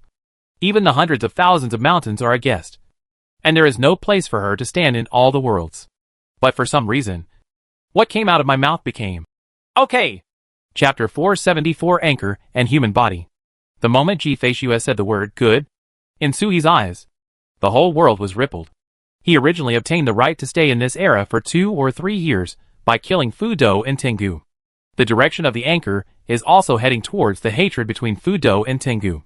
But at this moment, Suhee could clearly feel that the direction of the anchor had changed. Although it could only stay for 2 or 3 years, the anchor point fell towards Ji Feishue. Just Ji Feishue. One word, good, was worth the lives of 6 mythical beasts. In other words, in the eyes of heaven and earth, whether it is a dog or a misfortune, it is not as good as Ji Feishue's words and deeds. Of course, being able to make Ji Feishue say the word good proves that Suhee's influence on Ji Feishue has reached a certain level. At least she doesn't resent him and allows him to stay by her side. For Ji Feishue, who is cold and lonely in this era, it is extremely rare. Suhee cheered and giggled. Ji Feishue looked at him and suddenly understood the meaning of her mother's idiot to her father in the memory scene. Maybe looking at him being stupid. There is really no way to describe him other than idiot. Follow me, and you will have no choice but to wander. Ji Feishue's voice was cold. At this moment, he should not even be able to return to the 100,000 mountains. Fengxi is not here, so Fengxi must have gone to the Xiyu world. The black bird wants to place the Suanio family in the Xiyu world. Fengxi was afraid that he would stay there for a long time. And Fengxi, who fell in love, was irrational. Suhee didn't care. Then just wander around. I don't have a home here. Not to mention that it will take 10 years to wait for the great solar eclipse. But the anchor must be set. Even if she simply stayed, Suhee preferred to stay by her side. Suhee knew his nature. From birth to now, he had found 3 wives. But he had no same-sex friends. None. That's extreme. Even Suhee sometimes suspected that the estrus in the status bar that had become a permanent fixture was probably not wrong. Thinking about it like this, he felt horrified. He shook his head and quickly put the thought out of his mind. Look at Ji Feishue again. He found that Ji Feishue in this era had a cold temperament. Probably because she didn't know how to communicate with others. Caused, when the two of them were together, Suhee always had to start the conversation. And even if she did, most of her responses would be, okay, and the like. The whole day was filled with chatter. Suhee looked at her and asked, what happened on Xianting Mountain? Can you tell me? Ji Feishue was silent for a moment and shook her head slightly. Nothing. Suhee murmured. You didn't act like it was nothing. Suhee smiled and said softly, daughter-in-law, there are some things that even Taizu and Fengxu can't do anything about. But I can do it. You know my special one. Suhee can travel through time, and going back may not be able to change what has happened. Baian's experiment has passed. You think you have changed the past, but in fact, your actions will lead to the changes you want to happen. However, it is easy to plan for the future without fear of the past. Just like Suhee's true martial god card and Netherworld White Tiger.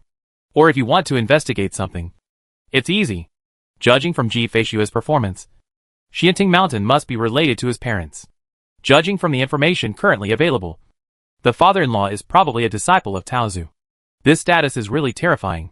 The disciples of Taozu have become wanderers in all the worlds.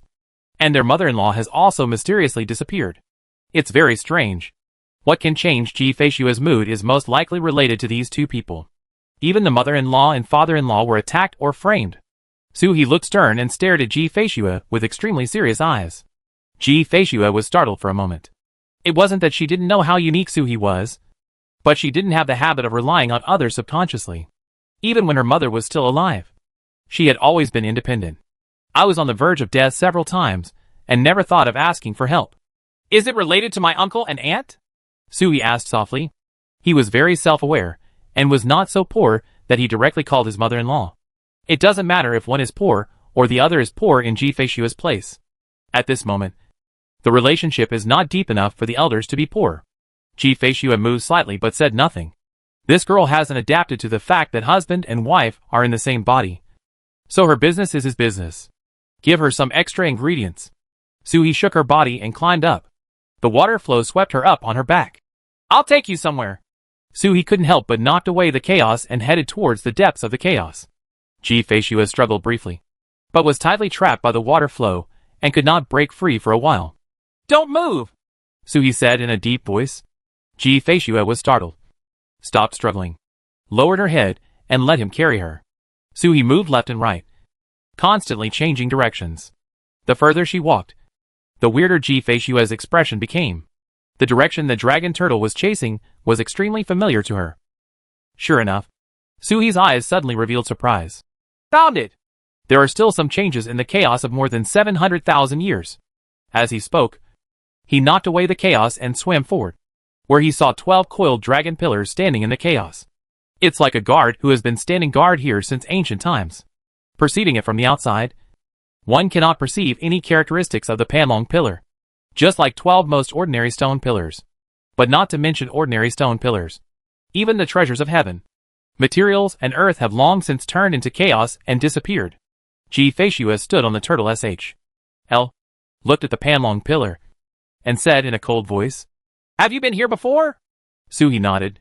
You and I lived here for a while. Live? Ji-Feishua was silent. Sui said softly, Do you know what these quelling dragon pillars are made of? Ji-Feishua shook her head.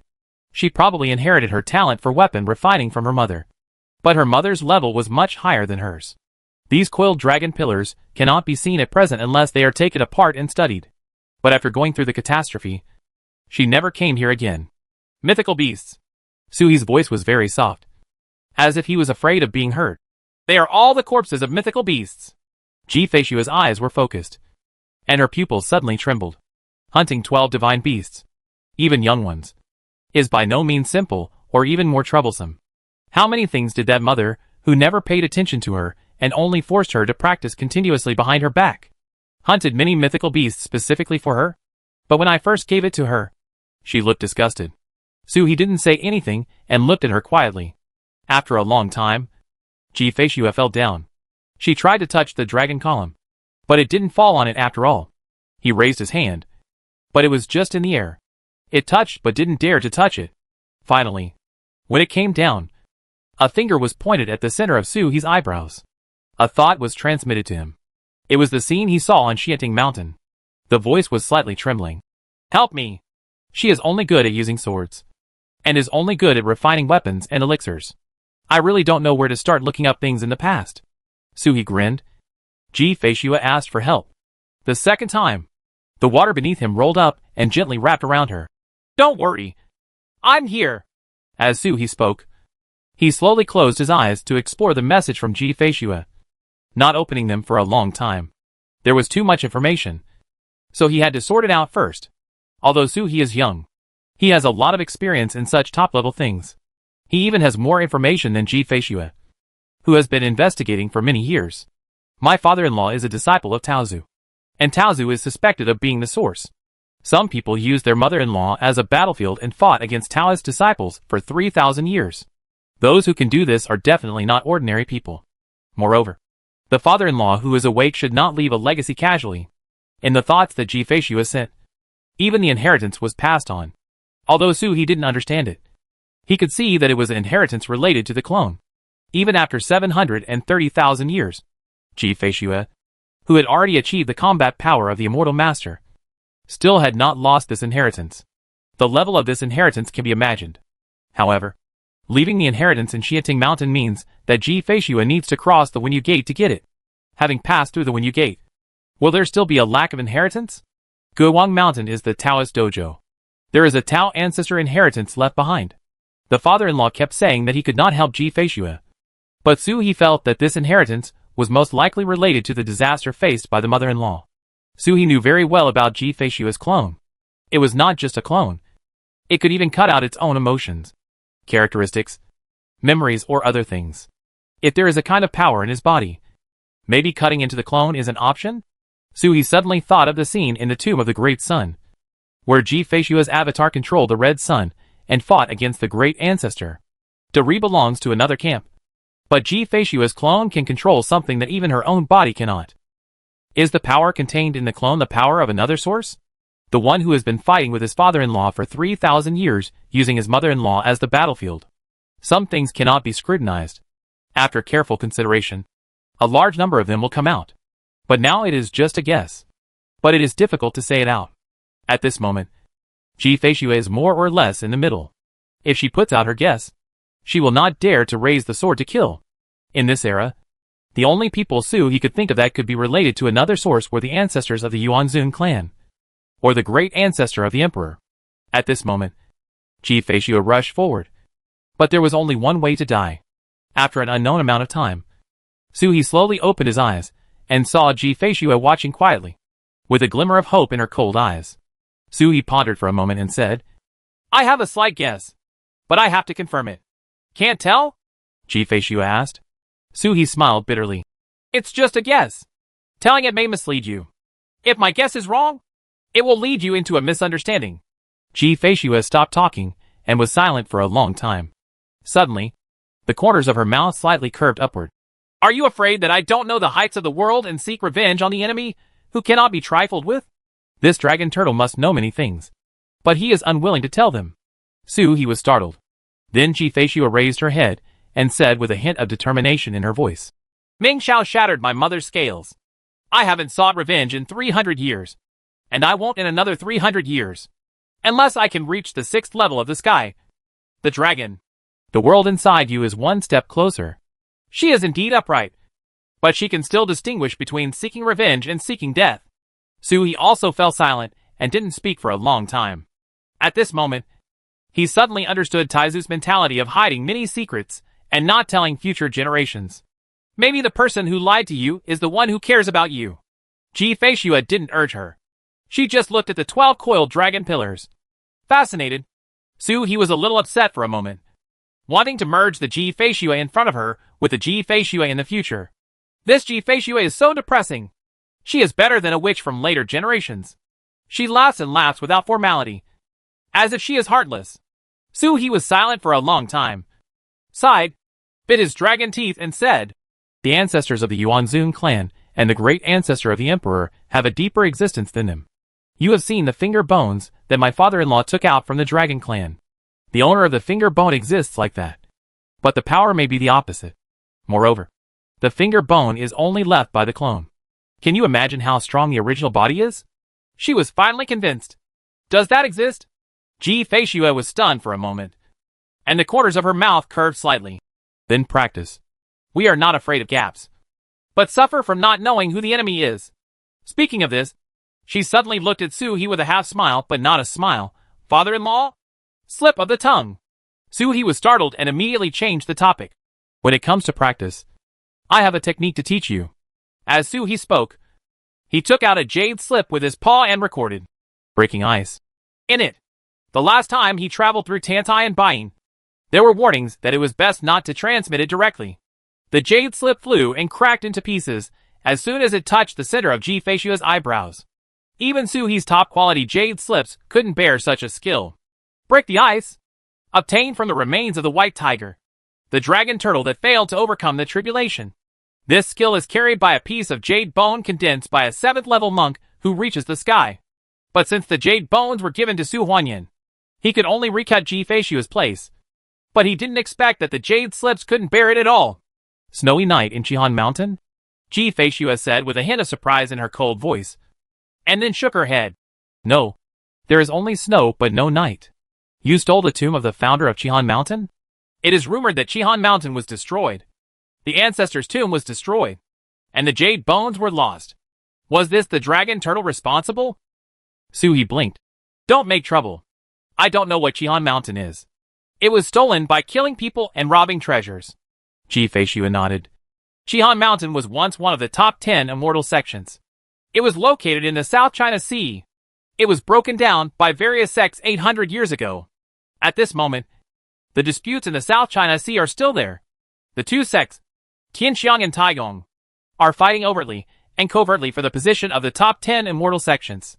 The top 10 immortal sects are not only honors, but also resources, disciples, voice, and the big world. Ji Feishua said this and looked at Su He. Which immortal sect will be in charge of the South China Sea in the future? Su He smiled, and he had never heard of the sect Ji Feishua mentioned. Shui Yuan Palace. One of the top 10 immortal sections. Shui Yuan Palace. Ji Feishua repeated, then showed a hint of surprise. Third-rate sect. Sure enough, time can change everything. Who would have thought that today's third-rate sect would be one of the top 10 immortal sects in the future? She waved her hand and crushed the broken jade slips into flying ashes and scattered them in the chaos. Then said, I have received the technique. Please don't pass it on to others at will in the future. Snowy nights in Chihan Mountain can lead directly to the fairyland, and immortals have appeared in its gates. The jade slip was just a carrier. Even though it would break when touched, she still received it. If I have a chance, I will look for the complete Shui Yi. If it is incomplete, it can be regarded as a technique at most, but it cannot be called a skill. Su He wasn't too interested in immortals. They were just immortals. Who didn't have a few? When the dragon turtle reaches the 7th heaven as an adult, he is equivalent to an immortal. And he is also the strongest among immortals. Huang Zhu has even come into contact with the immortal lord level. While Tai Zhu and Su He don't know what level they have reached. Baiyan said that even if she teamed up with Tan Tai, she would not be a match for Tai Zhu. This is no longer something that can be summarized by a sentence of immortality. Su He was thinking casually, and when he looked up, he saw Ji Feishua sitting cross-legged, her true energy flowing, and she was actually trying to practice Snowy Night. On a snowy night in Bonk, Su He was called Icebreaker by the traitor of the Dragon Turtle clan. Su He didn't learn to use it for a few days when the dice rolled 4 points. 4 times the speed. From understanding to practice to mastering. It didn't originally take 4 days, but now it only takes 1 day. But what was originally impossible to comprehend, with 4 times the comprehension, is likely to be unobstructed, and even far better than ordinary people. At this time, Ji Feishua had some signs of being a Taoist idiot. Unlike later generations, Su He could not see her practicing at all. Su He smiled, took out a water drop and swallowed it. Then he transformed into his true form as a peacock, swallowed a drop of water, absorbed it naturally in the background, and began to slowly refine it. Su He figured out that the water droplets were not accelerating the concentration of the body, but accelerating the flow of power from both bodies into the holy beast crystal. The influx of power accelerates, and the body's cohesion naturally accelerates. Just as Su He closed his eyes, he heard Ji Feishua's voice. What is this? Su He opened his eyes, took out a water drop, and asked, This? Ji Feishua nodded. Su He casually threw over a dozen of them. I stole them at Guiwang Mountain. They can speed up my body's concentration. I don't know what they are specifically. Ji Feishua looked at the water droplets and frowned slightly. She can sense that this is a treasure of heaven and earth, which is of great benefit to the practice of demons. To a certain extent, she is also a demon. Seeing Ji Feishua's hesitation, Su He chuckled. Don't worry. It's non-toxic and harmless. And the quantity is huge. Afraid that Ji Feishua wouldn't believe it, Su He threw out more than 100 of them. Sell it to you and settle the settlement before I leave. Su He was not worried about these water beads that had not improved their quality. The bronze basins were all taken away. So what did the mere water beads mean? Okay. A hint of smile appeared in Ji Feishua's eyes. She has many treasures. A treasure house that her mother has accumulated for hundreds of thousands of years. And she is not afraid of not being able to pay the bills. As he spoke, he took out one and imitated Su He, put it in his mouth, and slowly refined it. Her refining speed is much slower than Su He. She is a serious alchemist, and she will not chew peonies like Su He. Naturally, she has to carefully understand the treasures of heaven and earth that she has never seen before, and try to refine them into elixirs. Su He smiled and didn't take it seriously. He has completely given up his pursuit of elixirs and weapons.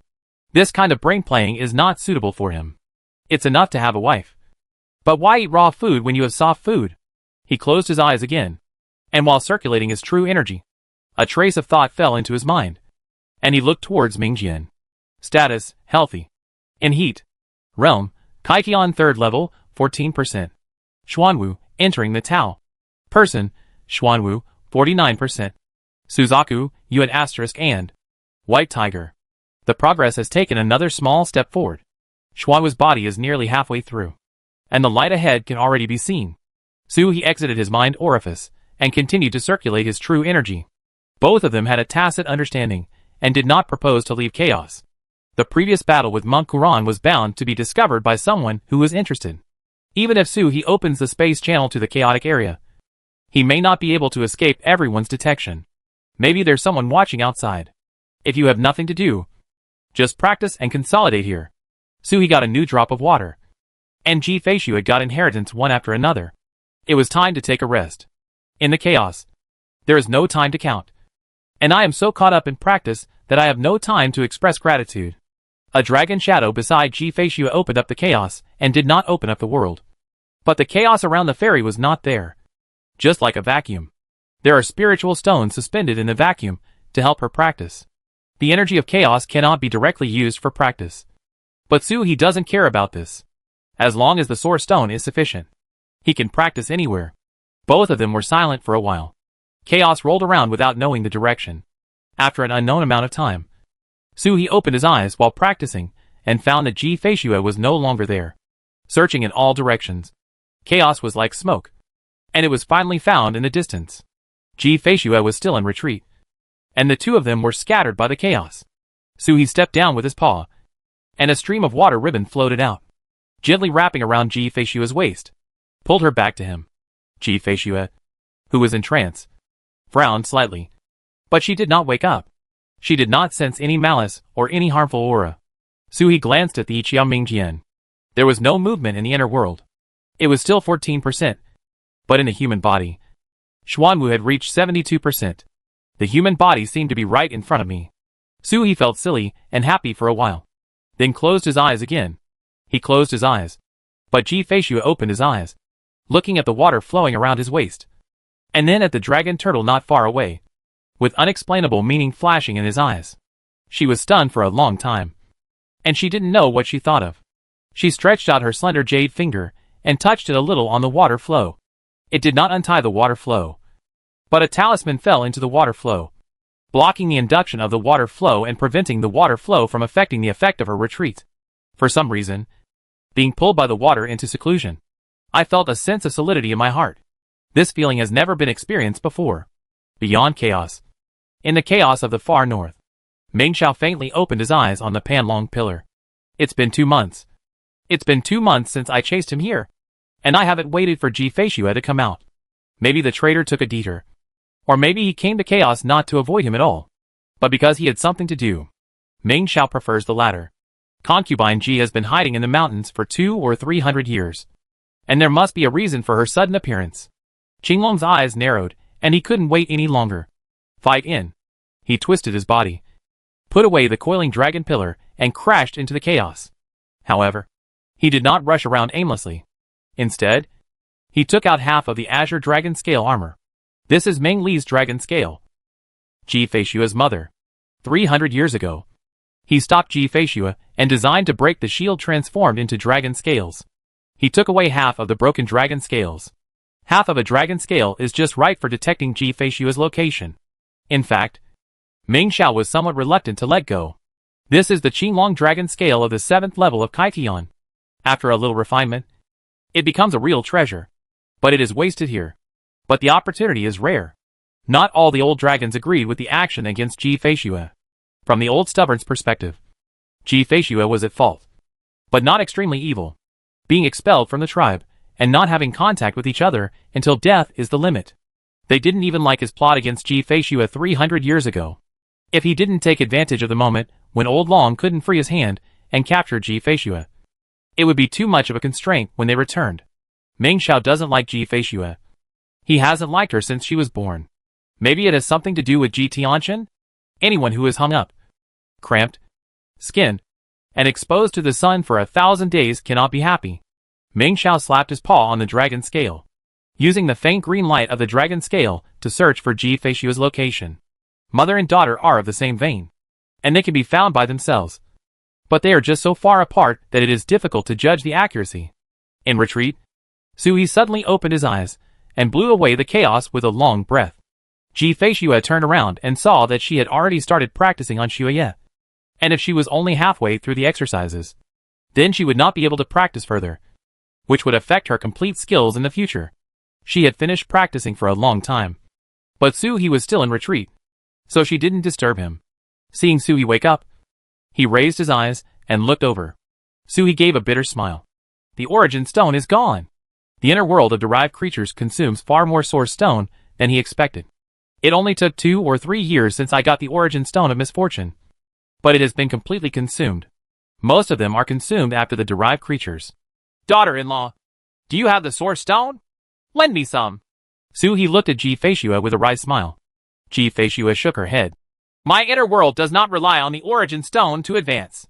She could only open the sky once, and her reliance on the source stone has already reached its limit. The integration of her inner world with the cave world is driven by the cave world and is based on laws. Sui opened his mouth slightly. Bad thoughts arose in his heart. He and Ji Feishue still had an imprisoned Lao Fu dough in their hands. I wonder if they could make a fortune. Just as Sui was about to beg for it, he saw Ji Feishue raising her head slightly. This is the suppression area my mother opened back then. There should be an accumulation of source stones. If you need them, you can get them first. Chapter 475. Seeing the source again. Boom! There was a loud noise, and a transparent dragon turtle was knocked to the ground. In a flash, it rose up and landed in midair. It looked at the monk in front of it with an expression of disbelief. Damn it! He couldn't beat a mere monk at the 7th level of open heaven. Sensing it carefully, there is nothing wrong. The monk in front of him is the 7th level of Kaitian. He is much stronger than the ordinary 7th level, but he is still far behind the next stage. It is equivalent to the appearance of the 4 spirits opening up the 6th heaven. This monk should be called Ku Ran. I remember it is so. He is also a bald donkey in the Buddhist world. This time, the Dragon Turtle clan almost fell into the East China Sea. It was the fault of the Buddhist world and the Yuanzun clan. The head of the Aran Hall in the Buddhist world is the 3 elders of the Yuanzun clan. The 2 existences, whose fighting prowess was not inferior to that of Yuzu and Suzu, led Luohan and Yuanzun and almost surrounded and killed them in the East China Sea. We finally broke through the siege, and not long after we left, we encountered this monk sneaking around in the clouds. Aramoto wanted to kill a monk who was at the 7th level, but he found that he had hit a hard board with his kick. This guy is no weaker than the seriously injured him. This monk is wrong. If you really have this ability, you have already become famous in all realms. How could you have been on the 7th level of heaven for tens of thousands of years, and still shrink down in the Buddha realm? Wang shook his body, roared and blasted a mountain god seal. But he saw that Monk Quran was not in a hurry. He put his hands together, and a swastika character floated up. He couldn't tell what kind of Buddhist magical power it was. Just hit the mountain god seal. In an instant, the Buddha's light flourished, and there was a roaring sound of mountains and rivers collapsing. After the golden light formed by the collision, Monk Quran's voice came over. Amitabha. Taoists are reckless and want to kill people when they meet. But the sacred beasts are as barbaric as wild beasts. No wonder I, the Bodhisattva Daisy, will declare that my Taoist friend will not live long. Wang's face darkened. Which one is cursed by the bald donkey? If you don't look at yourself, you look like you have just escaped from the Phoenix tomb. And those who don't know think you have been resurrected. Wang roared and rushed away from the golden light, but saw nothing behind the golden light. The monk was nowhere to be found, and had already escaped. Coward. With such a virtuous attitude, even the dragon turtle, who was extremely weak after the battle, did not dare to fight. He roared and looked around, but couldn't find it. He angrily tore apart the space and returned to his lair. It's time to move the old nest. This time, it was first attacked by the old guys of the Yuanzun clan, and the situation was disrupted. If not, we would have been able to escape from the East China Sea battle long ago. Set up a big formation. Recover from injuries and body first, and then move to another place. In a big battle, he was injured so badly that he couldn't even take down a 7th level Quran. It was shameless to spread the news. It would be great if I could find a hexagram. Run! Run! Suhi urged, rushing into the chaos. Ji Feishue followed behind, looking at the peacock fleeing in front with a strange look on her face. Have future generations of dragon turtles become so unscrupulous? He was originally going to his mother's suppression site, but on the way he encountered a Zhu Yan's suppression site.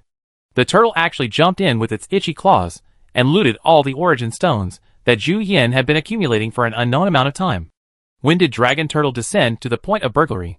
Ji Feishue was very fast and ran away quickly beside Su He. Even though there was no pursuer behind her, Zhu Yan had been stunned by the divine power the moment Su He rushed in. It was impossible to wake up at this moment. And even if he woke up, he would never dare to chase after him. But this feeling of grabbing and running away makes people feel uncontrollably excited. My heart is pounding. Nothing more than that. At this moment, it seemed that the heart that had been frozen for hundreds of years was slightly alive. Robbery? Ji Feishue was thoughtful. The corners of his mouth actually curved. He seemed to smile a little. He stepped forward and used the light of his sword to catch up with the peacock in front of him. During this period, Dragon Turtle appeared as the true form of peacock most of the time. And Ji Feishue could tell. Su He's various practices are related to each other and independent of each other. Only by showing the body of a turtle can one cultivate the turtle element. And by showing the true body of a peacock can one cultivate the phoenix element. Su He's peacock real body is far behind the dragon turtle real body. And he is taking time to make up for it. These days, she witnessed with her own eyes that Su He's peacock avatar became stronger step by step. Su He should have inherited 2 or 3 magical powers from the Phoenix clan. Ji Feishue sensed them based on the changes in Su He's aura. But she didn't know the specific magical powers. Follow me! Ji Feishue caught up with Su He. She stretched out her sleeves and wrapped them around Su He, pulling him through the chaos towards the place where her mother suppressed her. She could see that Su He's need for the origin stone was probably terrible. Zhu Yan searched for countless origin stones, but he was still a little disappointed. That was the place where an adult Zhu Yan was suppressed. The remaining source stones were enough for a normal 3rd-level divine beast to reach the 4th level. Toad was rummaging through the inner world of Su He for his new windfall. And he was indeed a little disappointed. There are 2 types of source stones. One is only suitable for the owner, and the other is universal. Zhu Yan does not have many universal source stones, and most of them can only be used by Zhu Yan himself, unless the dice is strong and the quality points are rolled. These source stones are useless, and can only be fed to Shi Guo. The advancement of Shi Guo is not over yet. Su He flapped his wings and chased Ji Feishue through the chaos. It is difficult to space teleport into the chaos here. To a certain extent, the concept of space does not exist, and it is impossible to break through the space. On the contrary, the divine function works wonderfully, flying all the way. It is impossible to judge the distance or the flight time. But Ji Feishue's expression suddenly changed during the shuttle.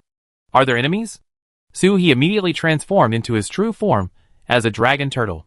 He looked around but saw nothing unusual. He then looked at Ji Feishue, who frowned slightly and said, "Someone is searching for me." Being wanted and being hunted for thousands of years is an all too familiar feeling. Sure enough, someone came after chaos. Su He curled his lips. Ordinary monks would not have the guts to fight against divine beasts in chaos. The visitor is not good. He and Ji Feishue looked at each other, and Xuan disappeared in a flash, but appeared next to Ji Feishue only for a moment. Clone? Ji Feishue was surprised. Either she saw it with her own eyes, or she couldn't tell it apart. This clone even retains the characteristics that the Dragon Turtle clan knows by its name. She was just confused and didn't say anything more. The difference between Su He's snow hiddenness and the ordinary Dragon Turtle is that it incorporates the invisibility characteristics of Yunli after his resurrection. Normally, it would be difficult to detect the 7th level of Skywalker. But now it is hidden in the chaos, making it even more difficult to detect. Ji Fei's snow immortal sword was unsheathed, and the feeling of being searched became more and more clear. And she saw a green dragon breaking away from the chaos and swimming over. There is still half a scale floating on the top of Qinglong's head. Ji Feishue's eyes suddenly condensed with her mother's dragon scales. Meng Xiao appeared, looked straight at Ji Feishue, and curled his lips. Traitor! He snorted coldly, glanced at Su He, and exhaled through his nostrils. Get out! A mere dragon turtle at the 3rd level of open heaven is not qualified to participate in his battle. The Dragon Clan and the Dragon Turtle Clan have a good relationship, so they don't have to kill each other. He shouted out. But no movement was seen from the Dragon Turtle. A cold light flashed in Meng Zhao's eyes, seeking death. A dragon turtle whose whereabouts have never been revealed before. What a sneaky person! He jumped forward and turned into a green light and rushed straight towards Su He. His speed was as fast as smashing the space. Ji Feishua's face turned cold, and the fairy's sword made a sound. It was raised slightly in the air, and it was pointed directly at the center of Meng Zhao's eyebrows. However, a blue color exploded from the center of Meng Zhao's eyebrows, and an illusory shield completely blocked the light of Ji Feishua's sword. His offensive continued unabated, as if he couldn't see the power of Ji Feishua's sword. Before the dragon turtle could react, he bit Suhi's neck with one bite. There was a look of pride in his eyes. Sure enough, he was just a third-level dragon turtle. It was a bit special. He has mastered the power of space, but it is completely useless in front of him. The shield between Meng Zhao's brows flashed, and he glanced at Ji Feishua. A hint of ridicule flashed through. What? Refined from your mother's scales? As if to show off, he shook his body, and transparent light curtains appeared outside his body. They were shields juxtaposed and joined together, just like the shield between the eyebrows. Looking at Ji Feishua, she snorted coldly and took a bite. There was a sound of bone breaking in her mouth. Ji Feishua's expression changed, and she saw the Suhi in Meng Zhao's mouth exploded.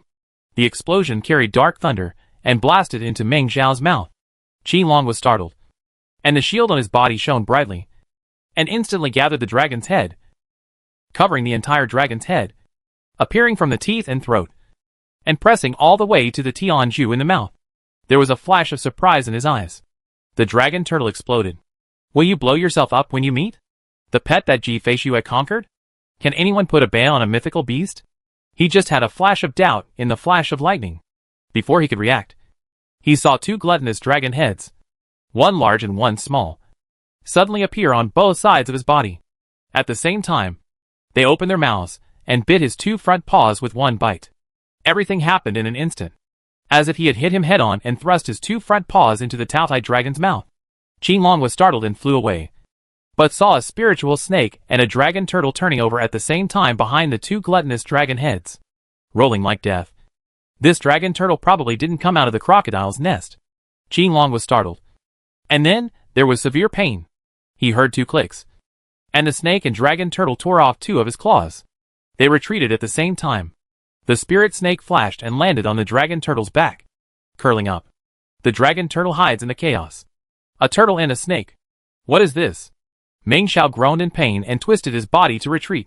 But at this moment, a cold light flashed across Ji Feishua's body, and the snowy night passed by, freezing him instantly. The half-finished snowy night couldn't freeze Meng Zhao. Meng Zhao roared and broke away. But at this moment, 3 sword lights came from 3 directions at the same time, and 3 concubine Ji's snow immortal sword struck him at the same time. 3 wounds were made that were deep enough to show the bone. Ji Feishua retreated with 1 strike and moved away instantly. Mean!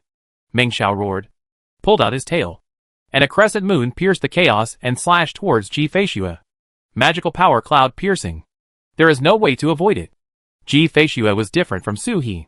Meng Zhao held her mother's scales and found her across the chaos. When the crescent moon came, Ji Feishua's expression changed instantly. She and Suhi just waited for work, and then launched a sneak attack to gain the upper hand for a moment. Suhi's clone was so confusing that even his name was revealed at a glance. Only then did Meng Zhao fail to notice for a moment. She couldn't take Meng Zhao's real attack. A green dragon of the 6th level of the sky. Its combat power is unimaginable. Ji Feishua stepped back one after another, slapping her palm forward, and defenses gathered in front of her. There are formations and magic weapons, but in front of Chuan Yun, it was completely useless. He was defeated in an instant, and the crescent moon of green light slashed towards Ji Feishua. Just as a hint of revenge flashed in Meng Zhao's eyes, the dragon turtle suddenly appeared and stood in front of Ji Feishua. The turtle SH.L faced him, and the foreign minister concentrated to block Chuan Yun. He hugged Ji Feishua inward with his claws and kneaded Ji Feishua into his belly armor.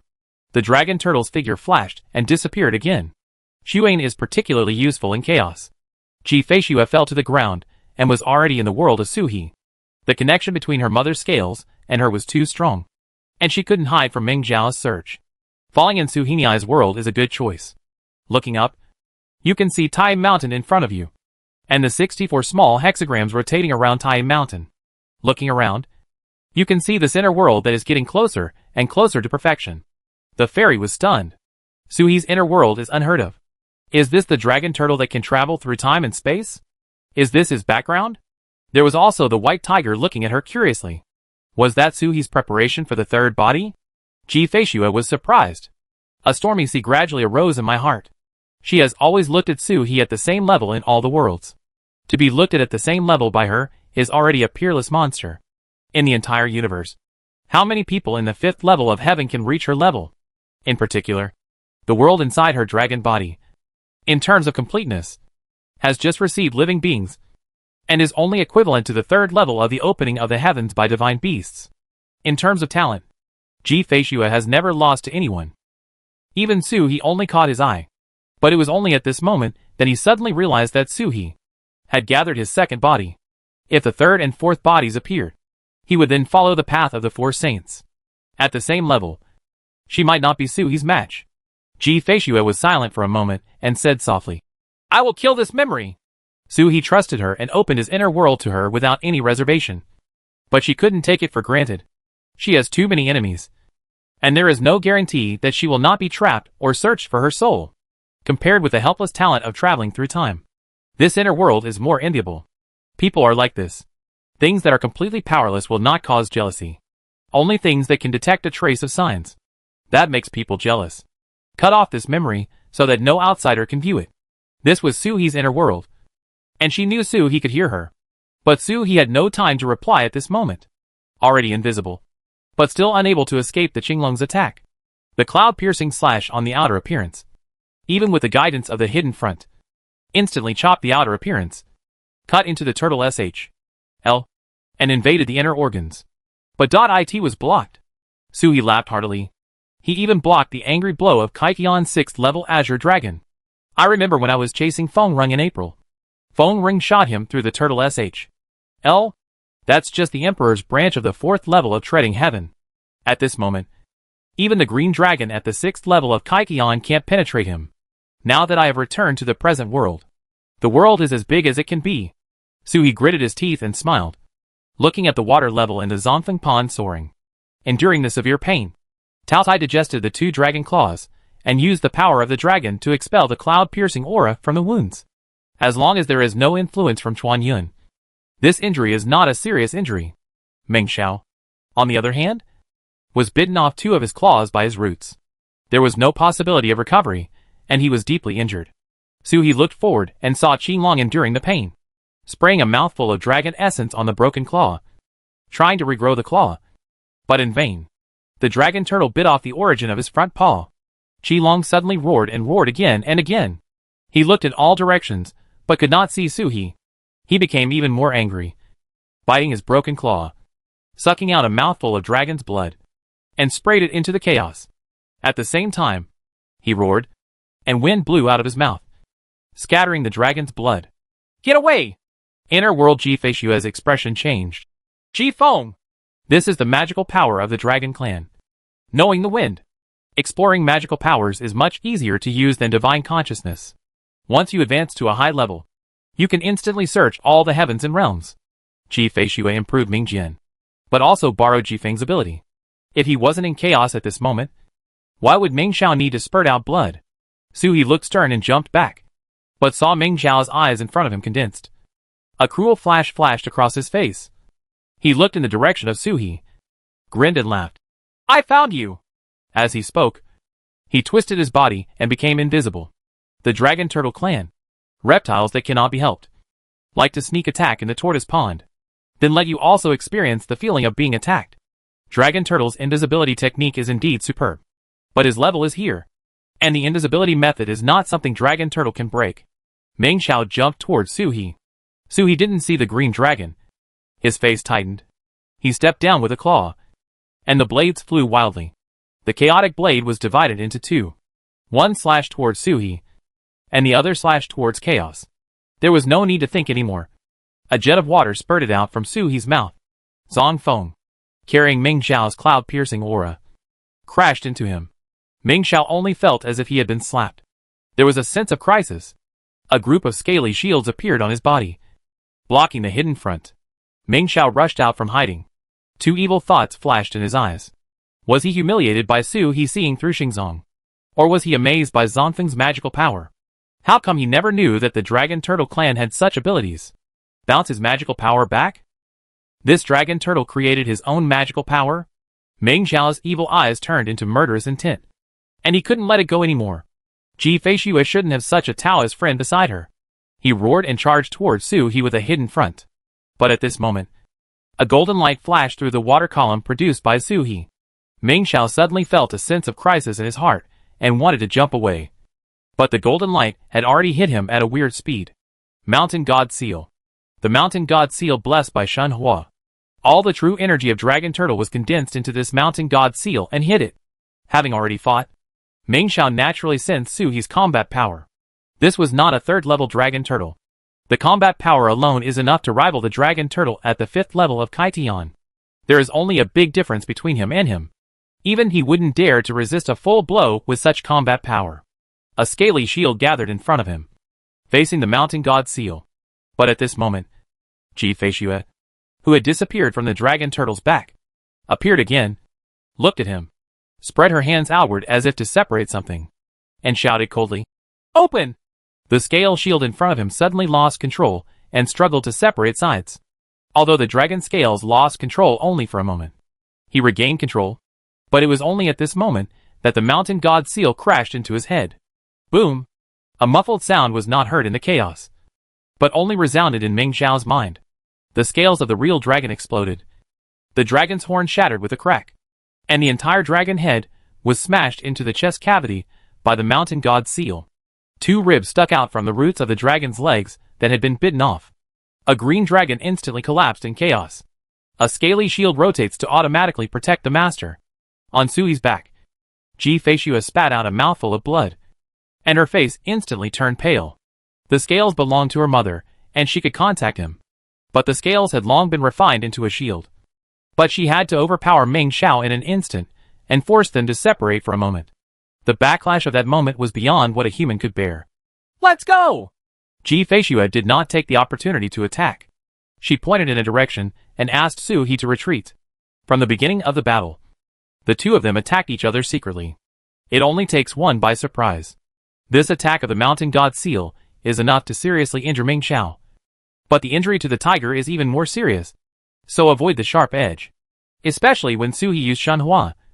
The dragon turtle's real body lost its fighting power, and she was unable to survive alone. Su He took advantage of Meng Xiao being repulsed by the Mountain God Seal, and knowing that the wind was no longer covering him, he transformed into his true form as a peacock, carried Ji Feishui and flew out, rushing out in the direction she pointed.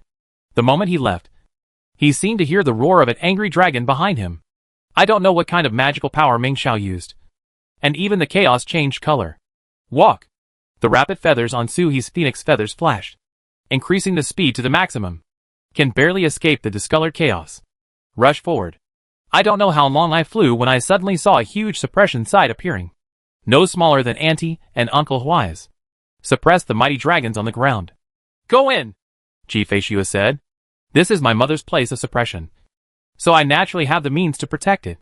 Meng Xiao was frighteningly strong in front of them, but in front of the adult Qinglong, he was too far behind. Su He's eyes lit up, and he fluttered his wings and rushed into the suppressing place. There was no obstruction at all from the suppressive wall film, and the scenery in front of him changed instantly. It is no longer black and yellow chaos. It seems like a complete world, with the sun rising above the head, illuminating the whole world. There is even air here, and there is even spiritual energy transformed from chaos. Go inside! Ji Feishui's voice came. Su He flapped his wings and flew away, wanting to fly deep into the ground. But just after flying thousands of miles away, he heard an angry dragon roar, and a bloody green dragon came after him. He smashed through the barrier of the suppression ground with one head and rushed in with a scaly shield. Like the key to unlocking the suppression ground. The suppression ground did not stop him at all. But as soon as he came in, he saw Qinglong's expression changed. He looked up to the sky, and a look of panic suddenly appeared in his eyes. It's here. He is so familiar with this place. Back then, he was trapped in this place by Ji Tianchen, suffered cramps and peeled off his skin, and was exposed to the weird sun in the sky for thousands of days. Squeezed out the dragon oil. For thousands of years, he has been looking for this place all the time. But he has searched all over the world and never found it. But he didn't expect to be here. Meng Li's place of suppression. Why can't we see the chaos outside here? As soon as Ming Xiao rushed in, he was restrained by this place. But the pursuit of Long Gui and Ji Feishuan not only did not stop, but became even more angry, and chased after them with a roar. "Where is the dragon turtle? The Phoenix clan is seeking death?" Ming Xiao roared, looking at the peacock flying quickly with Ji Feishua on its back. Ji Feishua raised her sword and turned around, about to fight. But at this moment, 2 iron ropes jumped out from under the earth like spiritual snakes. The iron ropes instantly penetrated Ming Xiaolong's body, locked the dragon's tendons, and then pulled down and crashed onto the earth. A scream came. He turned around and saw the trapped Qinglong. Qinglong raised his head, with fear in his eyes. "Ji Tianchen!" he growled. This was Ji Tianchen's method. He could feel that it was specially left for him. "That guy should be cut into pieces," he roared. And then he saw 2 flying knives flying out of nowhere, falling on his body and scraping the scales and skin. All done in one go. Extremely skillful. Ming Xiao's eyes were horrified. He was roaring and hissing, twisting to avoid the flying knives. When he looked at the flying knife, he seemed to see the scholar who controlled the flying knife back then. "Come on, brother-in-law. Don't be afraid. It's just a cramp. It doesn't hurt. I'm helping you." Ji Tianchen's voice seemed to ring in his ears again. A gentle scholar speaking inhumane words. Ming Xiao roared. After thousands of years, he felt the flying knife piercing his body again, which made his hair stand on end. He resisted with all his strength. But the iron ropes that penetrated his body were like Ji Tianchen's 2 big hands, preventing him from moving at all. He watched helplessly as the flying knife pierced his body and peeled out his dragon tendons again. He flapped his wings and carried Ji Fei Shuijing in the air, watching in astonishment. Judging from the appearance of Qinglong, he clearly looks very experienced. Has he ever been treated like this by his father-in-law?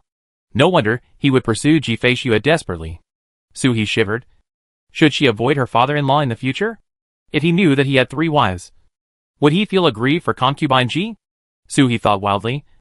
The sun rose 3 poles in the sky, and the real fire of the sun shone down, making the sun shine like the dog days of summer.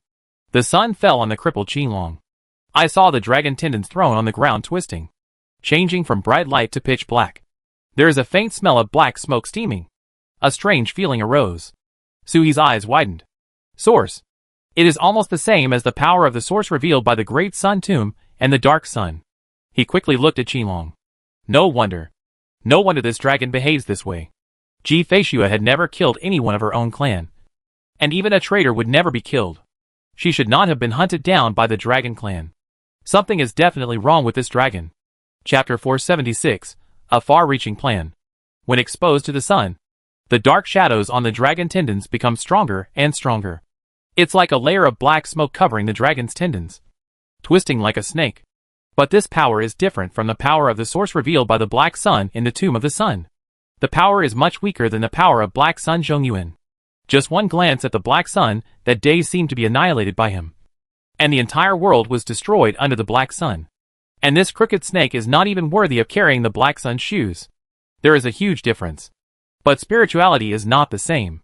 The power of Black Sun Zhongyuan is completely controlled by the Great Ancestor, and is close to the power of the Great Ancestor. But the power that fell on Ming Xiao was full of spirituality. At the moment when the power of the dragon's tendon was revealed, there was a thunderbolt in the clear sky. Crack!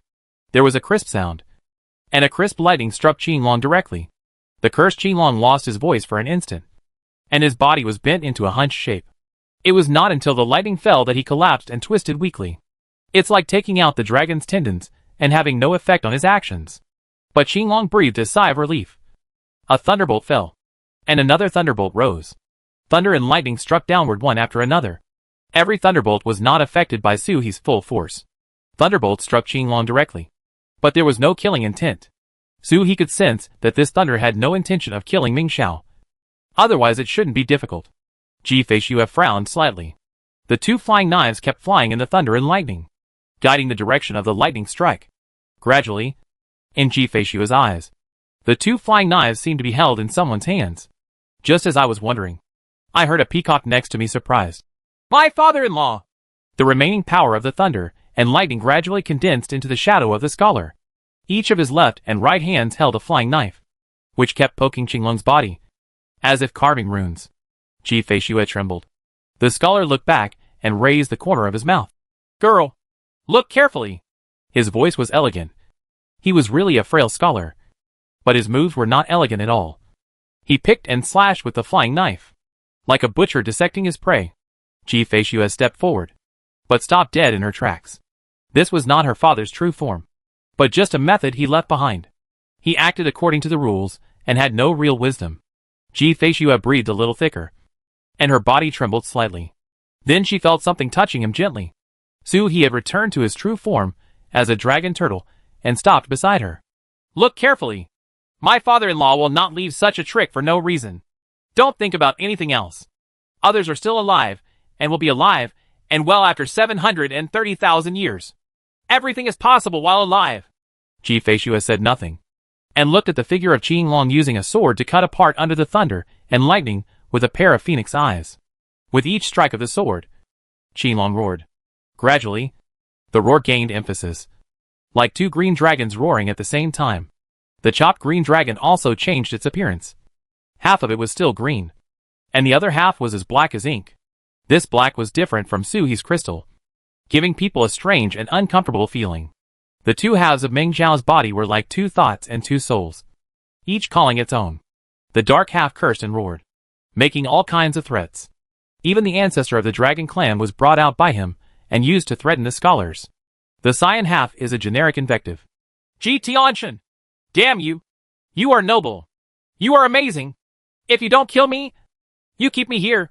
But you have set an example for your daughter. It hurts me too, he shouted, and saw the flying knife in the scholar's hand suddenly merged into one.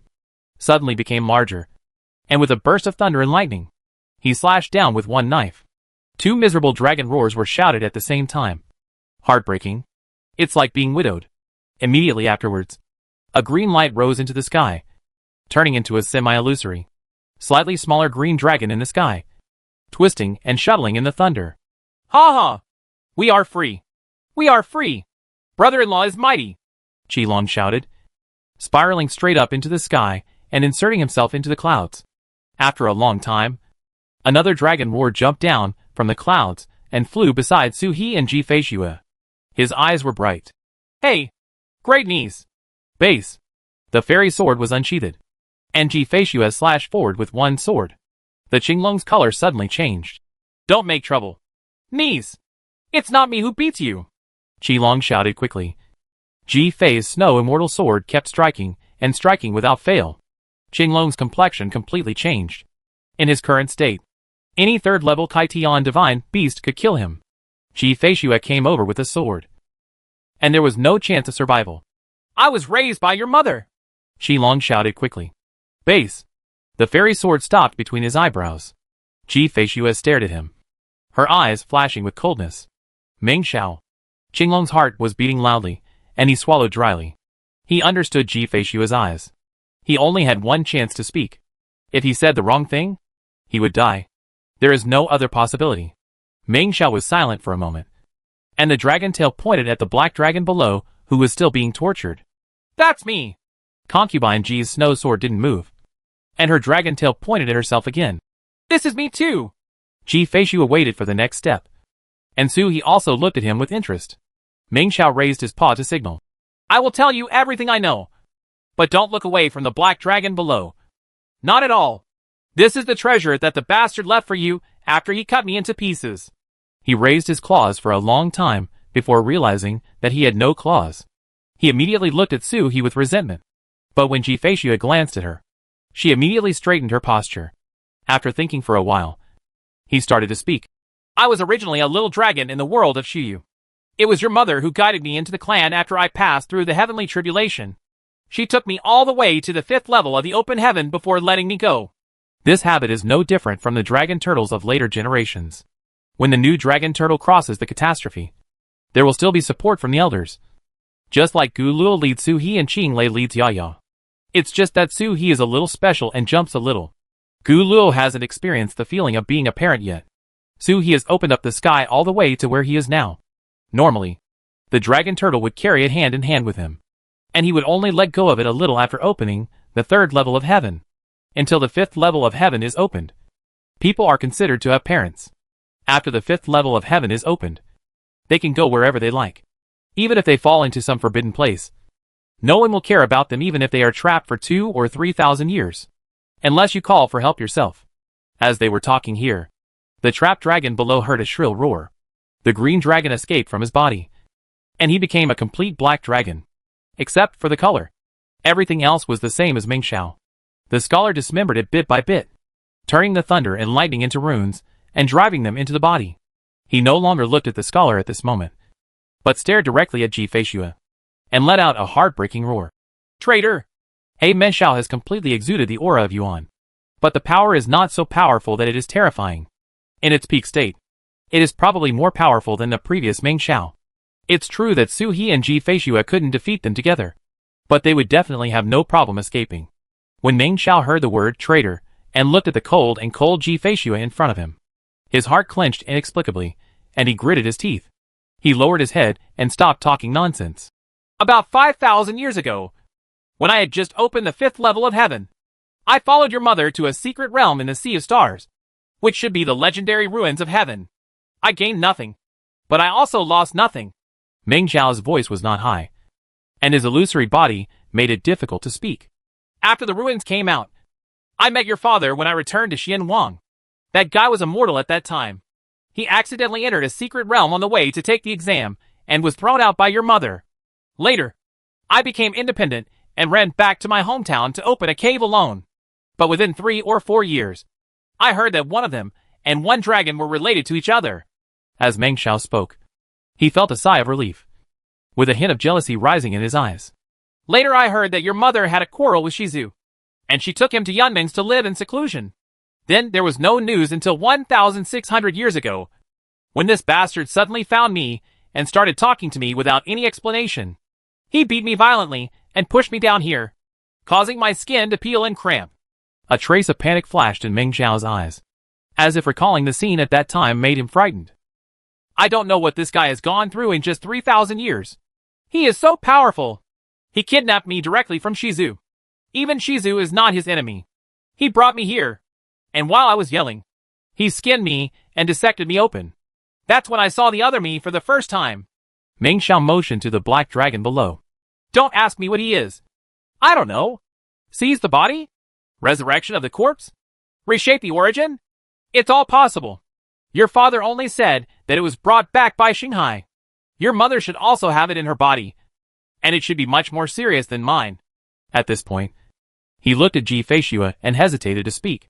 Seeing Ji Feishui's eyes getting colder and the fairy sword ringing softly, he said helplessly, Your father suspects that you may also have it, but he is not in the right state. He can't even wait until you break out of your SHL, let alone explode. So, annoyance rose in Meng Xiao's eyes, and he gritted his teeth and said, So, he treated me as a test subject. He dissected me once and sewed me back up. A little bit of torture buried hatred for him in my body. And for this place. Hate, even hatred for you, forces me to regard you who have never broken out of your SHL as an enemy.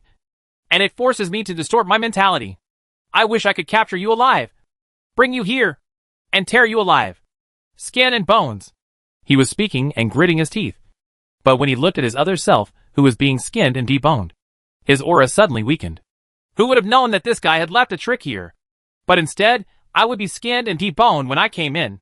Did he use me as a teaching material and leave a complete set of demonstrations to tell you how to deal with difficulties in the future? Meng Xiaoyi was confused.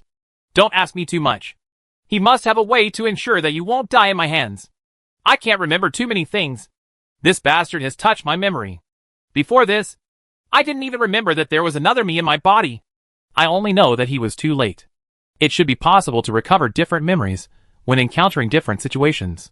Before I was cut into pieces, I didn't even remember the torture at Sister Lee's suppression site. Maybe I have to catch you to find out? As he spoke, he felt a sigh of relief. The beloved son of his parents had a profound plan, but no one wants to be the one being calculated. Ji Tianchen has become a good father, and he has suffered a great disaster in vain. And that bastard's plan almost failed. He probably never expected that his daughter would advance so quickly. It's less than 1,500 years old, but it's already at the 5th level of the sky. It's easy to kill the average 7th level of the sky. Just a little bit. Just a little bit. If Ji-Fei advanced again, he might never have the chance to bring Ji-Fei here. I set up everything for my daughter, but almost failed because my daughter was too evil. I wonder if that guy would be scared when he wakes up and knows this. Ji-Fei looked at the black dragon being dissected, glanced at the green dragon, shook her head and said, I'm here to save you. It should be that Ming Xiao was allowed to leave because he couldn't directly separate the black dragon back then. This time it was considered a success. The operation after separating the black dragon was a demonstration, telling her how to deal with possible difficulties. Is there also a dark mother inside the mother? Probably not. When he talks about fighting for 3,000 years, he should be fighting against the existence behind this dark body, using his mother's body as a battlefield. He wants to kill the dark body. So what existence needs to protect him? What does it mean to be invincible and undefeated? The dark body is still there, but it has no influence? Ji-Fei was thinking wildly and looked at Ming Xiao, her eyes still cold. When my mother turned into a rainbow, was the dragon I saw you? Ming Xiao immediately shook his head. At that time, I was full of hatred for your father and you. How could I run in front of your mother? If I show any trace of hatred, am I waiting to be slapped to death by your mother? Ji-Fei stopped talking. The Ming Xiao in front of her did not have an aura that made her extremely disgusted. He was a normal dragon, so he shouldn't have lied. Her attention once again fell on the black dragon being dissected. The two dragons cannot be regarded as clones. They are essentially the same body. Even the black dragon is the main body. After all, the physical body is with the black dragon, and the green dragon Ming Xiao seems like a shadow, and it is still unclear what kind of existence it is. Ji-Fei watched carefully and recorded the imaginary scholar's methods in her mind bit by bit. This method naturally merged with the inheritance received from Xiating Mountain. So he didn't say anything and watched quietly. The father-in-law's method is not to kill the black dragon, but to annihilate the black dragon's own spirit and make him become the clone of the green dragon? Or something similar. The father-in-law chopped with knife after knife, from sunrise to sunset, and from night to day. If it weren't for the terrible resilience of the dragon clan, the black dragon would have turned into a ball of mud. Suhi's body essence has completely recovered, and even the wounds on his body have healed. His father-in-law is still chopping. He is not simply chopping and chopping, but more like venting his anger. The talismans and sacrificial techniques brought out on the knife are the real inheritance. Ji-Fei watched quietly. She didn't know when, but a piece of talismans had gathered around her. The layers were like a ball, surrounding her. Suhi's eyes were filled with pride. She is worthy of being our daughter-in-law. He could barely understand his father-in-law's operations, but Ji-Fei had already begun to learn and condense the talismans. The black dragon's roaring and cursing had stopped, and his eyes gradually became dull. Qinglong's illusory body curled up into a ball, huddled aside and fell asleep. How much influence did the black dragon still have on him? She probably knew that Ji-Fei didn't like him. So even when she was sleeping, she was self-aware and huddled behind her, so that Ji-Fei wouldn't be able to see him when she opened her eyes. The chain penetrated the dragon's body and imprisoned the black dragon on the ground. As the father-in-law chopped, bits of starlight were squeezed out of the black dragon's body from time to time, and fell on the green dragon's body. Every time a point falls, Qinglong's body condenses. One day has passed, and Qinglong now looks much more solid than when they were separated. But after all, it did not achieve the entity, but it was somewhat similar to Yunli's state. The father-in-law slashed with his sword, and a little starlight floated out. The black dragon became more and more motionless, and the starlight fluttered and fell on Qinglong. Qinglong, who was sleeping soundly, trembled and raised his head. No! Be careful! As soon as he roared out, he saw half of the scales and shields on the black dragon's body condensed, and then the smaller half of the body exploded with the shield attached. The iron ropes binding him suddenly broke. The silhouette of the chopping scholar was instantly dispersed by the explosion, and the horizontal knife was blown back into its original shape, split into two flying knives, and fell to the ground with a clang. The black dragon, which had been motionless for a long time and fell into a state of dementia, suddenly roared and rose into the sky. He turned around and rushed outside the suppression area. Stop him! Qinglong's expression changed drastically. The moment he exited, Suhi had already magically walked away and instantly landed in front of the black dragon. He opened his mouth and roared, blasting out his divine power, followed closely by the mountain god's seal. The black dragon was shocked by the divine power, and was stunned for a moment before being bombarded by the mountain god's seal and fell back. There was a thunder above the head, and a thunderbolt fell, hitting the black dragon directly. The black dragon swung its figure, narrowly avoiding the lightning strike, and roared upwards. The green dragon in the distance suddenly fell into confusion, and a little starlight flashed out from its body, and then flew back towards the black dragon. He is robbing Qinglong of his existence. But at this moment, there was a sword cry, and Ji Feishu struck with her sword. Instead of killing the black dragon, it struck between the green dragon and the black dragon. There was a sound of cracking silk, and runes flashed on the sword. They were condensed during this night's study. There were tens of thousands of different types, large and small. The sword slashed down, as if something had been cut off. The green dragon and the black dragon groaned in pain at the same time. But the stars on the green dragon no longer flew out, and those that had already flown out also fell back. Qinglong ignored the starlight on his body, and saw that he couldn't even speak normal words. He let out a long groan and communicated in animal language. "You can't kill him with one strike, or leave him with irreparable injuries. The black dragon is him. He is the black dragon. A different body, and the same dragon. He knows the background of the black dragon very well. If it cannot be killed with one blow, it will have no effect.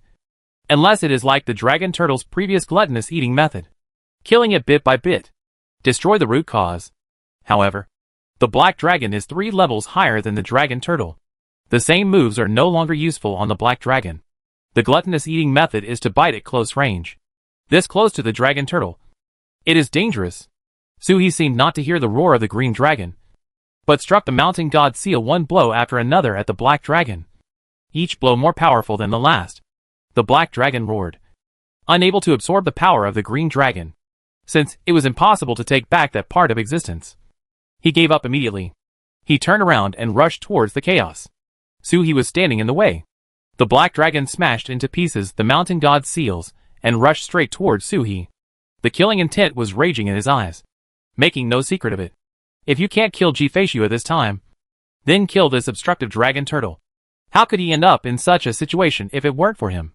And this dragon turtle can switch between dragon turtle and peacock at will. He wants this ability.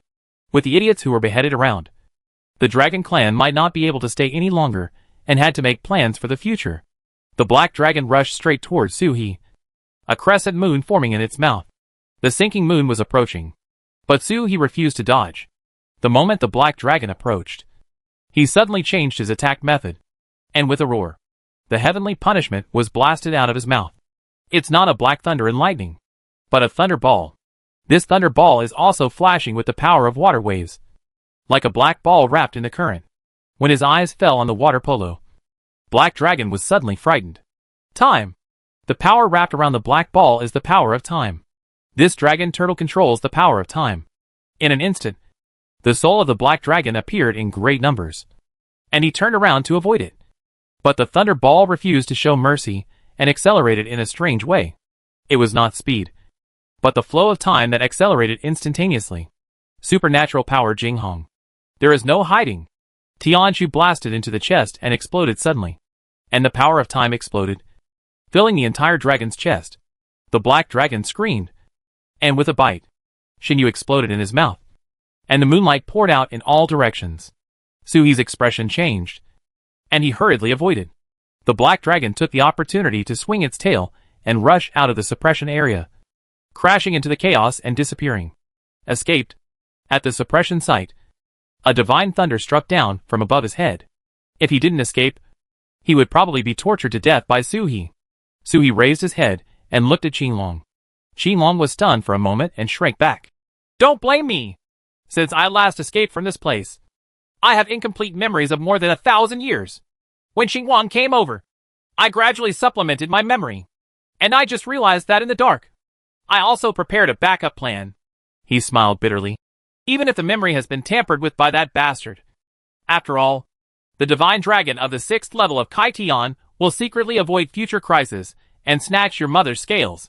Maybe this is to prepare for this? After all, it is Sister Li's place of suppression, and it is the method left by the scholar. Using Ming Li's scales can be regarded as a way to break it. In fact, it hit the right note. Ji Feishu glanced at him, said nothing, raised her sword and chased outside. The black dragon was seriously injured and fled. If he didn't take the opportunity to kill him, it would be more difficult to deal with him in the future. Ji-Fei could feel it, and cut out the green dragon. Not only did the black dragon not become weaker, it was like a wild horse that had escaped the reins, and would definitely become more dangerous in the future. Suhi followed closely. But Qinglong's expression changed. Don't chase. There must be a trap outside.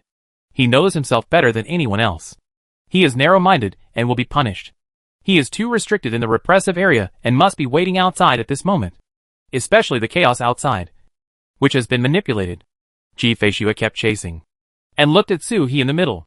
Suhi's body flashed and a domain clone jumped out and crashed into the chaos.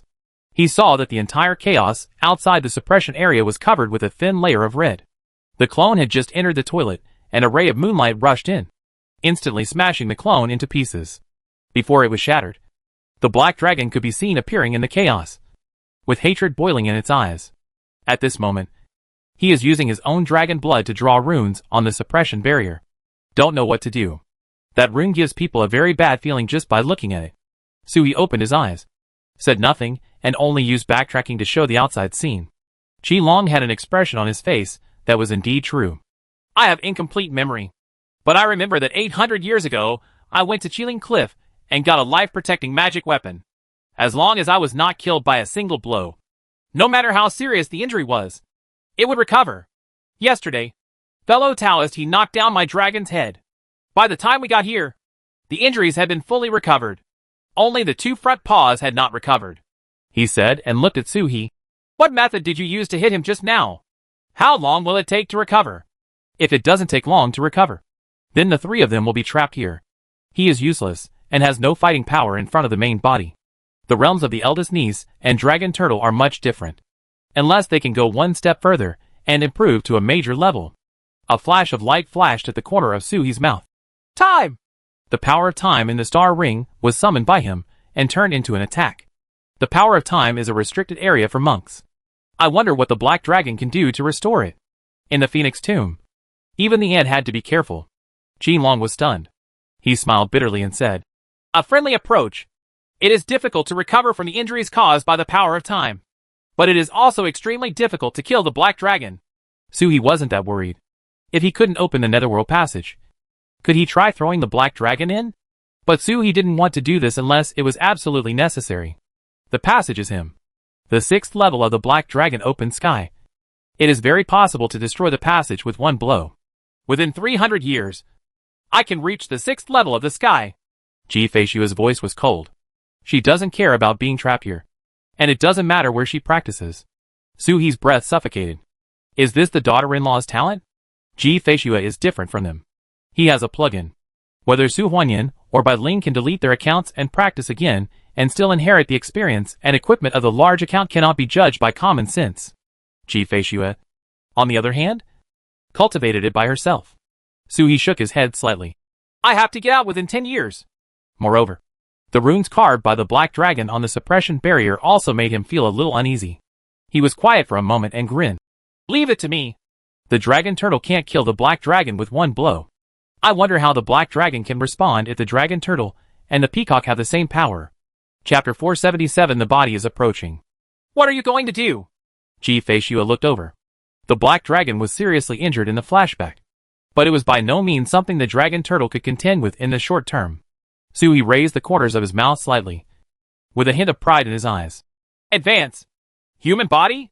Ji-Fei asked. When Suhi entered and returned to Wanshan Mountain, the mountain god seal still carried the shadow of the mountain.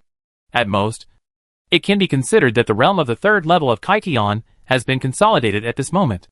It is still far away from the 4th level of Kaitian. There is no sign of Suzaku on the peacock body. This could only mean that there has been progress in the path of Xuanwu.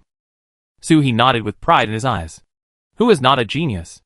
I don't know how long I have been practicing at Ji-Fei's snow-coated dragon pillar, but at this moment, the Xuanwu in my body has reached 83%. It's not too far away from perfection. It's perfect. You can witness your body. Qinglong on the side shrank and retreated. I always feel like I've heard great news. When did the dragon turtle have a human body? This dragon turtle has never appeared in the world before. And he suddenly ran out to get together with his niece and talk about human life. Are they afraid that they want to kill the dragon to silence him?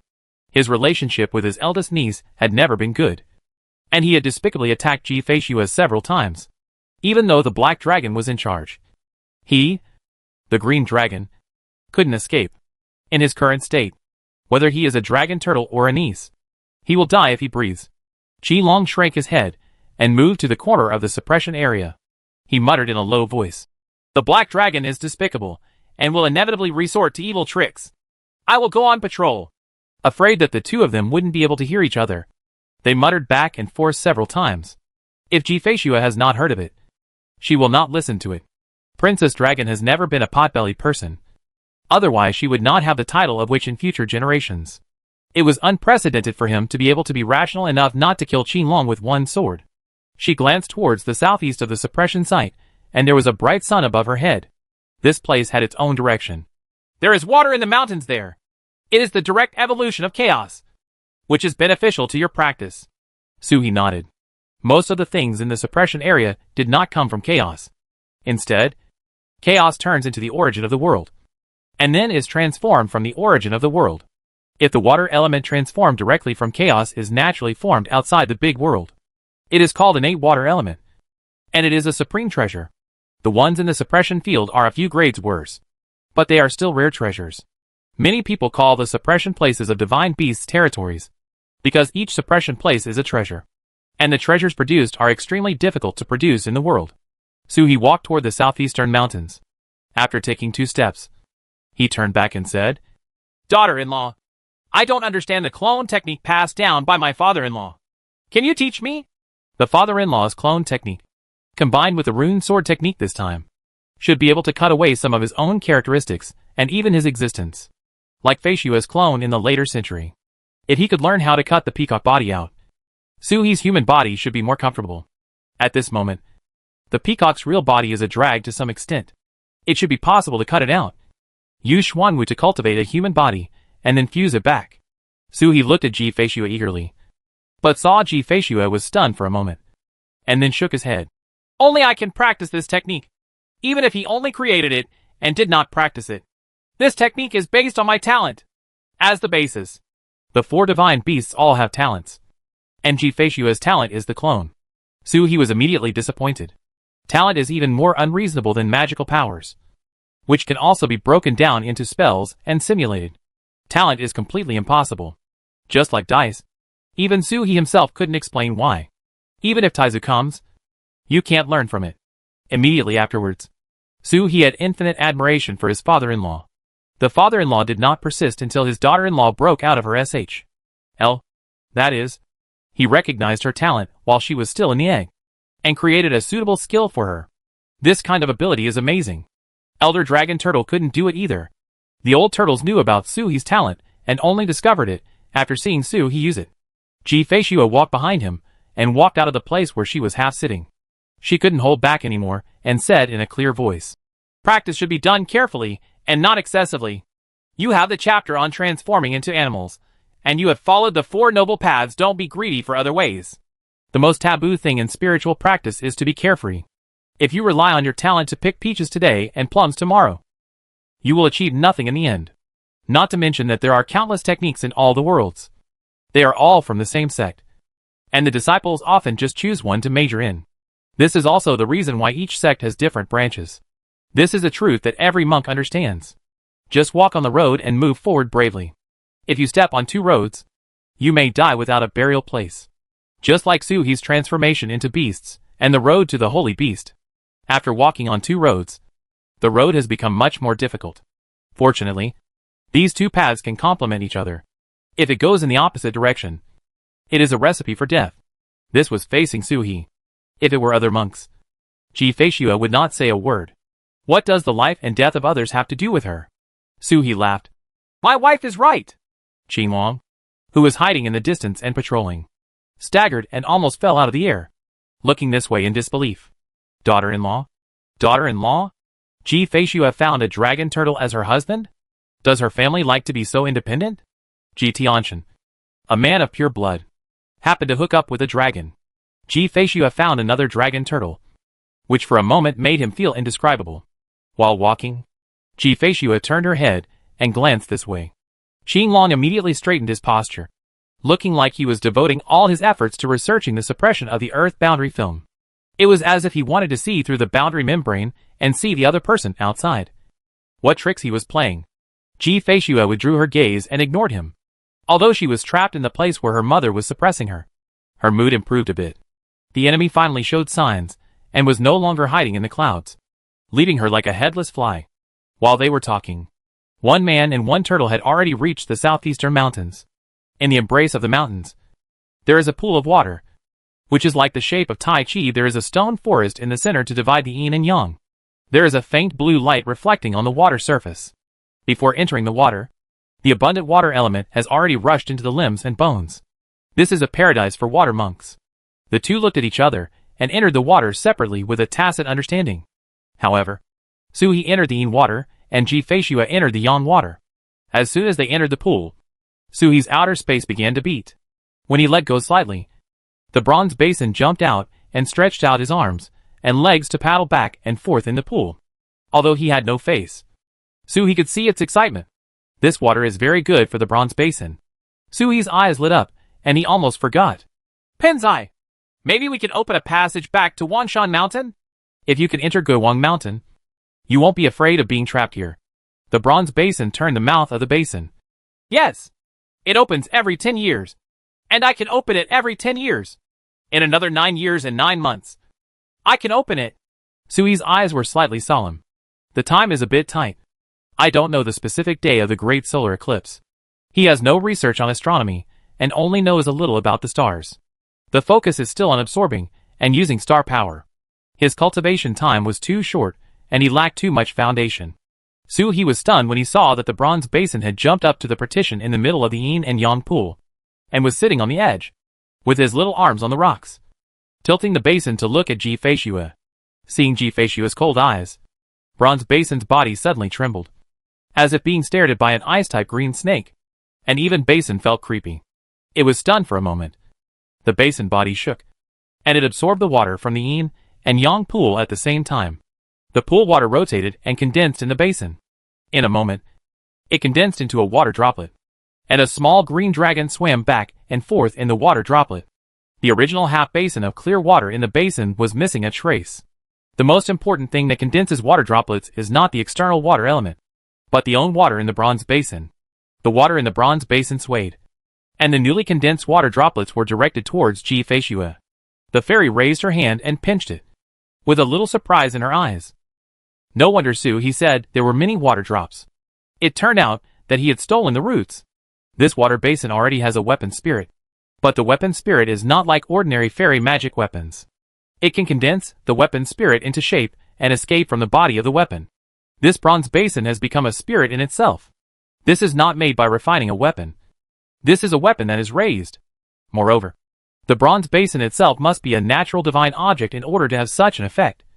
Just like the forbidden god bead of Kongming, Ji Feishua wanted to refine the old Tengu into the forbidden god pearl of Kongming, also hoping to achieve a similar effect. However, refining foreign objects is ultimately inferior to the spiritual self-generation of divine objects. This bronze basin gave her a lot of inspiration. If she could take it apart and take a look, she would definitely be able to improve her weapon refining skills. What's your name? Ji Feishua looked at the bronze basin. The bronze basin swung its chubby feet and said in a sweet voice, It's called a basin.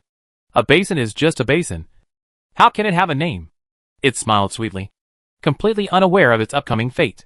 Sui glanced here, then stopped asking, took out the water drop, opened his mouth to swallow, and slowly closed his eyes. The true essence is circulating in the body, and the holy beast crystal appears again.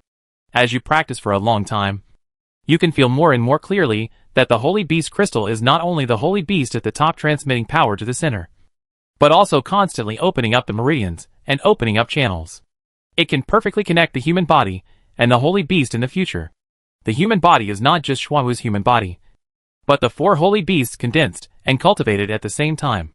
It's just that the other 2 semi-holy beasts are late, and the necessary process will have to be made up sooner or later. The true energy is circulating. The power is revealed bit by bit, and the human body in the center of the crystal is almost solid. While practicing, he could clearly feel the abnormalities in his body, as if he could take off his turtle sh. L at any time and transform into a human form. My body didn't resist at all, but felt impatient. Just like approaching the opening of the sky. The world beads will tremble and can't wait.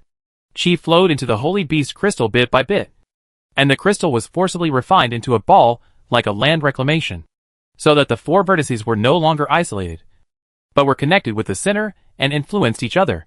This is also how Suhi said that the powers of the dragon turtle and the peacock merge into one. When one reaches the ultimate level of cultivation in the future, the power of the four holy beasts will inevitably be fused. And it is hard to say when their respective holy beast bodies will appear. But when he appears as a human body, he will definitely be able to use the power of the four holy beasts at the same time. Suhi fell into cultivation and did not care about foreign affairs. The toad jumped out, said H. low to Jifeshua, asked for permission, and headed for the mother-in-law's sore stone. Now that Turtle Boy's family has a big business, there are a large group of living beings in the inner world to support, but they have not yet formed a self-sufficient cycle. After the true cycle of the third level of opening the sky, the energy consumed by the creatures in the inner world will naturally be returned to the inner world after death. For the entire world, the energy does not increase or decrease, but instead increases the power of all living beings. But at the moment, creatures are multiplying rapidly, and new creatures appear from scratch from time to time. So Suhi needs additional subsidies. Suhi's consumption of origin stones at this time may even exceed the fourth or even fifth level of Kaitian in the future, if he didn't have thighs to hold him. Just the consumption of the third level origin stone would have dragged him down for who knows how long. Toad's secret slander Suhi didn't know that he was completely immersed in practice. The body changes back and forth between the dragon turtle and the peacock. Two completely different powers surging on the sacred beast crystal at the same time. There is light shining on the crystal. The top of Xuanwu exudes black water, which is abundant and dignified. The top of Suzaku is a completely different red fire element, but its brightness is not as bright as Xuanwu. The shape of a peacock is hidden under the appearance of a red bird, and the fish is just like a fish. The white tiger and green dragon positions are still not lit, and the third and fourth bodies are about to condense. Suhi cultivated and did not know the sun and the moon. The sun and moon rotate in the suppressed land, and time passes day by day. A hill next to Jifeshua was holding a copper basin. It was obviously a complete bronze basin, but it was torn apart like a machine. However, nothing happened to the basin, and it was just trembling and begging for mercy. It was so simple that it really couldn't understand how such a fairy could do such a cruel thing. "Fairy, please forgive me. The basin can be offered as an offering. When I am condensing the orbs for my master, I can secretly hide 70%, 80% of them, and they are guaranteed to be green dragon fetal beads." It could see that the fairy was extremely satisfied with the Qinglong bead. Jifeshua remained unmoved. She pointed a green jade finger and landed it on the bronze basin. The runes divided the bronze basin into countless pieces, then assembled them again, and their appearance instantly changed. Bronze pot, bronze urn, bronze gourd. Every time it transforms, the sound of the bronze basin sounding like life is worse than death can be heard. What is the difference between this and turning a person into a pig, dog, cow or sheep? It screamed in a low voice and did not dare to protest loudly. Once it affects the master's practice, the fairy will turn it into a chamber pot. It screamed, and Jifeshua suddenly raised her head and looked into the pool on the opposite side. The bronze wine pot looked at it, and saw the dragon turtle's body trembling. Not much, but causing ripples in the entire pool. The master is in trouble in his practice. Jifeshua's body rose from the water, and she stepped on the water with her bare feet and looked at Suhi, but did not approach rashly. This feeling, the dragon turtle is hitting the level. In other words, hit the bottleneck. Is there any bottleneck in Xuanwu's transformation into human beings? I thought that with talents like them, I would not encounter bottlenecks in my practice. Thinking like this, Suhi vomited out a mouthful of blood, suddenly opened his eyes, and began to gasp. When the turtle's blood entered the water, the entire pond started to boil, as if it was about to boil. Suhi shook his head, his eyes a little confused. The progress of becoming a human was stuck at 84%. On the third day of practice, it reached 84%. In the following days, I was trying to break through this point, but it was stuck all the time, like a sacred beast crystal that had solidified and could not be broken through. Suhi panted for a long time, regained his energy and blood, and looked at Jifeshua. "Eager for success?" Jifeshua asked in a clear voice. Eager for quick success is the great sacrifice of spiritual practice. In particular, the way of Xuanwu is not the bloodline evolution of the dragon turtle, but a practice similar to that of a monk. Suhi shook his head. No! He was practicing normally, but he encountered a bottleneck. This was the first time in his life. Suhi shook his head, dissipating the slightly dizzy feeling, and said to Ji Feishue, My wife, help me shield the pond water from outside inspection. I will try again. It's amazing. Can one still get stuck in a bottleneck in spiritual practice? When Lord Turtle has no plug-ins. Suhi is not just a cheat. Ji Feishue waved her palm lightly, and a cloud covered the pool. Suhi took out another handful of water drops and swallowed it.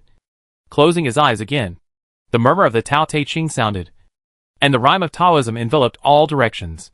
Chapter 478 Human Body 02. Chapter 478 Personal Times 0.2. The sound of the Tao is like a bell, resounding through the barrier. Another example is running water, which is continuous and continuous. The broken bronze basin on the pool was trembling and struggling to condense towards the center. This is the feeling. Although the owner forced it to get into the car, good things kept coming. When it is subdued, its quality is improved at the same time. Then the master's practice will be endless. And this rhyme can even bring it one step closer. A magic weapon that becomes a spirit by itself is like a monk who can absorb the energy of heaven and earth on his own to advance. Although it is excruciatingly slow, it is still capable. This is fundamentally different from ordinary magic weapons. Ji Feishue didn't care about the small movements of the bronze basin. Suhi was here anyway. It couldn't escape and could be taken apart for study at any time. Her eyes fell on Suhi, and she examined it carefully. The Tao charm in Suhi's body was the only one she had ever seen in her life. It could not be compared to any cave heaven, paradise, enlightenment tea or the like. If she were like Suhi and could practice under such Taoist charm at any time, she would have reached the 7th level of heaven in 1,000 years. The Taoist charm on Suhi's body flickered, and his momentum was rising steadily. Waves of green light expanded outwards, echoing the green light of the pool. Everything seems to be changing for the better. But Ji Feishue's brows gradually wrinkled. Suhi's skills in breaking through the levels were very clumsy. Breaking through the bottleneck is not a brute force collision. Brute force collision will only hurt your body. This dragon turtle has no experience in breaking through levels, and he has never encountered a bottleneck in his practice. It's natural to think about it. He is still less than a year old and has reached such a level of cultivation. Naturally, it is impossible for him to be stuck by a bottleneck. He meant to remind him, but at this moment, Suhi was fully focused on getting through. Telling him something might interrupt his concentration, and if he didn't pay attention, he would suffer backlash, which would be bad. Ji Feishue looked at him and took out a guqin with her bare hands. She sat cross-legged on the water with the guqin on her knees. She played the guqin with both hands and jingled with her green jade fingers. Do not disturb with words.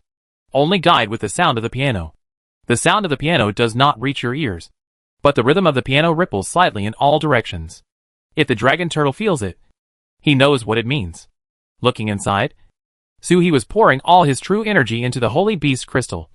But his mood was getting more and more irritable. This holy beast crystal. What a ghost! I had never discovered before that the holy beast crystal could be strengthened and advanced. The final kick stuck at 85%.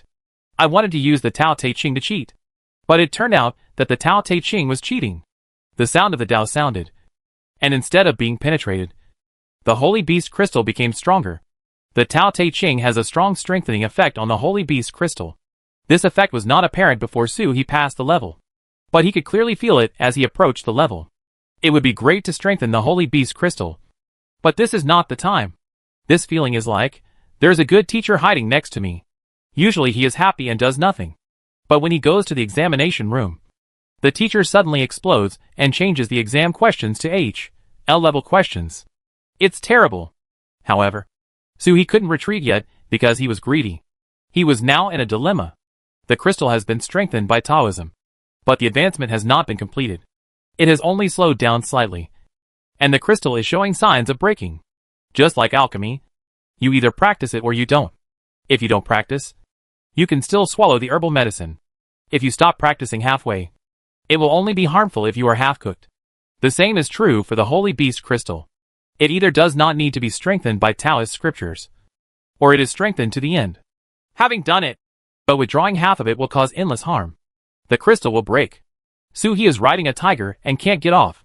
The water droplets in his mouth melted and turned into Suhi's unexplainable power, which intertwined with the true essence and impacted the crystal again and again. Suhi's whole mind was like ocean waves, with the sound of waves coming one after another. Every impact on the crystal was bounced back, and every time it bounced, my mind felt like a heavy blow. The roar mixed with the dizziness of the heavy blow made Suhi staggered, but he didn't dare to stop, suppressing the discomfort in his mind, and impacted the crystal again and again. Outside the suppressed area, the black dragon was wheezing and panting. There was no air in the chaos. Every time he breathed, what he inhaled and exhaled was a large area of already red chaos. The black dragon panted and wandered on the boundary membrane of the suppression barrier, like a snake leaving a mark. When the black dragon swam, the crooked traces turned into runes, and were embedded in the suppression barrier. The black dragon swam not long before it panted like a broken bellows and neighed continuously. He stopped, took out 2 precious medicines, and swallowed them whole. A sinister look flashed in his eyes. That dragon turtle should be killed. I don't know how the dragon turtle mastered the power of time. The heavenly punishment that hit him a few days ago was not the point. It only detonated the power of time, blasting all the way from the tongue to the chest. Half of the dragon was eroded by the power of time. If it weren't for his own special existence, the power of time alone could kill him. Even if it is blocked by its own unique power, it is difficult to recover, especially when that idiot was cut out of his body and took away some memories, making it difficult for him to clarify many things. Why does it turn black for no reason? Why does turning black make you fearful of dragons? He subconsciously did not dare to go in and get close to the dragon clan. He had a feeling in his mind that as soon as he appeared in front of the dragon clan, he would probably be wiped out by the dragon clan. He doesn't care about this. He just hides. But this place of repression must be destroyed, no matter what Ji Tianxin had done to him. This suppressive place had become his inner demon. He knew that there was something extremely harmful to him inside, but he couldn't help but want to rush in, especially knowing that Ji Feishuo was inside. This feels wrong. Dragons shouldn't be so stupid. This place should be destroyed. Chaos can destroy everything. As long as the barrier membrane of the suppression area is destroyed, chaos will naturally swallow everything. Everything returns to chaos. The black dragon swallowed the precious medicine and did not dare to stop at all. He swam away and drew runes with his body. Be quick! Faster! Ji Tianxin's knife hurt the soul and the mind. It's not necessarily when you will completely fall into a state of ignorance. Fortunately, this place is in chaos. Unless you are determined to look for it, you will rarely meet anyone in 100,000 years. As long as this area of suppression is destroyed and oneself is locked in the depths of chaos, the body will naturally repel the alien power bit by bit. Whether it's the dragon turtle's power of time or Ji Tianxin's runes, he has this confidence and his ability to recover is unmatched. Puff! Suhi vomited out another mouthful of blood, but did not open his eyes. Nor did he stop progressing towards the bottleneck. The power in his body was still surging, and he was breaking through. But his body was shaking even more violently. The sound of concubine Ji's snow piano suddenly stopped. A flash of anger flashed in Shuangling's eyes. This dragon turtle didn't listen to her piano, or didn't understand it at all. Play the piano to the turtle. Her feet had already landed in front of Suhi. One hand was placed between Lam Gui's eyebrows, and a trace of consciousness penetrated Suhi's sea of consciousness. But as soon as his consciousness touched the scales between Suhi's eyebrows, he was pushed back. It wasn't Suhi who resisted, nor her true energy that protected her automatically. It was the chaotic aura in Suhi's body that brought her consciousness back. This turtle can't even breathe properly. Ji Feishuo's expression turned stern. She used her finger as a halberd to point a finger, and forcefully pierced the scales between Suhi's eyebrows, invading her consciousness. Suhi didn't even dodge. He didn't appear at all, and he didn't guard against her. Suhi knew at the moment Ji Feishuo got close to her. But at this moment all his thoughts were used to attack the crystal, and he couldn't respond. Ji Feishuo's thoughts rushed in, and she naturally followed her true energy and landed in front of the holy beast crystal. Looking at the crystal in front of her that shimmered with light of water and fire, a cold voice rang directly in Suhi's consciousness. "Don't you feel the music?" She spoke concisely. Although her voice was still cold, her tone was no longer hard-conscious. It was much more serious than transmitting the sound to Suhi. A little carelessness could disrupt his will and lead to the real intrusion. Yuan riot. A wry smile came from Suhi. "I feel it. But I can't be steady anymore. Wife, if I can't break the crystal stone, I will lose my body. The crystal stone was blessed by the Tao Te Ching and became more and more solidified. The difficulty for Su He to open the crystal stone increased proportionally. He couldn't open it without reinforcement before. But now it's even harder. Almost impossible. Consciousness speaks differently from language. As soon as thoughts appear, Ji Feishue already knows what happened. She gathered her consciousness in front of the crystal and looked at it. From the perspective of the conscious body, the spar looks like a planet. There are 4 holy beasts at the top of the 4 directions. They are waving their wings and swimming. And the Suzaku and Xuanwu are vividly displayed. Especially Xuanwu unbridledly exudes the meaning of Xuanwu. This is no longer the path of Xuanwu. To a certain extent, Su He is already a real Xuanwu. In Ji Feishue's eyes, the power of the true essence and the water droplets was like endless waves of water rolling from the top of the spar where the Xuanwu was. Toward the central body, the human body sits cross-legged with eyes closed, and has 2 wings on its back. The wings are the same as the wings of the Sua peacock, but they are more suitable for the human form. They are somewhat similar to the wings of the Tian-Ni clan that I saw a few days ago. There are also flames licking at the corners of Suzaku below, pouring into the body. 2 completely different forces converge in the human body, but they are not incompatible with each other, but instead complement each other. This crystal is like a harmonizer, blending all of Su He's powers into one furnace. However, there is too little power that can be transferred into the human body through crystal stones. Su He was opening up the spar at the moment, just like a monk opening up his meridians. The stronger the crystal, the harder it is to break through. But once it is broken through, the effect will be doubled. Ji Feishue watched quietly, watching Su He's water waves and flames hit the crystal again and again. Time and time again. They return without success and end up hurting themselves. He has tried his best. But the strength of the crystal is not what he can break away now. One person occupies 2 avenues. And it would be a surprise if everything goes smoothly. If Su He hadn't been a divine beast, the impact of these few days alone would have exhausted the energy. Most of the monks who died in seclusion and failed to break the mirror were in this situation. If you don't accumulate enough, you can't break through. Of course, it would be useless if Su He accumulated enough here. The more accumulated, the stronger the crystal would be. Ji Feishue sensed Su He's helplessness, and the turtle felt a little aggrieved at his consciousness. Daughter-in-law, can you help me? I'm stuck. Ji Feishue found it a bit funny. Looking at Su He's crystal, he was silent for a long time. So far in your practice, have you relied on outsiders to succeed? This turtle is only reckless. And if it fails, he will rely on outsiders. Have you ever thought about changing the power forms of Xuanwu and Suzaku? Condensing, drilling, acupuncture. Although from Ji Feishue's point of view, it is likely that this will have no effect. It might be possible before the Tao Sutra strengthens the crystal, but it won't have much effect now. But you should try it anyway. If it were her, she would slow down the condensation of crystal stones by the Taoist scriptures, and then refine the true essence into the shape of a flying sword or a world-grinding disc, or even use the true essence as a material to refine treasures in her body. Then it develops and disappears bit by bit. Maybe after 1,000 years or 10,000 years, we can finally achieve it. Doesn't the cultivation of mythical beasts depend on time? Su He was stunned for a moment. If he didn't rely on outsiders, why would he rely on him? He said matter-of-factly, yes. From enlightening the dragon turtle to shaping the foundation of the inner world, to advancing in practice, his wife basically helps. It was either by Ling or Ji Feishue. Su Huanyan had been trained with him all his life with one person and one sword in battle. Without my wife, I really wouldn't be where I am today. Even with the help of the Tao Te Ching, Su He could barely see the back of Taizu after hundreds of thousands of years. How is it possible to achieve the current progress? Really soft rice. Full banquet of Manchu and Han dynasties. Of course JPG. Ji Feishue was speechless for a moment. And after being quiet for a long time, she sent a message. If I help you, maybe you will regret it in the future. Cultivation is what you go through step by step. Is there really a way? Su He was surprised. Help me, he said firmly. Whether he regrets it or not is a matter for later.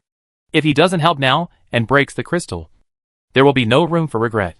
He doesn't have time to wait for morality to strengthen the crystal, and then spend thousands of years to slowly grind it away. Ji Feishue was silent for a long time before she said softly, relax your mind. Su He did as he was told, and saw a flash of red light. Ji Feishua's consciousness turned into a mist and enveloped her. Suhi seemed to see two phoenixes chasing each other and screaming. A thought came to Ji Feishua, which was a technique. Bone Clan's Kung Fu? How come there's only half of it? Suhi asked curiously. This technique is wonderful and has no name, but it can combine the true energy and chi of two people. Half a row is enough. Ji Feishua's voice was cold. As Hua Zhenyuan poured into Suhi's body, it came into contact with Suhi's Zhenyuan. Suhi's eyes lit up. His wife wanted to fuse the two people's true energy and use their strength to attack the crystal. He was overjoyed. But the two kinds of true energy were as yin and yang coexisting as a pool of water. Although they were not mutually exclusive, they were difficult to combine. Operation technique, came Ji Feishua's voice. Suhi stopped talking.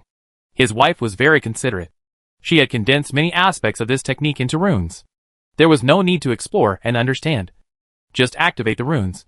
The two kinds of true energy intertwined and rotated in his body, tightly entangled like twists and turns. But they were still separated by a layer of membrane and were incompatible. Ji Feishua was silent for a moment. Suhi felt a layer of enchantment fall down, clinging to his body like a thin film, preventing his consciousness from leaving the body and sealing off all six senses. Immediately afterwards, the rotating primeval energy merged together without any rejection, as if one body. What did you do? Suhi asked in shock, feeling the sudden surge of true energy. The fusion of two types of true energy is not simply a matter of adding 1 plus 1, but interlaced and embedded. And the degree of condensation of the true energy suddenly increases. Breaking the situation. Ji Feishua's voice was cold, without any emotion, and without any intention of explanation. The toad returned from picking up the origin stone in the pool, but did not dare to return to Suhi's body. He huddled on the bank with the fox and watched the scene in the pool. Ji Feishua stood in front of Dragon Turtle, her bare hands pressed between Suhi's brows, and two phoenix shadows flew around them. The marriage certificate hung high above the two people's heads, like flags hunting in the wind. Toad and Fox looked at each other. The moment the two phoenixes appeared, Ji Feishua's true energy invaded Suhi's body. Before Toad could figure out the situation, he saw the marriage certificate rising up on Ji Feishua's body, and their names were shining brightly. Then Turtle Boy's momentum suddenly increased, as if he had suddenly advanced. The marriage certificate appears, and the true essence merges. The fox tilted its head and blinked, not knowing why. It spent most of its life in the underworld of Fengzhong. A fox survived alone. It had never seen the world and knew very little. But the toad is different. Even a serious monk can't keep up with the weird knowledge of a toad. He can understand it at a glance. The fox turned to look at the idol. Sister Tsuehua, what is our master doing? Toad tried his best to put his hands on his hips and laughed like a pig. Practice. This technique is a double. Before it finished speaking, Ji Feishua glanced at him, her eyes as cold as knives. The toad fell silent for a moment. Double what? The fox seemed not to notice the look in his master's eyes, and asked cutely with his big eyes blinking. Double. The win-win technique can be practiced together, and the progress is rapid. Just look at my turtle boy. He is about to explode. Toad was glad that he would not sweat. Otherwise, he would be a boiled frog at this moment. Ji Feishua turned around and closed her eyes to help. This is the Luanfeng harmony technique obtained from the nether world of Fengzhong. Although it is a dual cultivation technique, dual cultivation techniques do not necessarily require dual cultivation, taking the way of combining yin and yang, using the marriage letter as a bridge. It combines with the true essence of dragon and turtle, as if it were one body. I can help him. Suhi felt the surge of true energy and felt inexplicably happy. I wish I could jump 3 feet. He rolled up his true energy and rushed towards the holy beast crystal like a turbulent wave. The sound of the waves is like thunder. The indestructible spar under the sound of Tao is like a cliff that has been washed away by waves for hundreds of millions of years. And some rocks suddenly fall. Ji Feishua. Dot! Sure enough, it's still brute force. Maybe it's not the characteristics of Suhi, but the characteristics of the Dragon Turtle clan? I have never seen a dragon turtle taking a delicate route, regardless of refining weapons, elixirs, or even creating magical powers. The Dragon Turtle clan is always in great harmony. They are the roughest clan among the 4 spirits. The waves crashed against the shore and thunder roared. Wave after wave. Suhi's momentum surged, and the rumble of war drums could be heard in his true blood. As the true energy surged, an army of true blood arrived in formation, shouting chants and rushing into the holy beast crystal. There was a collision. A sound of breaking ice amidst the water waves and bugles. And an explosion sounded from the spar that had trapped Soo-hee for an unknown length of time. But it is not broken. But a channel is opened. A passage was knocked open. Then it was like an avalanche. On the holy beast crystal, countless cracks appeared densely like lightning. But they were not broken, but channels of power. The main road surrounding the center connects Xuanwu and the human body.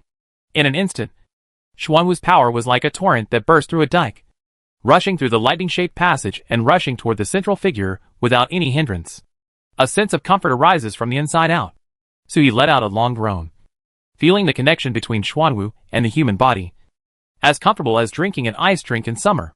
Before he could comprehend it carefully, he turned into a peacock. "Daughter-in-law, do it again!" His voice was cheerful. But before Ji-Fei's snow true essence and Peacock's true essence merged, the Xuanwu power that had reached the center rushed out from the spar and rushed straight to Suzaku, opening a passage from the inside out. At this moment, Ji-Feishua's true essence surged in, merged with the Peacock's true essence, and turned into hot magma, rushing towards the holy beast crystal. The internal and external attacks simultaneously melted the crystals in an instant, turning into a passage. It was not like the lightning of the Xuanwu passage, but like a volcanic passage, filled with blazing fire. The passage is not a real passage. Just like the meridians of the human body, it is not found in the true anatomy search. It is just an existence in the dark. The cry of the phoenix and the long chant of the dragon and turtle sounded on Soo-hee at the same time. The passage penetrates and the breakthrough ends. Ji-Feishua slowly opened her eyes, and her true energy exited Soo-hee's body. He raised his hand and tore off the marriage certificate, then stepped back into his own pool. The bottleneck has been broken, and the next step is Soo-hee's own business. Ji-Feishua looked away from Soo-hee and looked down at her hands, a light flashing in her eyes. Soo-hee's true energy is truly wonderful, broad and unmixed. In addition to the normal dragon turtle energy, there is also the power of Xuanwu and the power of time. It is the power of all living beings that all dragon turtles have, which is also unique. Her true essence is blended with Soo-hee's true essence, and she has a deep sense of three unique powers.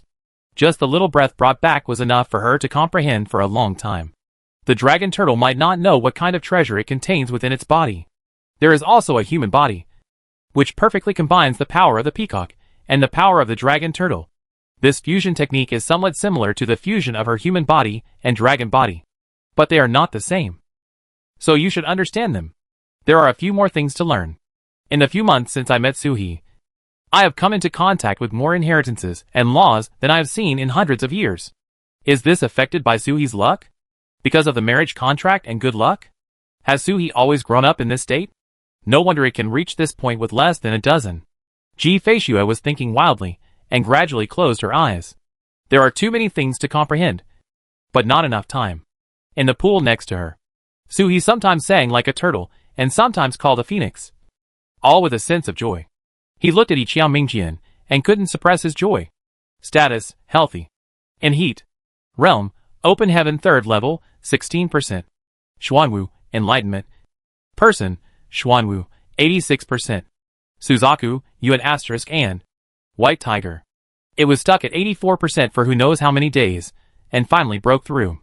As soon as a breakthrough is made, the river is smooth, the crystal channel is opened, and the power can be transmitted unimpeded. As if without restraint, his personal progress soared rapidly. 86%, 0.87%, 0.89%. The power of the water droplets accumulated in the body these days exploded at this moment, driving the true energy, Xuanwu and peacock power, and surged towards the center of the holy beast crystal. Visible agglomeration of the human body. Limbs, body, head, wings.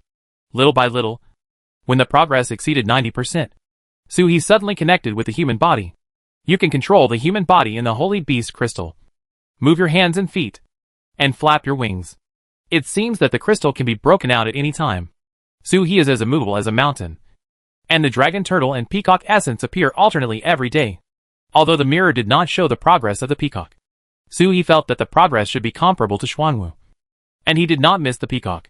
In the pool, Ji-Feishua had just closed her eyes to practice, then opened her eyes again and looked at Soo-hee again.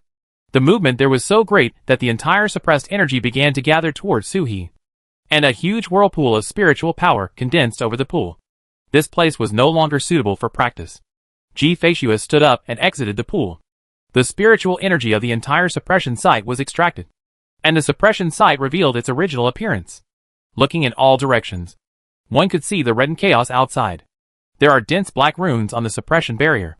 A black dragon shuttled back and forth, twitching and swimming, leaving behind talismans one after another. The black dragon wants to destroy this suppressive land. Ji-Fei stared at him with focused eyes, and the fairy sword in her hand buzzed and trembled. Qi-Long flew over and stopped far behind Ji-Fei with a bit of anxiety. "Don't do anything stupid. You are still invincible against this dragon." Ji-Fei looked at Heilung, looked away, and glanced at Qi-Long. Then he looked at Su-He in the pond. Su-He's shadow could no longer be seen there. Only the huge vortex of clouds condensed on the water, and Su-He's rising momentum could be felt, making progress every moment. "He's here. What for?" Qi-Long asked cautiously. He couldn't understand Dragon Turtle's practice. His momentum was rising and his Taoism was improving. But it is not the progress of the inner world. In addition to the path of the divine beast, what other terrible skills does this Dragon Turtle also practice? Ji-Fei ignored him and just watched quietly. The toad jumped back into Su-He's body and wandered back and forth between the mind orifice and the inner world. Arranged the source stones, sort out the rules, and calm the sea of consciousness. It knew that this was the most critical moment for Su-He. The nature is especially above the open sky. The human body is a major symbol that distinguishes the four sacred beasts from other sacred beasts. Condensing the human body, Su-He is essentially a Xuanwu. Toad's heart was beating loudly, and he was even more nervous than Su-He. I wanted to say a few words to relieve the tension, but I found that at this time, the turtle boy was completely immersed in practice. I didn't know whether to say that he had a solid Taoist mind, or that he was heartless. Toad was sure that everything was arranged, and his eyes were fixed on Su-He's Ichi Mingjian, watching the progress of personal Xuanwu soar from 90% to 99%. This time only took more than 40 days. For such a state, and this kind of practice, it is almost instantaneous. The final step has been reached. Toad's breathing became heavier and heavier, and he stared at Mingjian tightly, fearing that there would be any accident. Outside, even Ji-Fei couldn't keep her cool look. Her nostrils were slightly flaring and her breathing was a little tight. The hand holding the fairy sword felt a trace of sweat. Suddenly, Su-He raised his head and chanted. The dragon turtle roared, and the spirit snake on its back roared to the sky. Clouds were rolling in the sky, and there were bursts of thunder. Even the heaven and the earth were celebrating the upcoming breakthrough. After roaring for a long time, one turtle and one snake opened their mouths and took a long breath, and at the same time swallowed the cyclone on the top of their head. Then a wave of water rose from Su-He. The aura suddenly surged, and the power increased even more powerfully than in the previous days combined. A spiritual snake swims around the body of the turtle. They are clearly two bodies, one snake and one turtle. But at this moment, people can no longer tell them apart. A turtle is a snake, and a snake is a turtle. The left hand and the right hand are all from him. The turtle chanted and the snake chirped, and the spirit snake circled and fell towards the dragon turtle, then merged into the turtle body. Then, there was no movement. Su-He's consciousness fell into the holy beast crystal and completely merged with the central human body. This feeling is like the demon fetus and nascent soul of a monk. His consciousness fell on the person, and he slowly opened his eyes. Electric light flashed in both eyes. He breathed slightly, licked his lips, gathered all the strength in his body, and jumped up, as if he had jumped out of the holy beast crystal, and merged with the dragon turtle's true body. A strange feeling came. It's like a person lying on the ground wearing a turtle SHL. A little twisted. Get up! Su-He groaned and stood up. Outside, Ji-Fei saw Su-He suddenly stand up. There was a light that penetrated the chaos, penetrated the barrier of suppression, and shined through. Sprinkle it on the dragon turtle. In the light, the dragon turtle's figure shrank rapidly. Its four legs stretched out and turned into hands and feet. The dragon's head turned into a human head. The turtle SHL turned into a black robe and fell on its body, and a pair of colorful wings suddenly opened up behind its back. Ji-Fei stared blankly.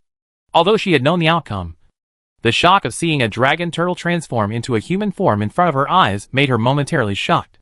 Ever since she was born, she has been exposed to the mythical beast Yuowu. Maybe she is special, And she is not an orthodox mythical beast.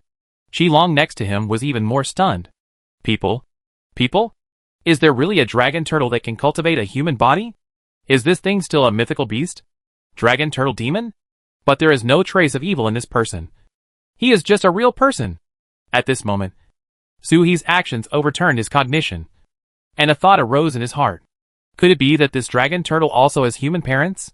He was deeply puzzled, but he saw that the young man in black did not feel happy about cultivating the human body.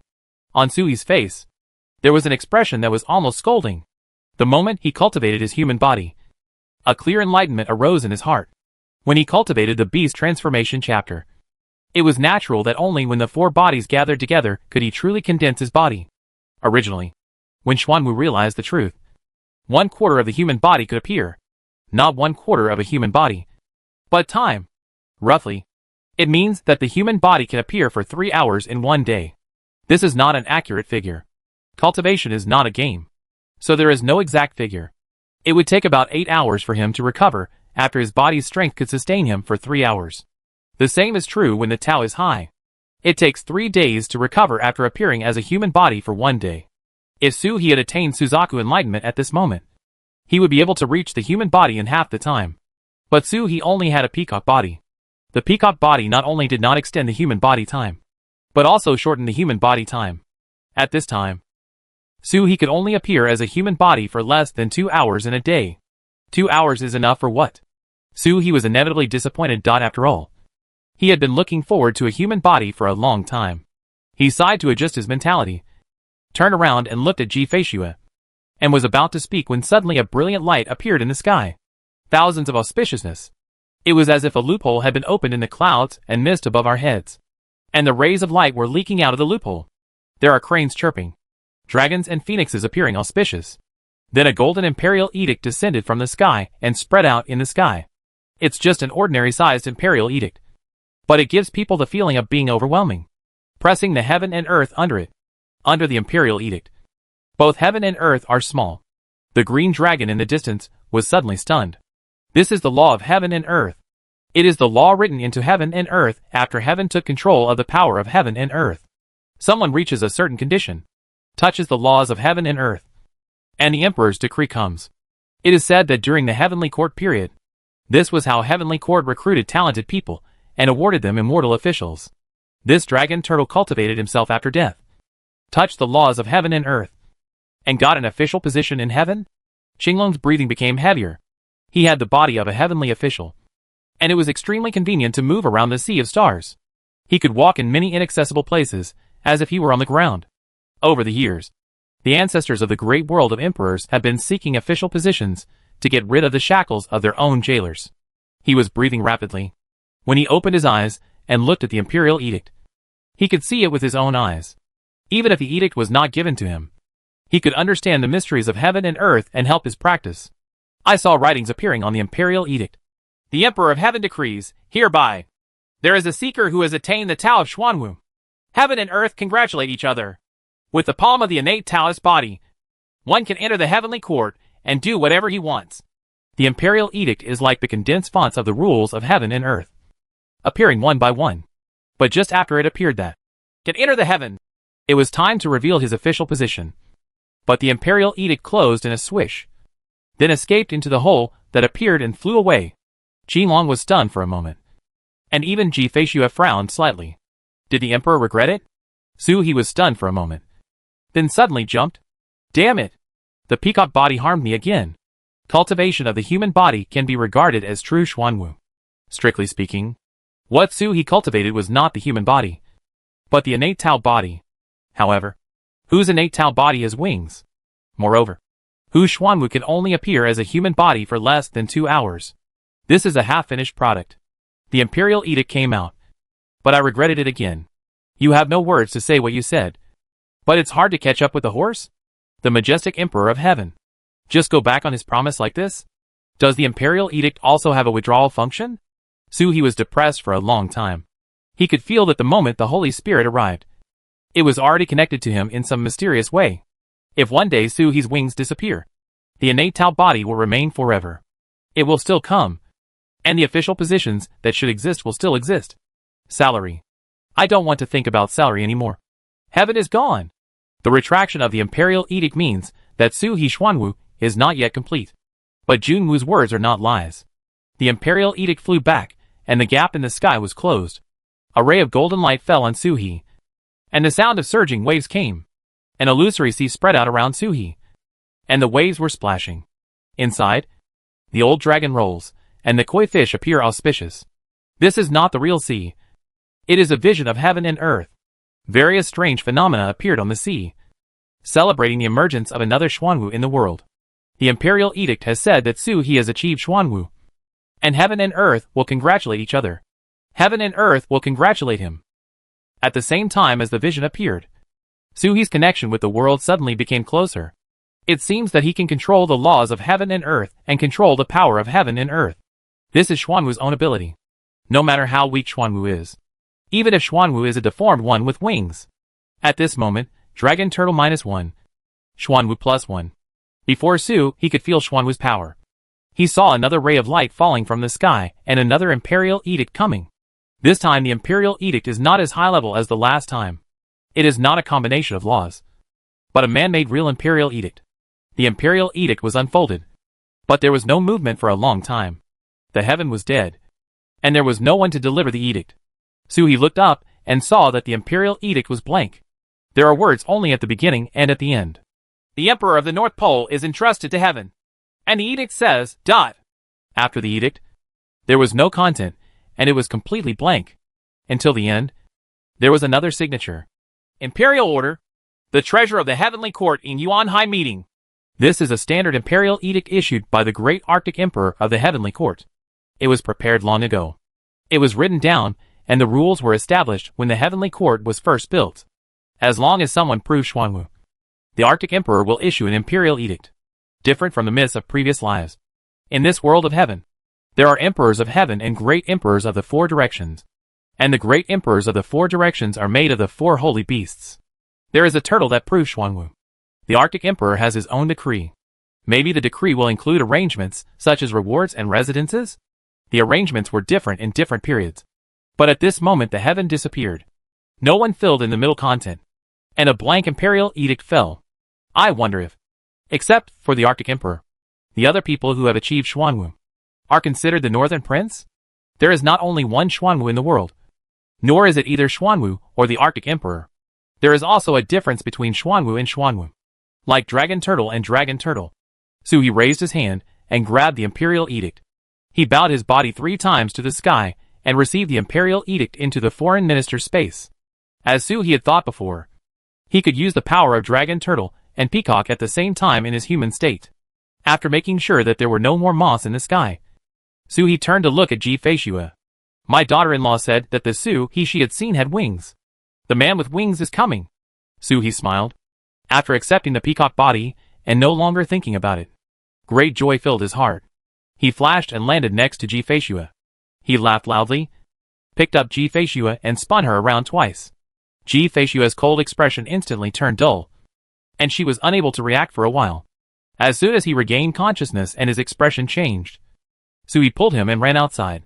Perhaps this place was a place of suppression in the chaos. Perhaps because Su He Xuanwu was not thorough. The vision of heaven and earth did not spread to the suppressing land.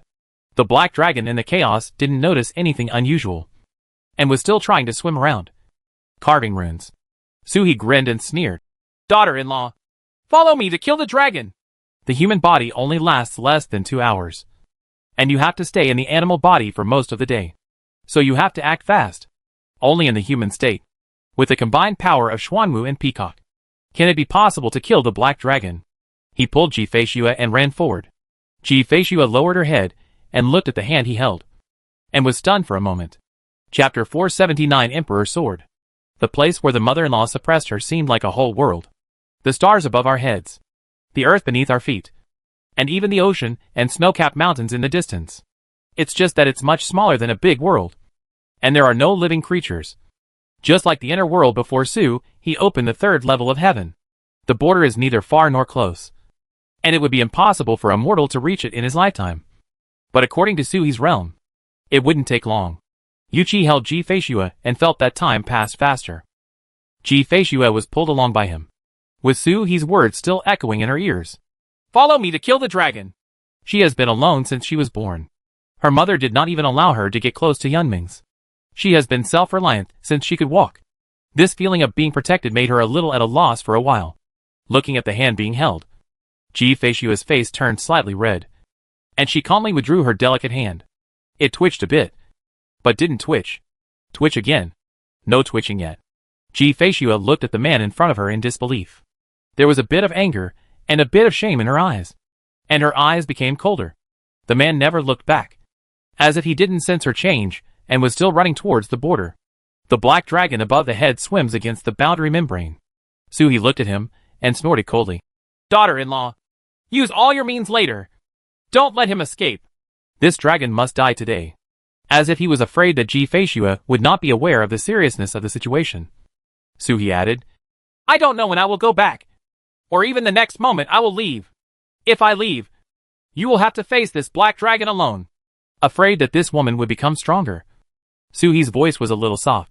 You will not ask others for protection. So take advantage of this moment to kill him completely.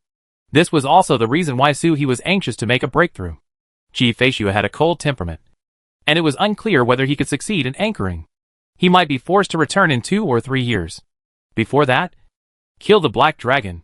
Before the time travel, Ji Feishua never said who killed the black dragon. So Soo-hee just assumed it was him. He couldn't imagine that if the killing failed, he would go back and leave Ji Feishua to face it alone. What would this girl go through? What? Black Dragon was chopped alive twice by his father-in-law.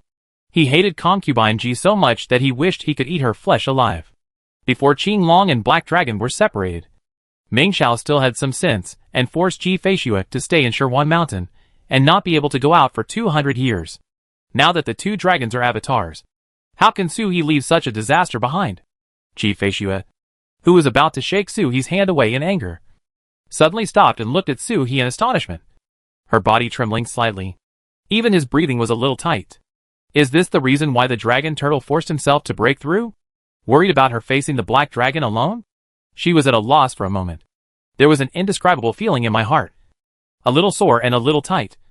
As if someone had squeezed my heart hard. It turns out that there are really people who will fight for her. Is this how Feng Si felt when he mentioned that black bird? I had always felt that Feng Si was possessed by a demon. He was obviously an ice phoenix that was rarely seen in the Feng clan. But he was willing to fall behind a black bird. When she tried to persuade her, Feng Si smiled and said she didn't understand. And even teased her. With such an overwhelming power, one day someone would protect her. Even if she was the enemy of the whole world. One day, she will be willing to be protected. Ji Feishua was cold and disdainful to refute. She was born out of her SHL. But she was alone. She might not have been able to see her mother even once in the past 100 years. And she was helpless even though she was alone. From the first day of practice, I have faced all hardships alone. Even in the most desperate situation. With no one to help me. Why did Ji Feishua need someone to protect her? But for some reason, when Soo-hee said something, her heart trembled inexplicably. Probably because others have more or less reasons for approaching her. But this turtle is simply getting close to her. There is no utility. No reason. Just pure love. Perhaps because of the existence of the marriage certificate. Even if he didn't admit it, he actually acquiesced in Soo-hee's relationship with her.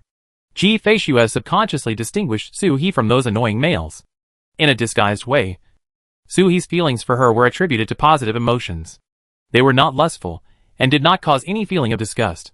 When a woman likes a man, even if he is a turtle, he is more pleasing to the eye than a prince or grandson. Feeling the jade hand in her hand tremble slightly, Soo-hee turned around with a smile. Are you moved? Don't be moved. I'm using my words to seduce you. You have too few contacts and is too easily moved. Ji Feishua was furious for a moment. Soo-hee smiled even more obscenely. I felt that you wanted to withdraw your hand, so I didn't let you do it. After practicing, for 50 years, it was so difficult to actually hold my wife's hand. How could I let go? In the past, when I hugged her with my paws, I felt nothing through the scales. It's even more uncomfortable to scratch an itch. Lecher. Base. With a sword cry, Ji Fei's snow immortal sword was unsheathed, and she slashed towards Soo-hee with a cold look on her face. Soo-hee laughed and jumped away, allowing Ji Feishua to pursue and slash her. But her figure was erratic. moving left and right. Suhi Daoxing was not inferior to Ji Feishue, and the combined power of the two bodies was far greater than the effect of 1+1. For a moment, Ji Feishue felt like she couldn't catch up. A cold light flashed in her eyes. She stepped on her foot and stabbed out with a sword. With awe-inspiring sword energy, he slashed towards Suhi, but she saw Suhi smile slyly, dodge the sword energy with a sly movement, leap into her arms, and face to face, making her unable to return the sword. The sudden breath hit his face with residual heat. The cool fairy's hair is blowing. Ji Feishue's heart tightened, and she stepped back. "Don't move!" Suhi's voice came. Ji Feishue didn't know why, and was stunned on the spot. Suhi had a slight smile on his face, like a frivolous rich kid. "Let me hug you." As he spoke, he actually hugged her. Ji Feishue's expression suddenly turned cold. The sword let go and automatically hung in the air. The tip of the sword was turned upside down and pointed at the back of Suhi's head. Her voice was cold. "I am not her 730,000 years later. She is not that enchanting and charming woman." "You are?" Suhi said softly, with a hint of exhaustion. "I just miss you." As he spoke, he didn't even care about the fairy sword behind his head and gently hugged Ji Feishue. The fairy was stunned and wanted to kill him with his sword. Suhi had already let go, and his voice became lighter when he hugged his wife. "Daughter-in-law, when you helped me earlier, can the method of merging the true essence be used in battle?"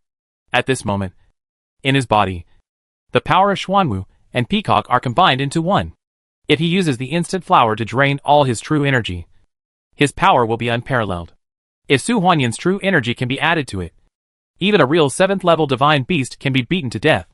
There won't be any suspense in killing the Black Dragon. The topic jumped so fast that it was hard for Ji Feishue to adapt.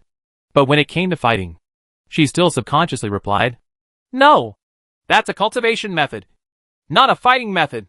During the battle, the true energy fluctuates violently, making it difficult to safely fuse the two types of true energy. Luanfeng and Mingshu are not incapable of attacking together, but that is an ability only dual cultivation couples have after true dual cultivation. Suhi nodded, then looked at the black dragon above his head. His eyes gradually narrowed. "Daughter-in-law, how does the black dragon at this moment compare with the monk Kuran before?" Suhi asked. He had his own judgment, but after all, his experience with the enemy was inferior to that of Ji Feishue, so it would not be wrong to have more advisors. "Fairy Ji," Ji Feishue's cold voice emphasized first. This turtle became a bit presumptuous when he had a human body. If he doesn't suppress this habit, something might happen. After she corrected her, she replied, "Each has its own merits. Meng Xiao and Ku Ran are ranked close to each other, but their Taoism is higher than Ku Ran's. At this moment, the Black Dragon's injury is more serious than Ku Ran's, but its attack is also stronger than Ku Ran's. Don't forcefully use his magical powers. Law." It was about the same as Suhi's estimate.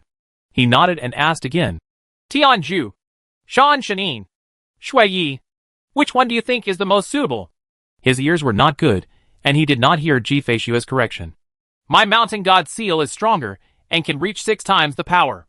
The Mountain God Seal is powerful, but the Mountain God Seal is basically a physical attack, and the level of killing enemies is not as weird as that of Tianju and Shuiye.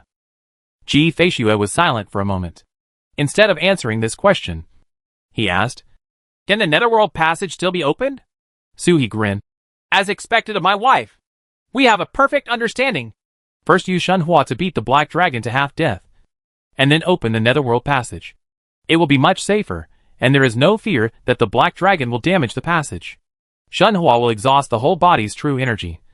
But opening the Netherworld Cave does not require true energy. Suhi Netherworld is a witchcraft obtained from Soaring Snake, and it does not rely solely on real energy to activate. The physical body, spirit, true essence, can all be turned into the power to activate the Netherworld." He laughed loudly and jumped up, straight into the sky, and rushed towards the boundary membrane above his head. "Daughter-in-law, I only have the power of one blow under the instant beauty.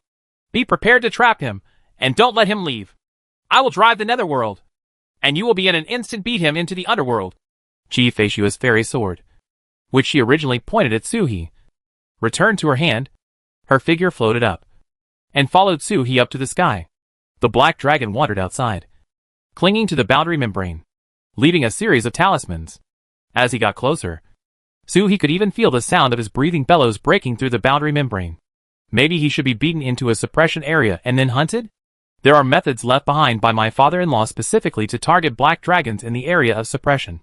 However, the iron rope has been broken by the black dragon. I am afraid it will be difficult to trap him. One blow will expose him. If he fails to succeed, the black dragon will probably retreat without a fight after seeing his current state. A divine dragon of the 6th level of the open heaven, and blessed with the power of the source. If he wanted to leave, he had no confidence that he could stay. He jumped up and fell under the black dragon through the boundary film. The place where the mother-in-law was suppressed was planned by the father-in-law. At this moment, he could see the black dragon, but the black dragon could not see him.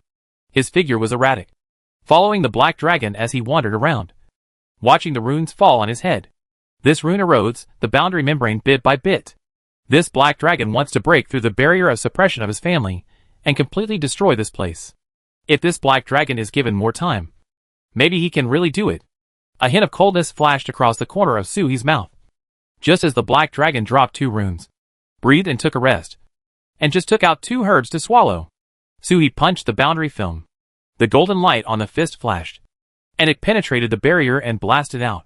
The barrier, which was extremely strong to outsiders, did not stop Suhi in the slightest, and even took the initiative to separate and let him out. The dice of the mountain god seal rotated and hit the black dragon's body, then penetrated into the chest and lungs, but did not come out. Instead, they exploded in the black dragon's chest and lungs. The black dragon, who was still panting, didn't know what was happening when he saw a golden light, followed by heartbreaking pain. The entire dragon was riddled with holes in an instant. This is not how the mountain god seal is used.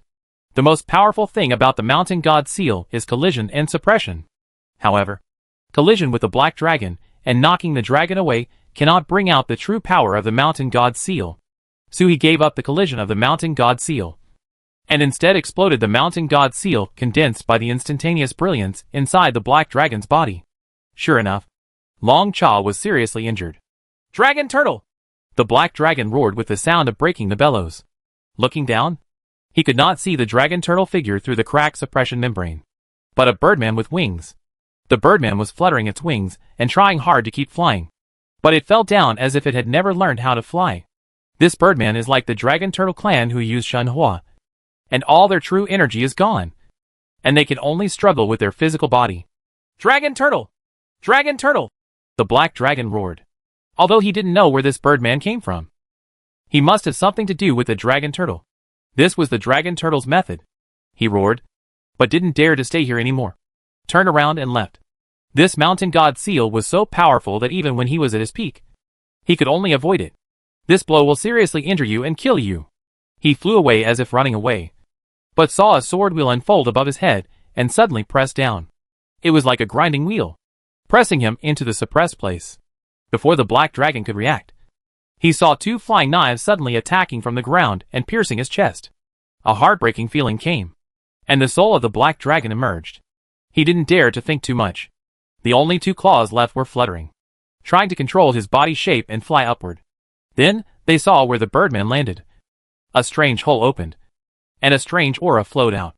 The black dragon didn't know why, but he knew that this was by no means a good place. The place gave him a Jedi-like feeling, as if it was specially designed for him, and the restraint on him was even higher than the suppression here. The black dragon struggled to escape, and then saw a white dragon swooping down in the chaos, grabbing the broken dragon's body with 4 claws, and jumped straight down to the entrance of the netherworld cave. Dive and fly.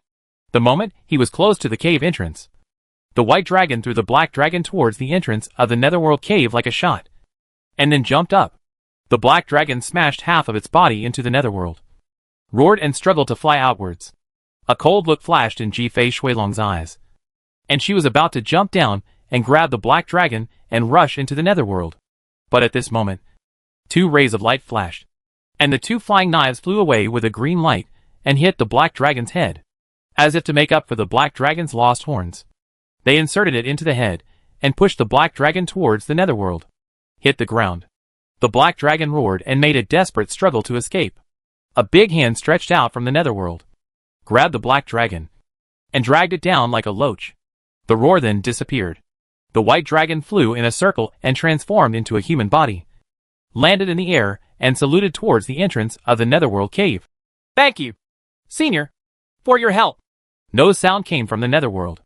Instead, Suhi coughed, and with that cough, the netherworld passage was closed.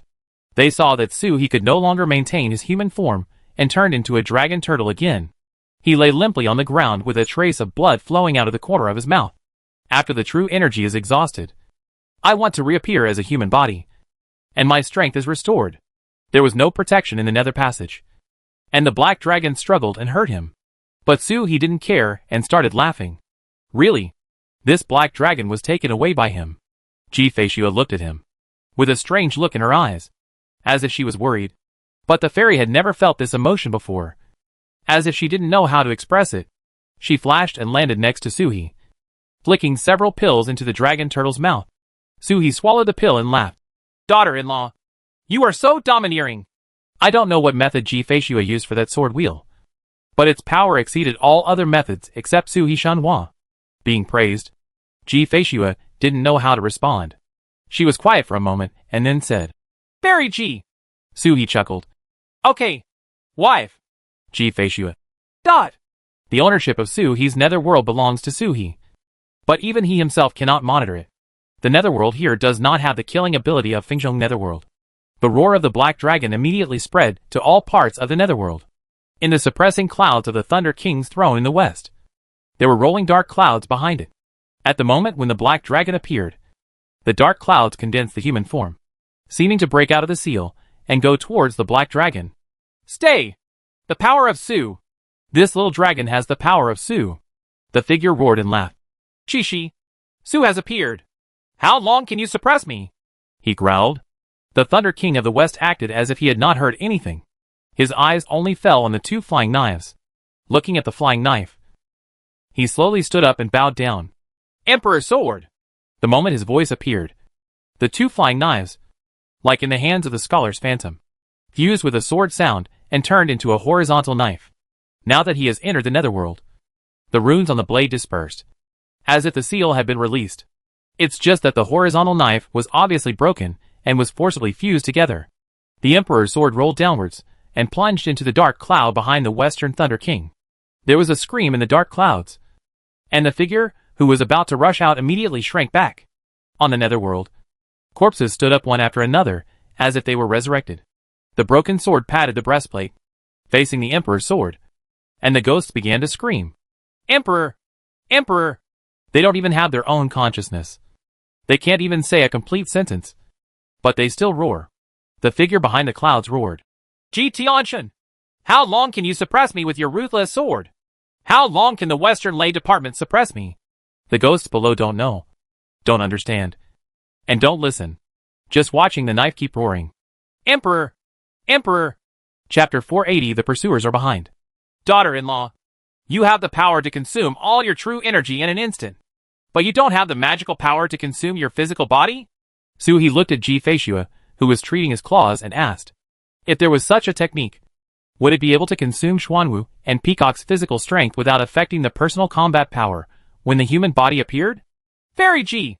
Ji-Fei-Shua's cold voice corrected her first. "If you don't want to call her fairy, you can just call her by her name." "Daughter-in-law," Suhi said bluntly. Ji-Fei-Shua was choked with anger for a moment. He held it in her chest and couldn't control it. The healing technique that fell on Suhi's claws was filled with cold frost. Fairies have always been able to do things without saying a word. Heart-wrenching pain came, and Suhi took a breath of cold air and trembled all over. "Daughter-in-law, it hurts!"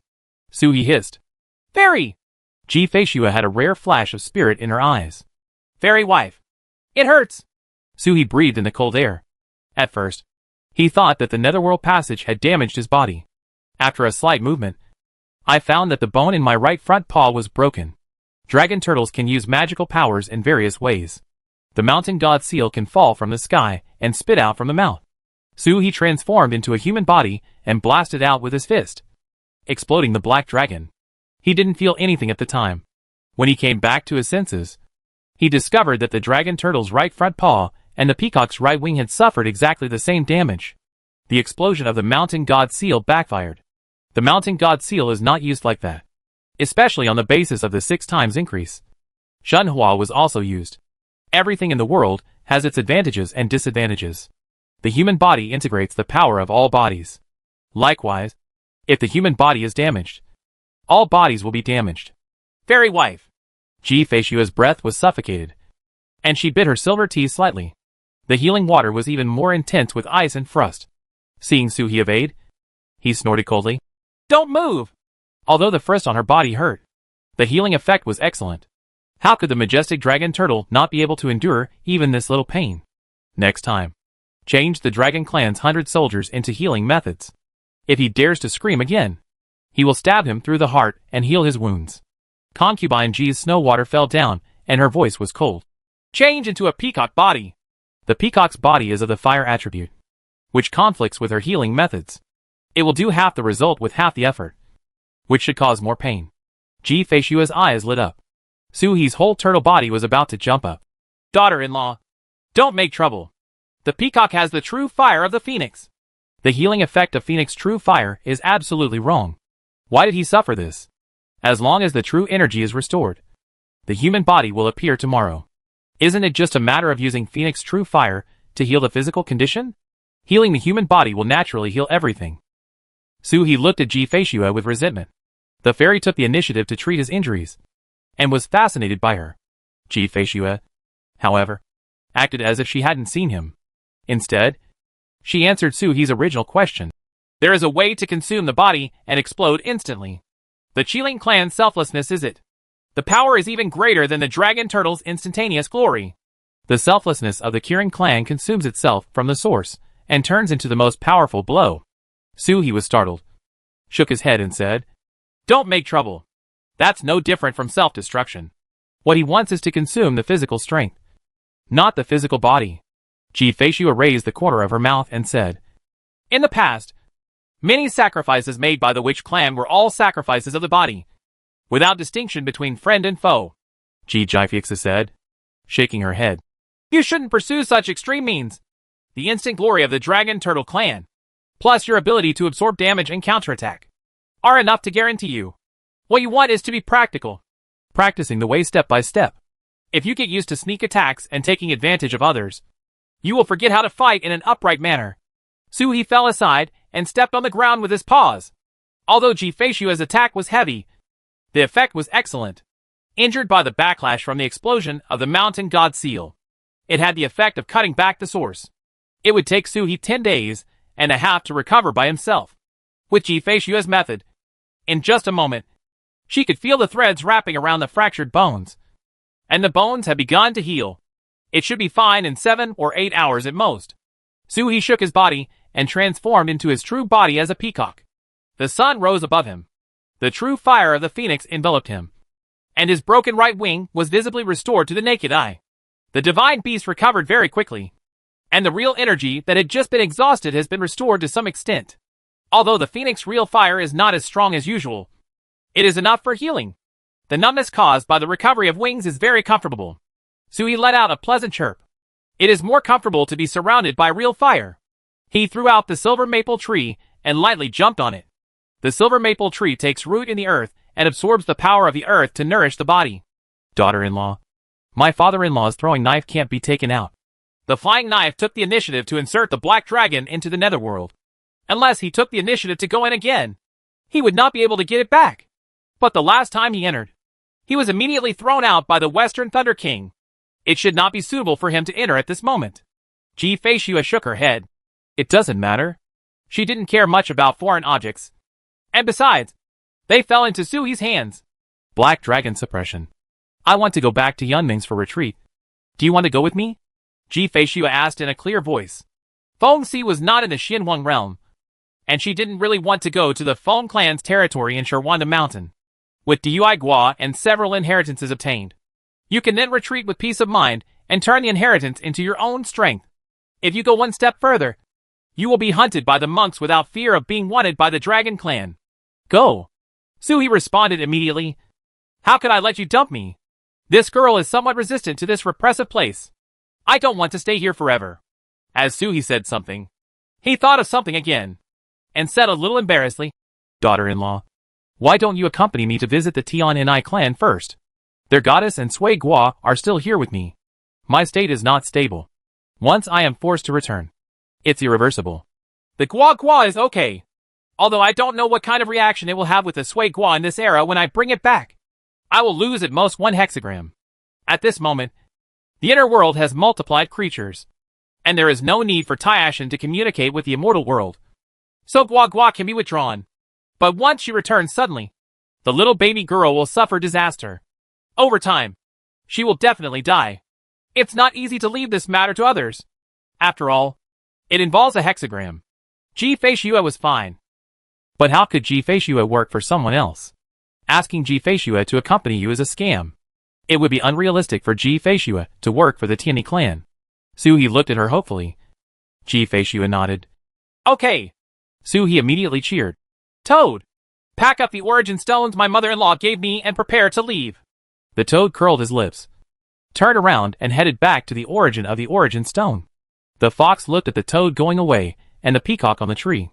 Once again, my outlook was refreshed by the appearance of this turtle. I originally thought he was just a perverted turtle clinging to his master's side and peeking at his body. But I didn't expect him to be a scumbag who wants both people and money. Which one is your mother-in-law? Who gave you the origin stone? This is what the master's mother left for the master.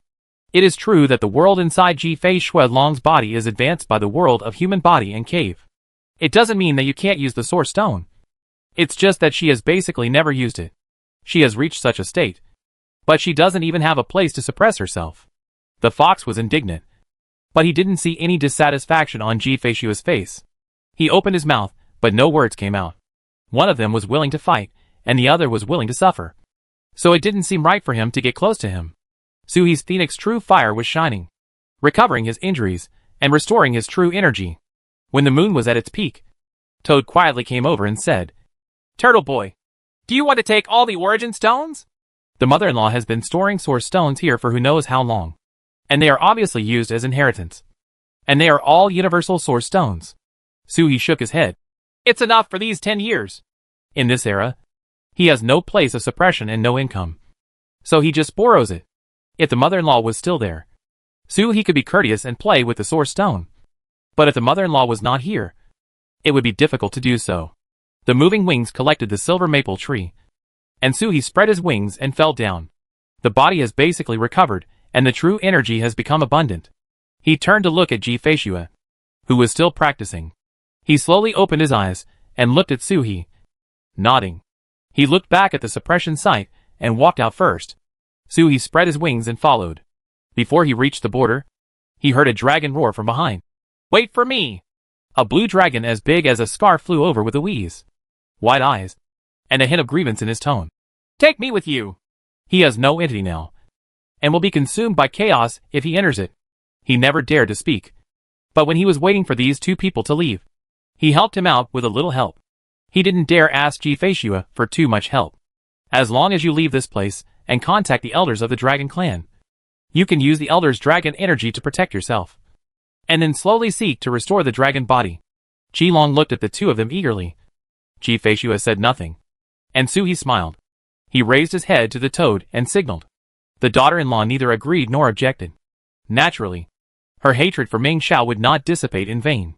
But her reason told her that the hatred should be placed on the black dragon. And the black dragon was driven into the netherworld by her own hands. Reason belongs to reason. And emotion belongs to emotion. If you don't like it, you don't like it. No matter how hard you strike with the sword. Your daughter-in-law's Taoist heart is solidified and her self-control is strong. If his wife doesn't want to do it, and she has things to do, she naturally needs him to make arrangements. Toad chuckled, took out an iron rod from his belly pocket, and pointed his finger at Qilong, motioning him to coil it on it. Qilong blinked and looked at Ji Feishue and Suhi. He was convinced that neither of them had any intention of joining hands. So he reluctantly swam towards the toad and coiled it on the iron rod.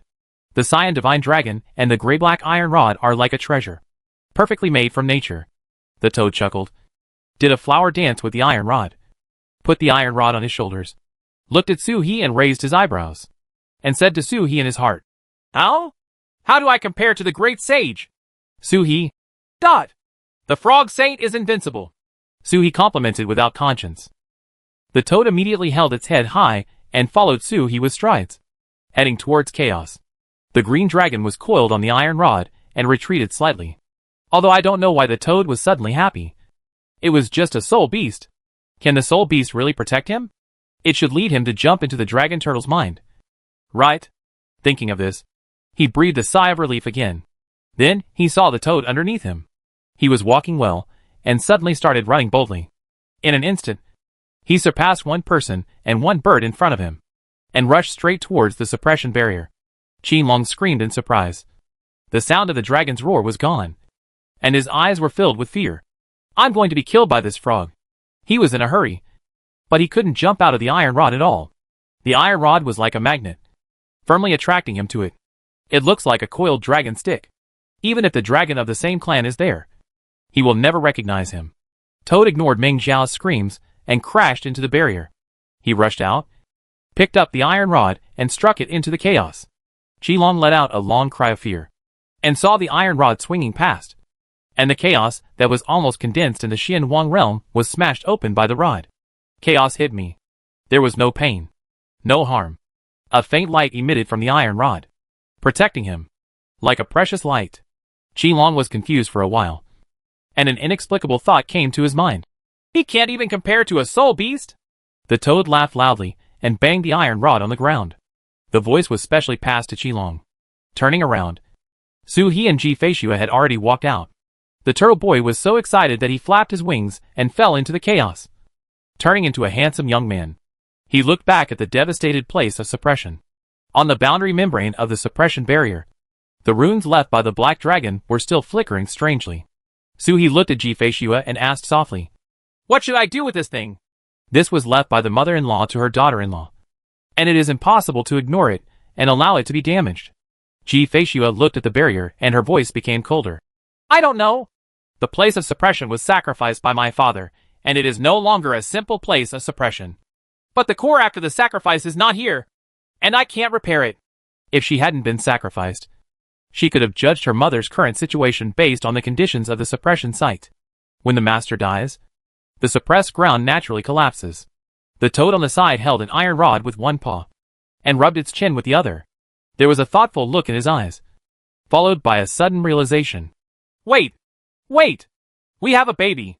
As everyone watched, the toad chuckled, dug its paws into its belly pocket for a long time, and took out 10 origin stones. The 10 top-grade origin stones are not classified into different grades, but just by looking at these 10, you will be able to place the word top grade on them.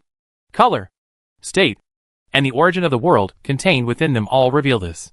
This was the reward he gave his father-in-law when he met him in the starry sky and asked him to be a model to carve a dragon turtle. In order to carve him, he chased him all the way into the space tunnel. The moment Toad took out these 10 origin stones, the entire suppressed place trembled, like magnets attracting each other. The 10 origin stones broke free from the Toad's claws, rushed into the suppressing ground like beads, and embedded themselves in the sky, turning into 10 stars. The stars flickered, and starlight shone through the barrier. The dense runes on the barrier were like a poisonous insect encountering its nemesis. It twisted and tried its best to break away from the barrier, and jumped into the chaos as if to escape, only to be annihilated by the rolling chaos. Chaos is the most fair, and the most ruthless. Several people in the field looked at each other, especially Qilong, who was stunned. He has no memory of how the runes that the black dragon dropped on the barrier were refined. But he knew exactly what it was. Human talisman. There are no more things in the world than heaven, earth, and people. The 3 talents are like yin and yang, which is not a definite indication. The light air above the head is the sky. The heavy air under the feet is the earth. And the creatures in the center are humans. However, looking at the sky here is the sun, moon and stars. Looking at the stars again, you are the sky again. If chaos is the sky, suppressing the earth is the earth. The talisman used by the black dragon is human. Living things, spirits, can all be refined into human talismans. The black dragon uses its own blood, strength, and curse to turn into a human talisman. Those who destroy heaven and earth must be human beings. This is a kind of universal talisman. To a certain extent, it is similar to the boundary-breaking pearl, but it is more domineering. The boundary-breaking pearl just breaks the barrier and leaves. The human talisman is the sky on the outside, and the earth on the inside. It can be broken through any cave, world, or formation, as long as it is willing to consume people, theoretically speaking, by sacrificing all the creatures in the world and turning them into human talismans. One can even break the prison of heaven and earth and take a look at the scenes outside the world. Meng Xiao only knew the function and origin of the human talisman, but he did not know how to make it. This is the ability of the black dragon Meng Xiao. When he was cut out, he did not bring this ability. The human talisman is so powerful, but the 10 source stones brought by this soul beast can break the human talisman and consolidate the suppressed ground. Everyone looked at Su He. The soul beast belongs to the owner. Su He blinked and laughed. Daughter-in-law, this is what my father-in-law gave me. You know when you gave it to me. It's not this era. It's Su He's era. Ji Feishue was silent for a moment. Did he even recognize this uncle? These 10 origin stones are obviously the core of the suppressive area. They were all given away by the suppressive area. Toad blinked, with a flash of light in his eyes. So this is Turtle Boy's own territory? Source Stone Ken.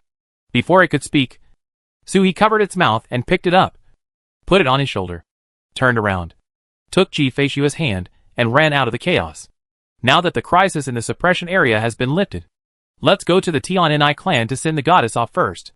Su He ran too fast, and the toad fell down before it could sit firmly. Ji Feishue looked at the hand that was held by him again.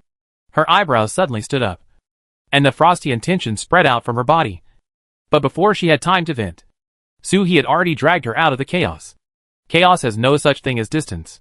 He walked for an unknown amount of time when he came, but he left only in an instant, giving people the illusion that beyond the mother-in-law's suppression, there was the boundary of chaos. Su He rushed out of the chaos, struck out with a palm, and split the space to form a space passage. After cultivating the human body, Xuanwu and Peacock become one. The open space channels are extended to countless lengths. Originally, Su He could only reach the South China Sea from the extreme north of Xinhuang, spanning a large world. Now it's impossible to go straight into the starry sky and teleport across big worlds. But 3 or 4 teleportations are enough to span the 2 nearest big worlds. Before Ji Feishue could get angry, Su He had already pulled her into the space passage.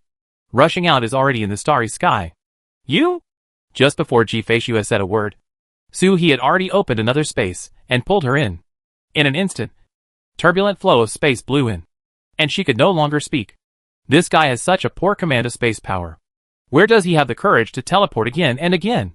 This turtle space knowledge is that a bottle is less than half a bottle sloshing around. And if there is anything, it all depends on the space power contained in it. And it rushes through the space recklessly. What a fool. He even used the power of time in the space channel. If he had better control, he might be the only one who could use the space channel he opened. But he wouldn't be afraid of being tracked. The turbulent flow washed away and subsided in an instant. It had rushed out of the space channel again, and it was no longer known how far away from the Xinhuang world. Let go, Ji Feishue said hurriedly. Boom. Su He once again created a space passage. When he got out, Ji Feishue's voice sounded again. Hand! Put your hand down. Su He turned around. Daughter-in-law, don't make trouble. My space passage is similar to the Fengzhong time and space tunnel. You can't pass if I let go. Let go, and you will lose. Su He smiled, split the space with a palm, and penetrated again. Ji Feishue stopped talking. Su He didn't lie. When he first explored the space passage, he used the power of time. Later, when the 3rd level of Kaitian carried the power of space, he no longer used the original transmission method. At this moment, Xuanwu is enlightened, and the human body is manifested.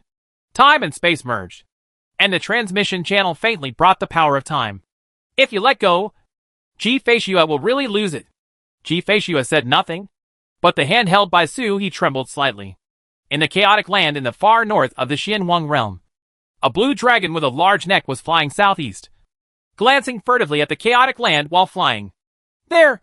A green-skinned toad and a red fox took a step forward and disappeared in a flash, returning to their owner's sea of consciousness. Toad's warning still echoed in Jinglong's mind. Don't talk about Turtle Boy to anyone else, unless it's your ancestor. Turtle Boy travels through time and space, and Feng Zhu has a warning not to tell too many people. However, the ancestor of the Dragon Clan must have known about it for a long time. But it doesn't matter. If you don't say it, don't say it. Isn't it a bit of a secret? This dragon turtle is not normal. He doesn't want the dragons to know about it. But it is also normal. Meng Xiao swam cautiously.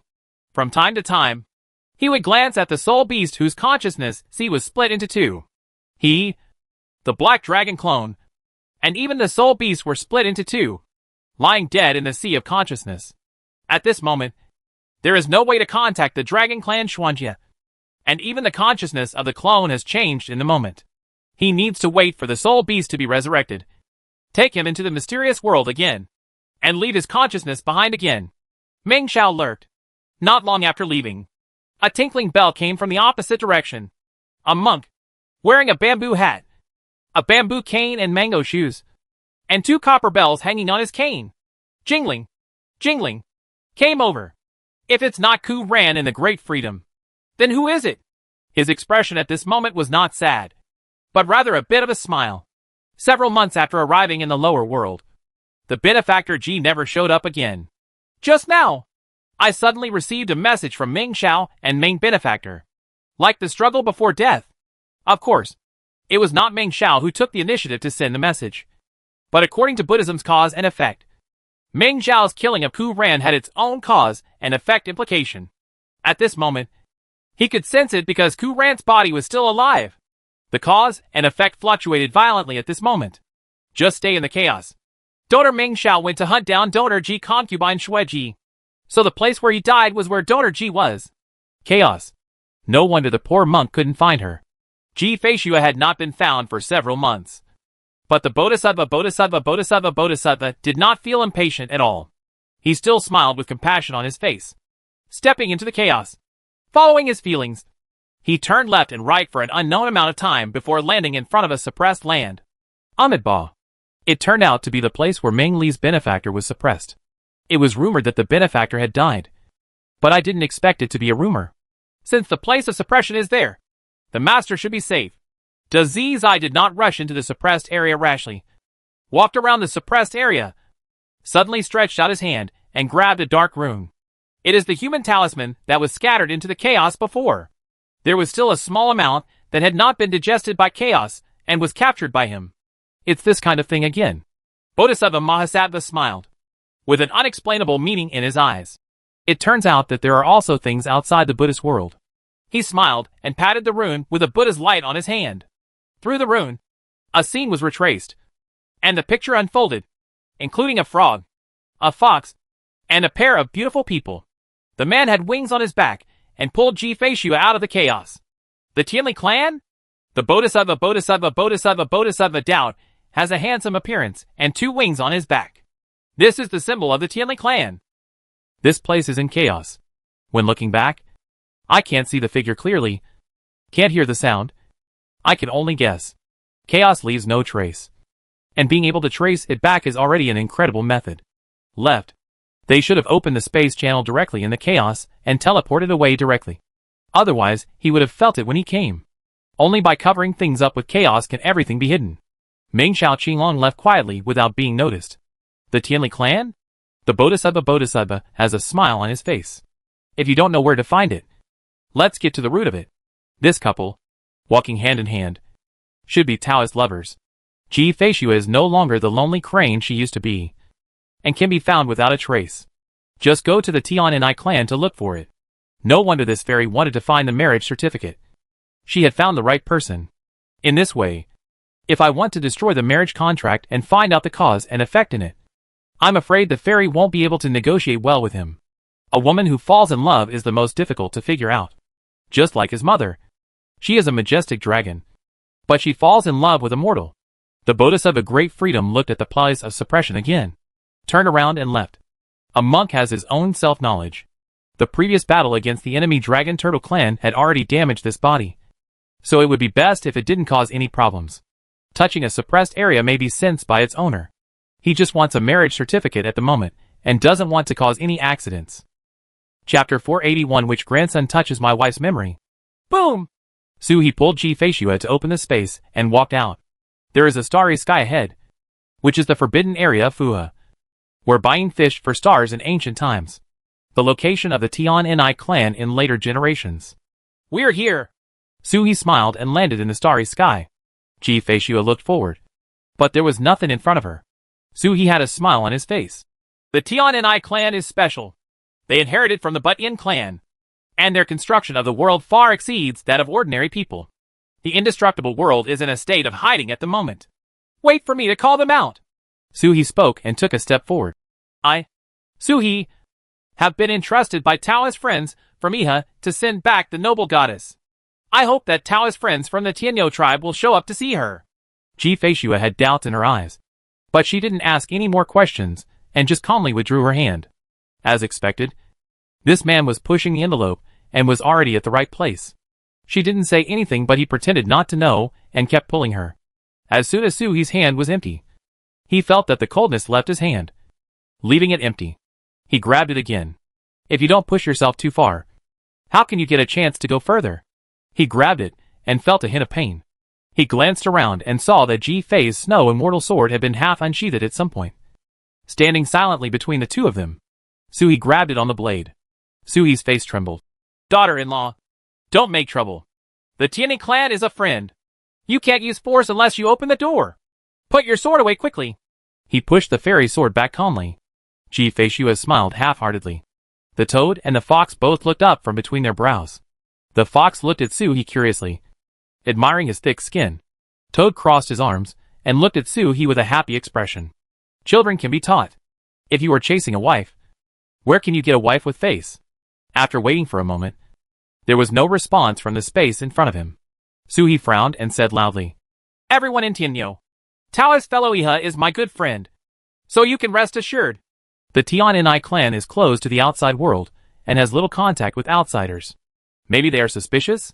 But Iha was in his inner world and could not leave. When he came out, he would immediately be destroyed. You want to bring out the little baby girl and show them? As Suhi was thinking this, he saw Ji-Fei-Shua's expression getting even weirder next to her. The fairy thought for a while and finally said, The realm of harmlessness is in the Baichan star territory. The starry sky has its own star regions, and Suhi also has an ancient star map. The sphere of influence in the starry sky is generally difficult to change.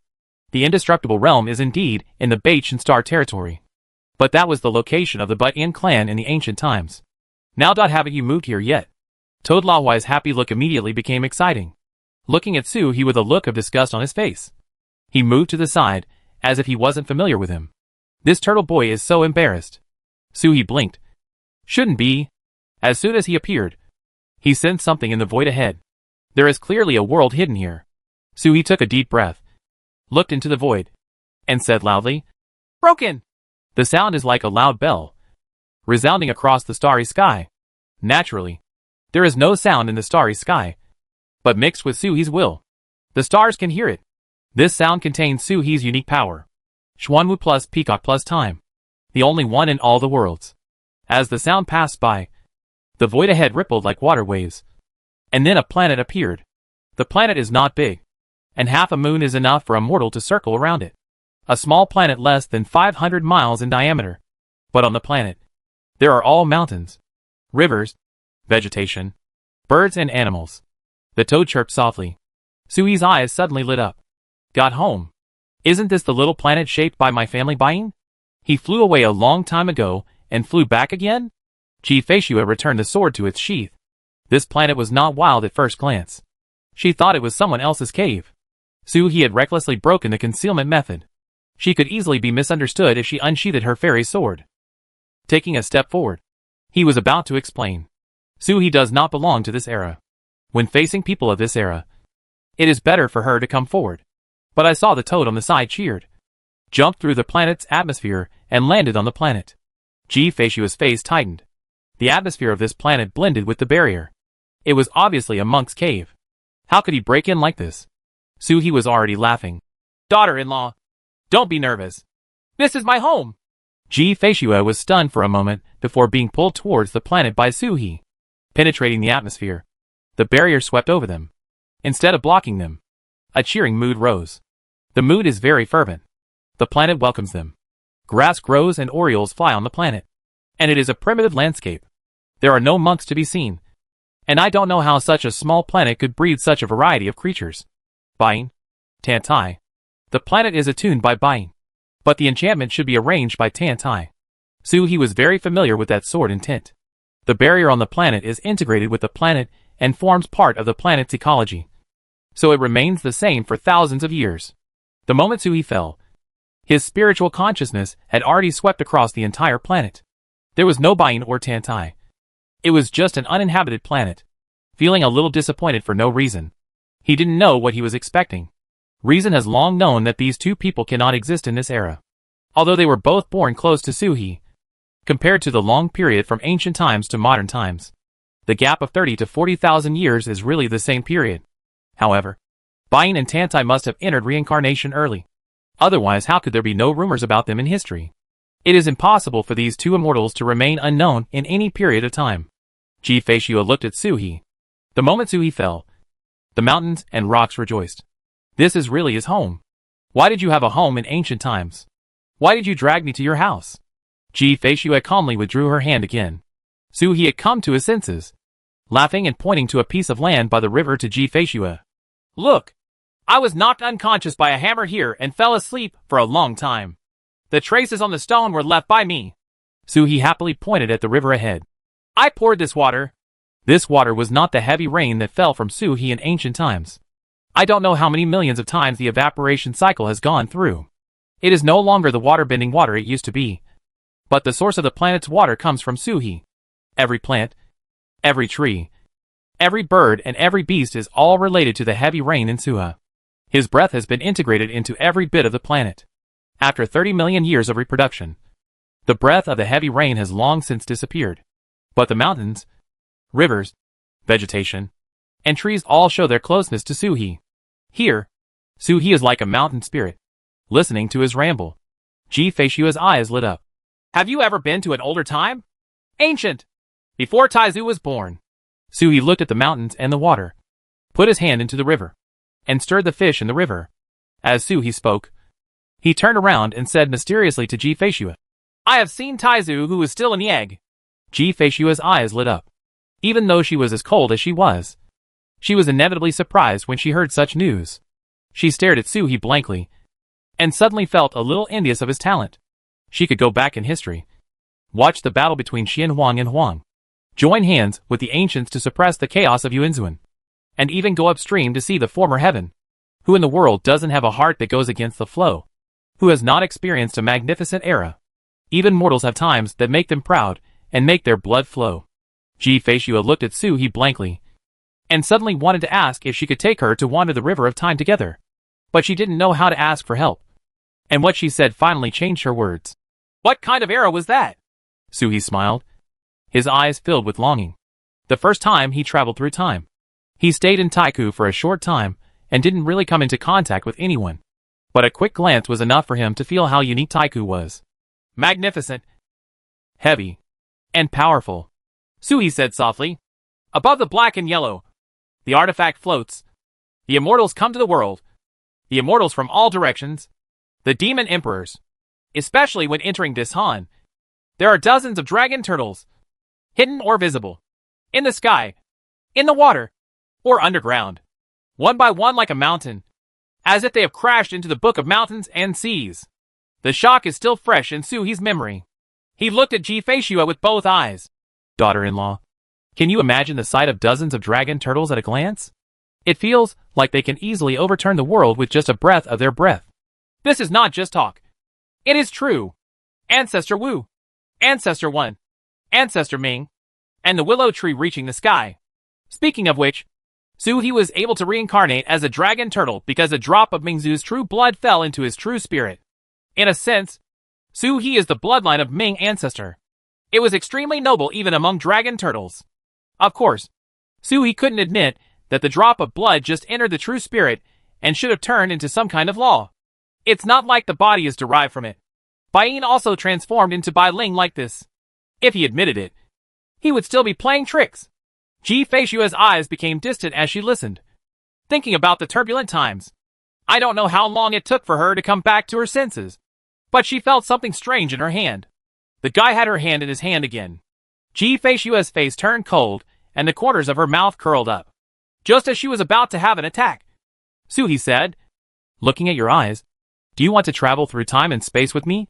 Ji Feishue was startled. Suhi shook his head and said, Not now. At least not for you right now. I almost did it with another person before I came here. But it only took a mere 20 years for that person to almost die. Li Ying's realm is not low either. And she has reached the 4th or 5th level. Just traveling through time. Not even passing through the barriers of time. Almost killed me. Except for Suhi. All living beings are equal before time. Li Ying cannot transcend time. And Ji Feishue will probably be no exception.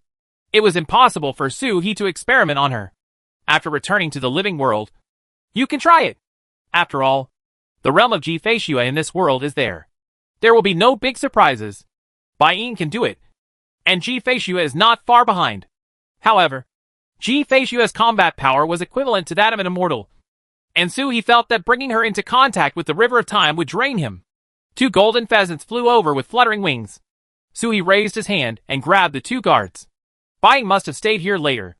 Otherwise, there would be no breeding here. Daughter-in-law. Wait a minute. I'll cook you a specialty dish. Suhi smiled and let go of Ji Feishue. It's fine to push her even further. But it's not good to push her even further. Don't be greedy. Boil the frog in warm water. And secretly hold your hand from time to time. And the fairy will gradually adapt to it. Just like daughter-in-law. She often forgets to emphasize it. Suhi grabbed the toad. Soaked it in the water to death. Plucked the hair and washed it. Suhi looked at the toad. Toad did not disappoint him, and took out the fire folding piece from his pocket. You know that after this frog has tasted being a pawn, he will definitely keep a fire stick with him. You can't use any extraordinary power to deal with the pawn. You have to use ordinary methods. The feathers were lit and grilled on the rack. Suhi took 2 steps back and shook his body to reveal his peacock body. The human body consumes too much energy. At this moment, the 4 saints have not gathered yet, and there is still a peacock holding back. The human body is like a constant leak of air, consuming energy as long as it shows up. The peacock folded its wings and looked at the soldiers rolling in the colorful flames. The place where Suhi lit the fire was the place where Bai Yin was roasting the wood when he woke up that day. Tens of millions of years have passed, and the river course has changed several times. But Suhi can still recognize the place. The monks recognize the earth and the divine beasts. And they recognize Chi. Suhi looked at the flames, and Bai Yin's cheerful voice seemed to ring in his ears. The fox watched from a distance, watching the peacock roasting the golden pheasant, and felt strange. We are both birds. Why should we kill each other? Especially this chicken, which was not even disemboweled but roasted with the shit in it. Ji Feishue glanced at him, as if there was no difference, and asked softly, Is she a woman? At first glance, the barrier here was created by the sword cultivator. And this planet was definitely not something that Suhi could enlighten in the past. The yin in this place is strong, and the yang is declining. And even the females are in charge of all the animals. The person who inspired this place must be a woman with incredible Taoism. Looking at Suhi's expression at this moment, there is no need to think too much about what he is thinking. Ah! Yes! Suhi recovered and smiled. Ji Feishue was silent for a moment. Master? Fellow Taoist? Suhi was stunned for a moment, lowered his head and smiled. Daughter-in-law! He is a fool, and he does not lie. Ji Feishue is not someone who can be deceived casually. The air became silent for a moment, and the toad retreated quietly. The fox was stunned, and then bared its teeth in the most ferocious look, as if it wanted to pounce on Suhi and bite Suhi. But the toad grabbed his hind legs and dragged him away. The flames were beating loudly, and when the weapon was turned over, the alluring aroma filled the air. Ji Feishue did not speak, but stood quietly with her sword in hand. But a trace of coldness spread across her body. When the flame goes out, it is cooked. Suhi reappeared in his human form, hooked his fingers and took the spear, and threw one towards the fox and toad. Then formed an ice tray, held the remaining one, and sent it towards Ji Feishue. Daughter-in-law, do you want to eat chicken? Suhi was attentive. Very Ji.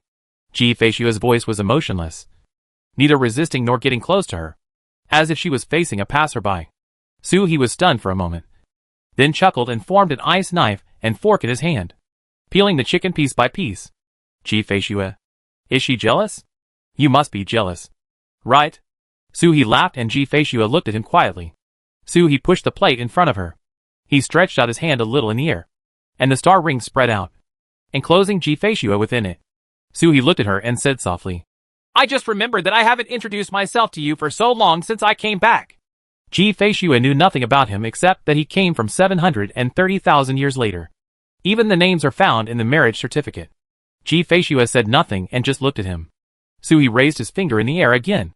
And a picture unfolded: airplanes, ships, trains, and buildings. I had a previous life. But the previous life was not from this world. It was not a mysterious wilderness. Not the world, but another world, Suhi said happily. At the same time, the picture advances simultaneously, revealing a young man with short hair. Ji-Fei's cold eyes revealed a hint of surprise as she looked at the picture. Twisting the divination in her hands and deducing something, she discovered that the iron bird carrying people in Suhi's picture took off without any fluctuation in mana. It's amazing.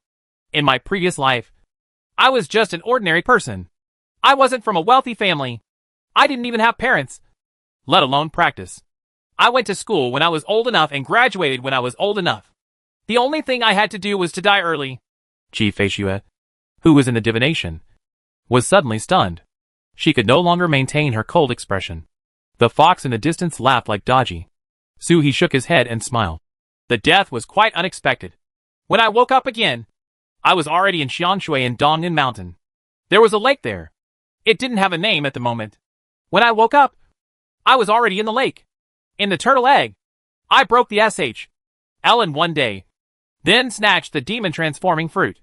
And became a dragon turtle in 1 year. During this period, a deceased clan sister helped me a lot. As Suhi spoke, the scenes interpreted what Bai Ling had done bit by bit. In the big tomb, he helped him improve his bloodline and left Hongguo to wait for Suhi. The Qijua secret realm lays the foundation for the Tao. The dragon god's sacrifice opens a new heaven.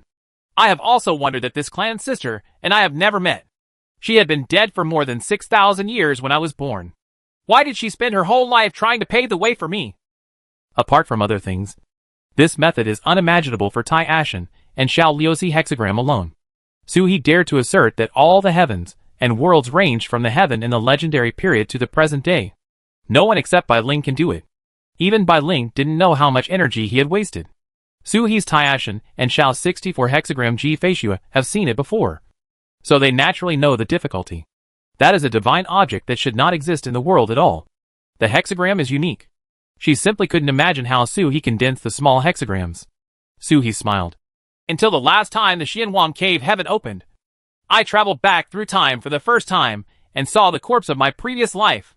Suhi looked at Ji-Fei and said softly, her name is Baiyin. She was the master of the Baiyin Palace in the Xianwang world 30 million years ago. And she was in the realm of immortals. Ji-Fei looked over. Immortal Lord? Suhi nodded, with a smile on his face. I am still very powerful. I traveled to this world in the ancient times. But I was already dead at that time. Just a corpse. But because of the existence of my own Taoyuan, the Yuanzun clan and the Xianwang world are all fighting for my body. Suhi Daoyun and Ji-Fei have experienced it, and naturally know what kind of existence it is. Suhi smiled. You can't imagine that because of my body, the Xianwang world and the Yuanzun clan even fought several battles. In the end, I was snatched back by Tantai Immortal Lord and Baiyin. My body was in Baiyin's hands. 3,000 years of research. Suhi's voice was calm, as if he was talking about an outsider's affairs. Xianwang Great World originally wanted to take Daoyun out of my body to protect the Xianwang inheritance. At that time, Xianwang Great World was already at a disadvantage in the battle, and they wanted to do the worst. Planned. Ji-Fei frowned. There was no record of the battle between Xianwang and the Yuanzun clan. All the heavens and worlds only know that the Xianwang world has won. But no one knows the specific process. That period of history seems to have been lost. Suhi smiled. That girl is the most talented immortal in the Xianwang world. And she is also the best at divination and research. The matter of studying corpses naturally fell into her hands. She tried her best, but she couldn't get it out of her hands. The book of Taoyuan extracted from my corpse is the scripture that I can recite. If the scripture is not revealed, even if I can't recite it out loud at this moment, how could it be extracted by her? She then wanted to resurrect me and let me take the initiative to pass it on. She condensed my true spirit from the corpse. But I am not from this world. It is very difficult to condense the true spirit. Especially she wanted me to keep it. The privilege of jumping out of the world allows me to travel freely in the long river of time. Suhi looked at Ji Feishua and looked into her eyes. But it's too difficult. Even the immortal lord couldn't do it. She cut off half of her existence and merged it into my body. When Suhi traveled through time for the first time, he had just opened the second level of heaven and knew very little about it. Although he knew what half existence was, he had no real feelings about it. As the practice deepens, it especially condenses the human body, experiences the fusion of Xuanwu and Peacock, and experiences the transformation from beast to human. Only then can we truly understand what existence is.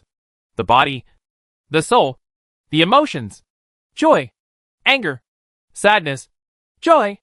I have half of her existence in me. There are some things that she cannot resist.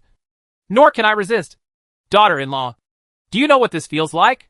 Involuntarily liking. Even love does not exist. Just fall in love directly. Of course, Suhi admitted that it was not without reason for his lust. Bai Ying was so beautiful. Ji Feishua didn't speak. She wasn't Suhi who was uneducated. The more she knew, the clearer she would be. Because half of his existence was cut off. He had to be reincarnated. So that the little clan sister existed? How can this turtle be so virtuous? Let an immortal be willing to sacrifice everything for 2 consecutive lives. How did we go through 30 million years from ancient times to when Suhi was born? Ji Feishua was silent for a long time, her voice trembling slightly. Since she is here, why do you still come to provoke me? She clenched her silver teeth slightly, and the frosty intention spread out from her body, and her sword intention rippled, as if she was about to strike out with her sword when she looked at Suhi. Suhi jumped up. Hey, let's be reasonable.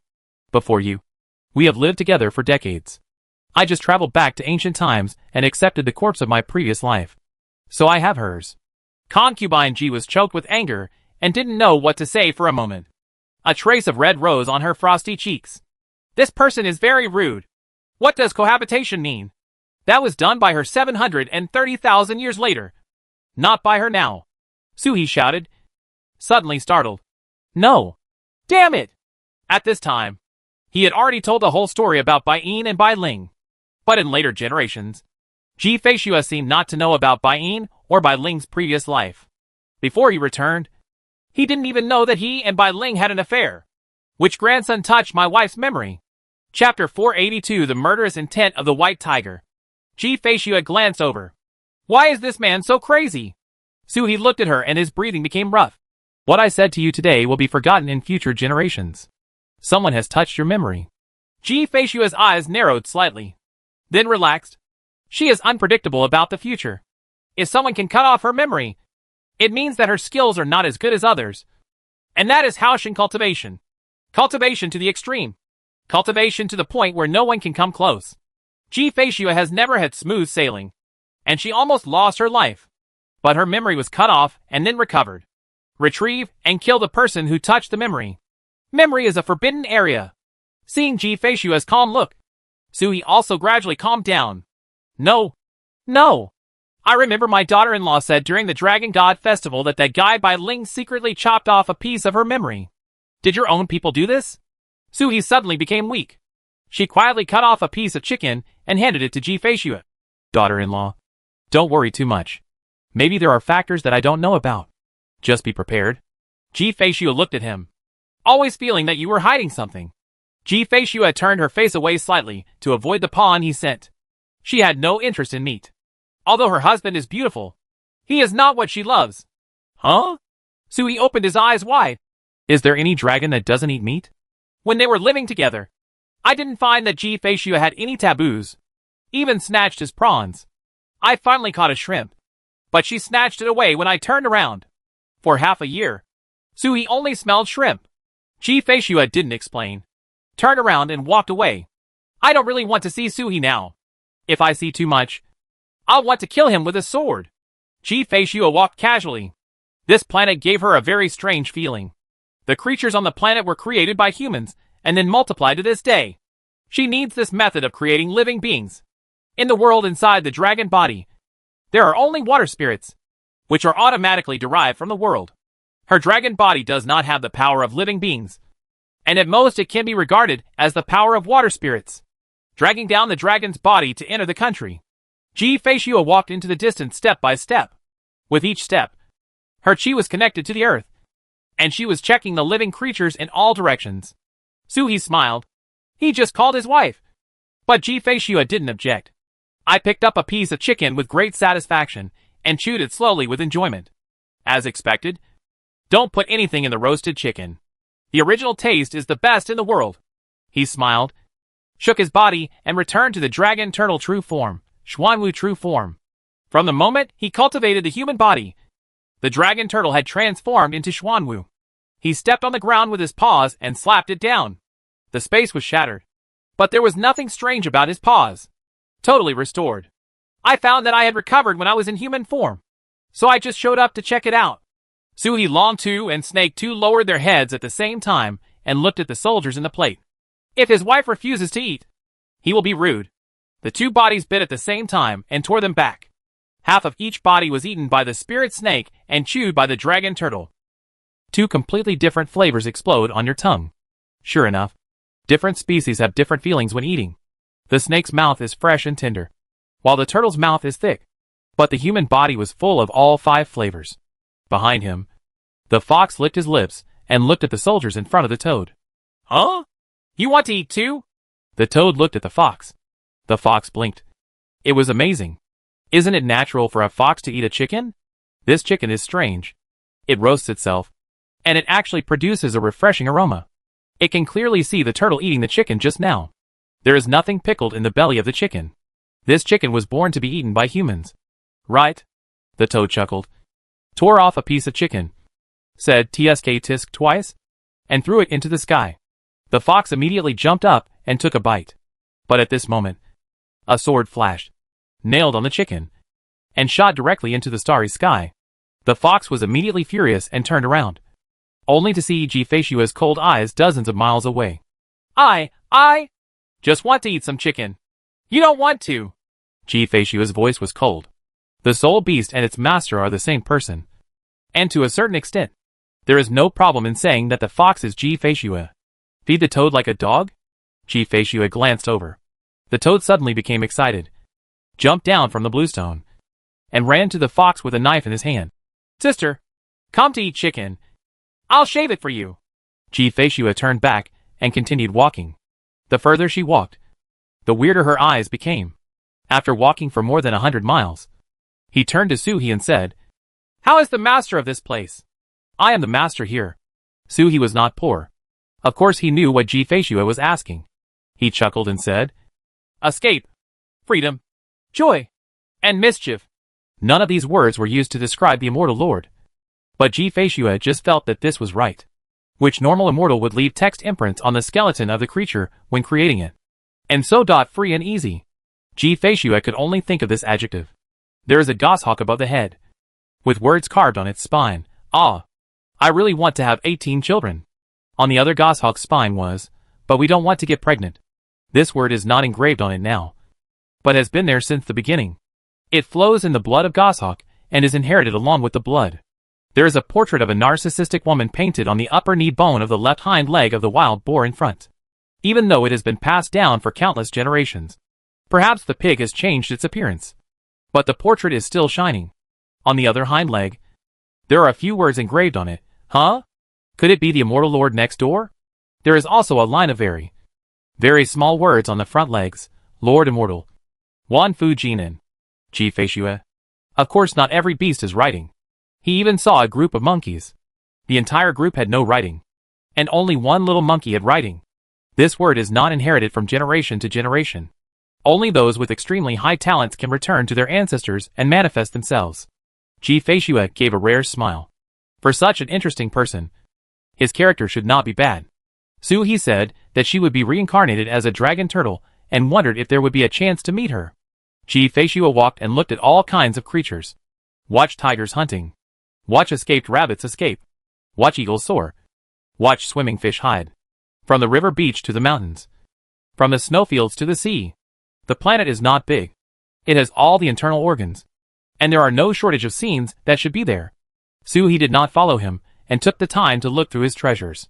There are a lot of things coming from Guiwang Mountain that need to be sorted out. Especially the relic of the Buddha Mother. Suhi's peacock body has always been his shortcoming. And he could do without it before. It was only for emergencies. At this time, With the human body, the power of Xuanwu and Peacock merged into one. Peacock couldn't keep up with the progress, but it was delayed again.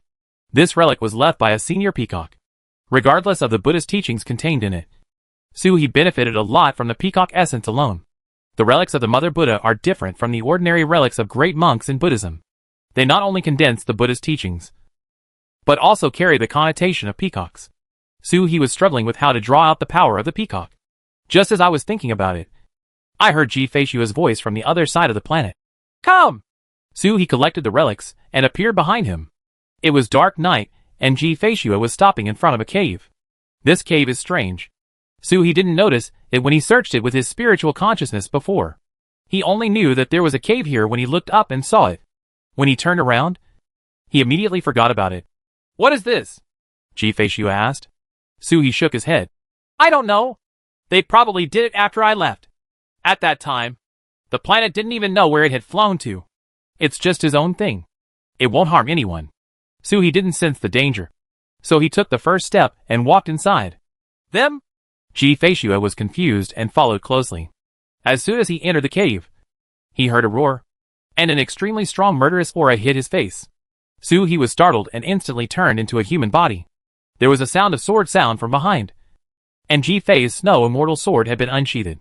Looking forward, he saw the shadow of a white tiger roaring in the cave. It is very similar to Suhi's netherworld white tiger, but this end seems to be condensed with smoke. The murderous intent was not directed at Suhi and Ji Feishua. It was just natural. Ji Feishua returned the sword to its sheath. He looked at Baihu and then at Suhi. Judging from its appearance, this tiger must be related to Suhi. Suhi glanced past the white tiger and landed on a fairy sword behind it. He recognized that sword. It was the sword used by Tantai Immortal Lord against his enemy Yuanzun clan. Yuanjin Immortal Lord. But it was already broken, with only the hilt and half of the blade remaining. Even the sword of the Immortal Lord can be broken into pieces. One can imagine the intensity of the battle between the Yuanzun clan and the Xianwang world. Suhi's eyes fell upward. The sword hilt buzzed softly.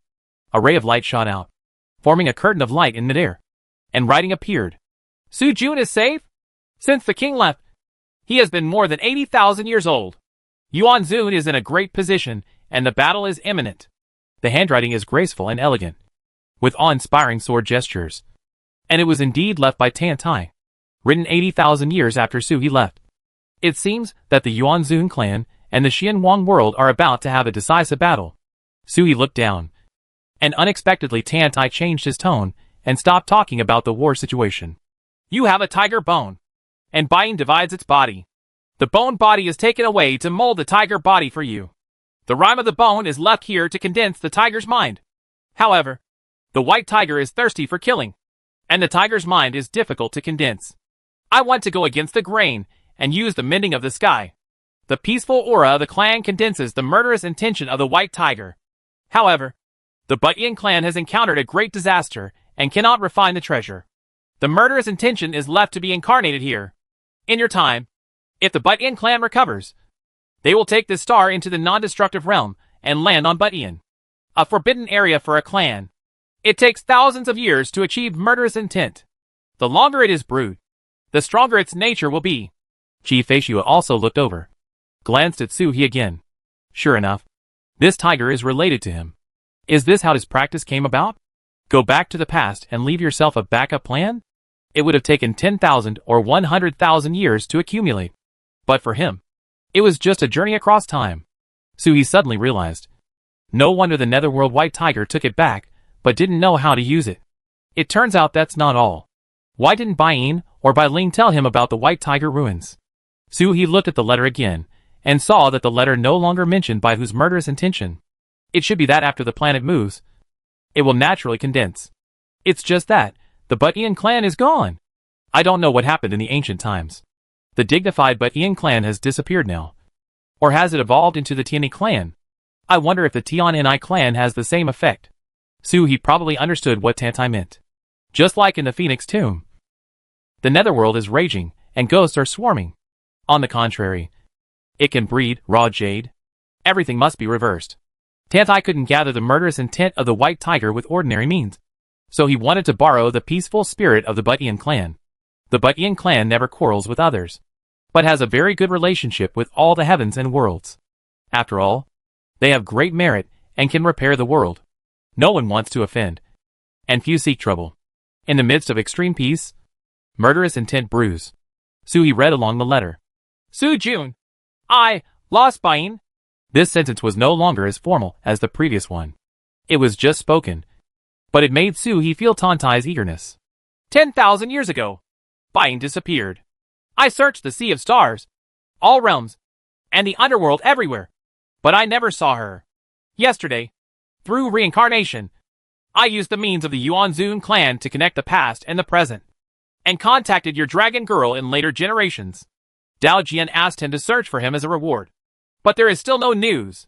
Jun Su, if you see this letter, help me. The letter suddenly stopped here, and after a line was separated, he wrote, That's all. When you see this letter, I am already history. The letter ends here. Only the signature was written at the end, Tantai Ling. Are you suspecting that Bain has also escaped from time? Suhi looked at Xian and smiled. Bain can pull Suhi back from modern times to the ancient times, and his understanding of time cannot be underestimated. Tantai has searched all over the world and never seen it. So he suspects that she also messed up the time? Chapter 483, Great Freedom Lin Tian Ni. Suhi wasn't too worried about Bain's loss. After all, that happened 30 million years ago. Bain was reincarnated and disappeared. It really doesn't matter whether it was lost 30 million years ago or not. After all, he is different from Tantai. To Tantai, it was happening. But to Suhi, it was something that had been lost in the long river of history. Next to her, Ji Feishua looked at the letter and wondered. Is she talking about me? Can the Yuanzun clan connect the past and the present? Did this Tantai Ling contact her in the future during the ancient times? Won't they start fighting over time? Suhi smiled. I don't know about this. I'll ask you when I go back and tell you when I come back. This feeling is very wonderful. Ji Feishua said nothing. His eyes fell on the white tiger, where there was a bright pearl, as big as a human head and completely transparent. The power above radiates to the planet below. It is the power of this pearl that the planet can be hidden in the void. Although the two of them just walked through a cave and appeared here. But in fact, this is already the core of the planet. As expected, this pearl is a star core that has been sacrificed. Ji Feishua looked at the star core and analyzed the sacrificial refining techniques, her eyes shining brightly. As the top weapon refiner in the world for generations to come, his talent has been fully revealed at this moment. It only took a moment to see a clue. This core power comes from all living beings on the planet. The more civilized a creature is, the greater the power it can contribute. If someone builds a sect here, as long as there are more than 10,000 disciples, the entire sect may be hidden forever. Even though there were only ordinary creatures on the planet at the moment. She followed Suhi and didn't notice any clues. She only noticed it after Suhi drank out of the planet. I wonder if it's because Suhi Xuanwu is special, or because he is the master of this place? Ji Feishua was confused and looked at the star core again. Hold head high. At the same time, in the Xinhuang realm, several dragon roars jumped across the sea and rushed into the sky before exploding in the sky. 6 divine dragons were entrenched in all directions, with a blue dragon as big as a scarf coiled in the center. They looked at the elusive Meng Xiao in the center with murderous eyes. They didn't even dare to take a big breath, as if they could blow the little scarf away just by exhaling. Who did this? A pure golden dragon looked down at him, suppressing his anger and not daring to roar loudly. The little dragon was in such a state that he could not bear their roar. Although Meng Xiao has an average character and is not very popular in the dragon clan, and he is even dissatisfied with the old guys because of the Ji Feishua incident. But the dissatisfaction is a matter of his own family. Who could hurt him like this? The 6 divine dragons were filled with evil energy, and their murderous intent could no longer be restrained.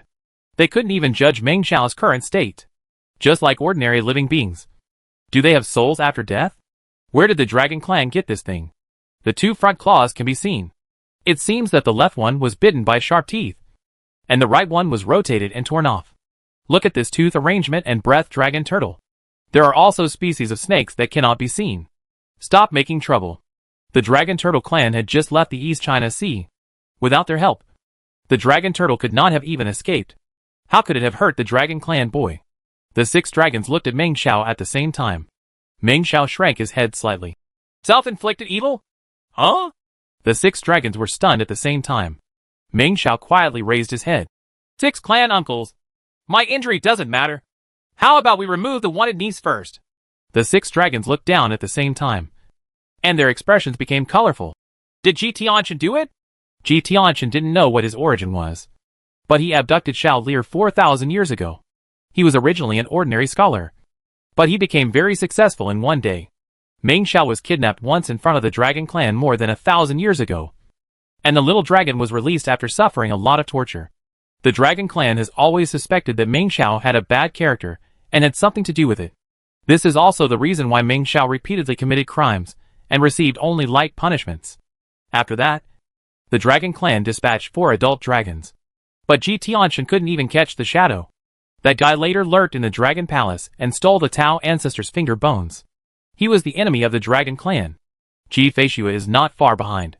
She protected Ji Tianchen several times, and even lurked in the dragon palace to investigate the dragon clan and suspect her own family. If it hadn't come from the dragon clan, the dragons wouldn't be able to bear it and would have caught it with their own hands. Meng Xiao had always been the one who advocated recapturing her and even killing her. Leaving Dragon Palace this time was also because of rumors that Ji Feishue had left Shiwandishan. He had only been out for half a year, and he looked like this when he came back. But I don't know how to save this little dragon when it looks like this. Someone from the tribe has already contacted the ancestor, although his character is not good enough. In terms of talent, Meng Xiao is one of the best among his peers in the dragon clan. The ancestor planned to take him to Shanghai and train him personally. Ji Tianchen? Meng Xiao shook his head, nodded again, and then shook his head again. After shaking it, he looked pitifully at the dragon in front of him and said, "It's so troublesome to explain. Uncle Huan, how about you lend me some dragon yuan? Can I trace it back to you?" Backtracking is a magic technique, and it's not just the Dragon Turtle clan that knows it. The golden dragon in front of him opened its mouth and blew out a stream of dragon energy. Meng Xiao's body instantly condensed, and he could see the scene on the other side through him without taking a glance. A scene unfolded in the water, starting from the first time Ji Tianchen abducted him and slashed him open. 6 divine dragons roared out instantly, seeming to overturn the sea. But then the black dragon appeared. For the first time, Ji Tianchen split the black mist bit by bit to protect Meng Xiao's green dragon figure. At that time, the green dragon was the entity, and the black dragon was just a shadow. It's just that the interlacing is too deep and cannot be eliminated. She was simply manipulated by Ji Tianchen and turned into a textbook for Ji Feishue. Ji Tianchen didn't hide much and told him directly about the black mist. Then, the scene changed to this time again. Meng Xiao obediently ignored Suhi, revealing only his own figure. Iron ropes, flying knives, and thunder and lightning split the Qinglong bit by bit. The 6 dragons stopped talking and stared at the screen with wide eyes. Even looking back, the black dragon's aura shocked them to the extreme. It's not how powerful the aura is. It's just the appearance of the 6th level of Kaitian. If the 6 dragons go out, any one of them can be easily obliterated. But the black energy, the feeling of the origin of all things, is somewhat similar to Daozu's finger bones. There is an essential gap with their power. After the flashback was played, the 6 divine dragons looked at Meng Xiao at the same time. After a while, someone spoke. "You are covering up. There must be Ji Feishue in front of you. Who else is there besides Ji Feishue?" Meng Xiao smiled bitterly. "Uncle Tian. That's a friend. When I went to hunt my niece, Ji Feishue was protected by him, and I almost died in his hands. But he was not an enemy. He just didn't want to reveal his identity. Jin He is the main fighting force in killing the Black Dragon, so Uncle Tian should not pursue him. Okay." The red dragon whom he called Uncle Tian didn't speak, but the golden dragon just now grinned. "Ji Feishue's man? Don't think he can't tell." When Mengla had Ji Tianchen, there were people in the clan who were secretive like this. Beside him, there was Long squinting at Meng Xiao. "So for thousands of years, it was you who was responsible?" Meng Xiao was startled and shrank his head. "Uncle John, the Black Dragon is so powerful that I can't resist. I tried my best. I killed several waves of monks who hunted Feishue, including Monk Kuran from the Buddhist world. Killed by me. It's not that he didn't resist. It's just that the original Black Dragon and Green Dragon merged into one. Regardless of each other, it's not too much when you have a conscience." In the Bachan Star territory, the sound of tinkling copper bells resounded across the starry sky. Monk Kuran, whom Ming Xiao vowed to kill, is walking in the starry sky. He is no different from an ordinary walking monk. He holds a Zen staff in his left hand, an alms bowl in his right hand, and a suitcase he got from nowhere and carried on his back. On the awning above the head, there is a copper bell hanging. The Bodhisattva Great Freedom glanced at the copper bell and smiled slightly. The little monk Kuran found nothing in vain after taking a trip to Guiwang Mountain. At first glance, this copper bell looks ordinary. Just a pair of embryos of magic weapons that have not been completed. After a few months, I realized that it was different. The people who refine treasures are extremely skilled, and they do not use the current sacrificial refining techniques. This technique is extremely ancient and extremely authentic. Even in the ancient times, there were not many people who knew how to do it, and only in places like Guiwang Mountain could this technique be left behind. As Bodhisattva Mahavatar is walking, the Buddha's light condenses on his body, flowing like water into the box behind his back. The box contains pieces of the latest treasures he collected, which were advanced and refined into formation materials. At this moment, he can set up a large formation at any time. Although the Buddhist world is the orthodox Buddhism of all worlds, the popularity among people in all worlds is not good. All the worlds are common people, and they are not very able to understand the principles of Buddhism. The road to education is long and arduous. Walking around the world, you may encounter an unreasonable guy like Huang at any time, and start a fight without asking the reason. Prepare your formations to be prepared. He is resurrected through a corpse, and his true body is still in the sea of stars. This body can't even exert its own abilities. It can compete with the injured Huang only because of the Bodhisattva's tens of millions of years of experience and side methods. His body was seriously injured in a battle, although he didn't show it on the outside. His family knew what he was doing. Unless he forcibly projects his own power, he can only rely on formations and external means to defeat the enemy. Especially this time when I went to the Tian clan. I faced a different ethnic group. The Tian clan rarely travels across the heavens and the world. This clan is somewhat similar to the divine beasts. They have blood inheritance and are not many in number. But the relationship between the clan members is very good. Asking for a marriage certificate would probably cause a clan to resist. At this moment, the Buddha realm is fighting against Xian Huang. But it is difficult to bring the Buddha realm over. Moreover, when it comes to the law of cause and effect, the fewer people involved, the better. This kind of avenue, like a hexagram, is difficult to grasp. And you may not necessarily be optimistic about who it is. The more people come, the more surprises there will be. Maybe you have made a wedding dress for others. As he walked, the world in front of him was vividly experienced. The lossless world is not a big world. It is like a big island floating in the starry sky, with a coconut SHL wrapped around the island. That is a world barrier solidified into reality.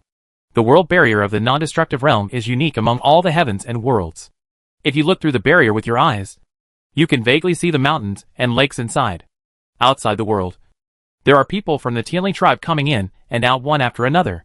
The wings of various colors are extraordinary and beautiful, as if they are from the Lightwing clan. It just lacks the sacred and hypocritical feeling of the light wings.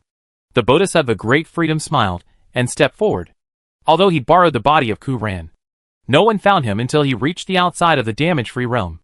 The Bodhisattva Great Freedom smiled, jingled the copper bell, hung the alms bowl and Zen staff beside him, clasped his hands together, and said loudly, Amitabha, I hope Patriarch Tian and I will show up. The sound is like a roaring bell or a lion's roar, turning into rolling thunder that penetrates the barrier and resounds throughout the sky above the indestructible realm. Everyone in the indestructible realm suddenly raised their heads and looked outside, looking from the inside out. You can't see the coconut SHL-like barriers, but you can directly see the starry sky outside. If it's Taiku, you can't even see the starry sky outside. You can only see the starry sky floating in the non-destructive world. Following the sound, everyone realized that a monk was outside the non-destructive boundary. The little one, who was not well educated and could not see it, immediately pulled the adult beside him to ask, but was thrown into the house by the adult. The non-destructive realm is good at repairing the world, and the house he lives in is naturally extremely strong. No worse than the above formations. Two figures flew up from the ancestral land of the Wushu realm, straight into the sky. Ha ha! It turns out to be Master Kuran from the Buddhist world. The Master's Dharma frame is here. We are at a loss to welcome him from afar. We hope that Master will forgive us. The two ancestors, a man and a woman, are both at the 7th level of heaven. The undamaged world's popularity, and the Buddha's world are the other extreme. Among all the heavens and all realms, who has extremely good popularity, and the world is not damaged. The Tian'an'ai clan of this era was not completely isolated from the world like later generations, and they had some understanding of the great powers of the outside world. Quran Bays in the Buddhist world is famous on the list, so he will naturally recognize it. But I don't know what this monk is doing in the non-destructive world. Is there anyone in my immortal realm who has a predestined relationship with Buddhism and has a firm Buddhist heart?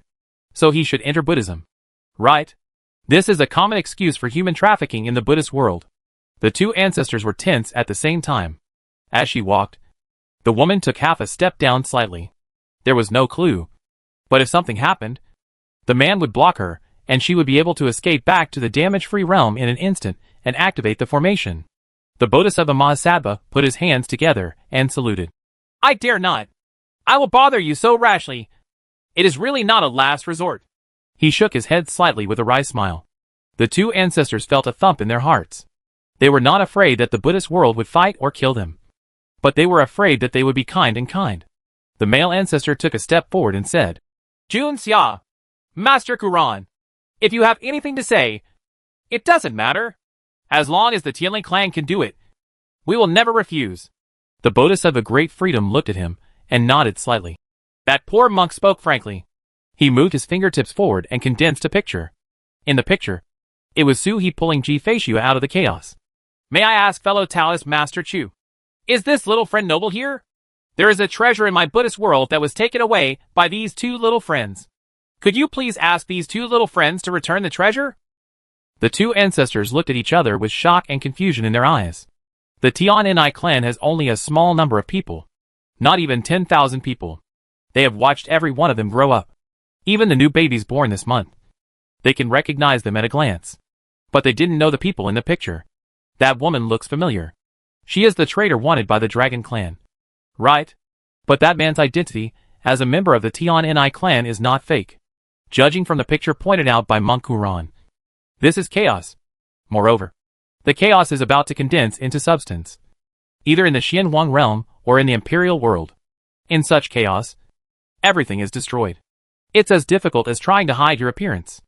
Otherwise, why doesn't that rebellious dragon hide his identity? Are you waiting to be hunted?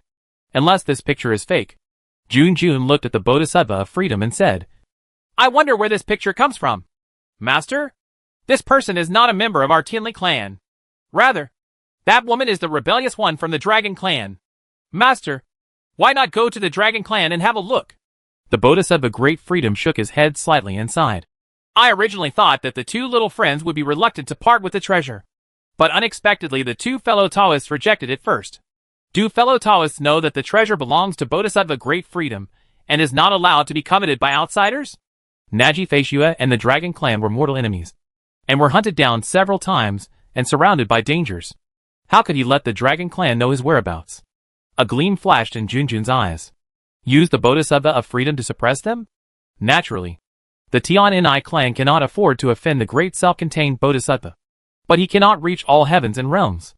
The Tian'an'ai clan understands the specialness of Shanghai better than its own power. That was a world that even they and the former Batian clan couldn't repair. Fellow Taoist is joking. Jun smiled. The Tian'an'ai clan is not a divine beast and has no fighting power to suppress the world. It is also not a human race and does not have endless clan members. Even if there is a real treasure, what is the use of it? Especially the Buddhist treasure Tian'an'ai clan still wants to reproduce. Most of the things that a monk has to do are to have strict disciplines. And abstinence is the foundation. Ordinary people can't use it even if they get it. The Tian'an'ai clan can't even develop their own bloodline. So what do they do with such things? If it can enhance the fertility of the tribe, he can put down his old face and ask the ancestors of all worlds for protection. And exchange for the treasure no matter what. The Bodhisattva puts his hands together and makes a gesture of suffering. It seems that he is indeed a member of the Tian'an'ai clan. Marriage letters have the effect of promoting reproduction. The Bodhisattva of Great Freedom opened his eyes and looked at Jun. Perhaps the little thief is hiding too deep. Can fellow Taoists allow the poor monk to come in and use one or two methods to find him out? Since he is not a member of the Taoist tribe, the poor monk is convinced that he has come here It is time to find him to prevent him from being harmful to Tian and I. Junjun's expression changed. Fellow Taoist has passed. Let the monks use their means, as if there is no harm to the world. After using these methods, might not all the Manchus believe in Buddhism? It's not like the Buddhist world has never done such a thing. The Bodhisattva Great Freedom clasped his hands together and said, Amitabha, since fellow Taoist monks don't allow the poor monk to go in, there's nothing wrong with the poor monk searching outside. From the box behind him, magic weapons flew out one after another and formed a formation in the air, like a fishing net attached to the barrier of the non-destructive boundary. The monk is despicable. As expected, a sneak attack must be a sneak attack. Junjun's expression changed, and the wings behind his back suddenly ignited with flames. A flame fell forward and fell on the big net, burning the big net, and the big net let out a shrill scream. Another ancestor, with a flash of figure, had returned to the damage-free world. A little lower, a formation rose up. The other tribesmen immediately retreated. There are guards from the ancestral land, and they rise into the air. War is about to break out. Chapter 484 Bald Donkey. Meet again. Suhi's turtle claw poked the star core under by whose body. This thing is not as hard as imagined. It's like a ball of colloid that can wriggle. Is this the function of being able to hide in the non-destructive world in future generations? The Tian Ni clan is hiding in the forbidden area of Fuha? Are you helping him gather the murderous aura of the white tiger? Instead of moving the planet, they moved the lossless world. Are the Tian Ni clan so cooperative? Suhi was surprised and followed Ji Feishua out of the cave. Human time has almost reached its limit. Even when the turtle body appears, a feeling of emptiness comes over me. I am somewhat uncomfortable with the ability to condense my body, and I still can't control time very well. Outside, foxes and toads were sneaking around roasting ponds, their mouths full of oil. Seeing them coming out, the fox waved his paw. Why don't you just retreat here? Why do you have to go to Yunming's? How nice it is here. Heaven. Ji Feishua glanced at it. You can stay here. She has no habit of staying in other people's homes. The fox immediately became excited, and no longer wanted any of the guards in front of him. In a flash, he landed next to Ji Feishua. With a straight face. I'm ready. Where to go next? Baichen Star territory? Ji Feishua looked at Suhi, and Suhi smiled. Let's go! Deal with it early, and rest in peace early. Ji Feishua in this era doesn't like wandering in the starry sky. Moreover, he has just condensed his body, and he really needs to retreat to consolidate. As Suhi spoke, he clapped his paws in the air, and a space tunnel appeared. The strength of a turtle's body is not as strong as that of a human body, and it may take many times to teleport. It will take a long time to arrive, Suhi reminded. Ji Feishua was non-committal. Step into the passage first. Walk forward, and at the same time explore the space flow of the passage. The countercurrent of space, like a stream of light, passed through the palm of my hand, and a little bit of spatial charm came over me. Suhi has mastered space teleportation not long ago. Space channels can be opened and used at any time. The four-dimensional space flow is the most suitable for comprehension. If she can stay in contact with it for a while, she will also have the opportunity to master such teleportation. The space teleportation of the four spirit beasts is different from that of ordinary monks and divine beasts. After the true four spirits open the sky to the fifth level, they can teleport over long distances, from one big world to another in an instant. Suhi can't do it yet, but it already has some characteristics that are worth learning about. Daughter-in-law, wait for me. Suhi followed closely. At the same time, there was a twinkle of surprise in his eyes. He didn't know what was going on, and he was less repulsed by this era. The anchor has not been set, but at this moment, even if Suhi does nothing, he can stay in this era for 3 or 4 years. Ji Feishua ignored him and walked out of the space passage first. When I walked out and looked back, I could no longer see the previous planet in the starry sky. It was not because it was too far away, but because the planet was hidden again. Suhi followed closely. Ji Feishua took out a notice and was looking at it. At a glance, there were many wanted bounties listed on it. All the wanted people in the world are on it. What are you looking at? Suhi asked curiously. Nothing, Ji Feishua responded.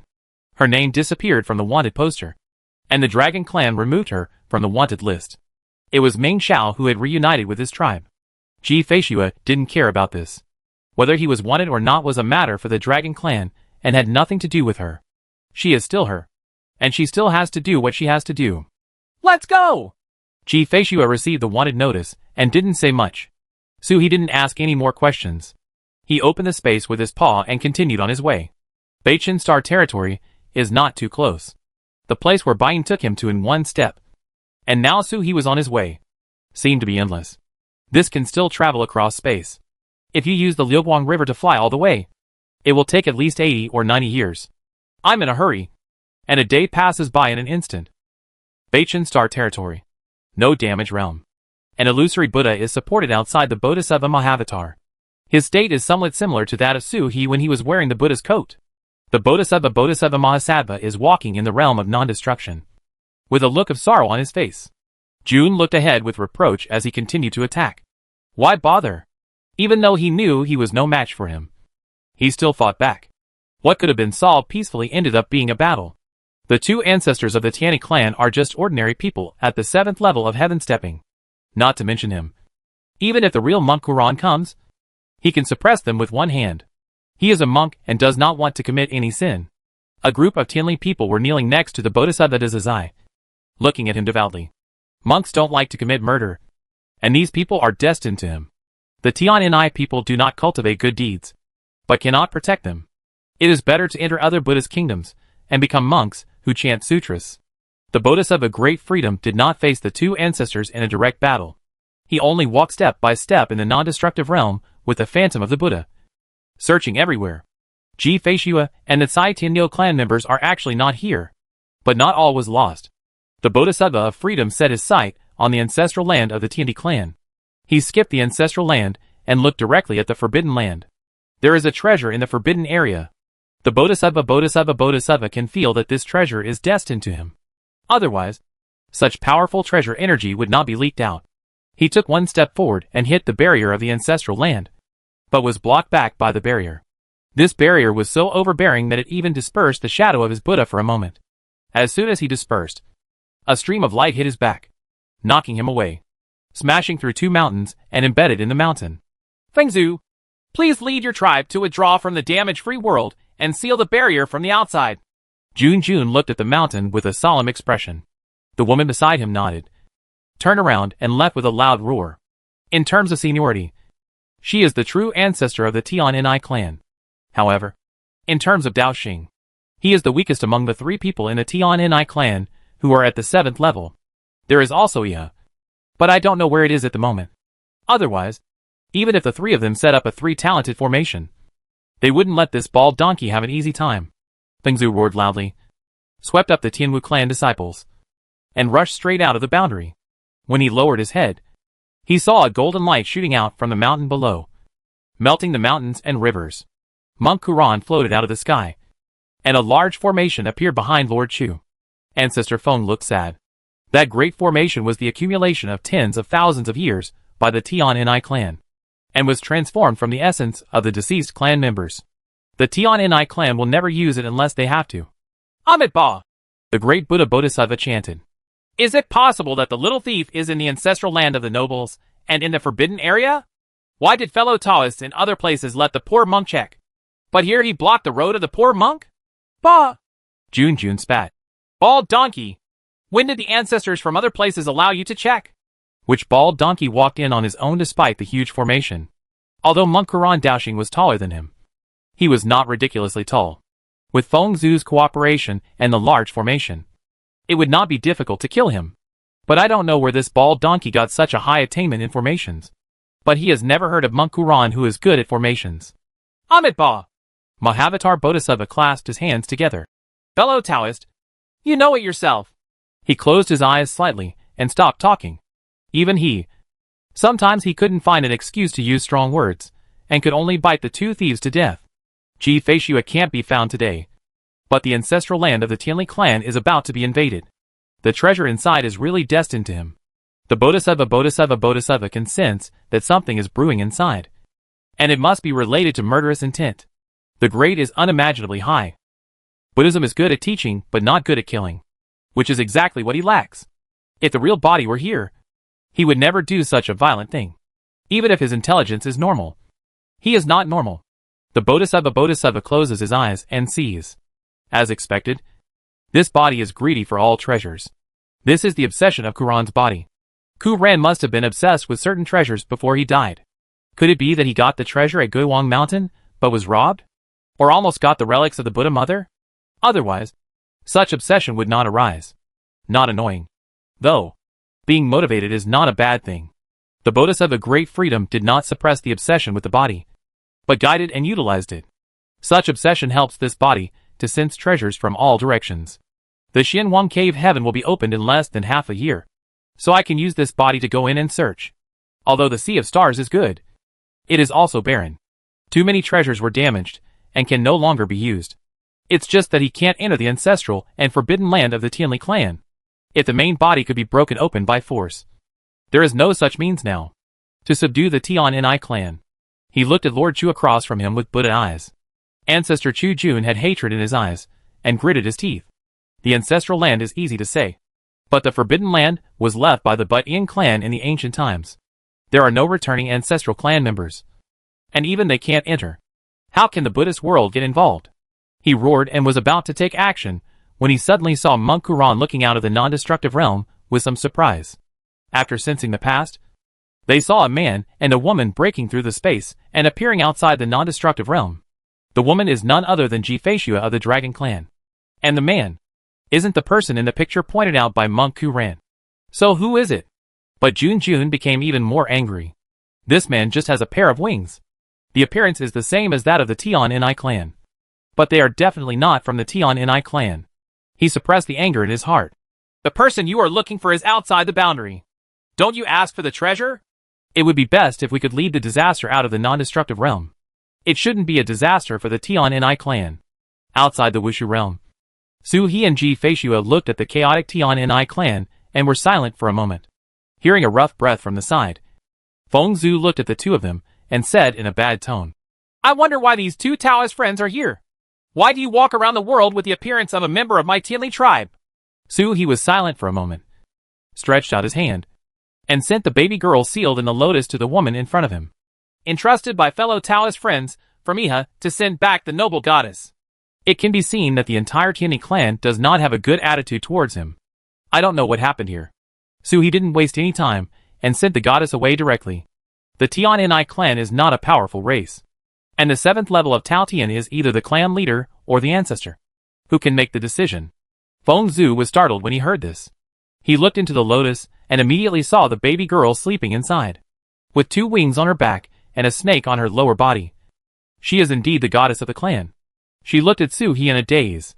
There is another thing that is a hexagram. If fellow Taoists don't care, I can send it directly to fellow Taoists in the starry sky. Su He transmitted the message. Feng Zhu's face changed slightly, and his voice was a little trembling. I dare to ask, fellow Taoist, where is he now? There is a world inside me, but I can't show it to you. Su He was silent for a moment and said, he is dead. When I saw him, someone was trying to seize the goddess and the hexagram, but I could not save him. To outsiders, it is not wrong to say that Iha is dead. As far as this world is concerned, the creature Iha no longer exists. Iha belongs exclusively to the inner world of Su He. Feng Zhu's expression completely changed. Monk Kuran. Only him. No wonder he was sure that these two people would come to the Wushu realm, because these two people were carrying the most precious treasure of the Tianli clan. I'm sorry, fellow Taoist. I've lost my temper. Feng Zhu bowed to the end with an apologetic look on his face. Just a goddess. She can even send back a hexagram. These two fellow Taoists must be people whom Iha trusts greatly. She turned her head and looked into the non-destructive realm. Junchu. Suppress Quran. At the same time as she was speaking, Monk Quran's eyes had already fallen on the lotus. Amitabha. It is indeed a treasure of my Buddha realm, and the lotus is the evidence. Everyone in the universe knows that the lotus is the symbol of Buddhism. In particular, he sensed that the aura in the lotus was connected to the forbidden area of the Tianni clan and would surely open this place. Today I killed 2 birds with 1 stone. I met Ji-Feishua and got the treasure that can open up the ancestral land of Tianni. Sure enough, God favors the Buddha realm. Ku Ran? Su He and Ji-Feishua's faces turned cold at the same time. Sure enough, the world is too small, and you will encounter enemies wherever you go. It had never been discovered before. The barriers to the non-destructive realm are so thick that it is difficult for outsiders to see through the barriers. unless they have the means of the Bodhisattva Mahavatar. Seeing the performance of Su-He and Ji-Fei-Xue, Feng Zhu became more and more convinced that Ku Ran was indeed here for the goddess and the hexagram. As if to confirm her guess, the Bodhisattva in the indestructible realm, with the phantom of the Buddha on his body, grabbed the baby girl. Ji-Fei-Xue, return my treasure. A loud shout came from below. Ji-Fei-Xue frowned. She had only seen Ku Ran once outside Guiwang Mountain. When had she taken his treasure? Su-He also looked confused. Was this guy beaten stupid? Whether it's the water droplets or the relics of the Buddha's mother, they are all in his hands. What does it have to do with his wife? But since you named my wife to trouble her. Su-He took a step forward and punched down. Feng Zhu's feet were a little bit away from the grasp of Buddha's phantom. Su-He punched it down. The light of the mountain god's seal flickered on the fist, hit the big hand, shattered the big hand, and bombarded all the way down the arm. It crashed into the person in the middle of the shadow. The sound of tinkling bells came. The barrier to the damage-free barrier was opened. Su-He glanced away and became furious. Thief's son. Who took whose treasure? No wonder he couldn't find his wife's bronze bell, which had been stolen by his grandson. Die! Su-He shouted, stepping down and already in the harmless realm. Raising his hand, a jet of black lightning struck the shadow outside the Bodhisattva. Boom! Fellow Taoist, be careful. This person's formation skills are unparalleled. Feng Zhu shouted hurriedly. Such a profound Taoist friend. Where did he make such a friend? This move is not imitating the magical power of the Dragon Turtle clan. It is simply like a dragon turtle performing it himself. Real powerful people all have ways to imitate the magical powers of mythical beasts. Just like in the great world of Emperor Feng Wang. When monk Gu Jingjai Sishan taught Su-He, who was wearing the Buddha's coat, to use the Buddha's coat to use the dragon and turtle magical powers. He created the mountain god's seal with one palm. Generally, Su-He was confused. How could he not know that Monk Kuran knew how to use formations? His formation skills are superb, and he will not fall into the hands of Su-He repeatedly when he divides Baoyan at Guiwang Mountain. After setting up a formation, who can do anything about it? With Su-He thinking like this, the heavenly punishment fell, and he looked at the figure in the Buddha's shadow. His expression suddenly changed. His figure suddenly retreated. Wrong! Monk Kuran had an arm and a leg bitten off by him. But he had recovered at this moment. That's it. The monk's body is full of deathly energy, and ordinary people may not be able to tell it. But Su-He has his own passage to the underworld, and has been hunting ghosts in Fengzhong for more than 10 years. His sense of death could not be more acute. This monk is already dead. Someone borrowed a corpse to bring back the soul. This breath is the great freedom Bodhisattva. In the battle at Fengzhong, Su-He was invincible wearing the coat of Buddha. But when he encountered the Bodhisattva Mahavatar, he had no resistance. At that time, it was just a swastika, and just a projection of power, causing Su-He to vomit blood one after another. This breath was too familiar to him. Chapter 485 Tian Ni Ancestral Land. Be careful!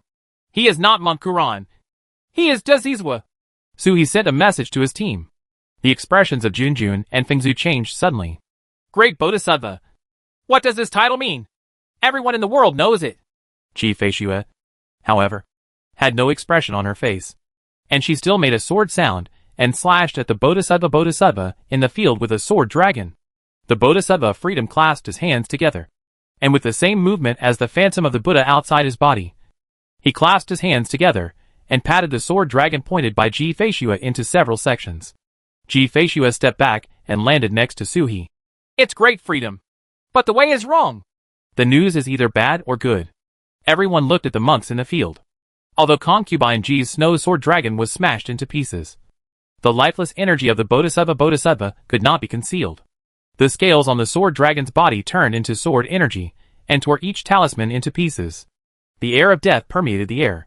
Of course, this is only the case in their eyes, and it won't be possible to see anything strange at the 7th level.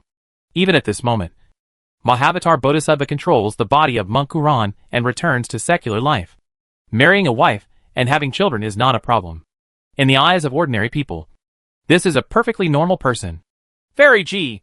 What a trick! No wonder the marriage certificate recognizes you as the master. The Bodhisattva of freedom sighed with emotion. If Fairy Ji is willing to give up the marriage certificate, the old monk will leave immediately. Although the treasures in the forbidden area are good, they are not on the same level as the great path of cause and effect. He looked at Ji Feishua seriously. However, Suhi's face turned cold, and he became furious. Bald donkey! How dare you care about my wife? As soon as he stepped on it, Taiyuan appeared directly at the feet of the Bodhisattva Mahavatar, instantly sucking the phantom of the Buddha towards Taiyuan. The marriage certificate can only be changed between husband and wife. Strictly speaking, Ji Feishua can be the owner of the marriage certificate because of Su He's existence. Tantai left the marriage certificate in Yunming's, and Su He and Ji Feishua showed up at the same time, which led to the marriage certificate. The ownership of the marriage certificate fell first to Su He, and then to Ji Feishua. Of course, I don't know what Tantai did. He didn't even feel the ownership of the marriage certificate, so he had already passed it on. Now this old monk is looking for death. At the same time that Su He Taiyuan took action, a mountain god seal had been compressed into the size of a peanut and shot out. The expression of the Bodhisattva great freedom changed. Amitabha! The donor is here! He put his hands together and sat cross-legged, like Mountai pressing down on the top, firmly suppressing the phantom of the Buddha outside his body. Then he moved forward with one hand and struck Su He with a palm. There is also a phantom of Buddha appearing outside the palm. Boom! With a collision, the space where the damage-free world was solidified to its limit was shattered into pieces. The mountain god seal penetrated the Buddha's palm, making a bloody hole in his palm like a bullet. But the power was only slightly reduced. Through the palm, it struck the center of the forehead of the Bodhisattva Mahavatar with a bang. To bring back the soul through a dead body, there is always something right between the eyebrows. Death! Su He shouted. A faint smile appeared in the eyes of the great self-contained Bodhisattva, and a golden symbol appeared automatically between his eyebrows, spinning and getting bigger in front of him. When? With a crisp sound, the mountain god seal was blocked. Ha ha! Little donor. That's not how the Dragon Turtle Clan's mountain god seal is used. Before he could finish his words, he heard a roar of divine power. He was caught off guard, and the divine power rushed into his mind. In an instant, a line of white smoke shook out from Kuran's corpse, and he almost escaped. The divine power directly strikes the soul. The Bodhisattva Great Freedom clasped his hands together and said, Sit down! The smoke that came out instantly returned. But at this moment, there was a sword cry. And right after Su, he was Ji Feishua's sword light. And the fairy's face was as cold as ice. The golden bowl of Bodhisattva flies, and blocks the fairy's sword. Amitabha! The two donors misunderstood the poor monk. The poor monk is a monk. How could he have any wrong ideas? The poor monk had his own way to remove the two names from the marriage certificate. The poor monk only wanted the marriage certificate, and did not want to do that beating. The evil man who is a mandarin duck.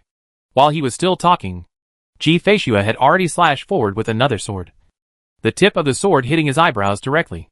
No need! Ji Feishua's voice was cold. She wants to break off the engagement, and is doing it on her own. Why should outsiders interfere?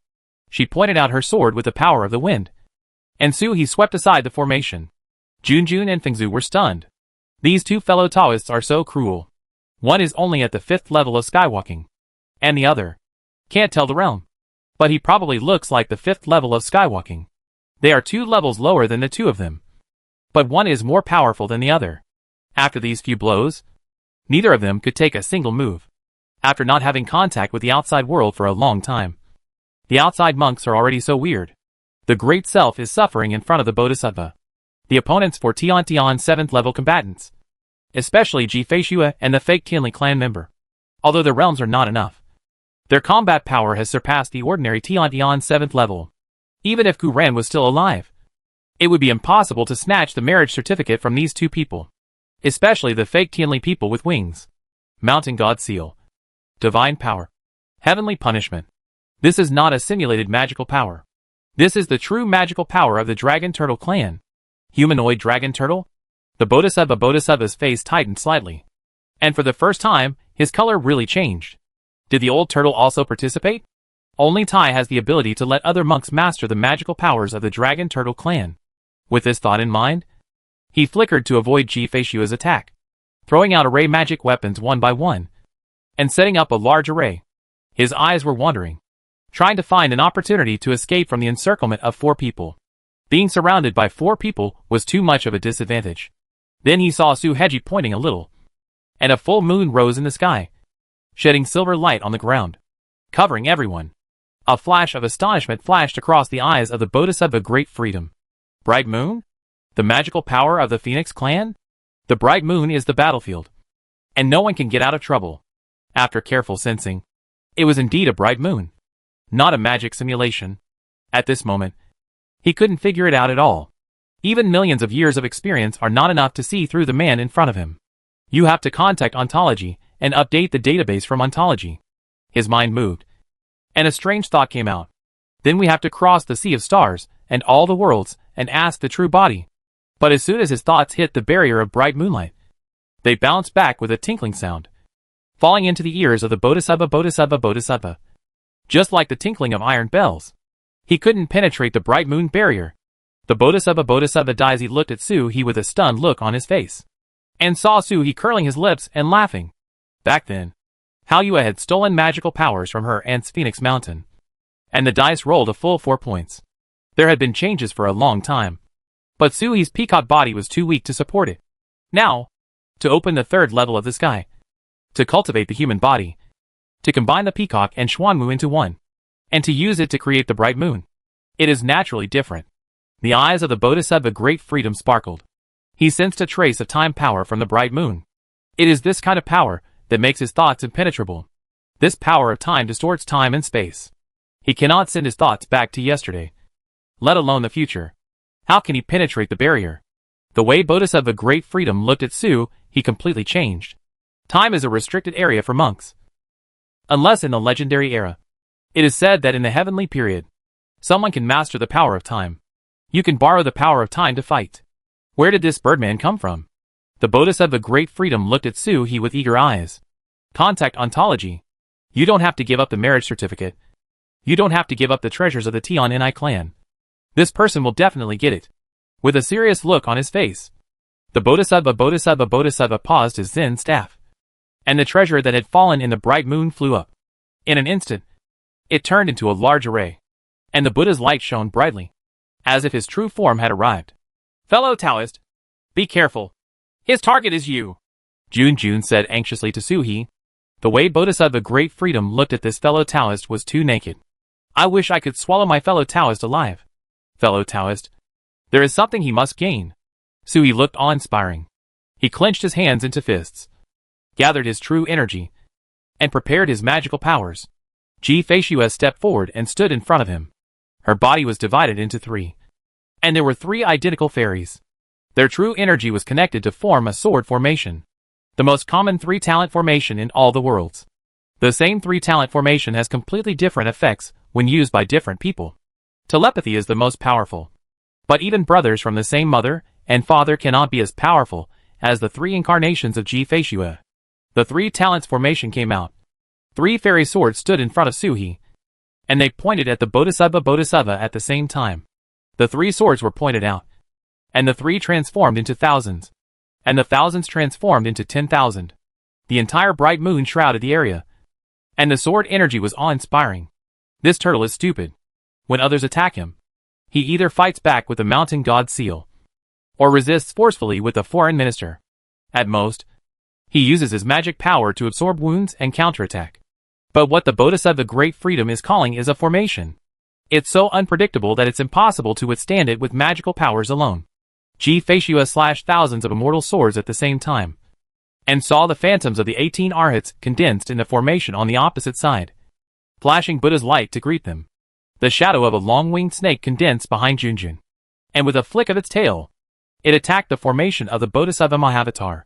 He could see that this great self-contained Bodhisattva was just a little bit of the Bodhisattva's thoughts, and was not much better than the ordinary 7th-level monk who stepped on the sky. For people join forces to kill. The snake tail of his large formation twitched downwards, and with a loud roar, it was as if it was about to blast away the arhat formation. I saw an arhat among the 18 arhats holding up the sky, lifting up the sky, and the snake's tail could not fall down immediately. The arhat holding the sky held up the snake's tail, and held it against the formation of the Tian clan. Instead of letting go, he held the snake's tail all the way up, straight towards the bright moon above his head. The Buddha's light emanated from the arhat holding the sky, and he was about to self-destruct. He wanted to explode the bright moon and escape from the magical power. Suhi's figure flashed and landed in the bright moon. He pressed down, and a mountain god seal fell. Not a collision, but a suppression. The mountain god seal fell and pressed straight towards the Arhat. However, with a flash of inspiration, the Arhat holding the sky turned into a solid gold Arhat, as big as a peanut, and fell down. Instead, the divine seal of Mount Suha was suppressed on the big snake of Chu Jun. A blow fell, pressing down on the mountain god's seal and hitting the ground. It exploded with a bang, and the sky and the earth were eclipsed by the bright moon. Jun's face turned pale, and he looked back to gather his formation. However, the Bodhisattva Great Freedom had already taken advantage of this moment to flash forward and lead the Arhat towards Ji-Feishua. Those who fold their hands, those who bow, those who sleep with their fists. 18 kinds of Arhats of all shapes and sizes threw a Ji-Feishua at the same time. Concubine Ji's sword shadow filled the sky with snow. The swords merged and turned into sword wheels that hit the Arhat. There was a loud noise. The sword wheel collided with the Arhat, and all that was left in the world was the light of the sword and the light of the Arhat Buddha. And not a single sound could be made. Ji-Feishua's face was stern. The Sankai formation is open to its maximum, roaring and impacting against the 18 Arhats. But at this moment, the Bodhisattva of Freedom in the Arhat turned around, broke away from the formation in an instant, landed next to Fengzu, and struck Fengzu with a palm. Everyone's expressions changed. As expected of the Bodhisattva Mahavatar, he didn't even think of dividing them up and attacking them, but attacked 4 people at the same time. Is this the confidence of a Bodhisattva? The Bodhisattva of Freedom struck with a palm, and Fengzu raised his hand to greet him. However, the wind in the palm of the Bodhisattva's hand changed. When he approached Fengzu, his palm suddenly turned into claws. He grabbed the lotus and snatched the baby girl in his hand. With a golden symbol in front of him, he dodged and hit the palm of Fengzu's hand. With the help of the palm's power, he immediately retreated and turned around to jump towards the ancestral land of the Tiandi clan. The bright moon shrouds the area, and the range is extremely large. After all, it is a battle above the 7th level of skywalking, so the range cannot be too small. A sliver of moonlight fell on the boundary of the ancestral land. Mean! Damn it! Jun and Fengzu shouted at the same time. He clearly looked at the young man who was destined to win, but who knew that the drunkard's intention was not to drink. The monk's true purpose is his family's treasure. The expressions on the 2 men's faces changed sharply, and they chased after him. But at this moment, the Arhats in the field exploded at the same time. Suhi's figure flashed and landed next to Ji-Feishua, pulling her into his arms.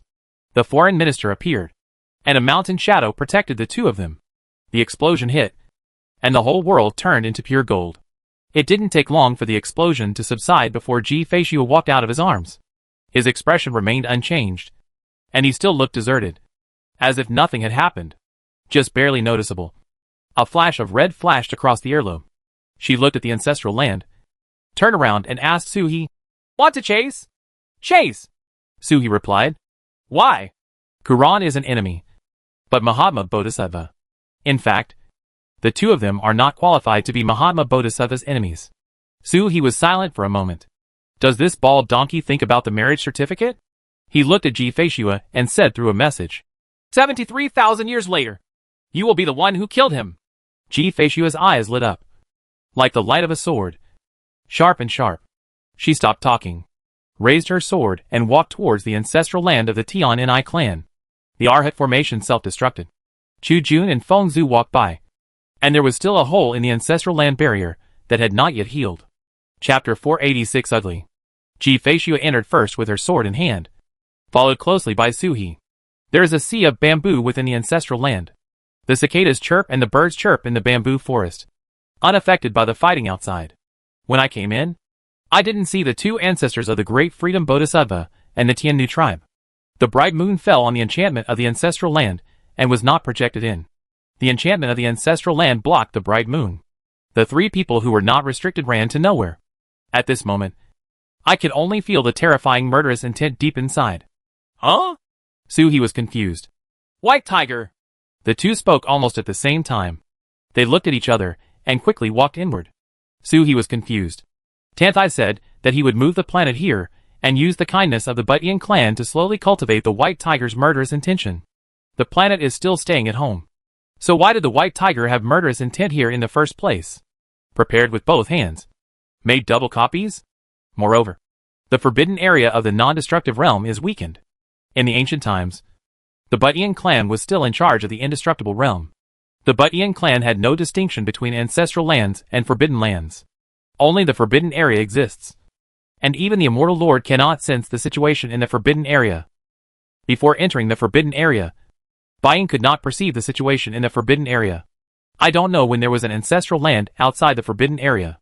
The forbidden area ancestral land occupied almost 1/10 of the entire non-destructive realm. This place is different from the ancient times. And it is also different from the later generations. The ancestral land is shrouded outside the forbidden area, and it seems to be used to prevent the breath of the forbidden area from leaking. Maybe one day, all the aura of the forbidden land will be leaked, and the ancestral land and the forbidden land will no longer be different.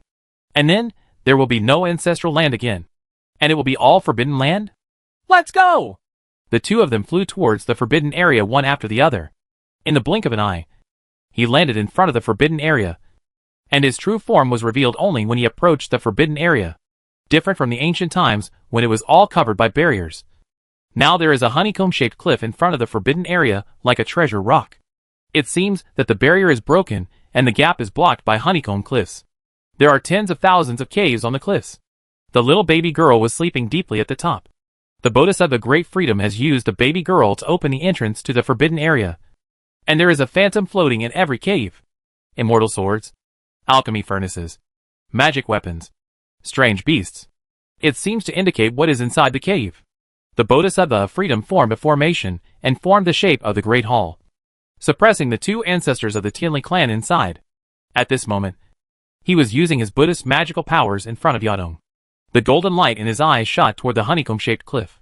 Seeing Su He and Ji Feishuo chasing after them, they clasped their hands together and just said, Amitabha! He saw a mounting god seal descending from the sky, but instead of pressing down on him, it suppressed the baby girl in the sky, forming a mountain to protect the baby girl. The face of the Bodhisattva Great Freedom changed slightly. Amitabha! The donor really misunderstood the poor monk too deeply. A monk is so compassionate. How could he do such an unconscionable thing? This is because he is afraid that he will go in alone and kill the baby girl to stop others. As long as the baby girl dies, the entrance will naturally be closed. Shoo! Sui raised a finger to his mouth, making a silent sound. No one in the Buddhist world has a lower limit of character. Who in the heavens doesn't know? If you were a good bald donkey, you wouldn't have escaped like a dog back then. The big world of Xinhuang. The Bodhisattva's expression changed. Tens of millions of years have passed, and not many people know what happened back then. This is his reverse scale. His eyes narrowed, and a red dot appeared between his eyebrows. He stepped forward and struck Su He with a palm. Su He punched out and faced him with a palm. With a roar, the Bodhisattva in front of him was punched into 10 parts. Each part turned into a brand new Bodhisattva. 2 of them were instantaneous. A large formation was set up around Su He and Ji Feishuo. The remaining figures flashed and got into different caves. The hexagrams here can't detect anything, and even the clairvoyants can't see the situation inside the forbidden area.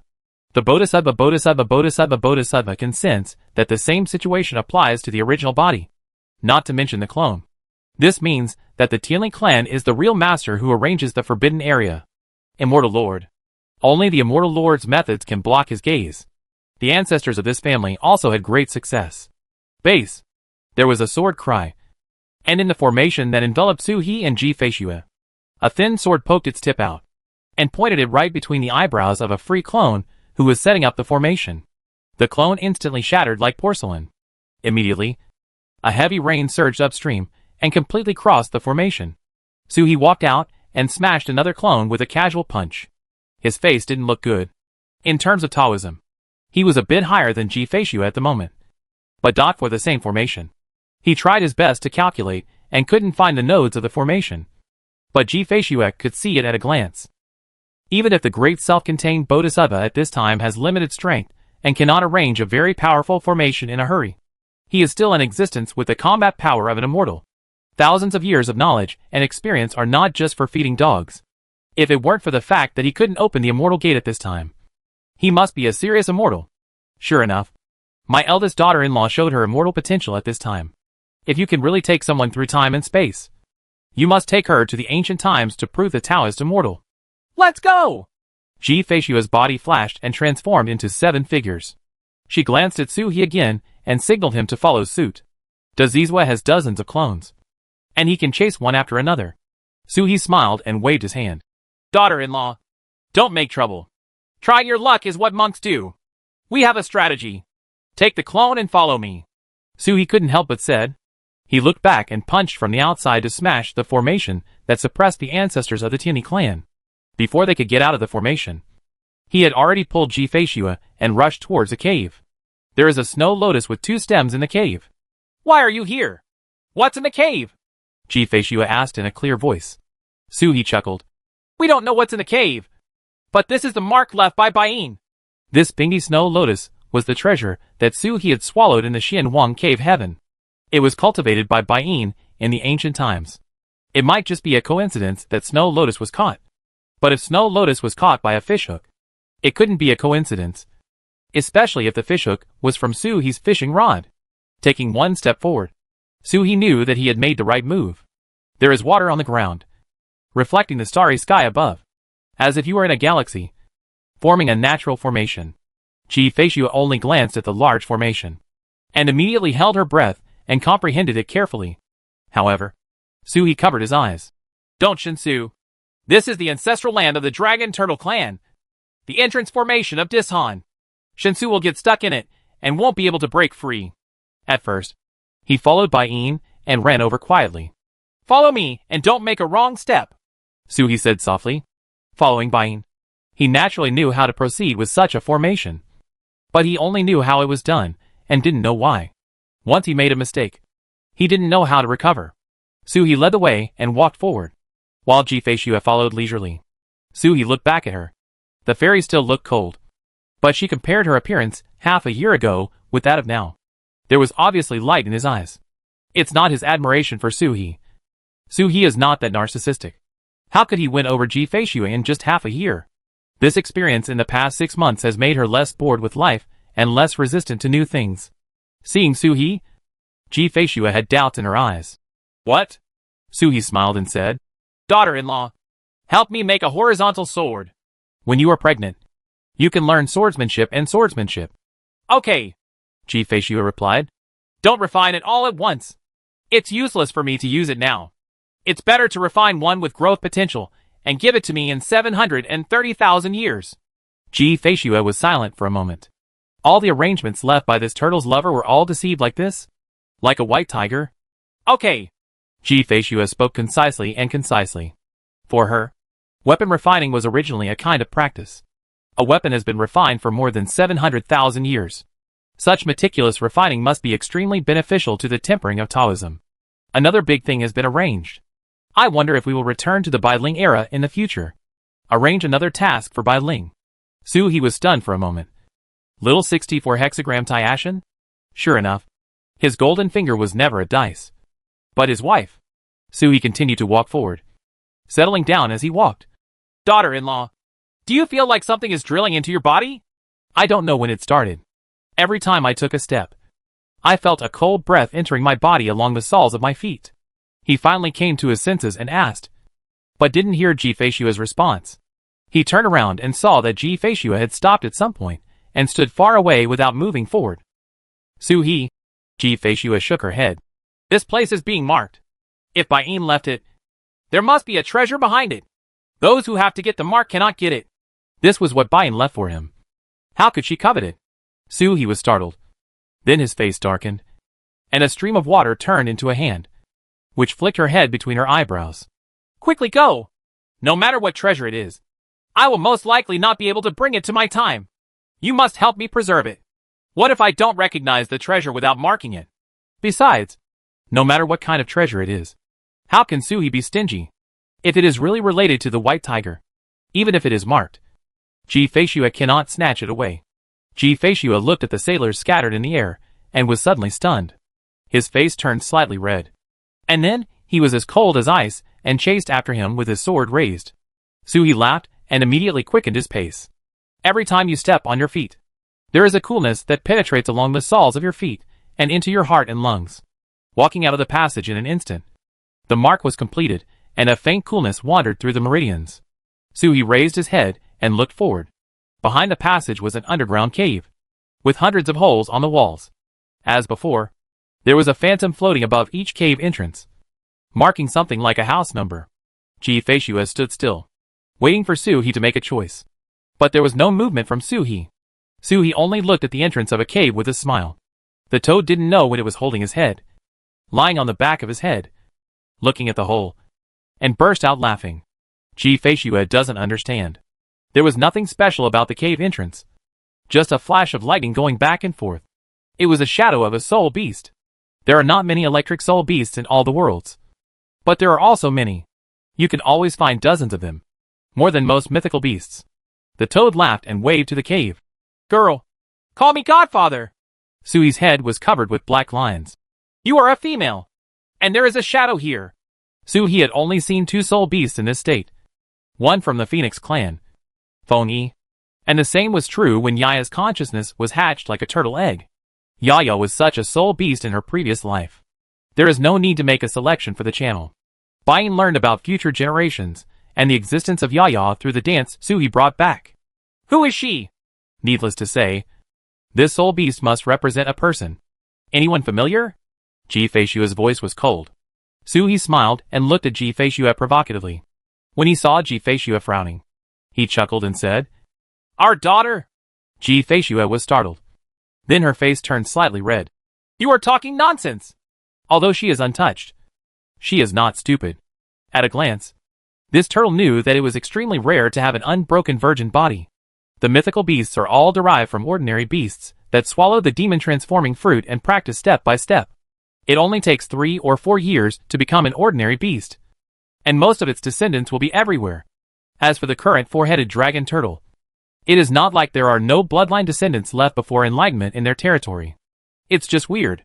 Not only will the descendants left behind by their parents, who have attained enlightenment, as mortal beasts not be protected by blessings, but the path will be even more difficult. In fact, not only mythical beasts, but also monks and even mortals have this phenomenon. The founder of a sect, his disciples and bloodline were either dead or innately deficient. The founding emperor was a mortal man with great talent and military skills. However, the weather of the world changed, but the prince became demented, disabled, and died young.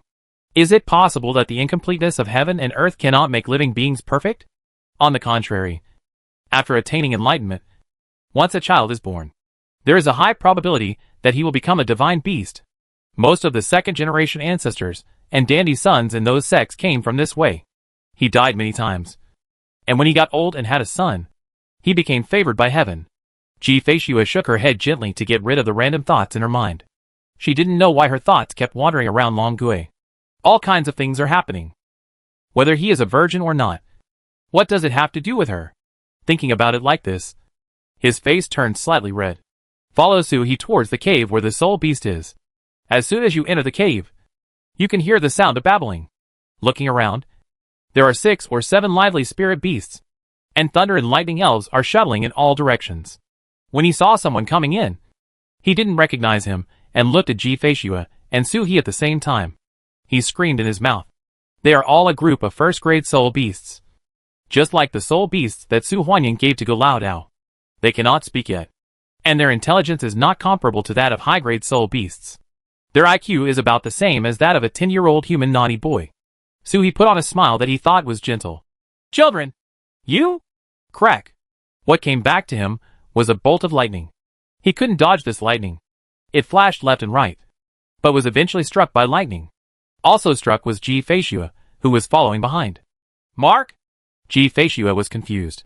It should be the mark left by the previous tunnel, which caused the lightning to be unable to escape no matter what.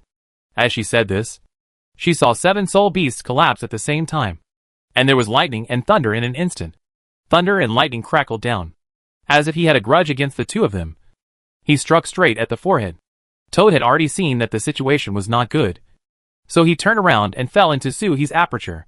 The currents, like the body, merged with the cold air before, and then Suhi felt a numbness on his arm. He rolled up his sleeves and saw a white tiger descending from the mountain tattooed on his arm. It looked powerful and domineering. Turning to look at Ji-Fei-Shue, Ji-Fei also rolled up her sleeves, revealing a white lotus root-like arm. Ji-Fei's swordsmanship is domineering, but her figure is not burly at all. Her hands are like catkins with 10 fingertips, and the jade lotus root is white and tender and can be held in one hand. There is also a white tiger tattooed on the jade. Lightning lines make the lines. Frost air colors them. Ji-Fei frowned, glanced at it, and then covered it up. Ugly. Su-He. Chapter 487 Coincidence. Ji-Fei actually started to care about beauty and ugliness. Su-He grinned. When we first met Ji-Fei, she was dressed in a young man's attire, without any makeup on, and she looked extremely smart. Even at this moment, there is no decoration at all. Black eyebrows and red lips are all natural. She is naturally beautiful and cannot be helped. Su-He looked at her and smiled even more heartlessly. The fairy sword in Ji-Fei's hand sounded a warning. At first, I didn't think that I could connect Su-He's gaze with the deceitful people who could be seen everywhere. Later I found out that it was really different, and others didn't dare to be so naked. Su-He withdrew his eyes and looked around the cave. This place was not big, just 100 feet long and wide. It was no different from a prison to such a nimble and fast spirit beast. But these 7 little ones didn't seem to feel it, and even enjoyed it. There is a formation here. Ji-Fei looked around for a long time and said in a clear voice, There is a formation that is nurturing soul beasts. Ji-Fei said, shaking her head. It's condensing soul beasts. There should be more than just these 7 soul beasts, but a group of similar broken soul beasts that were gathered together, awakened, and condensed. Is it a kind of resurrection after death? But it doesn't make sense. If the master of the soul beast had never died, the soul beast would be resurrected directly in the master sea of consciousness. If the master died, the soul beast would have no chance of resurrection. But this place just gave her such a weird feeling. She couldn't tell the specifics. The formations here were superb, and she could only see a few clues. This is the legacy of the Immortal Lord. Unlike the turtle, which was logically the man left behind by the Immortal Lord. He seemed a bit dull, and didn't know how to do anything. Su-He looked around and couldn't find the formation Ji-Fei mentioned. He thought about it and said, Maybe it's condensing a soul beast that can carry the consciousness of the Immortal Lord? Bain has always wanted a soul beast. But unfortunately it upgraded too quickly, and he accidentally became an immortal before he had time to capture it. No soul beast can carry the consciousness of the Immortal Lord. Her reincarnation is different from Tantai in that she retains all her memories, and her consciousness is intact. Even if half of the existence was cut off and given to Su-He, it would be impossible for an ordinary soul beast to bear it. Logically speaking, it really doesn't matter whether an immortal has a soul beast or not. But when it comes to something as interesting as Bain, even if Immortal Lord doesn't do it, I still have to try it. Especially if you are reincarnated and have the chance to do it all over again. How could you give up? It makes perfect sense to have a special place for yourself to cultivate soul beasts. Su-He thought like this, suddenly grinned, raised his hand to smooth the half-foot stone wall, stretched out his fingers and carved on it. Hey! Little white turtle! You are here! After I finished writing, I drew a smiley face next to it. It is now 730,000 years ago, and Bain has not yet been reincarnated. Sooner or later, he will turn into Bai Ling and come here to take away Yaya's previous life. Let her also experience this surprise that came from hundreds of thousands of years ago. If Ji-Fei hadn't been by her side, Su-He would have liked to add, Did you miss me? Ji-Fei looked at him carving and felt weird. Different from the simple relationship between you and me. Although they are far apart, they can really meet each other. This relationship is unclear. I wonder what the reincarnation of the Immortal Lord will be like when he comes here again and sees this. Su-He thought for a while, and then transformed into the true form of Xuanwu, forcing out a drop of blood essence. When the blood essence came out, it no longer evolved into an army, but turned into a small Xuanwu, roaring and roaring. Su-He suppressed the essence and blood, cut off the connection between the essence and blood and himself, and tore out a piece of space. The barbarian king's world refining technique perfectly wrapped the space outside of the essence and blood, wrapped layer by layer. No breath will leak out. He is now a real Xuanwu person. 0.2 It's not Xuanwu's fault. It's not that Xuanwu didn't get through. With this drop of essence and blood, do you think it would be easier for Bai Ling to grow? Inherit my essence and blood, and let her scream beautifully next time we meet. Su-He turned to look at Ji-Fei. Daughter-in-law, can you put a seal on it? One that most people can't open and find. Apart from magical powers, Suhi lacked any means. There are still 700,000 years until Bai Ling is born, and blood essence will not deteriorate, according to Suhi's current state, as long as there is no external interference. A drop of blood will not change at all even if it is left for tens of millions of years. I'm just afraid someone will come in and damage it. Ji Feishua looked at him with frowning eyebrows. The blood of divine beasts should not be left outside. Suhi nodded. Yes. So I need my wife to give me a blessing so that no one can find me. Otherwise, she would become Yunli, the mother of the peacock. Back then, in the H.L. ghost space under the Qingyuan sect, there was a drop of peacock essence and blood that was refined and enslaved by Yunli. This was also the origin of Suhi's peacock body. But this place is different after all. With Ji Feishua, no one in the future will be able to get it. Otherwise Ji Feishua would have killed him long ago. Ji Feishua stopped talking. But Suhi couldn't help but extend her green jade finger. And with a slight tap, a thin film, like a water curtain, was wrapped around the surface of Suhi's refining space. Then he said, Inject your invisibility into it. Suhi blinked. Could Xuan be used outside the body?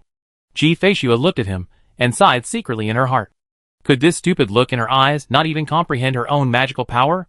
How did this turtle grow to this point? Suhi lowered his head, and pondered for a long time. He extended his claws forward, and a drop of pure white crystal light shot out from the tip of his claws.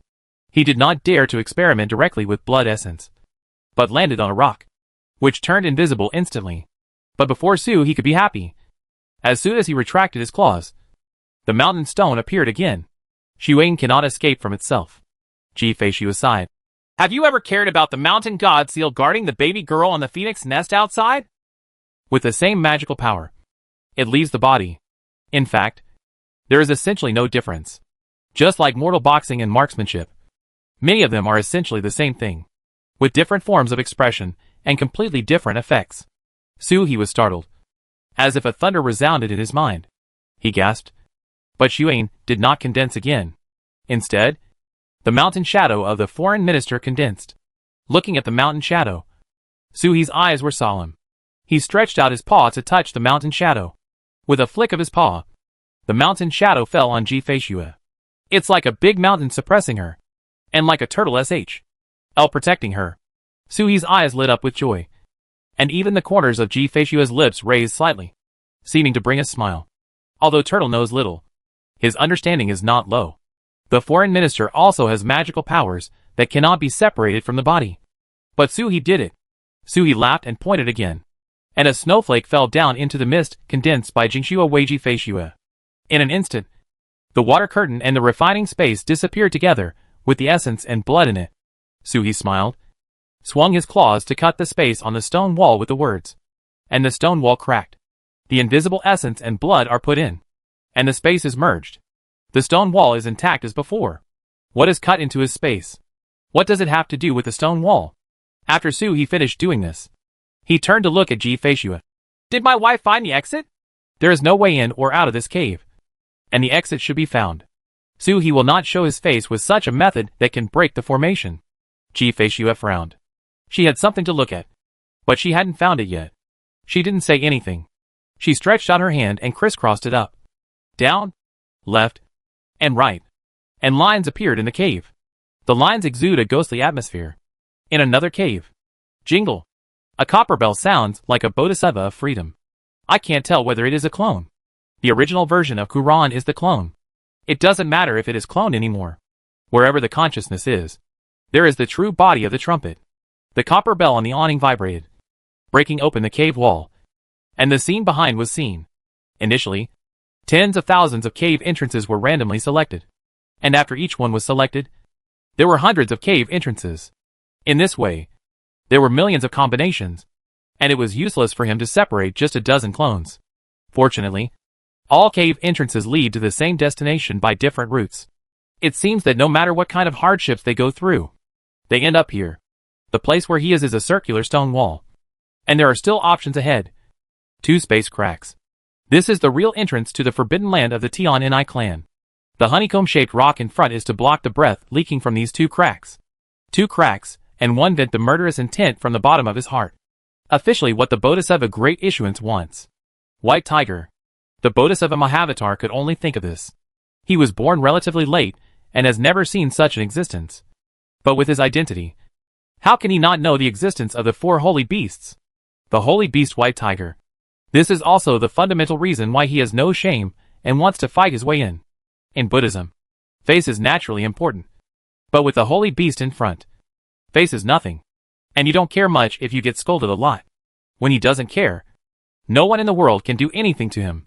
After all, with tens of millions of years of Taoism, even if he didn't bring all the experience, he could break through the cave much faster than Ji-Fei-Shue. A dozen bodhisattvas smashed into the cave almost at the same time and looked inside. Behind one crack is a white tiger. And behind another crack there is a faint Taoist rhyme. There is inheritance here. The Bodhisattva Mahavatar only took one look at the gap that revealed the charm of the Tao. And then looked no further. There are countless inheritances in the world. And even he cannot know them all. But no matter how good the inheritance is, it can only make people reach the 7th level of the sky. If you push yourself to the limit, you will have a chance to reach his level. If you put it in ancient times, it would be an immortal. How many immortals have there been in ancient times? Moreover, the immortal master cannot attain enlightenment through inheritance. The inheritance he left in the Buddhist world is not hidden at all. But for thousands of years, no one has been able to achieve enlightenment as a bodhisattva. The Bodhisattva Great Freedom looked at the two cracks inside, and the crisscrossing lines blocking the entrance of the cave, and shook his head helplessly. This line is formed by refining the earth veins of the netherworld. It can be regarded as the netherworld meridian. As expected, it was a method left behind by a being with immortal combat power. Either he is an immortal who has truly pushed open the immortal gate. Otherwise it is impossible to touch the netherworld veins. More than a dozen bodhisattvas clasped their hands together at the same time and pushed forward slowly. A ray of Buddha light separated the interlaced lines and fell in the hollow in front. Then a series of Buddha treasures flew out along the Buddha treasures and laid out a tower around the two space cracks. Invisible array. Think about defeat before thinking about victory. The line formed by the nether veins cannot be broken for a while. So first set up a large formation to protect the entrance of the cave. He is not the real body, has too many limitations, and has too few means. If the main body is there, this line can be broken with a wave of hands. But at this moment it is impossible. These lines are connected to the soul. This physical soul is a trace of the consciousness of the bodhisattva. If you forcefully rush out without breaking the line, your consciousness will be pulled out by the line immediately. Sending a physical body alone is meaningless. That little white dragon is different. And the fake Tianli clan members are not mortals either. The nether vein may not be able to trap him. Not to mention anything else. As long as the two people hug each other, invade each other, the yin and yang are in harmony, and then use the marriage certificate to wrap the two people into a rice dumpling, they can be knocked out easily. Set up a formation to avoid being caught first by the two of them.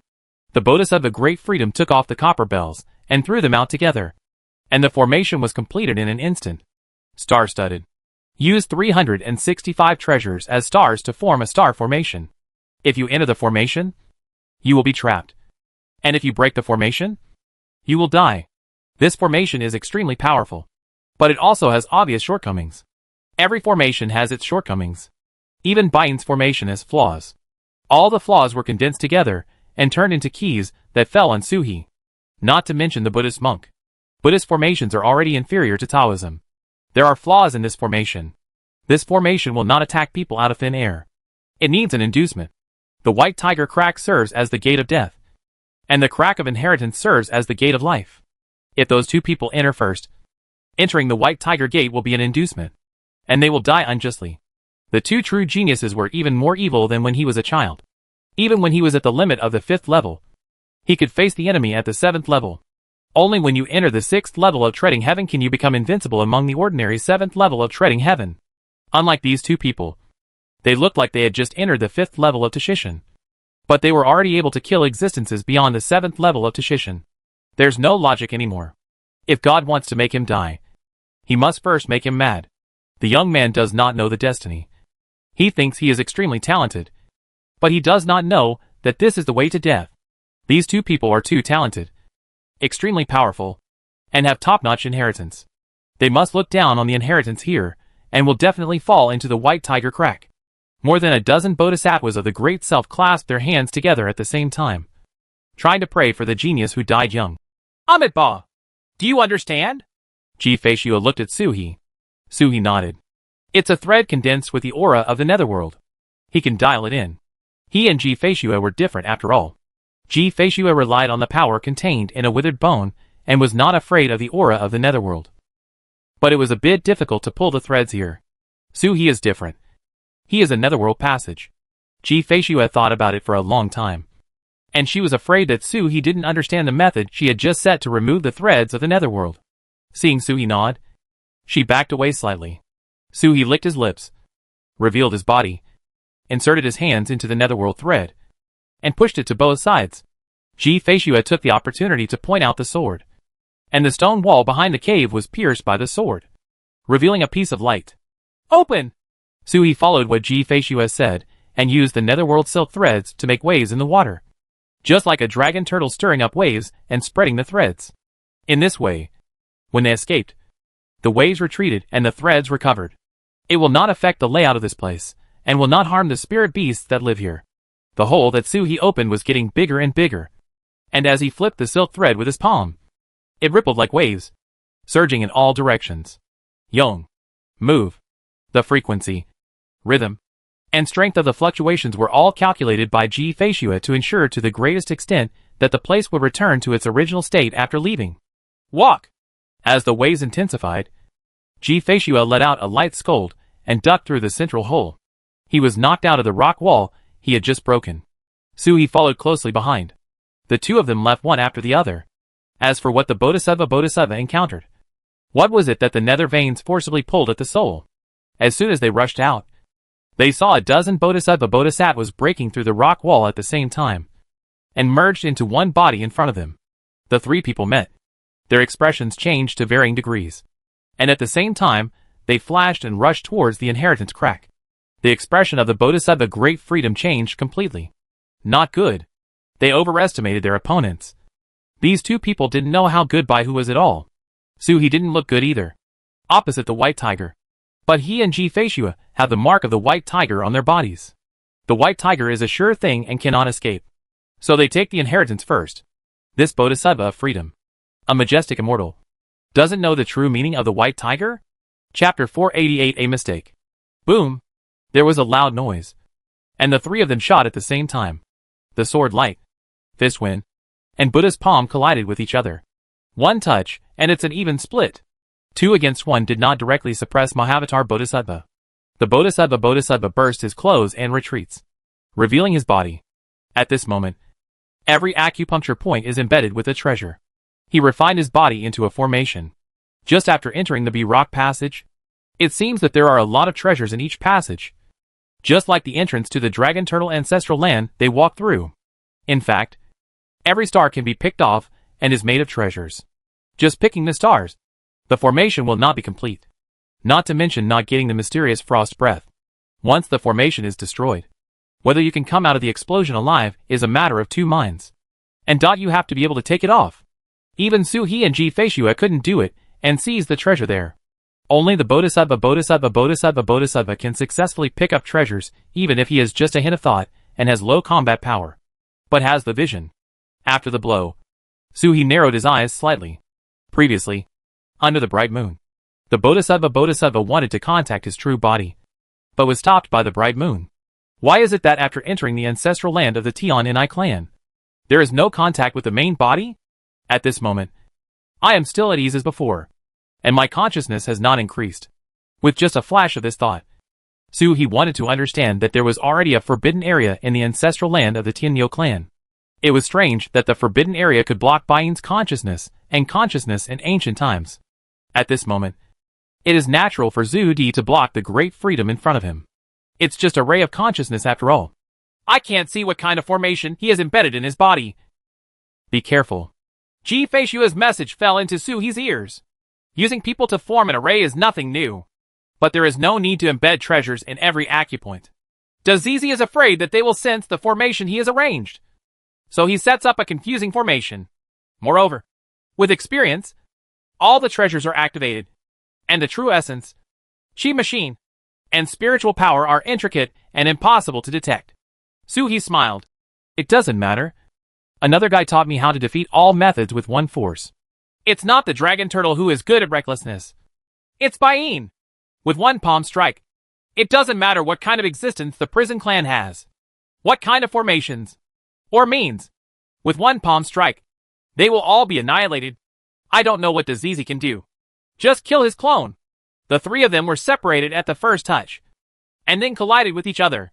The Bodhisattva struck with a palm, and the palm of the Buddha's palm was condensed outside the palm. Sumeru Vajrapani. It seems that the Bodhisattva of freedom can only use the methods inherent in this body, and cannot use new Buddhist magical powers. The additional abilities are all supplemented by formations. The same Sumeru Vajra hand, used by Mahavatar Bodhisattva, is completely different from that of Kuran. The big glove is outside the palm of his hand, and the golden light is shining. It does not feel that it has earth-shattering power, but it makes Suhi's hair stand on end, as if he is facing a formidable enemy. With a roar in his mouth, he took a wrong step and stood in front of Jifeishua, punching out the Mountain God Seal and making it sparkle. Mountain God Seal power times 5. Boom! With a collision, the array treasures on the Bodhisattva's body lit up at the same time. Suhi took a few steps back and stacked the space behind him. The space rebounded and rippled in all directions, but it did not break apart. The aftermath of this powerful blow was absorbed by the honeycomb-shaped rocks next to it. This B-rock was originally designed to absorb the power escaping from the two space cracks. These two space cracks cannot be repaired even by the Tian clan. One can imagine how terrifying it is when the power is released. After the blow, Suhi and Great Freedom Bodhisattva paused at the same time. Great Freedom Bodhisattva trembled slightly and adjusted his body shape. Then he saw a fairy sword chasing him like a snake, leaping under Suhi's wings, turning into a white afterimage, and suddenly pointed at the center of his eyebrows. Dazizi's expression remained unchanged. He grabbed the sky and pulled it down. The star formations arranged in all directions lit up instantly. A thick golden light came from above the big sun and crashed into Jifeishua's fairy sword. Jifeishua flicked her wrist, and the fairy sword turned into a sword light, blocking all the sun's rays. But it could not go any further. You can see the large formation formed by the large acupuncture points on the body of the Bodhisattva Mahavatar, echoing the formation above the head. Pulling downwards, the 365 stars overhead fell down at the same time, like stars falling from the sky. Since the donor has cultivated the magical power of dragon and turtle, he can recognize the posture of the poor monk. As the Bodhisattva spoke, he pressed his hand down, and the stars roared down from the sky. It seems to destroy the earth. Stars fall. The magical powers of the dragon turtle clan are similar to each other. The water attribute has Qianjun, and the earth attribute has stars fall. The stars fall like rain, which is equal to Qianjun. Suhi dragged Jifeishua back and hid it behind her, and used the dragon turtle magical power in front of Suhi. This was a naked provocation. The dragon can endure it, but the tortoise cannot. Suhi stretched out his hand and raised it. An endless rain fell from the earth into the sky. Each drop is as big as a watermelon, flying in the air and turning into solid jade swords, exuding the breath of frost, rising straight into the sky, and colliding with the stars imitated by the Bodhisattva Mahavatar. A boom exploded overhead. Great Freedom Bodhisattva clasped his hands together. Amitabha. It is indeed the magical power of the dragon turtle. The benefactor is really ignorant. Even the dragon turtle clan dares to practice the real magical power. Do you know that even the dragon turtle clan is just Tai's wedding dress? Not to mention you alone. Clan. Suhirurua didn't listen and raised both hands at the same time. The heavy rain became more and more devastating. Since the donor has been practicing, apart from Natai, has he ever seen a dragon turtle with a lifespan of more than 1,000,000 years? He entered Tai's belly long ago. The donor cultivated the magical power of the dragon turtle, but he fell into a trap. Suhi snorted. If he hadn't been born as a dragon turtle, he would have almost believed this bald donkey's lies. As expected, except for Gu Jingjai, who cursed. The other bald donkeys had their mouths smashed when they met. Absolutely at a loss. I'm so dirty and want to disturb people's minds. Suhi snorted coldly. You know how to stir up trouble? Just wait until I find you another opponent. As Suhi spoke, a swastika text flashed between his eyebrows. It was not just a swastika, but a swastika composed of countless Buddhist mantras, shining with golden light.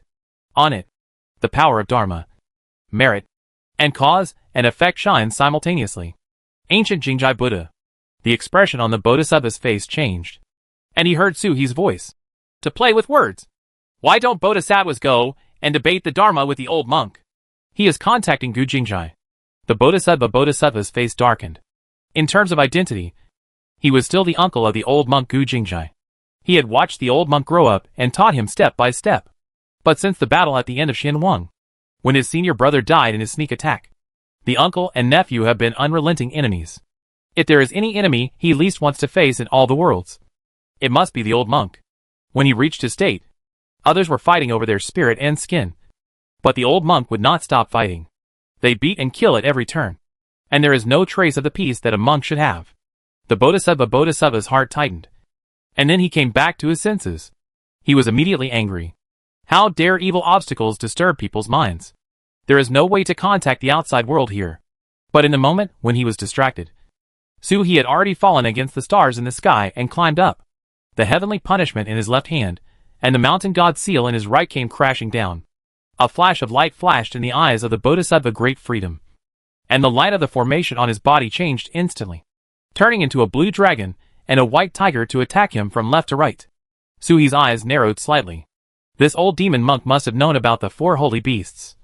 But he didn't rush into the white tiger's crack at the first time, leaving a murderous intention there? Hold head high. Roar! Two phantoms collided, and the Tianju in Suhi's hand suddenly split into two and struck at the green dragon and white tiger respectively. The mountain god seal pushed forward and crashed into the main body of the Great Freedom.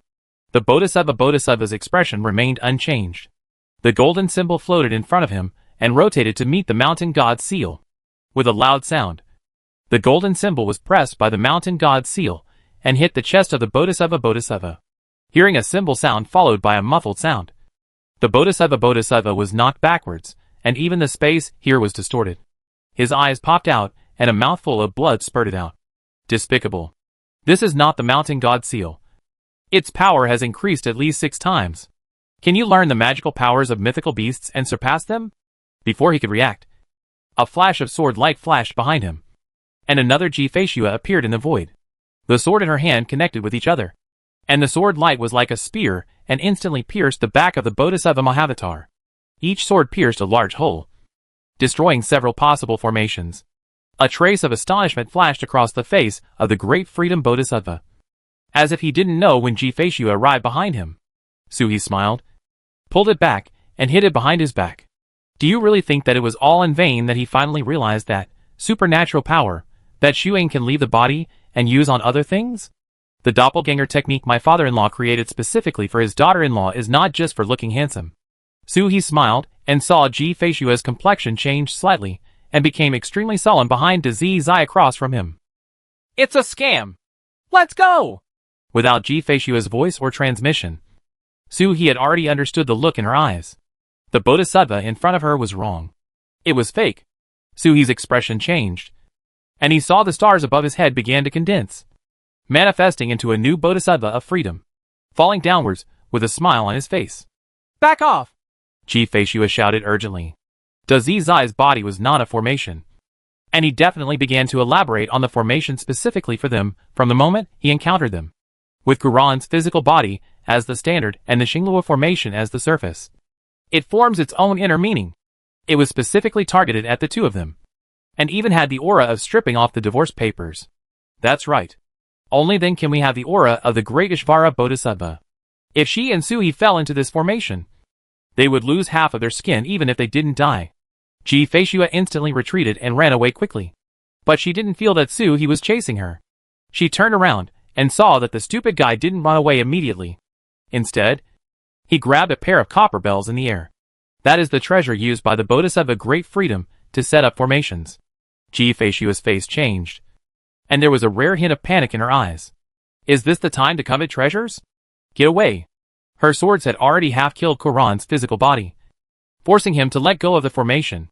At this moment, Mahavatar Bodhisattva was like water without roots.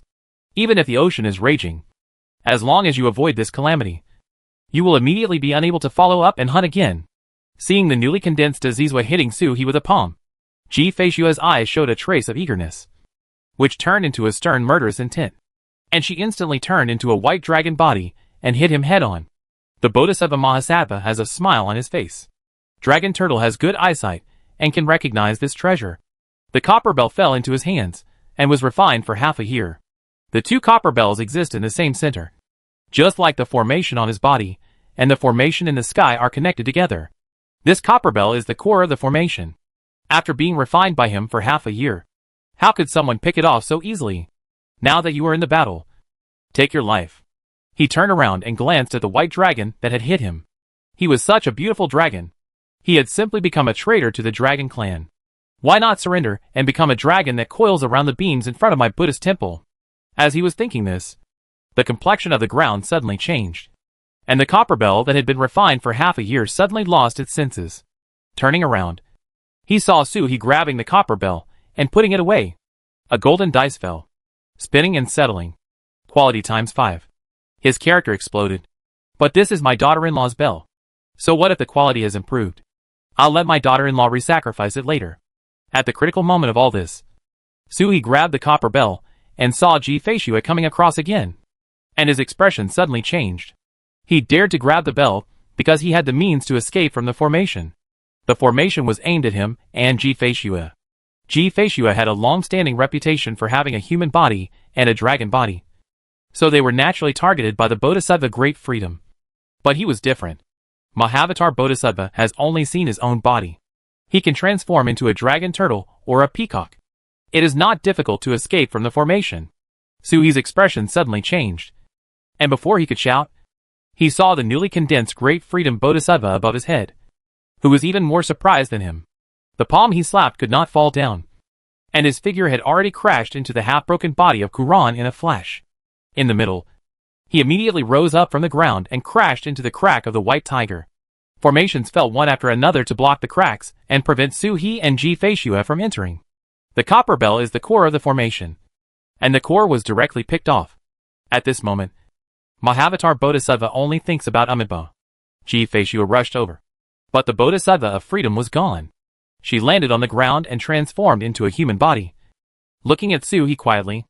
At this moment, she naturally knew that the copper bell was the core of the formation, but she didn't know how the turtle could see it. Suhi blinked and still didn't react. They were all ready to take a hit and turn into a turtle body to escape. The monk ran away, seeing Ji-Fei-Shue falling in front of her. Suhi subconsciously handed over the bell. How did you know that the copper bell is the core of the formation? Ji-Fei-Shue asked doubtfully. Suhi was stunned for a moment. I don't know. At this time, he naturally realized what happened and grinned. I just took your copper bell back. Mine? Suhi didn't speak. He pointed his finger forward and a picture unfolded. In an inconspicuous cave at Guiwang Mountain and Finbayan, a pair of copper bells stand still. There is a line of words engraved on the outside of the cave, on the 17th day of the winter lunar month. Ji picked the star sea divine pearl and made a concentric bell on Guiwang Mountain to keep my daughter. Ji-Fei-Shue's hands trembled slightly, and she looked at Suhi. Suhi nodded and said softly, I'm sorry. I lost this bell in Guiwang Mountain and couldn't find it back. I saw it today, and there is no reason to let it be lost again. Ji-Fei-Shue's breathing became slightly thicker, and she looked at Tong Ling and opened her lips. The quality is higher than before. With her state of mind, she naturally has a photographic memory. This copper bell was hung on the canopy of the Bodhisattva Mahavatar before, and it was very conspicuous. The quality is now 5 times higher. As a weapon refiner, Ji-Fei-Shue could see things very accurately. Suhi raised a finger to his mouth. Shoo! This is my talent! The quality has improved, but the copper bell also recognizes me as its master. Fortunately, the copper bell has not been refined yet, and it is still a semi-finished product. My wife can take it back and refining it, so it should be fine, Suhi said in a message. Ji-Fei-Shue looked at the copper bell, but did not make a move. It seems like I don't know how to receive it. Turning his head slightly, he looked at Baihu crack. The crack was sealed, but not for long. Dazishi doesn't have much strength left, so he can't be sleepy for long. 3 to 5 days is the limit. Break the formation and kill.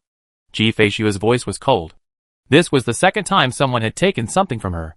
The first time was when Long Xiao took away the dragon scales left by her mother. The second time, the monk snatched the bell without her knowledge. Suhi shook his head slightly and said with a wry smile, Daughter-in-law, take a day off. My membership has expired. Chapter 489 Subtle. Huh? Ji-Fei-Shue didn't understand for a while. Suhi stepped forward, put the copper bell into her hand, and hugged her waist. Feeling the softness in his arms, he jumped into the crack of inheritance. Ji Feishua's mind went blank when the bell suddenly came into her hands, and when she touched it, the feeling of blood connection came uncontrollably, even though it belonged to Suhi.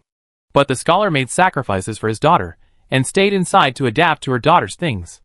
It still hasn't changed. Or should it be said that it has not changed much? They were originally a family. And adapting to Suhi may not necessarily change the original situation. As soon as she made contact with Tongling, she felt someone hug her waist. When she looked up, she saw Suhi jumping into the inheritance gap with her in his arms. Before she could change her face, Suhi had already let go of her and turned into a turtle body on the ground. Membership expires. It turns out that human time has reached its limit. Suhi lay on the ground, only then showing his weakness. He had dared to grab the copper bell directly because the formation of the Bodhisattva of freedom was right next to the two cracks. Break out of the formation and immediately enter the crack. At this moment, Suhi felt sore all over and was completely exhausted. He looked at Ji Feishua feebly. Like a dead pig. Ji Feishua was silent for a moment. This turtle's body can only be tough for a short time. What can it be used for? Can't survive a single battle. From the planet to here, I rested all the way. Before breaking through the space, I finally appeared as a human body. There was not much fighting. And the turtle softened first, ignoring Suhi, if he hadn't been thinking about her at the critical moment. The fairy sword would have cut off his head just now. Ji Feishua held the copper bell in her hand. But she didn't know how to move her hand. His eyes flickered and he looked at Suhi again. His voice was cold. Close your eyes. Suhi was stunned for a moment. Then overjoyed. You want to reward me for snatching back the copper bell? Relative. Kiss me? He hesitated and said. How about when I return my human body? Base. There was a sword cry. And the sword light flashed, turning silvery white in an instant, blinding Suhi's eyes, making him unable to see the outside world clearly. All he could see was the sword. Only silver. Then, he felt a burst of true energy invade his body. Suhi was already very familiar with Ji Feishua's true energy. And this time, Ji Feishua used the method of combining the true energy last time to get in. And her body didn't reject it at all. His body's receptiveness was quicker than his mind's. Before Suhi could control it, his meridians were already open to Ji Feishua.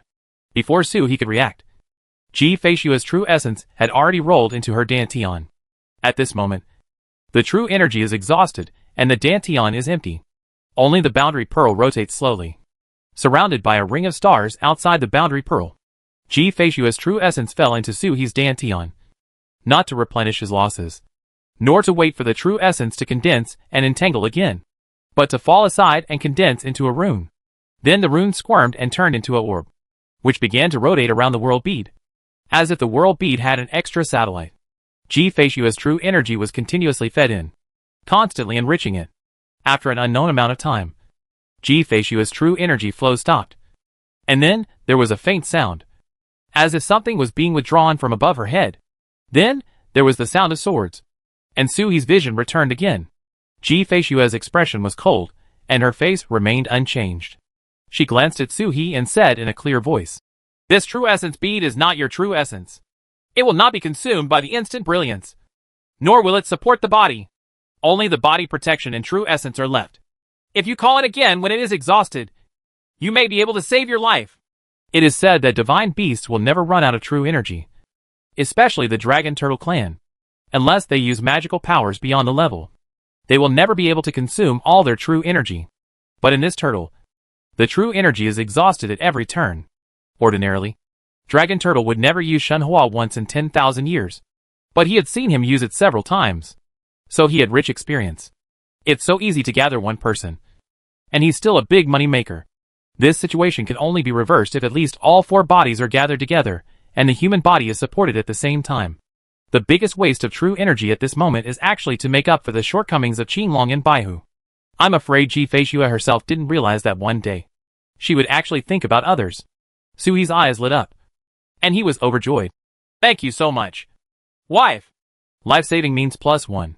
Ji Feishua was non-committal, her voice still cold.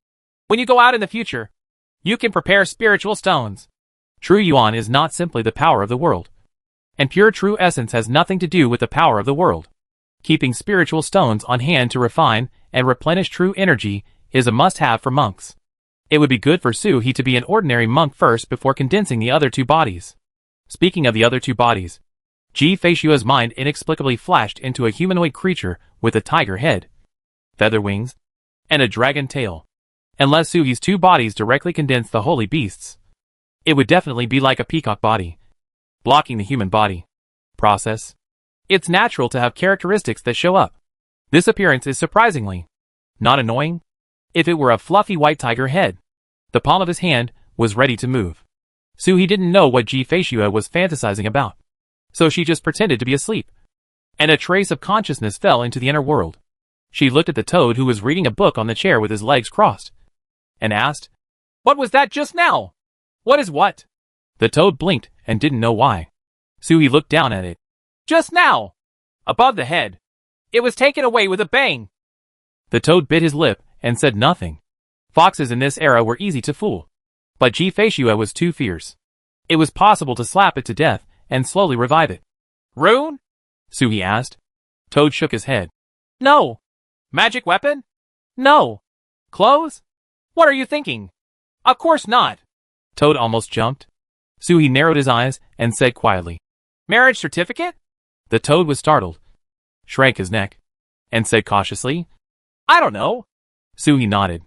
Then he asked, "Do you know the technique that Ji-Feishua taught me Jinyuan?" The toad didn't speak. "Array?" "Just like the Sankai formation, the Yin-Yang Sun-Mother formation, etc. They all require the fusion of true energy." Toad shook his head. "No." "Alchemy method?" "It is not impossible to integrate the true essence through alchemy." "No." "The method of dual cultivation?" Suhi asked in a low voice, his voice trembling slightly, and he was actually a little excited. The toad shrank its head. Its eyes were like thieves. "I don't know." "Learn." Suhi chuckled. "When we get back, I'll catch shrimps for you." The toad raised his head suddenly, and then shook his head like a rattle. "Don't make trouble. I didn't say anything. Why should you reward me if I haven't accomplished anything?" Suhi smiled. It seemed the toad was frightened by Ji-Feishua without him knowing it. Suhi rubbed its head. "Who says you haven't made any meritorious deeds? Fighting disasters? Opening the sky? Proving Xuanwu? Which one is missing from you?" Toad blinked. Zhendao Xuanwu was missing, and he almost didn't get glared to death by Ji-Feishua. But when Turtle Boy said it, he really worked hard and achieved great results. It immediately held its head high and said, "I want 10 of them. No smaller than your turtle sh. L." Suhi glared at it. The toad shrank its neck and murmured in a low voice, "It's okay to be half the size of your tortoise sh. L." That's pretty much it. Suhi opened his eyes and looked at Ji-Feishua. "Daughter-in-law." "Huh?" Ji-Feishua looked over. Suhi's eyes lit up, and amidst Ji-Feishua's confusion, she laughed. "You agreed." Ji-Feishua's face turned cold, but Suhi didn't wait for her to explode and immediately said, "Let's go! I've recovered a little. Let's go inside and take a look. I've been to this place before. I'll take you in." There are almost no changes within the forbidden areas of the non-destructive realm. Entering through the inheritance gap, the forbidden area is still the forbidden area from the ancient times. Bain brought him here before. Although he went straight to the treasure house to steal the white tiger's true blood, he also visited many places. But he didn't steal anything else. Of course, I didn't come in here just to steal treasure. This time I'm not here to be a thief. Suhi always felt that the Taoist rhyme coming out of this place was a bit familiar, and wanted to take a look. Ji-Feishua frowned slightly. "What are you doing here?" "Shoo!" Suhi pretended to be silent. "In ancient times, a wild monkey came in and stole things. Do you want to go in and take a look?" Ji-Feishua shook her head. "It's a good time to meditate and regain all the strength of your body. The battle could start at any time. So how can we waste time? Meditate?" Suhi was stunned. Like Bai Ling? As the two of them were talking like this, they saw a cracked flash, and two figures came one after another, with guarded expressions and the magic weapons in their hands shining brightly. Two ancestors of the Tianyi clan. These two people are in line with the normal personality. They have never heard of the existence of such a thing as the white tiger. And seeing that the white tiger crack is blocked, they naturally advanced to the heritage crack. As soon as he entered, he felt a sense of power. Their eyes fell on Suhi opposite. At the same time, he was surprised. Dragon turtle! Millet! The two looked at each other in confusion. When did a dragon turtle enter the forbidden area? And I have never heard of such a person in the dragon turtle clan. This is a small turtle with the third level of heaven. The two of them handed over their hands first. I have met Dao's friend He, and I welcome you to the non-destructive world. What? I don't know where you came from. Why are you in our clan's forbidden area? Suhi waved his paw. You two fellow Taoists don't need to make a fuss. It's me! The two of them were startled at the same time. They recognized this voice. Fellow Taoist is indeed not from the Tian clan, but I never thought that he is actually from the Dragon Turtle clan. Jun sighed with emotion, and the waves in his heart were overwhelming.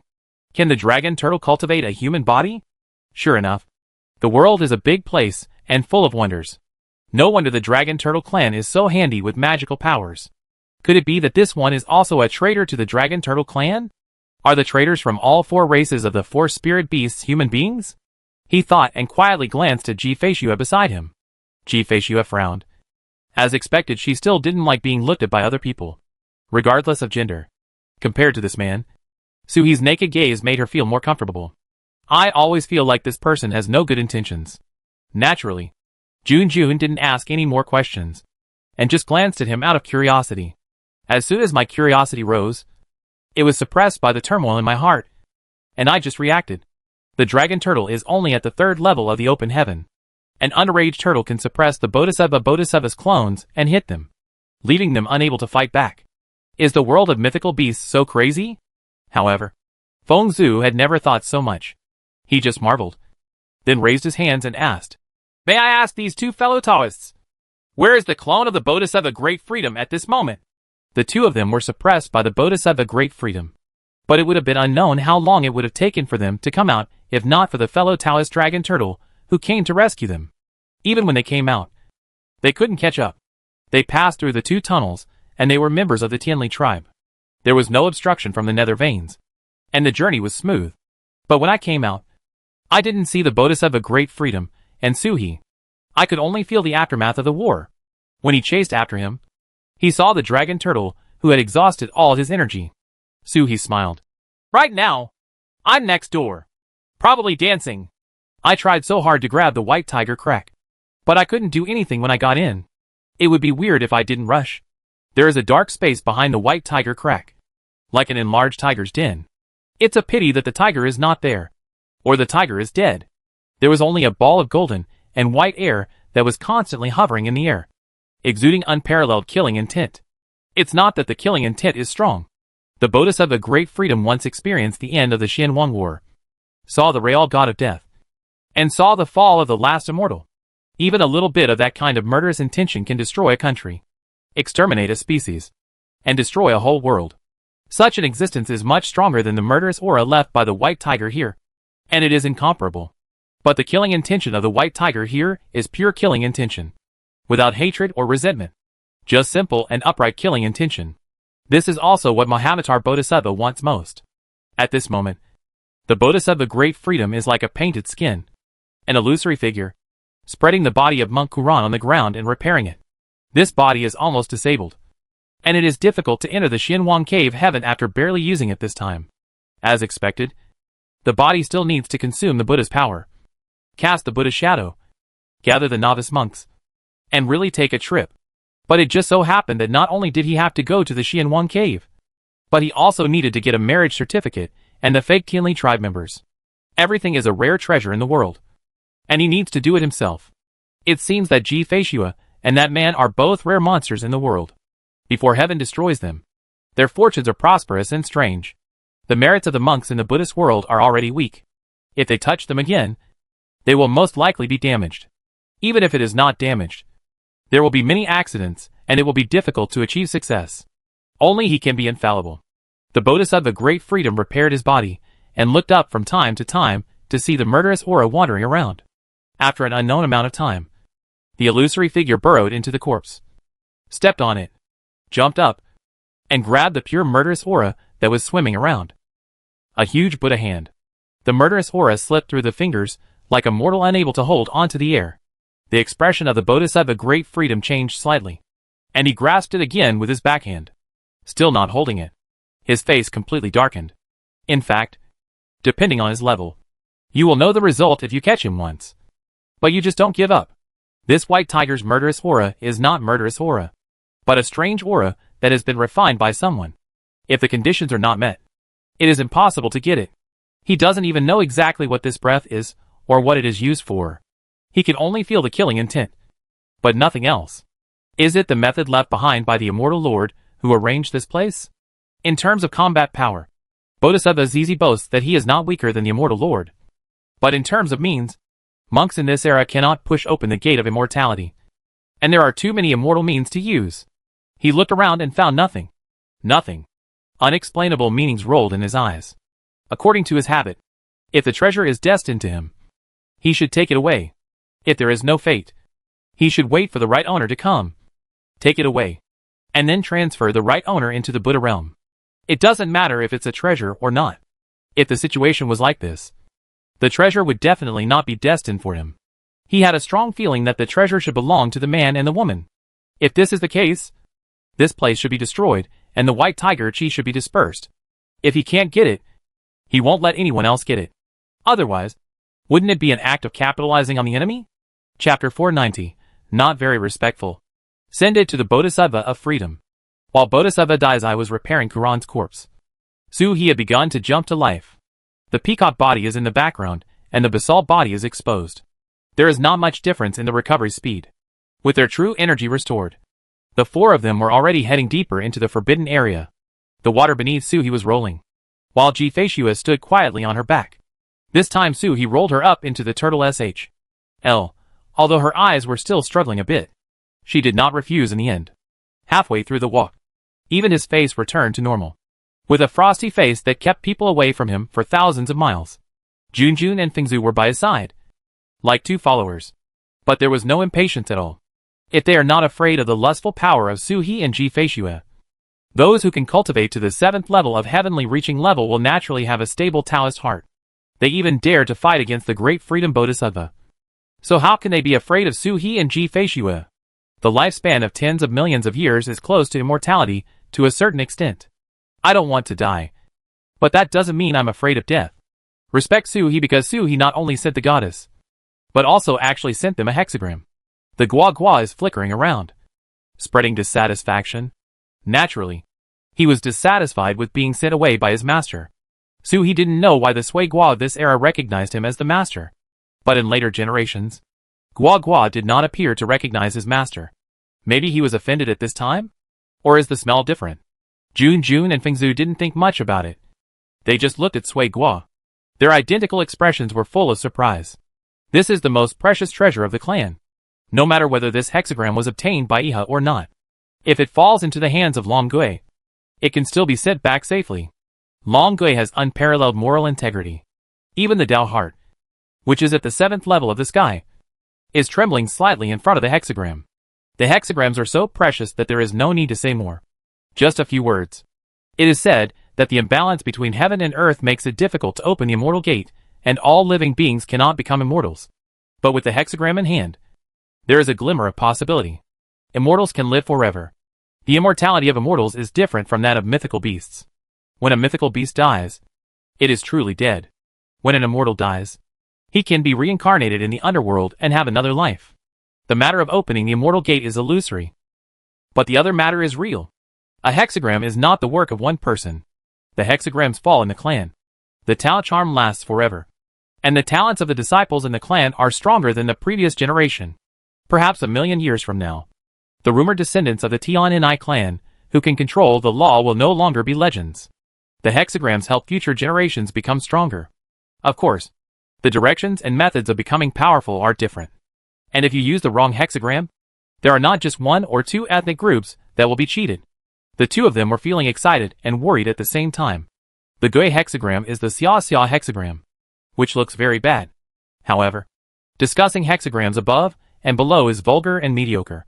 People who really study hexagrams sneer at it.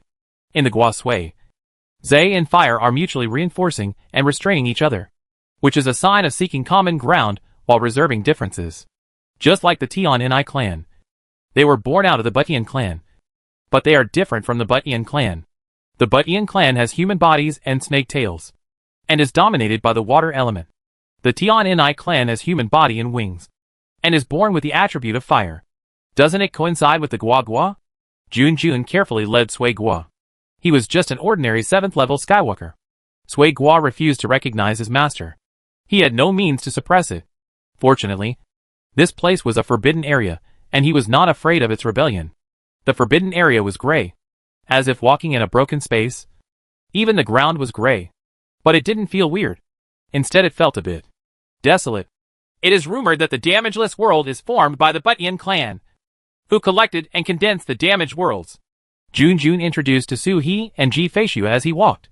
The place that can still be used forms the non-destructive realm.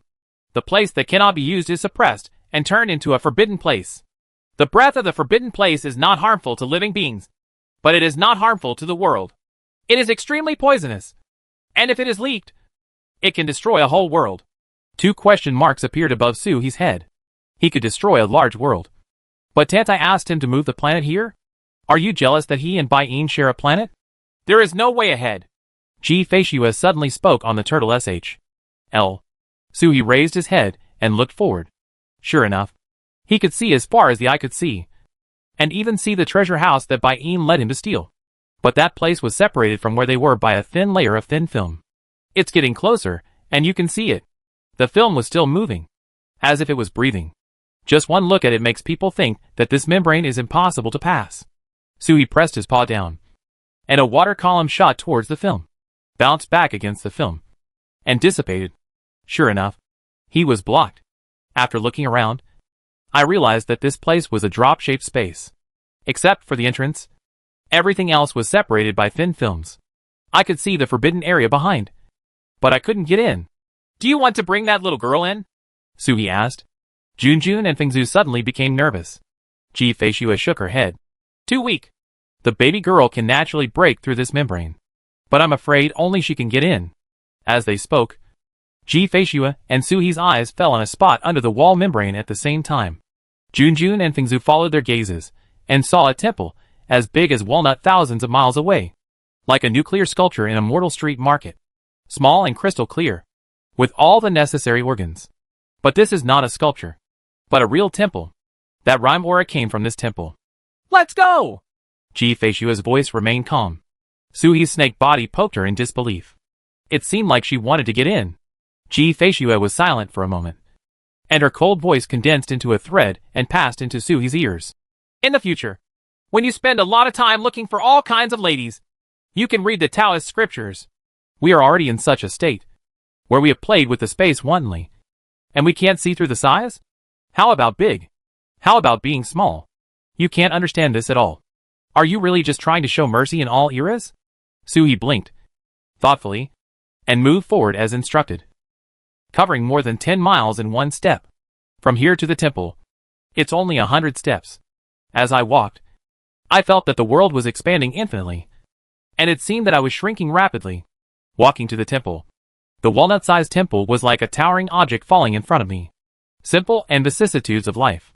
Su He was startled, and with a flash of his body, he retreated. In a few flashes, he was thousands of miles away.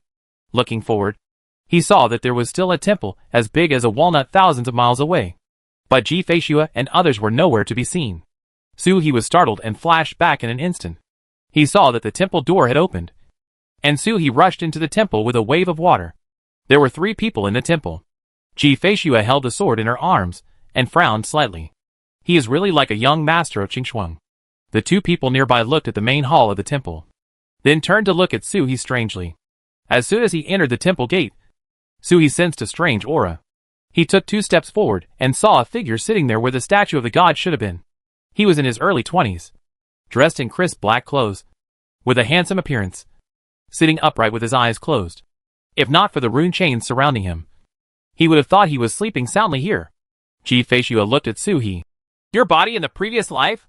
Su He grinned. Clone! If it's not the clone of his previous life's corpse, who is it? No wonder Dao Yun is familiar. The corpse did not have the endless Taoist rhyme of Su He himself, but it had a similar charm. However, the Taoist rhyme was separated by runes and could not be dispersed. It was not perceptible outside, and the smell also changed. It was not noticeable across the temple. Next to them, Jun and Feng Zhu once again heard the strange news in the world. Can the Dragon Turtle clan be reincarnated? But this kind of thing must involve the secrets of the Dragon Turtle clan. And the two of them tacitly agreed not to speak. A playful text was written next to the body. This body of yours is not allowed to be taken away. Let us borrow it when we come back from reincarnation. Under this line of words, there is another line of words. Nah. I don't want you to run in vain. I will give you an amulet. The word floated in midair, in the shape of an arrow, and the ending stroke pointed at the corpse's hand. Even the words appear to be free. It's as if the person writing is making trouble right in front of him. Sure enough, the words are just like the person. Suhi smiled, shook his body, transformed into a birdman, stepped forward and reached into the rune chain, and took off the jade talisman from his previous life clone. Holding the jade talisman in your hand, you can know its true meaning. Hidden. Conceal your status to prevent outsiders from prying. The stuff is good, but it doesn't match Suhi's temperament. How could Suhi's jumping like this be hidden by just a jade talisman? The pupils of Jun and Feng Zhu next to them shrank. Although they already knew it, they actually saw a dragon turtle transform into a big living person in front of them. Especially a big living person with the same characteristics as their clan. This kind of vision exciting. Especially shocking. Seeing that Suhi looked the same as the temple statue, I felt even more strange. Suhi looked around. There is nothing special about this temple. It seems to be just to store his body. Only at the corner of the carved beam, there is a line of small words. Don't look. I have nothing for you. I am going to die of poverty. I am even poorer than when you saw me. Let's go! Suhi scoffed and laughed. Bain was very poor. In order to resurrect him, the Immortal Lord spent all his wealth. When Suhi returned to the ancient times, the Immortal Lord was so poor that he was eating big cakes. Let's go! Suhi cupped his hands to the two ancestors of the Tianti clan and said, I hope you two fellow Taoists will take the trouble to get here. Don't let anyone enter at will. I will be very grateful to the Tianti clan in the future. Although the means left by Bain are absolutely impossible for ordinary people to destroy. But adding insurance is naturally the best. The two of them raised their hands at the same time and replied, Don't worry, fellow Taoist. No one has ever entered the forbidden area of the Tianli clan. When the goddess grows up, we will also warn you not to step in easily. Although they don't know why the body of Dragon Turtle from its previous life is in their home. It's not troublesome if they just take care of it. Moreover, the people who set up the temple have unfathomable methods. Even if they have opinions, they probably have no place to raise them. Besides, they probably negotiated with the Butt-Yin clan. Otherwise, there have been sons and goddesses of gods appearing in this world more than once throughout the ages. And they have all come in. How come no one has any objections? Suhi bowed his hands and thanked her, looking at the temple thoughtfully. I don't know what that Nizi is doing, but I always feel like something is about to jump out from under the temple. Are you using my body to suppress things again? This space gives people the feeling of inheritance. Perhaps the clones of the corpses of the previous lives must be taken away before they can be displayed? On the corpse, it was Bai Yin who left her legacy, and she had to wait for Bai Ling to inherit it. Right. Ji Feishua watched Suhi retrieve the jade talisman and looked at the writing in the sky without saying a word. Just make sure that there is nothing else here. Turn around and walk out. Suhi hurriedly caught up. Feeling a little weak for some reason, he followed her, returned for a moment, escaped from this space, and returned to the honeycomb rock. The entrance to the White Tiger crack is still blocked. Is this monk planning to completely seal it off? He will give up this clone and not leave this place until the original body can be incarnated again? Suhi was confused. This idea is very possible. If it was Suhi's operation, this would definitely be the case. Concubine Ji Shuadai frowned and slashed at the crack with her sword. With a collision, the seal set by the Bodhisattva Great Freedom was cut out with a trace. But there was no sign of any damage. Suhi licked his lips, raised the corners of his mouth slightly, and said to the three of them, Don't resist. He put one hand around Ji Feishua's waist, and another stream of water swept up the two ancestors of the Tianti clan. The boundary-breaking beads on their bodies flashed with light, and he took a step forward. The scenery in front of him changed, and they had already fallen behind the crack. After this crack, there is not much space. Like a tiger's den, there is a stone platform in the center with a groove. It was empty in all directions. There was only a golden-white aura above his head, constantly exuding strong murderous intent. When Suhi came in, the Bodhisattva was in vain and failed to catch the aura. He lowered his head and looked at Suhi. Slowly fell down. Boundary breaking pearl. He could see Suhi's method of breaking through his formation at a glance. But it seemed that it was useless. He had no materials for a formation that could block the boundary breaking pearl. As for the method, he could only use the Buddhist magical powers that Monk Guran himself knew. The enemy was extremely jealous when they saw each other, and there was no need to speak at all. The Bodhisattva of freedom pressed his palm, and there was a rumble, and the roar of the formation resounded throughout the cave. He could not destroy this cave, but the formation has been set up, just in time to kill people. This clone is simply useless. It's all spent here. Kill people. Completely seal this place. This ray of consciousness will burn out, and the main body will come to check. He can't take away the murderous intent of the white tiger, and the real body should be easily captured. He struck very harshly, but as soon as his thoughts started to rise, he was suddenly interrupted. The formation fell, and as soon as it was blocked by the young couple, he saw the white tiger's spirit in the air, who had been playing aloof with him, turned around in a circle, roared, and crashed into the birdman, even with cheers. Like a tired bird returning to its nest, it crashed directly into the birdman's chest. Great self-contained Bodhisattva. Amitabha. Sure enough, this thing will indeed be taken away by these two people. When the Buddha was angry, there was lightning and thunder in the tiger's den, and the heaven and earth collapsed, creating a scene of the end of the world. The formation originally used to destroy the tiger's lair attacked inward and hit 4 people at the same time. Suhi stepped down into Taiyuan and spread out like a wild beast, swallowing up all the rolling torrent. 4 angry-eyed Vajras appeared in the sky and slapped them down with their palms. The power is unimaginable. Su Hushan's divine seals hit the sky one after another and collided with King Kong. The Bodhisattva was about to show off his power when he heard the Buddha's name. Then he heard an impatient and pleasant voice coming from the rock wall above his head. Hey! Hey! You are annoying me!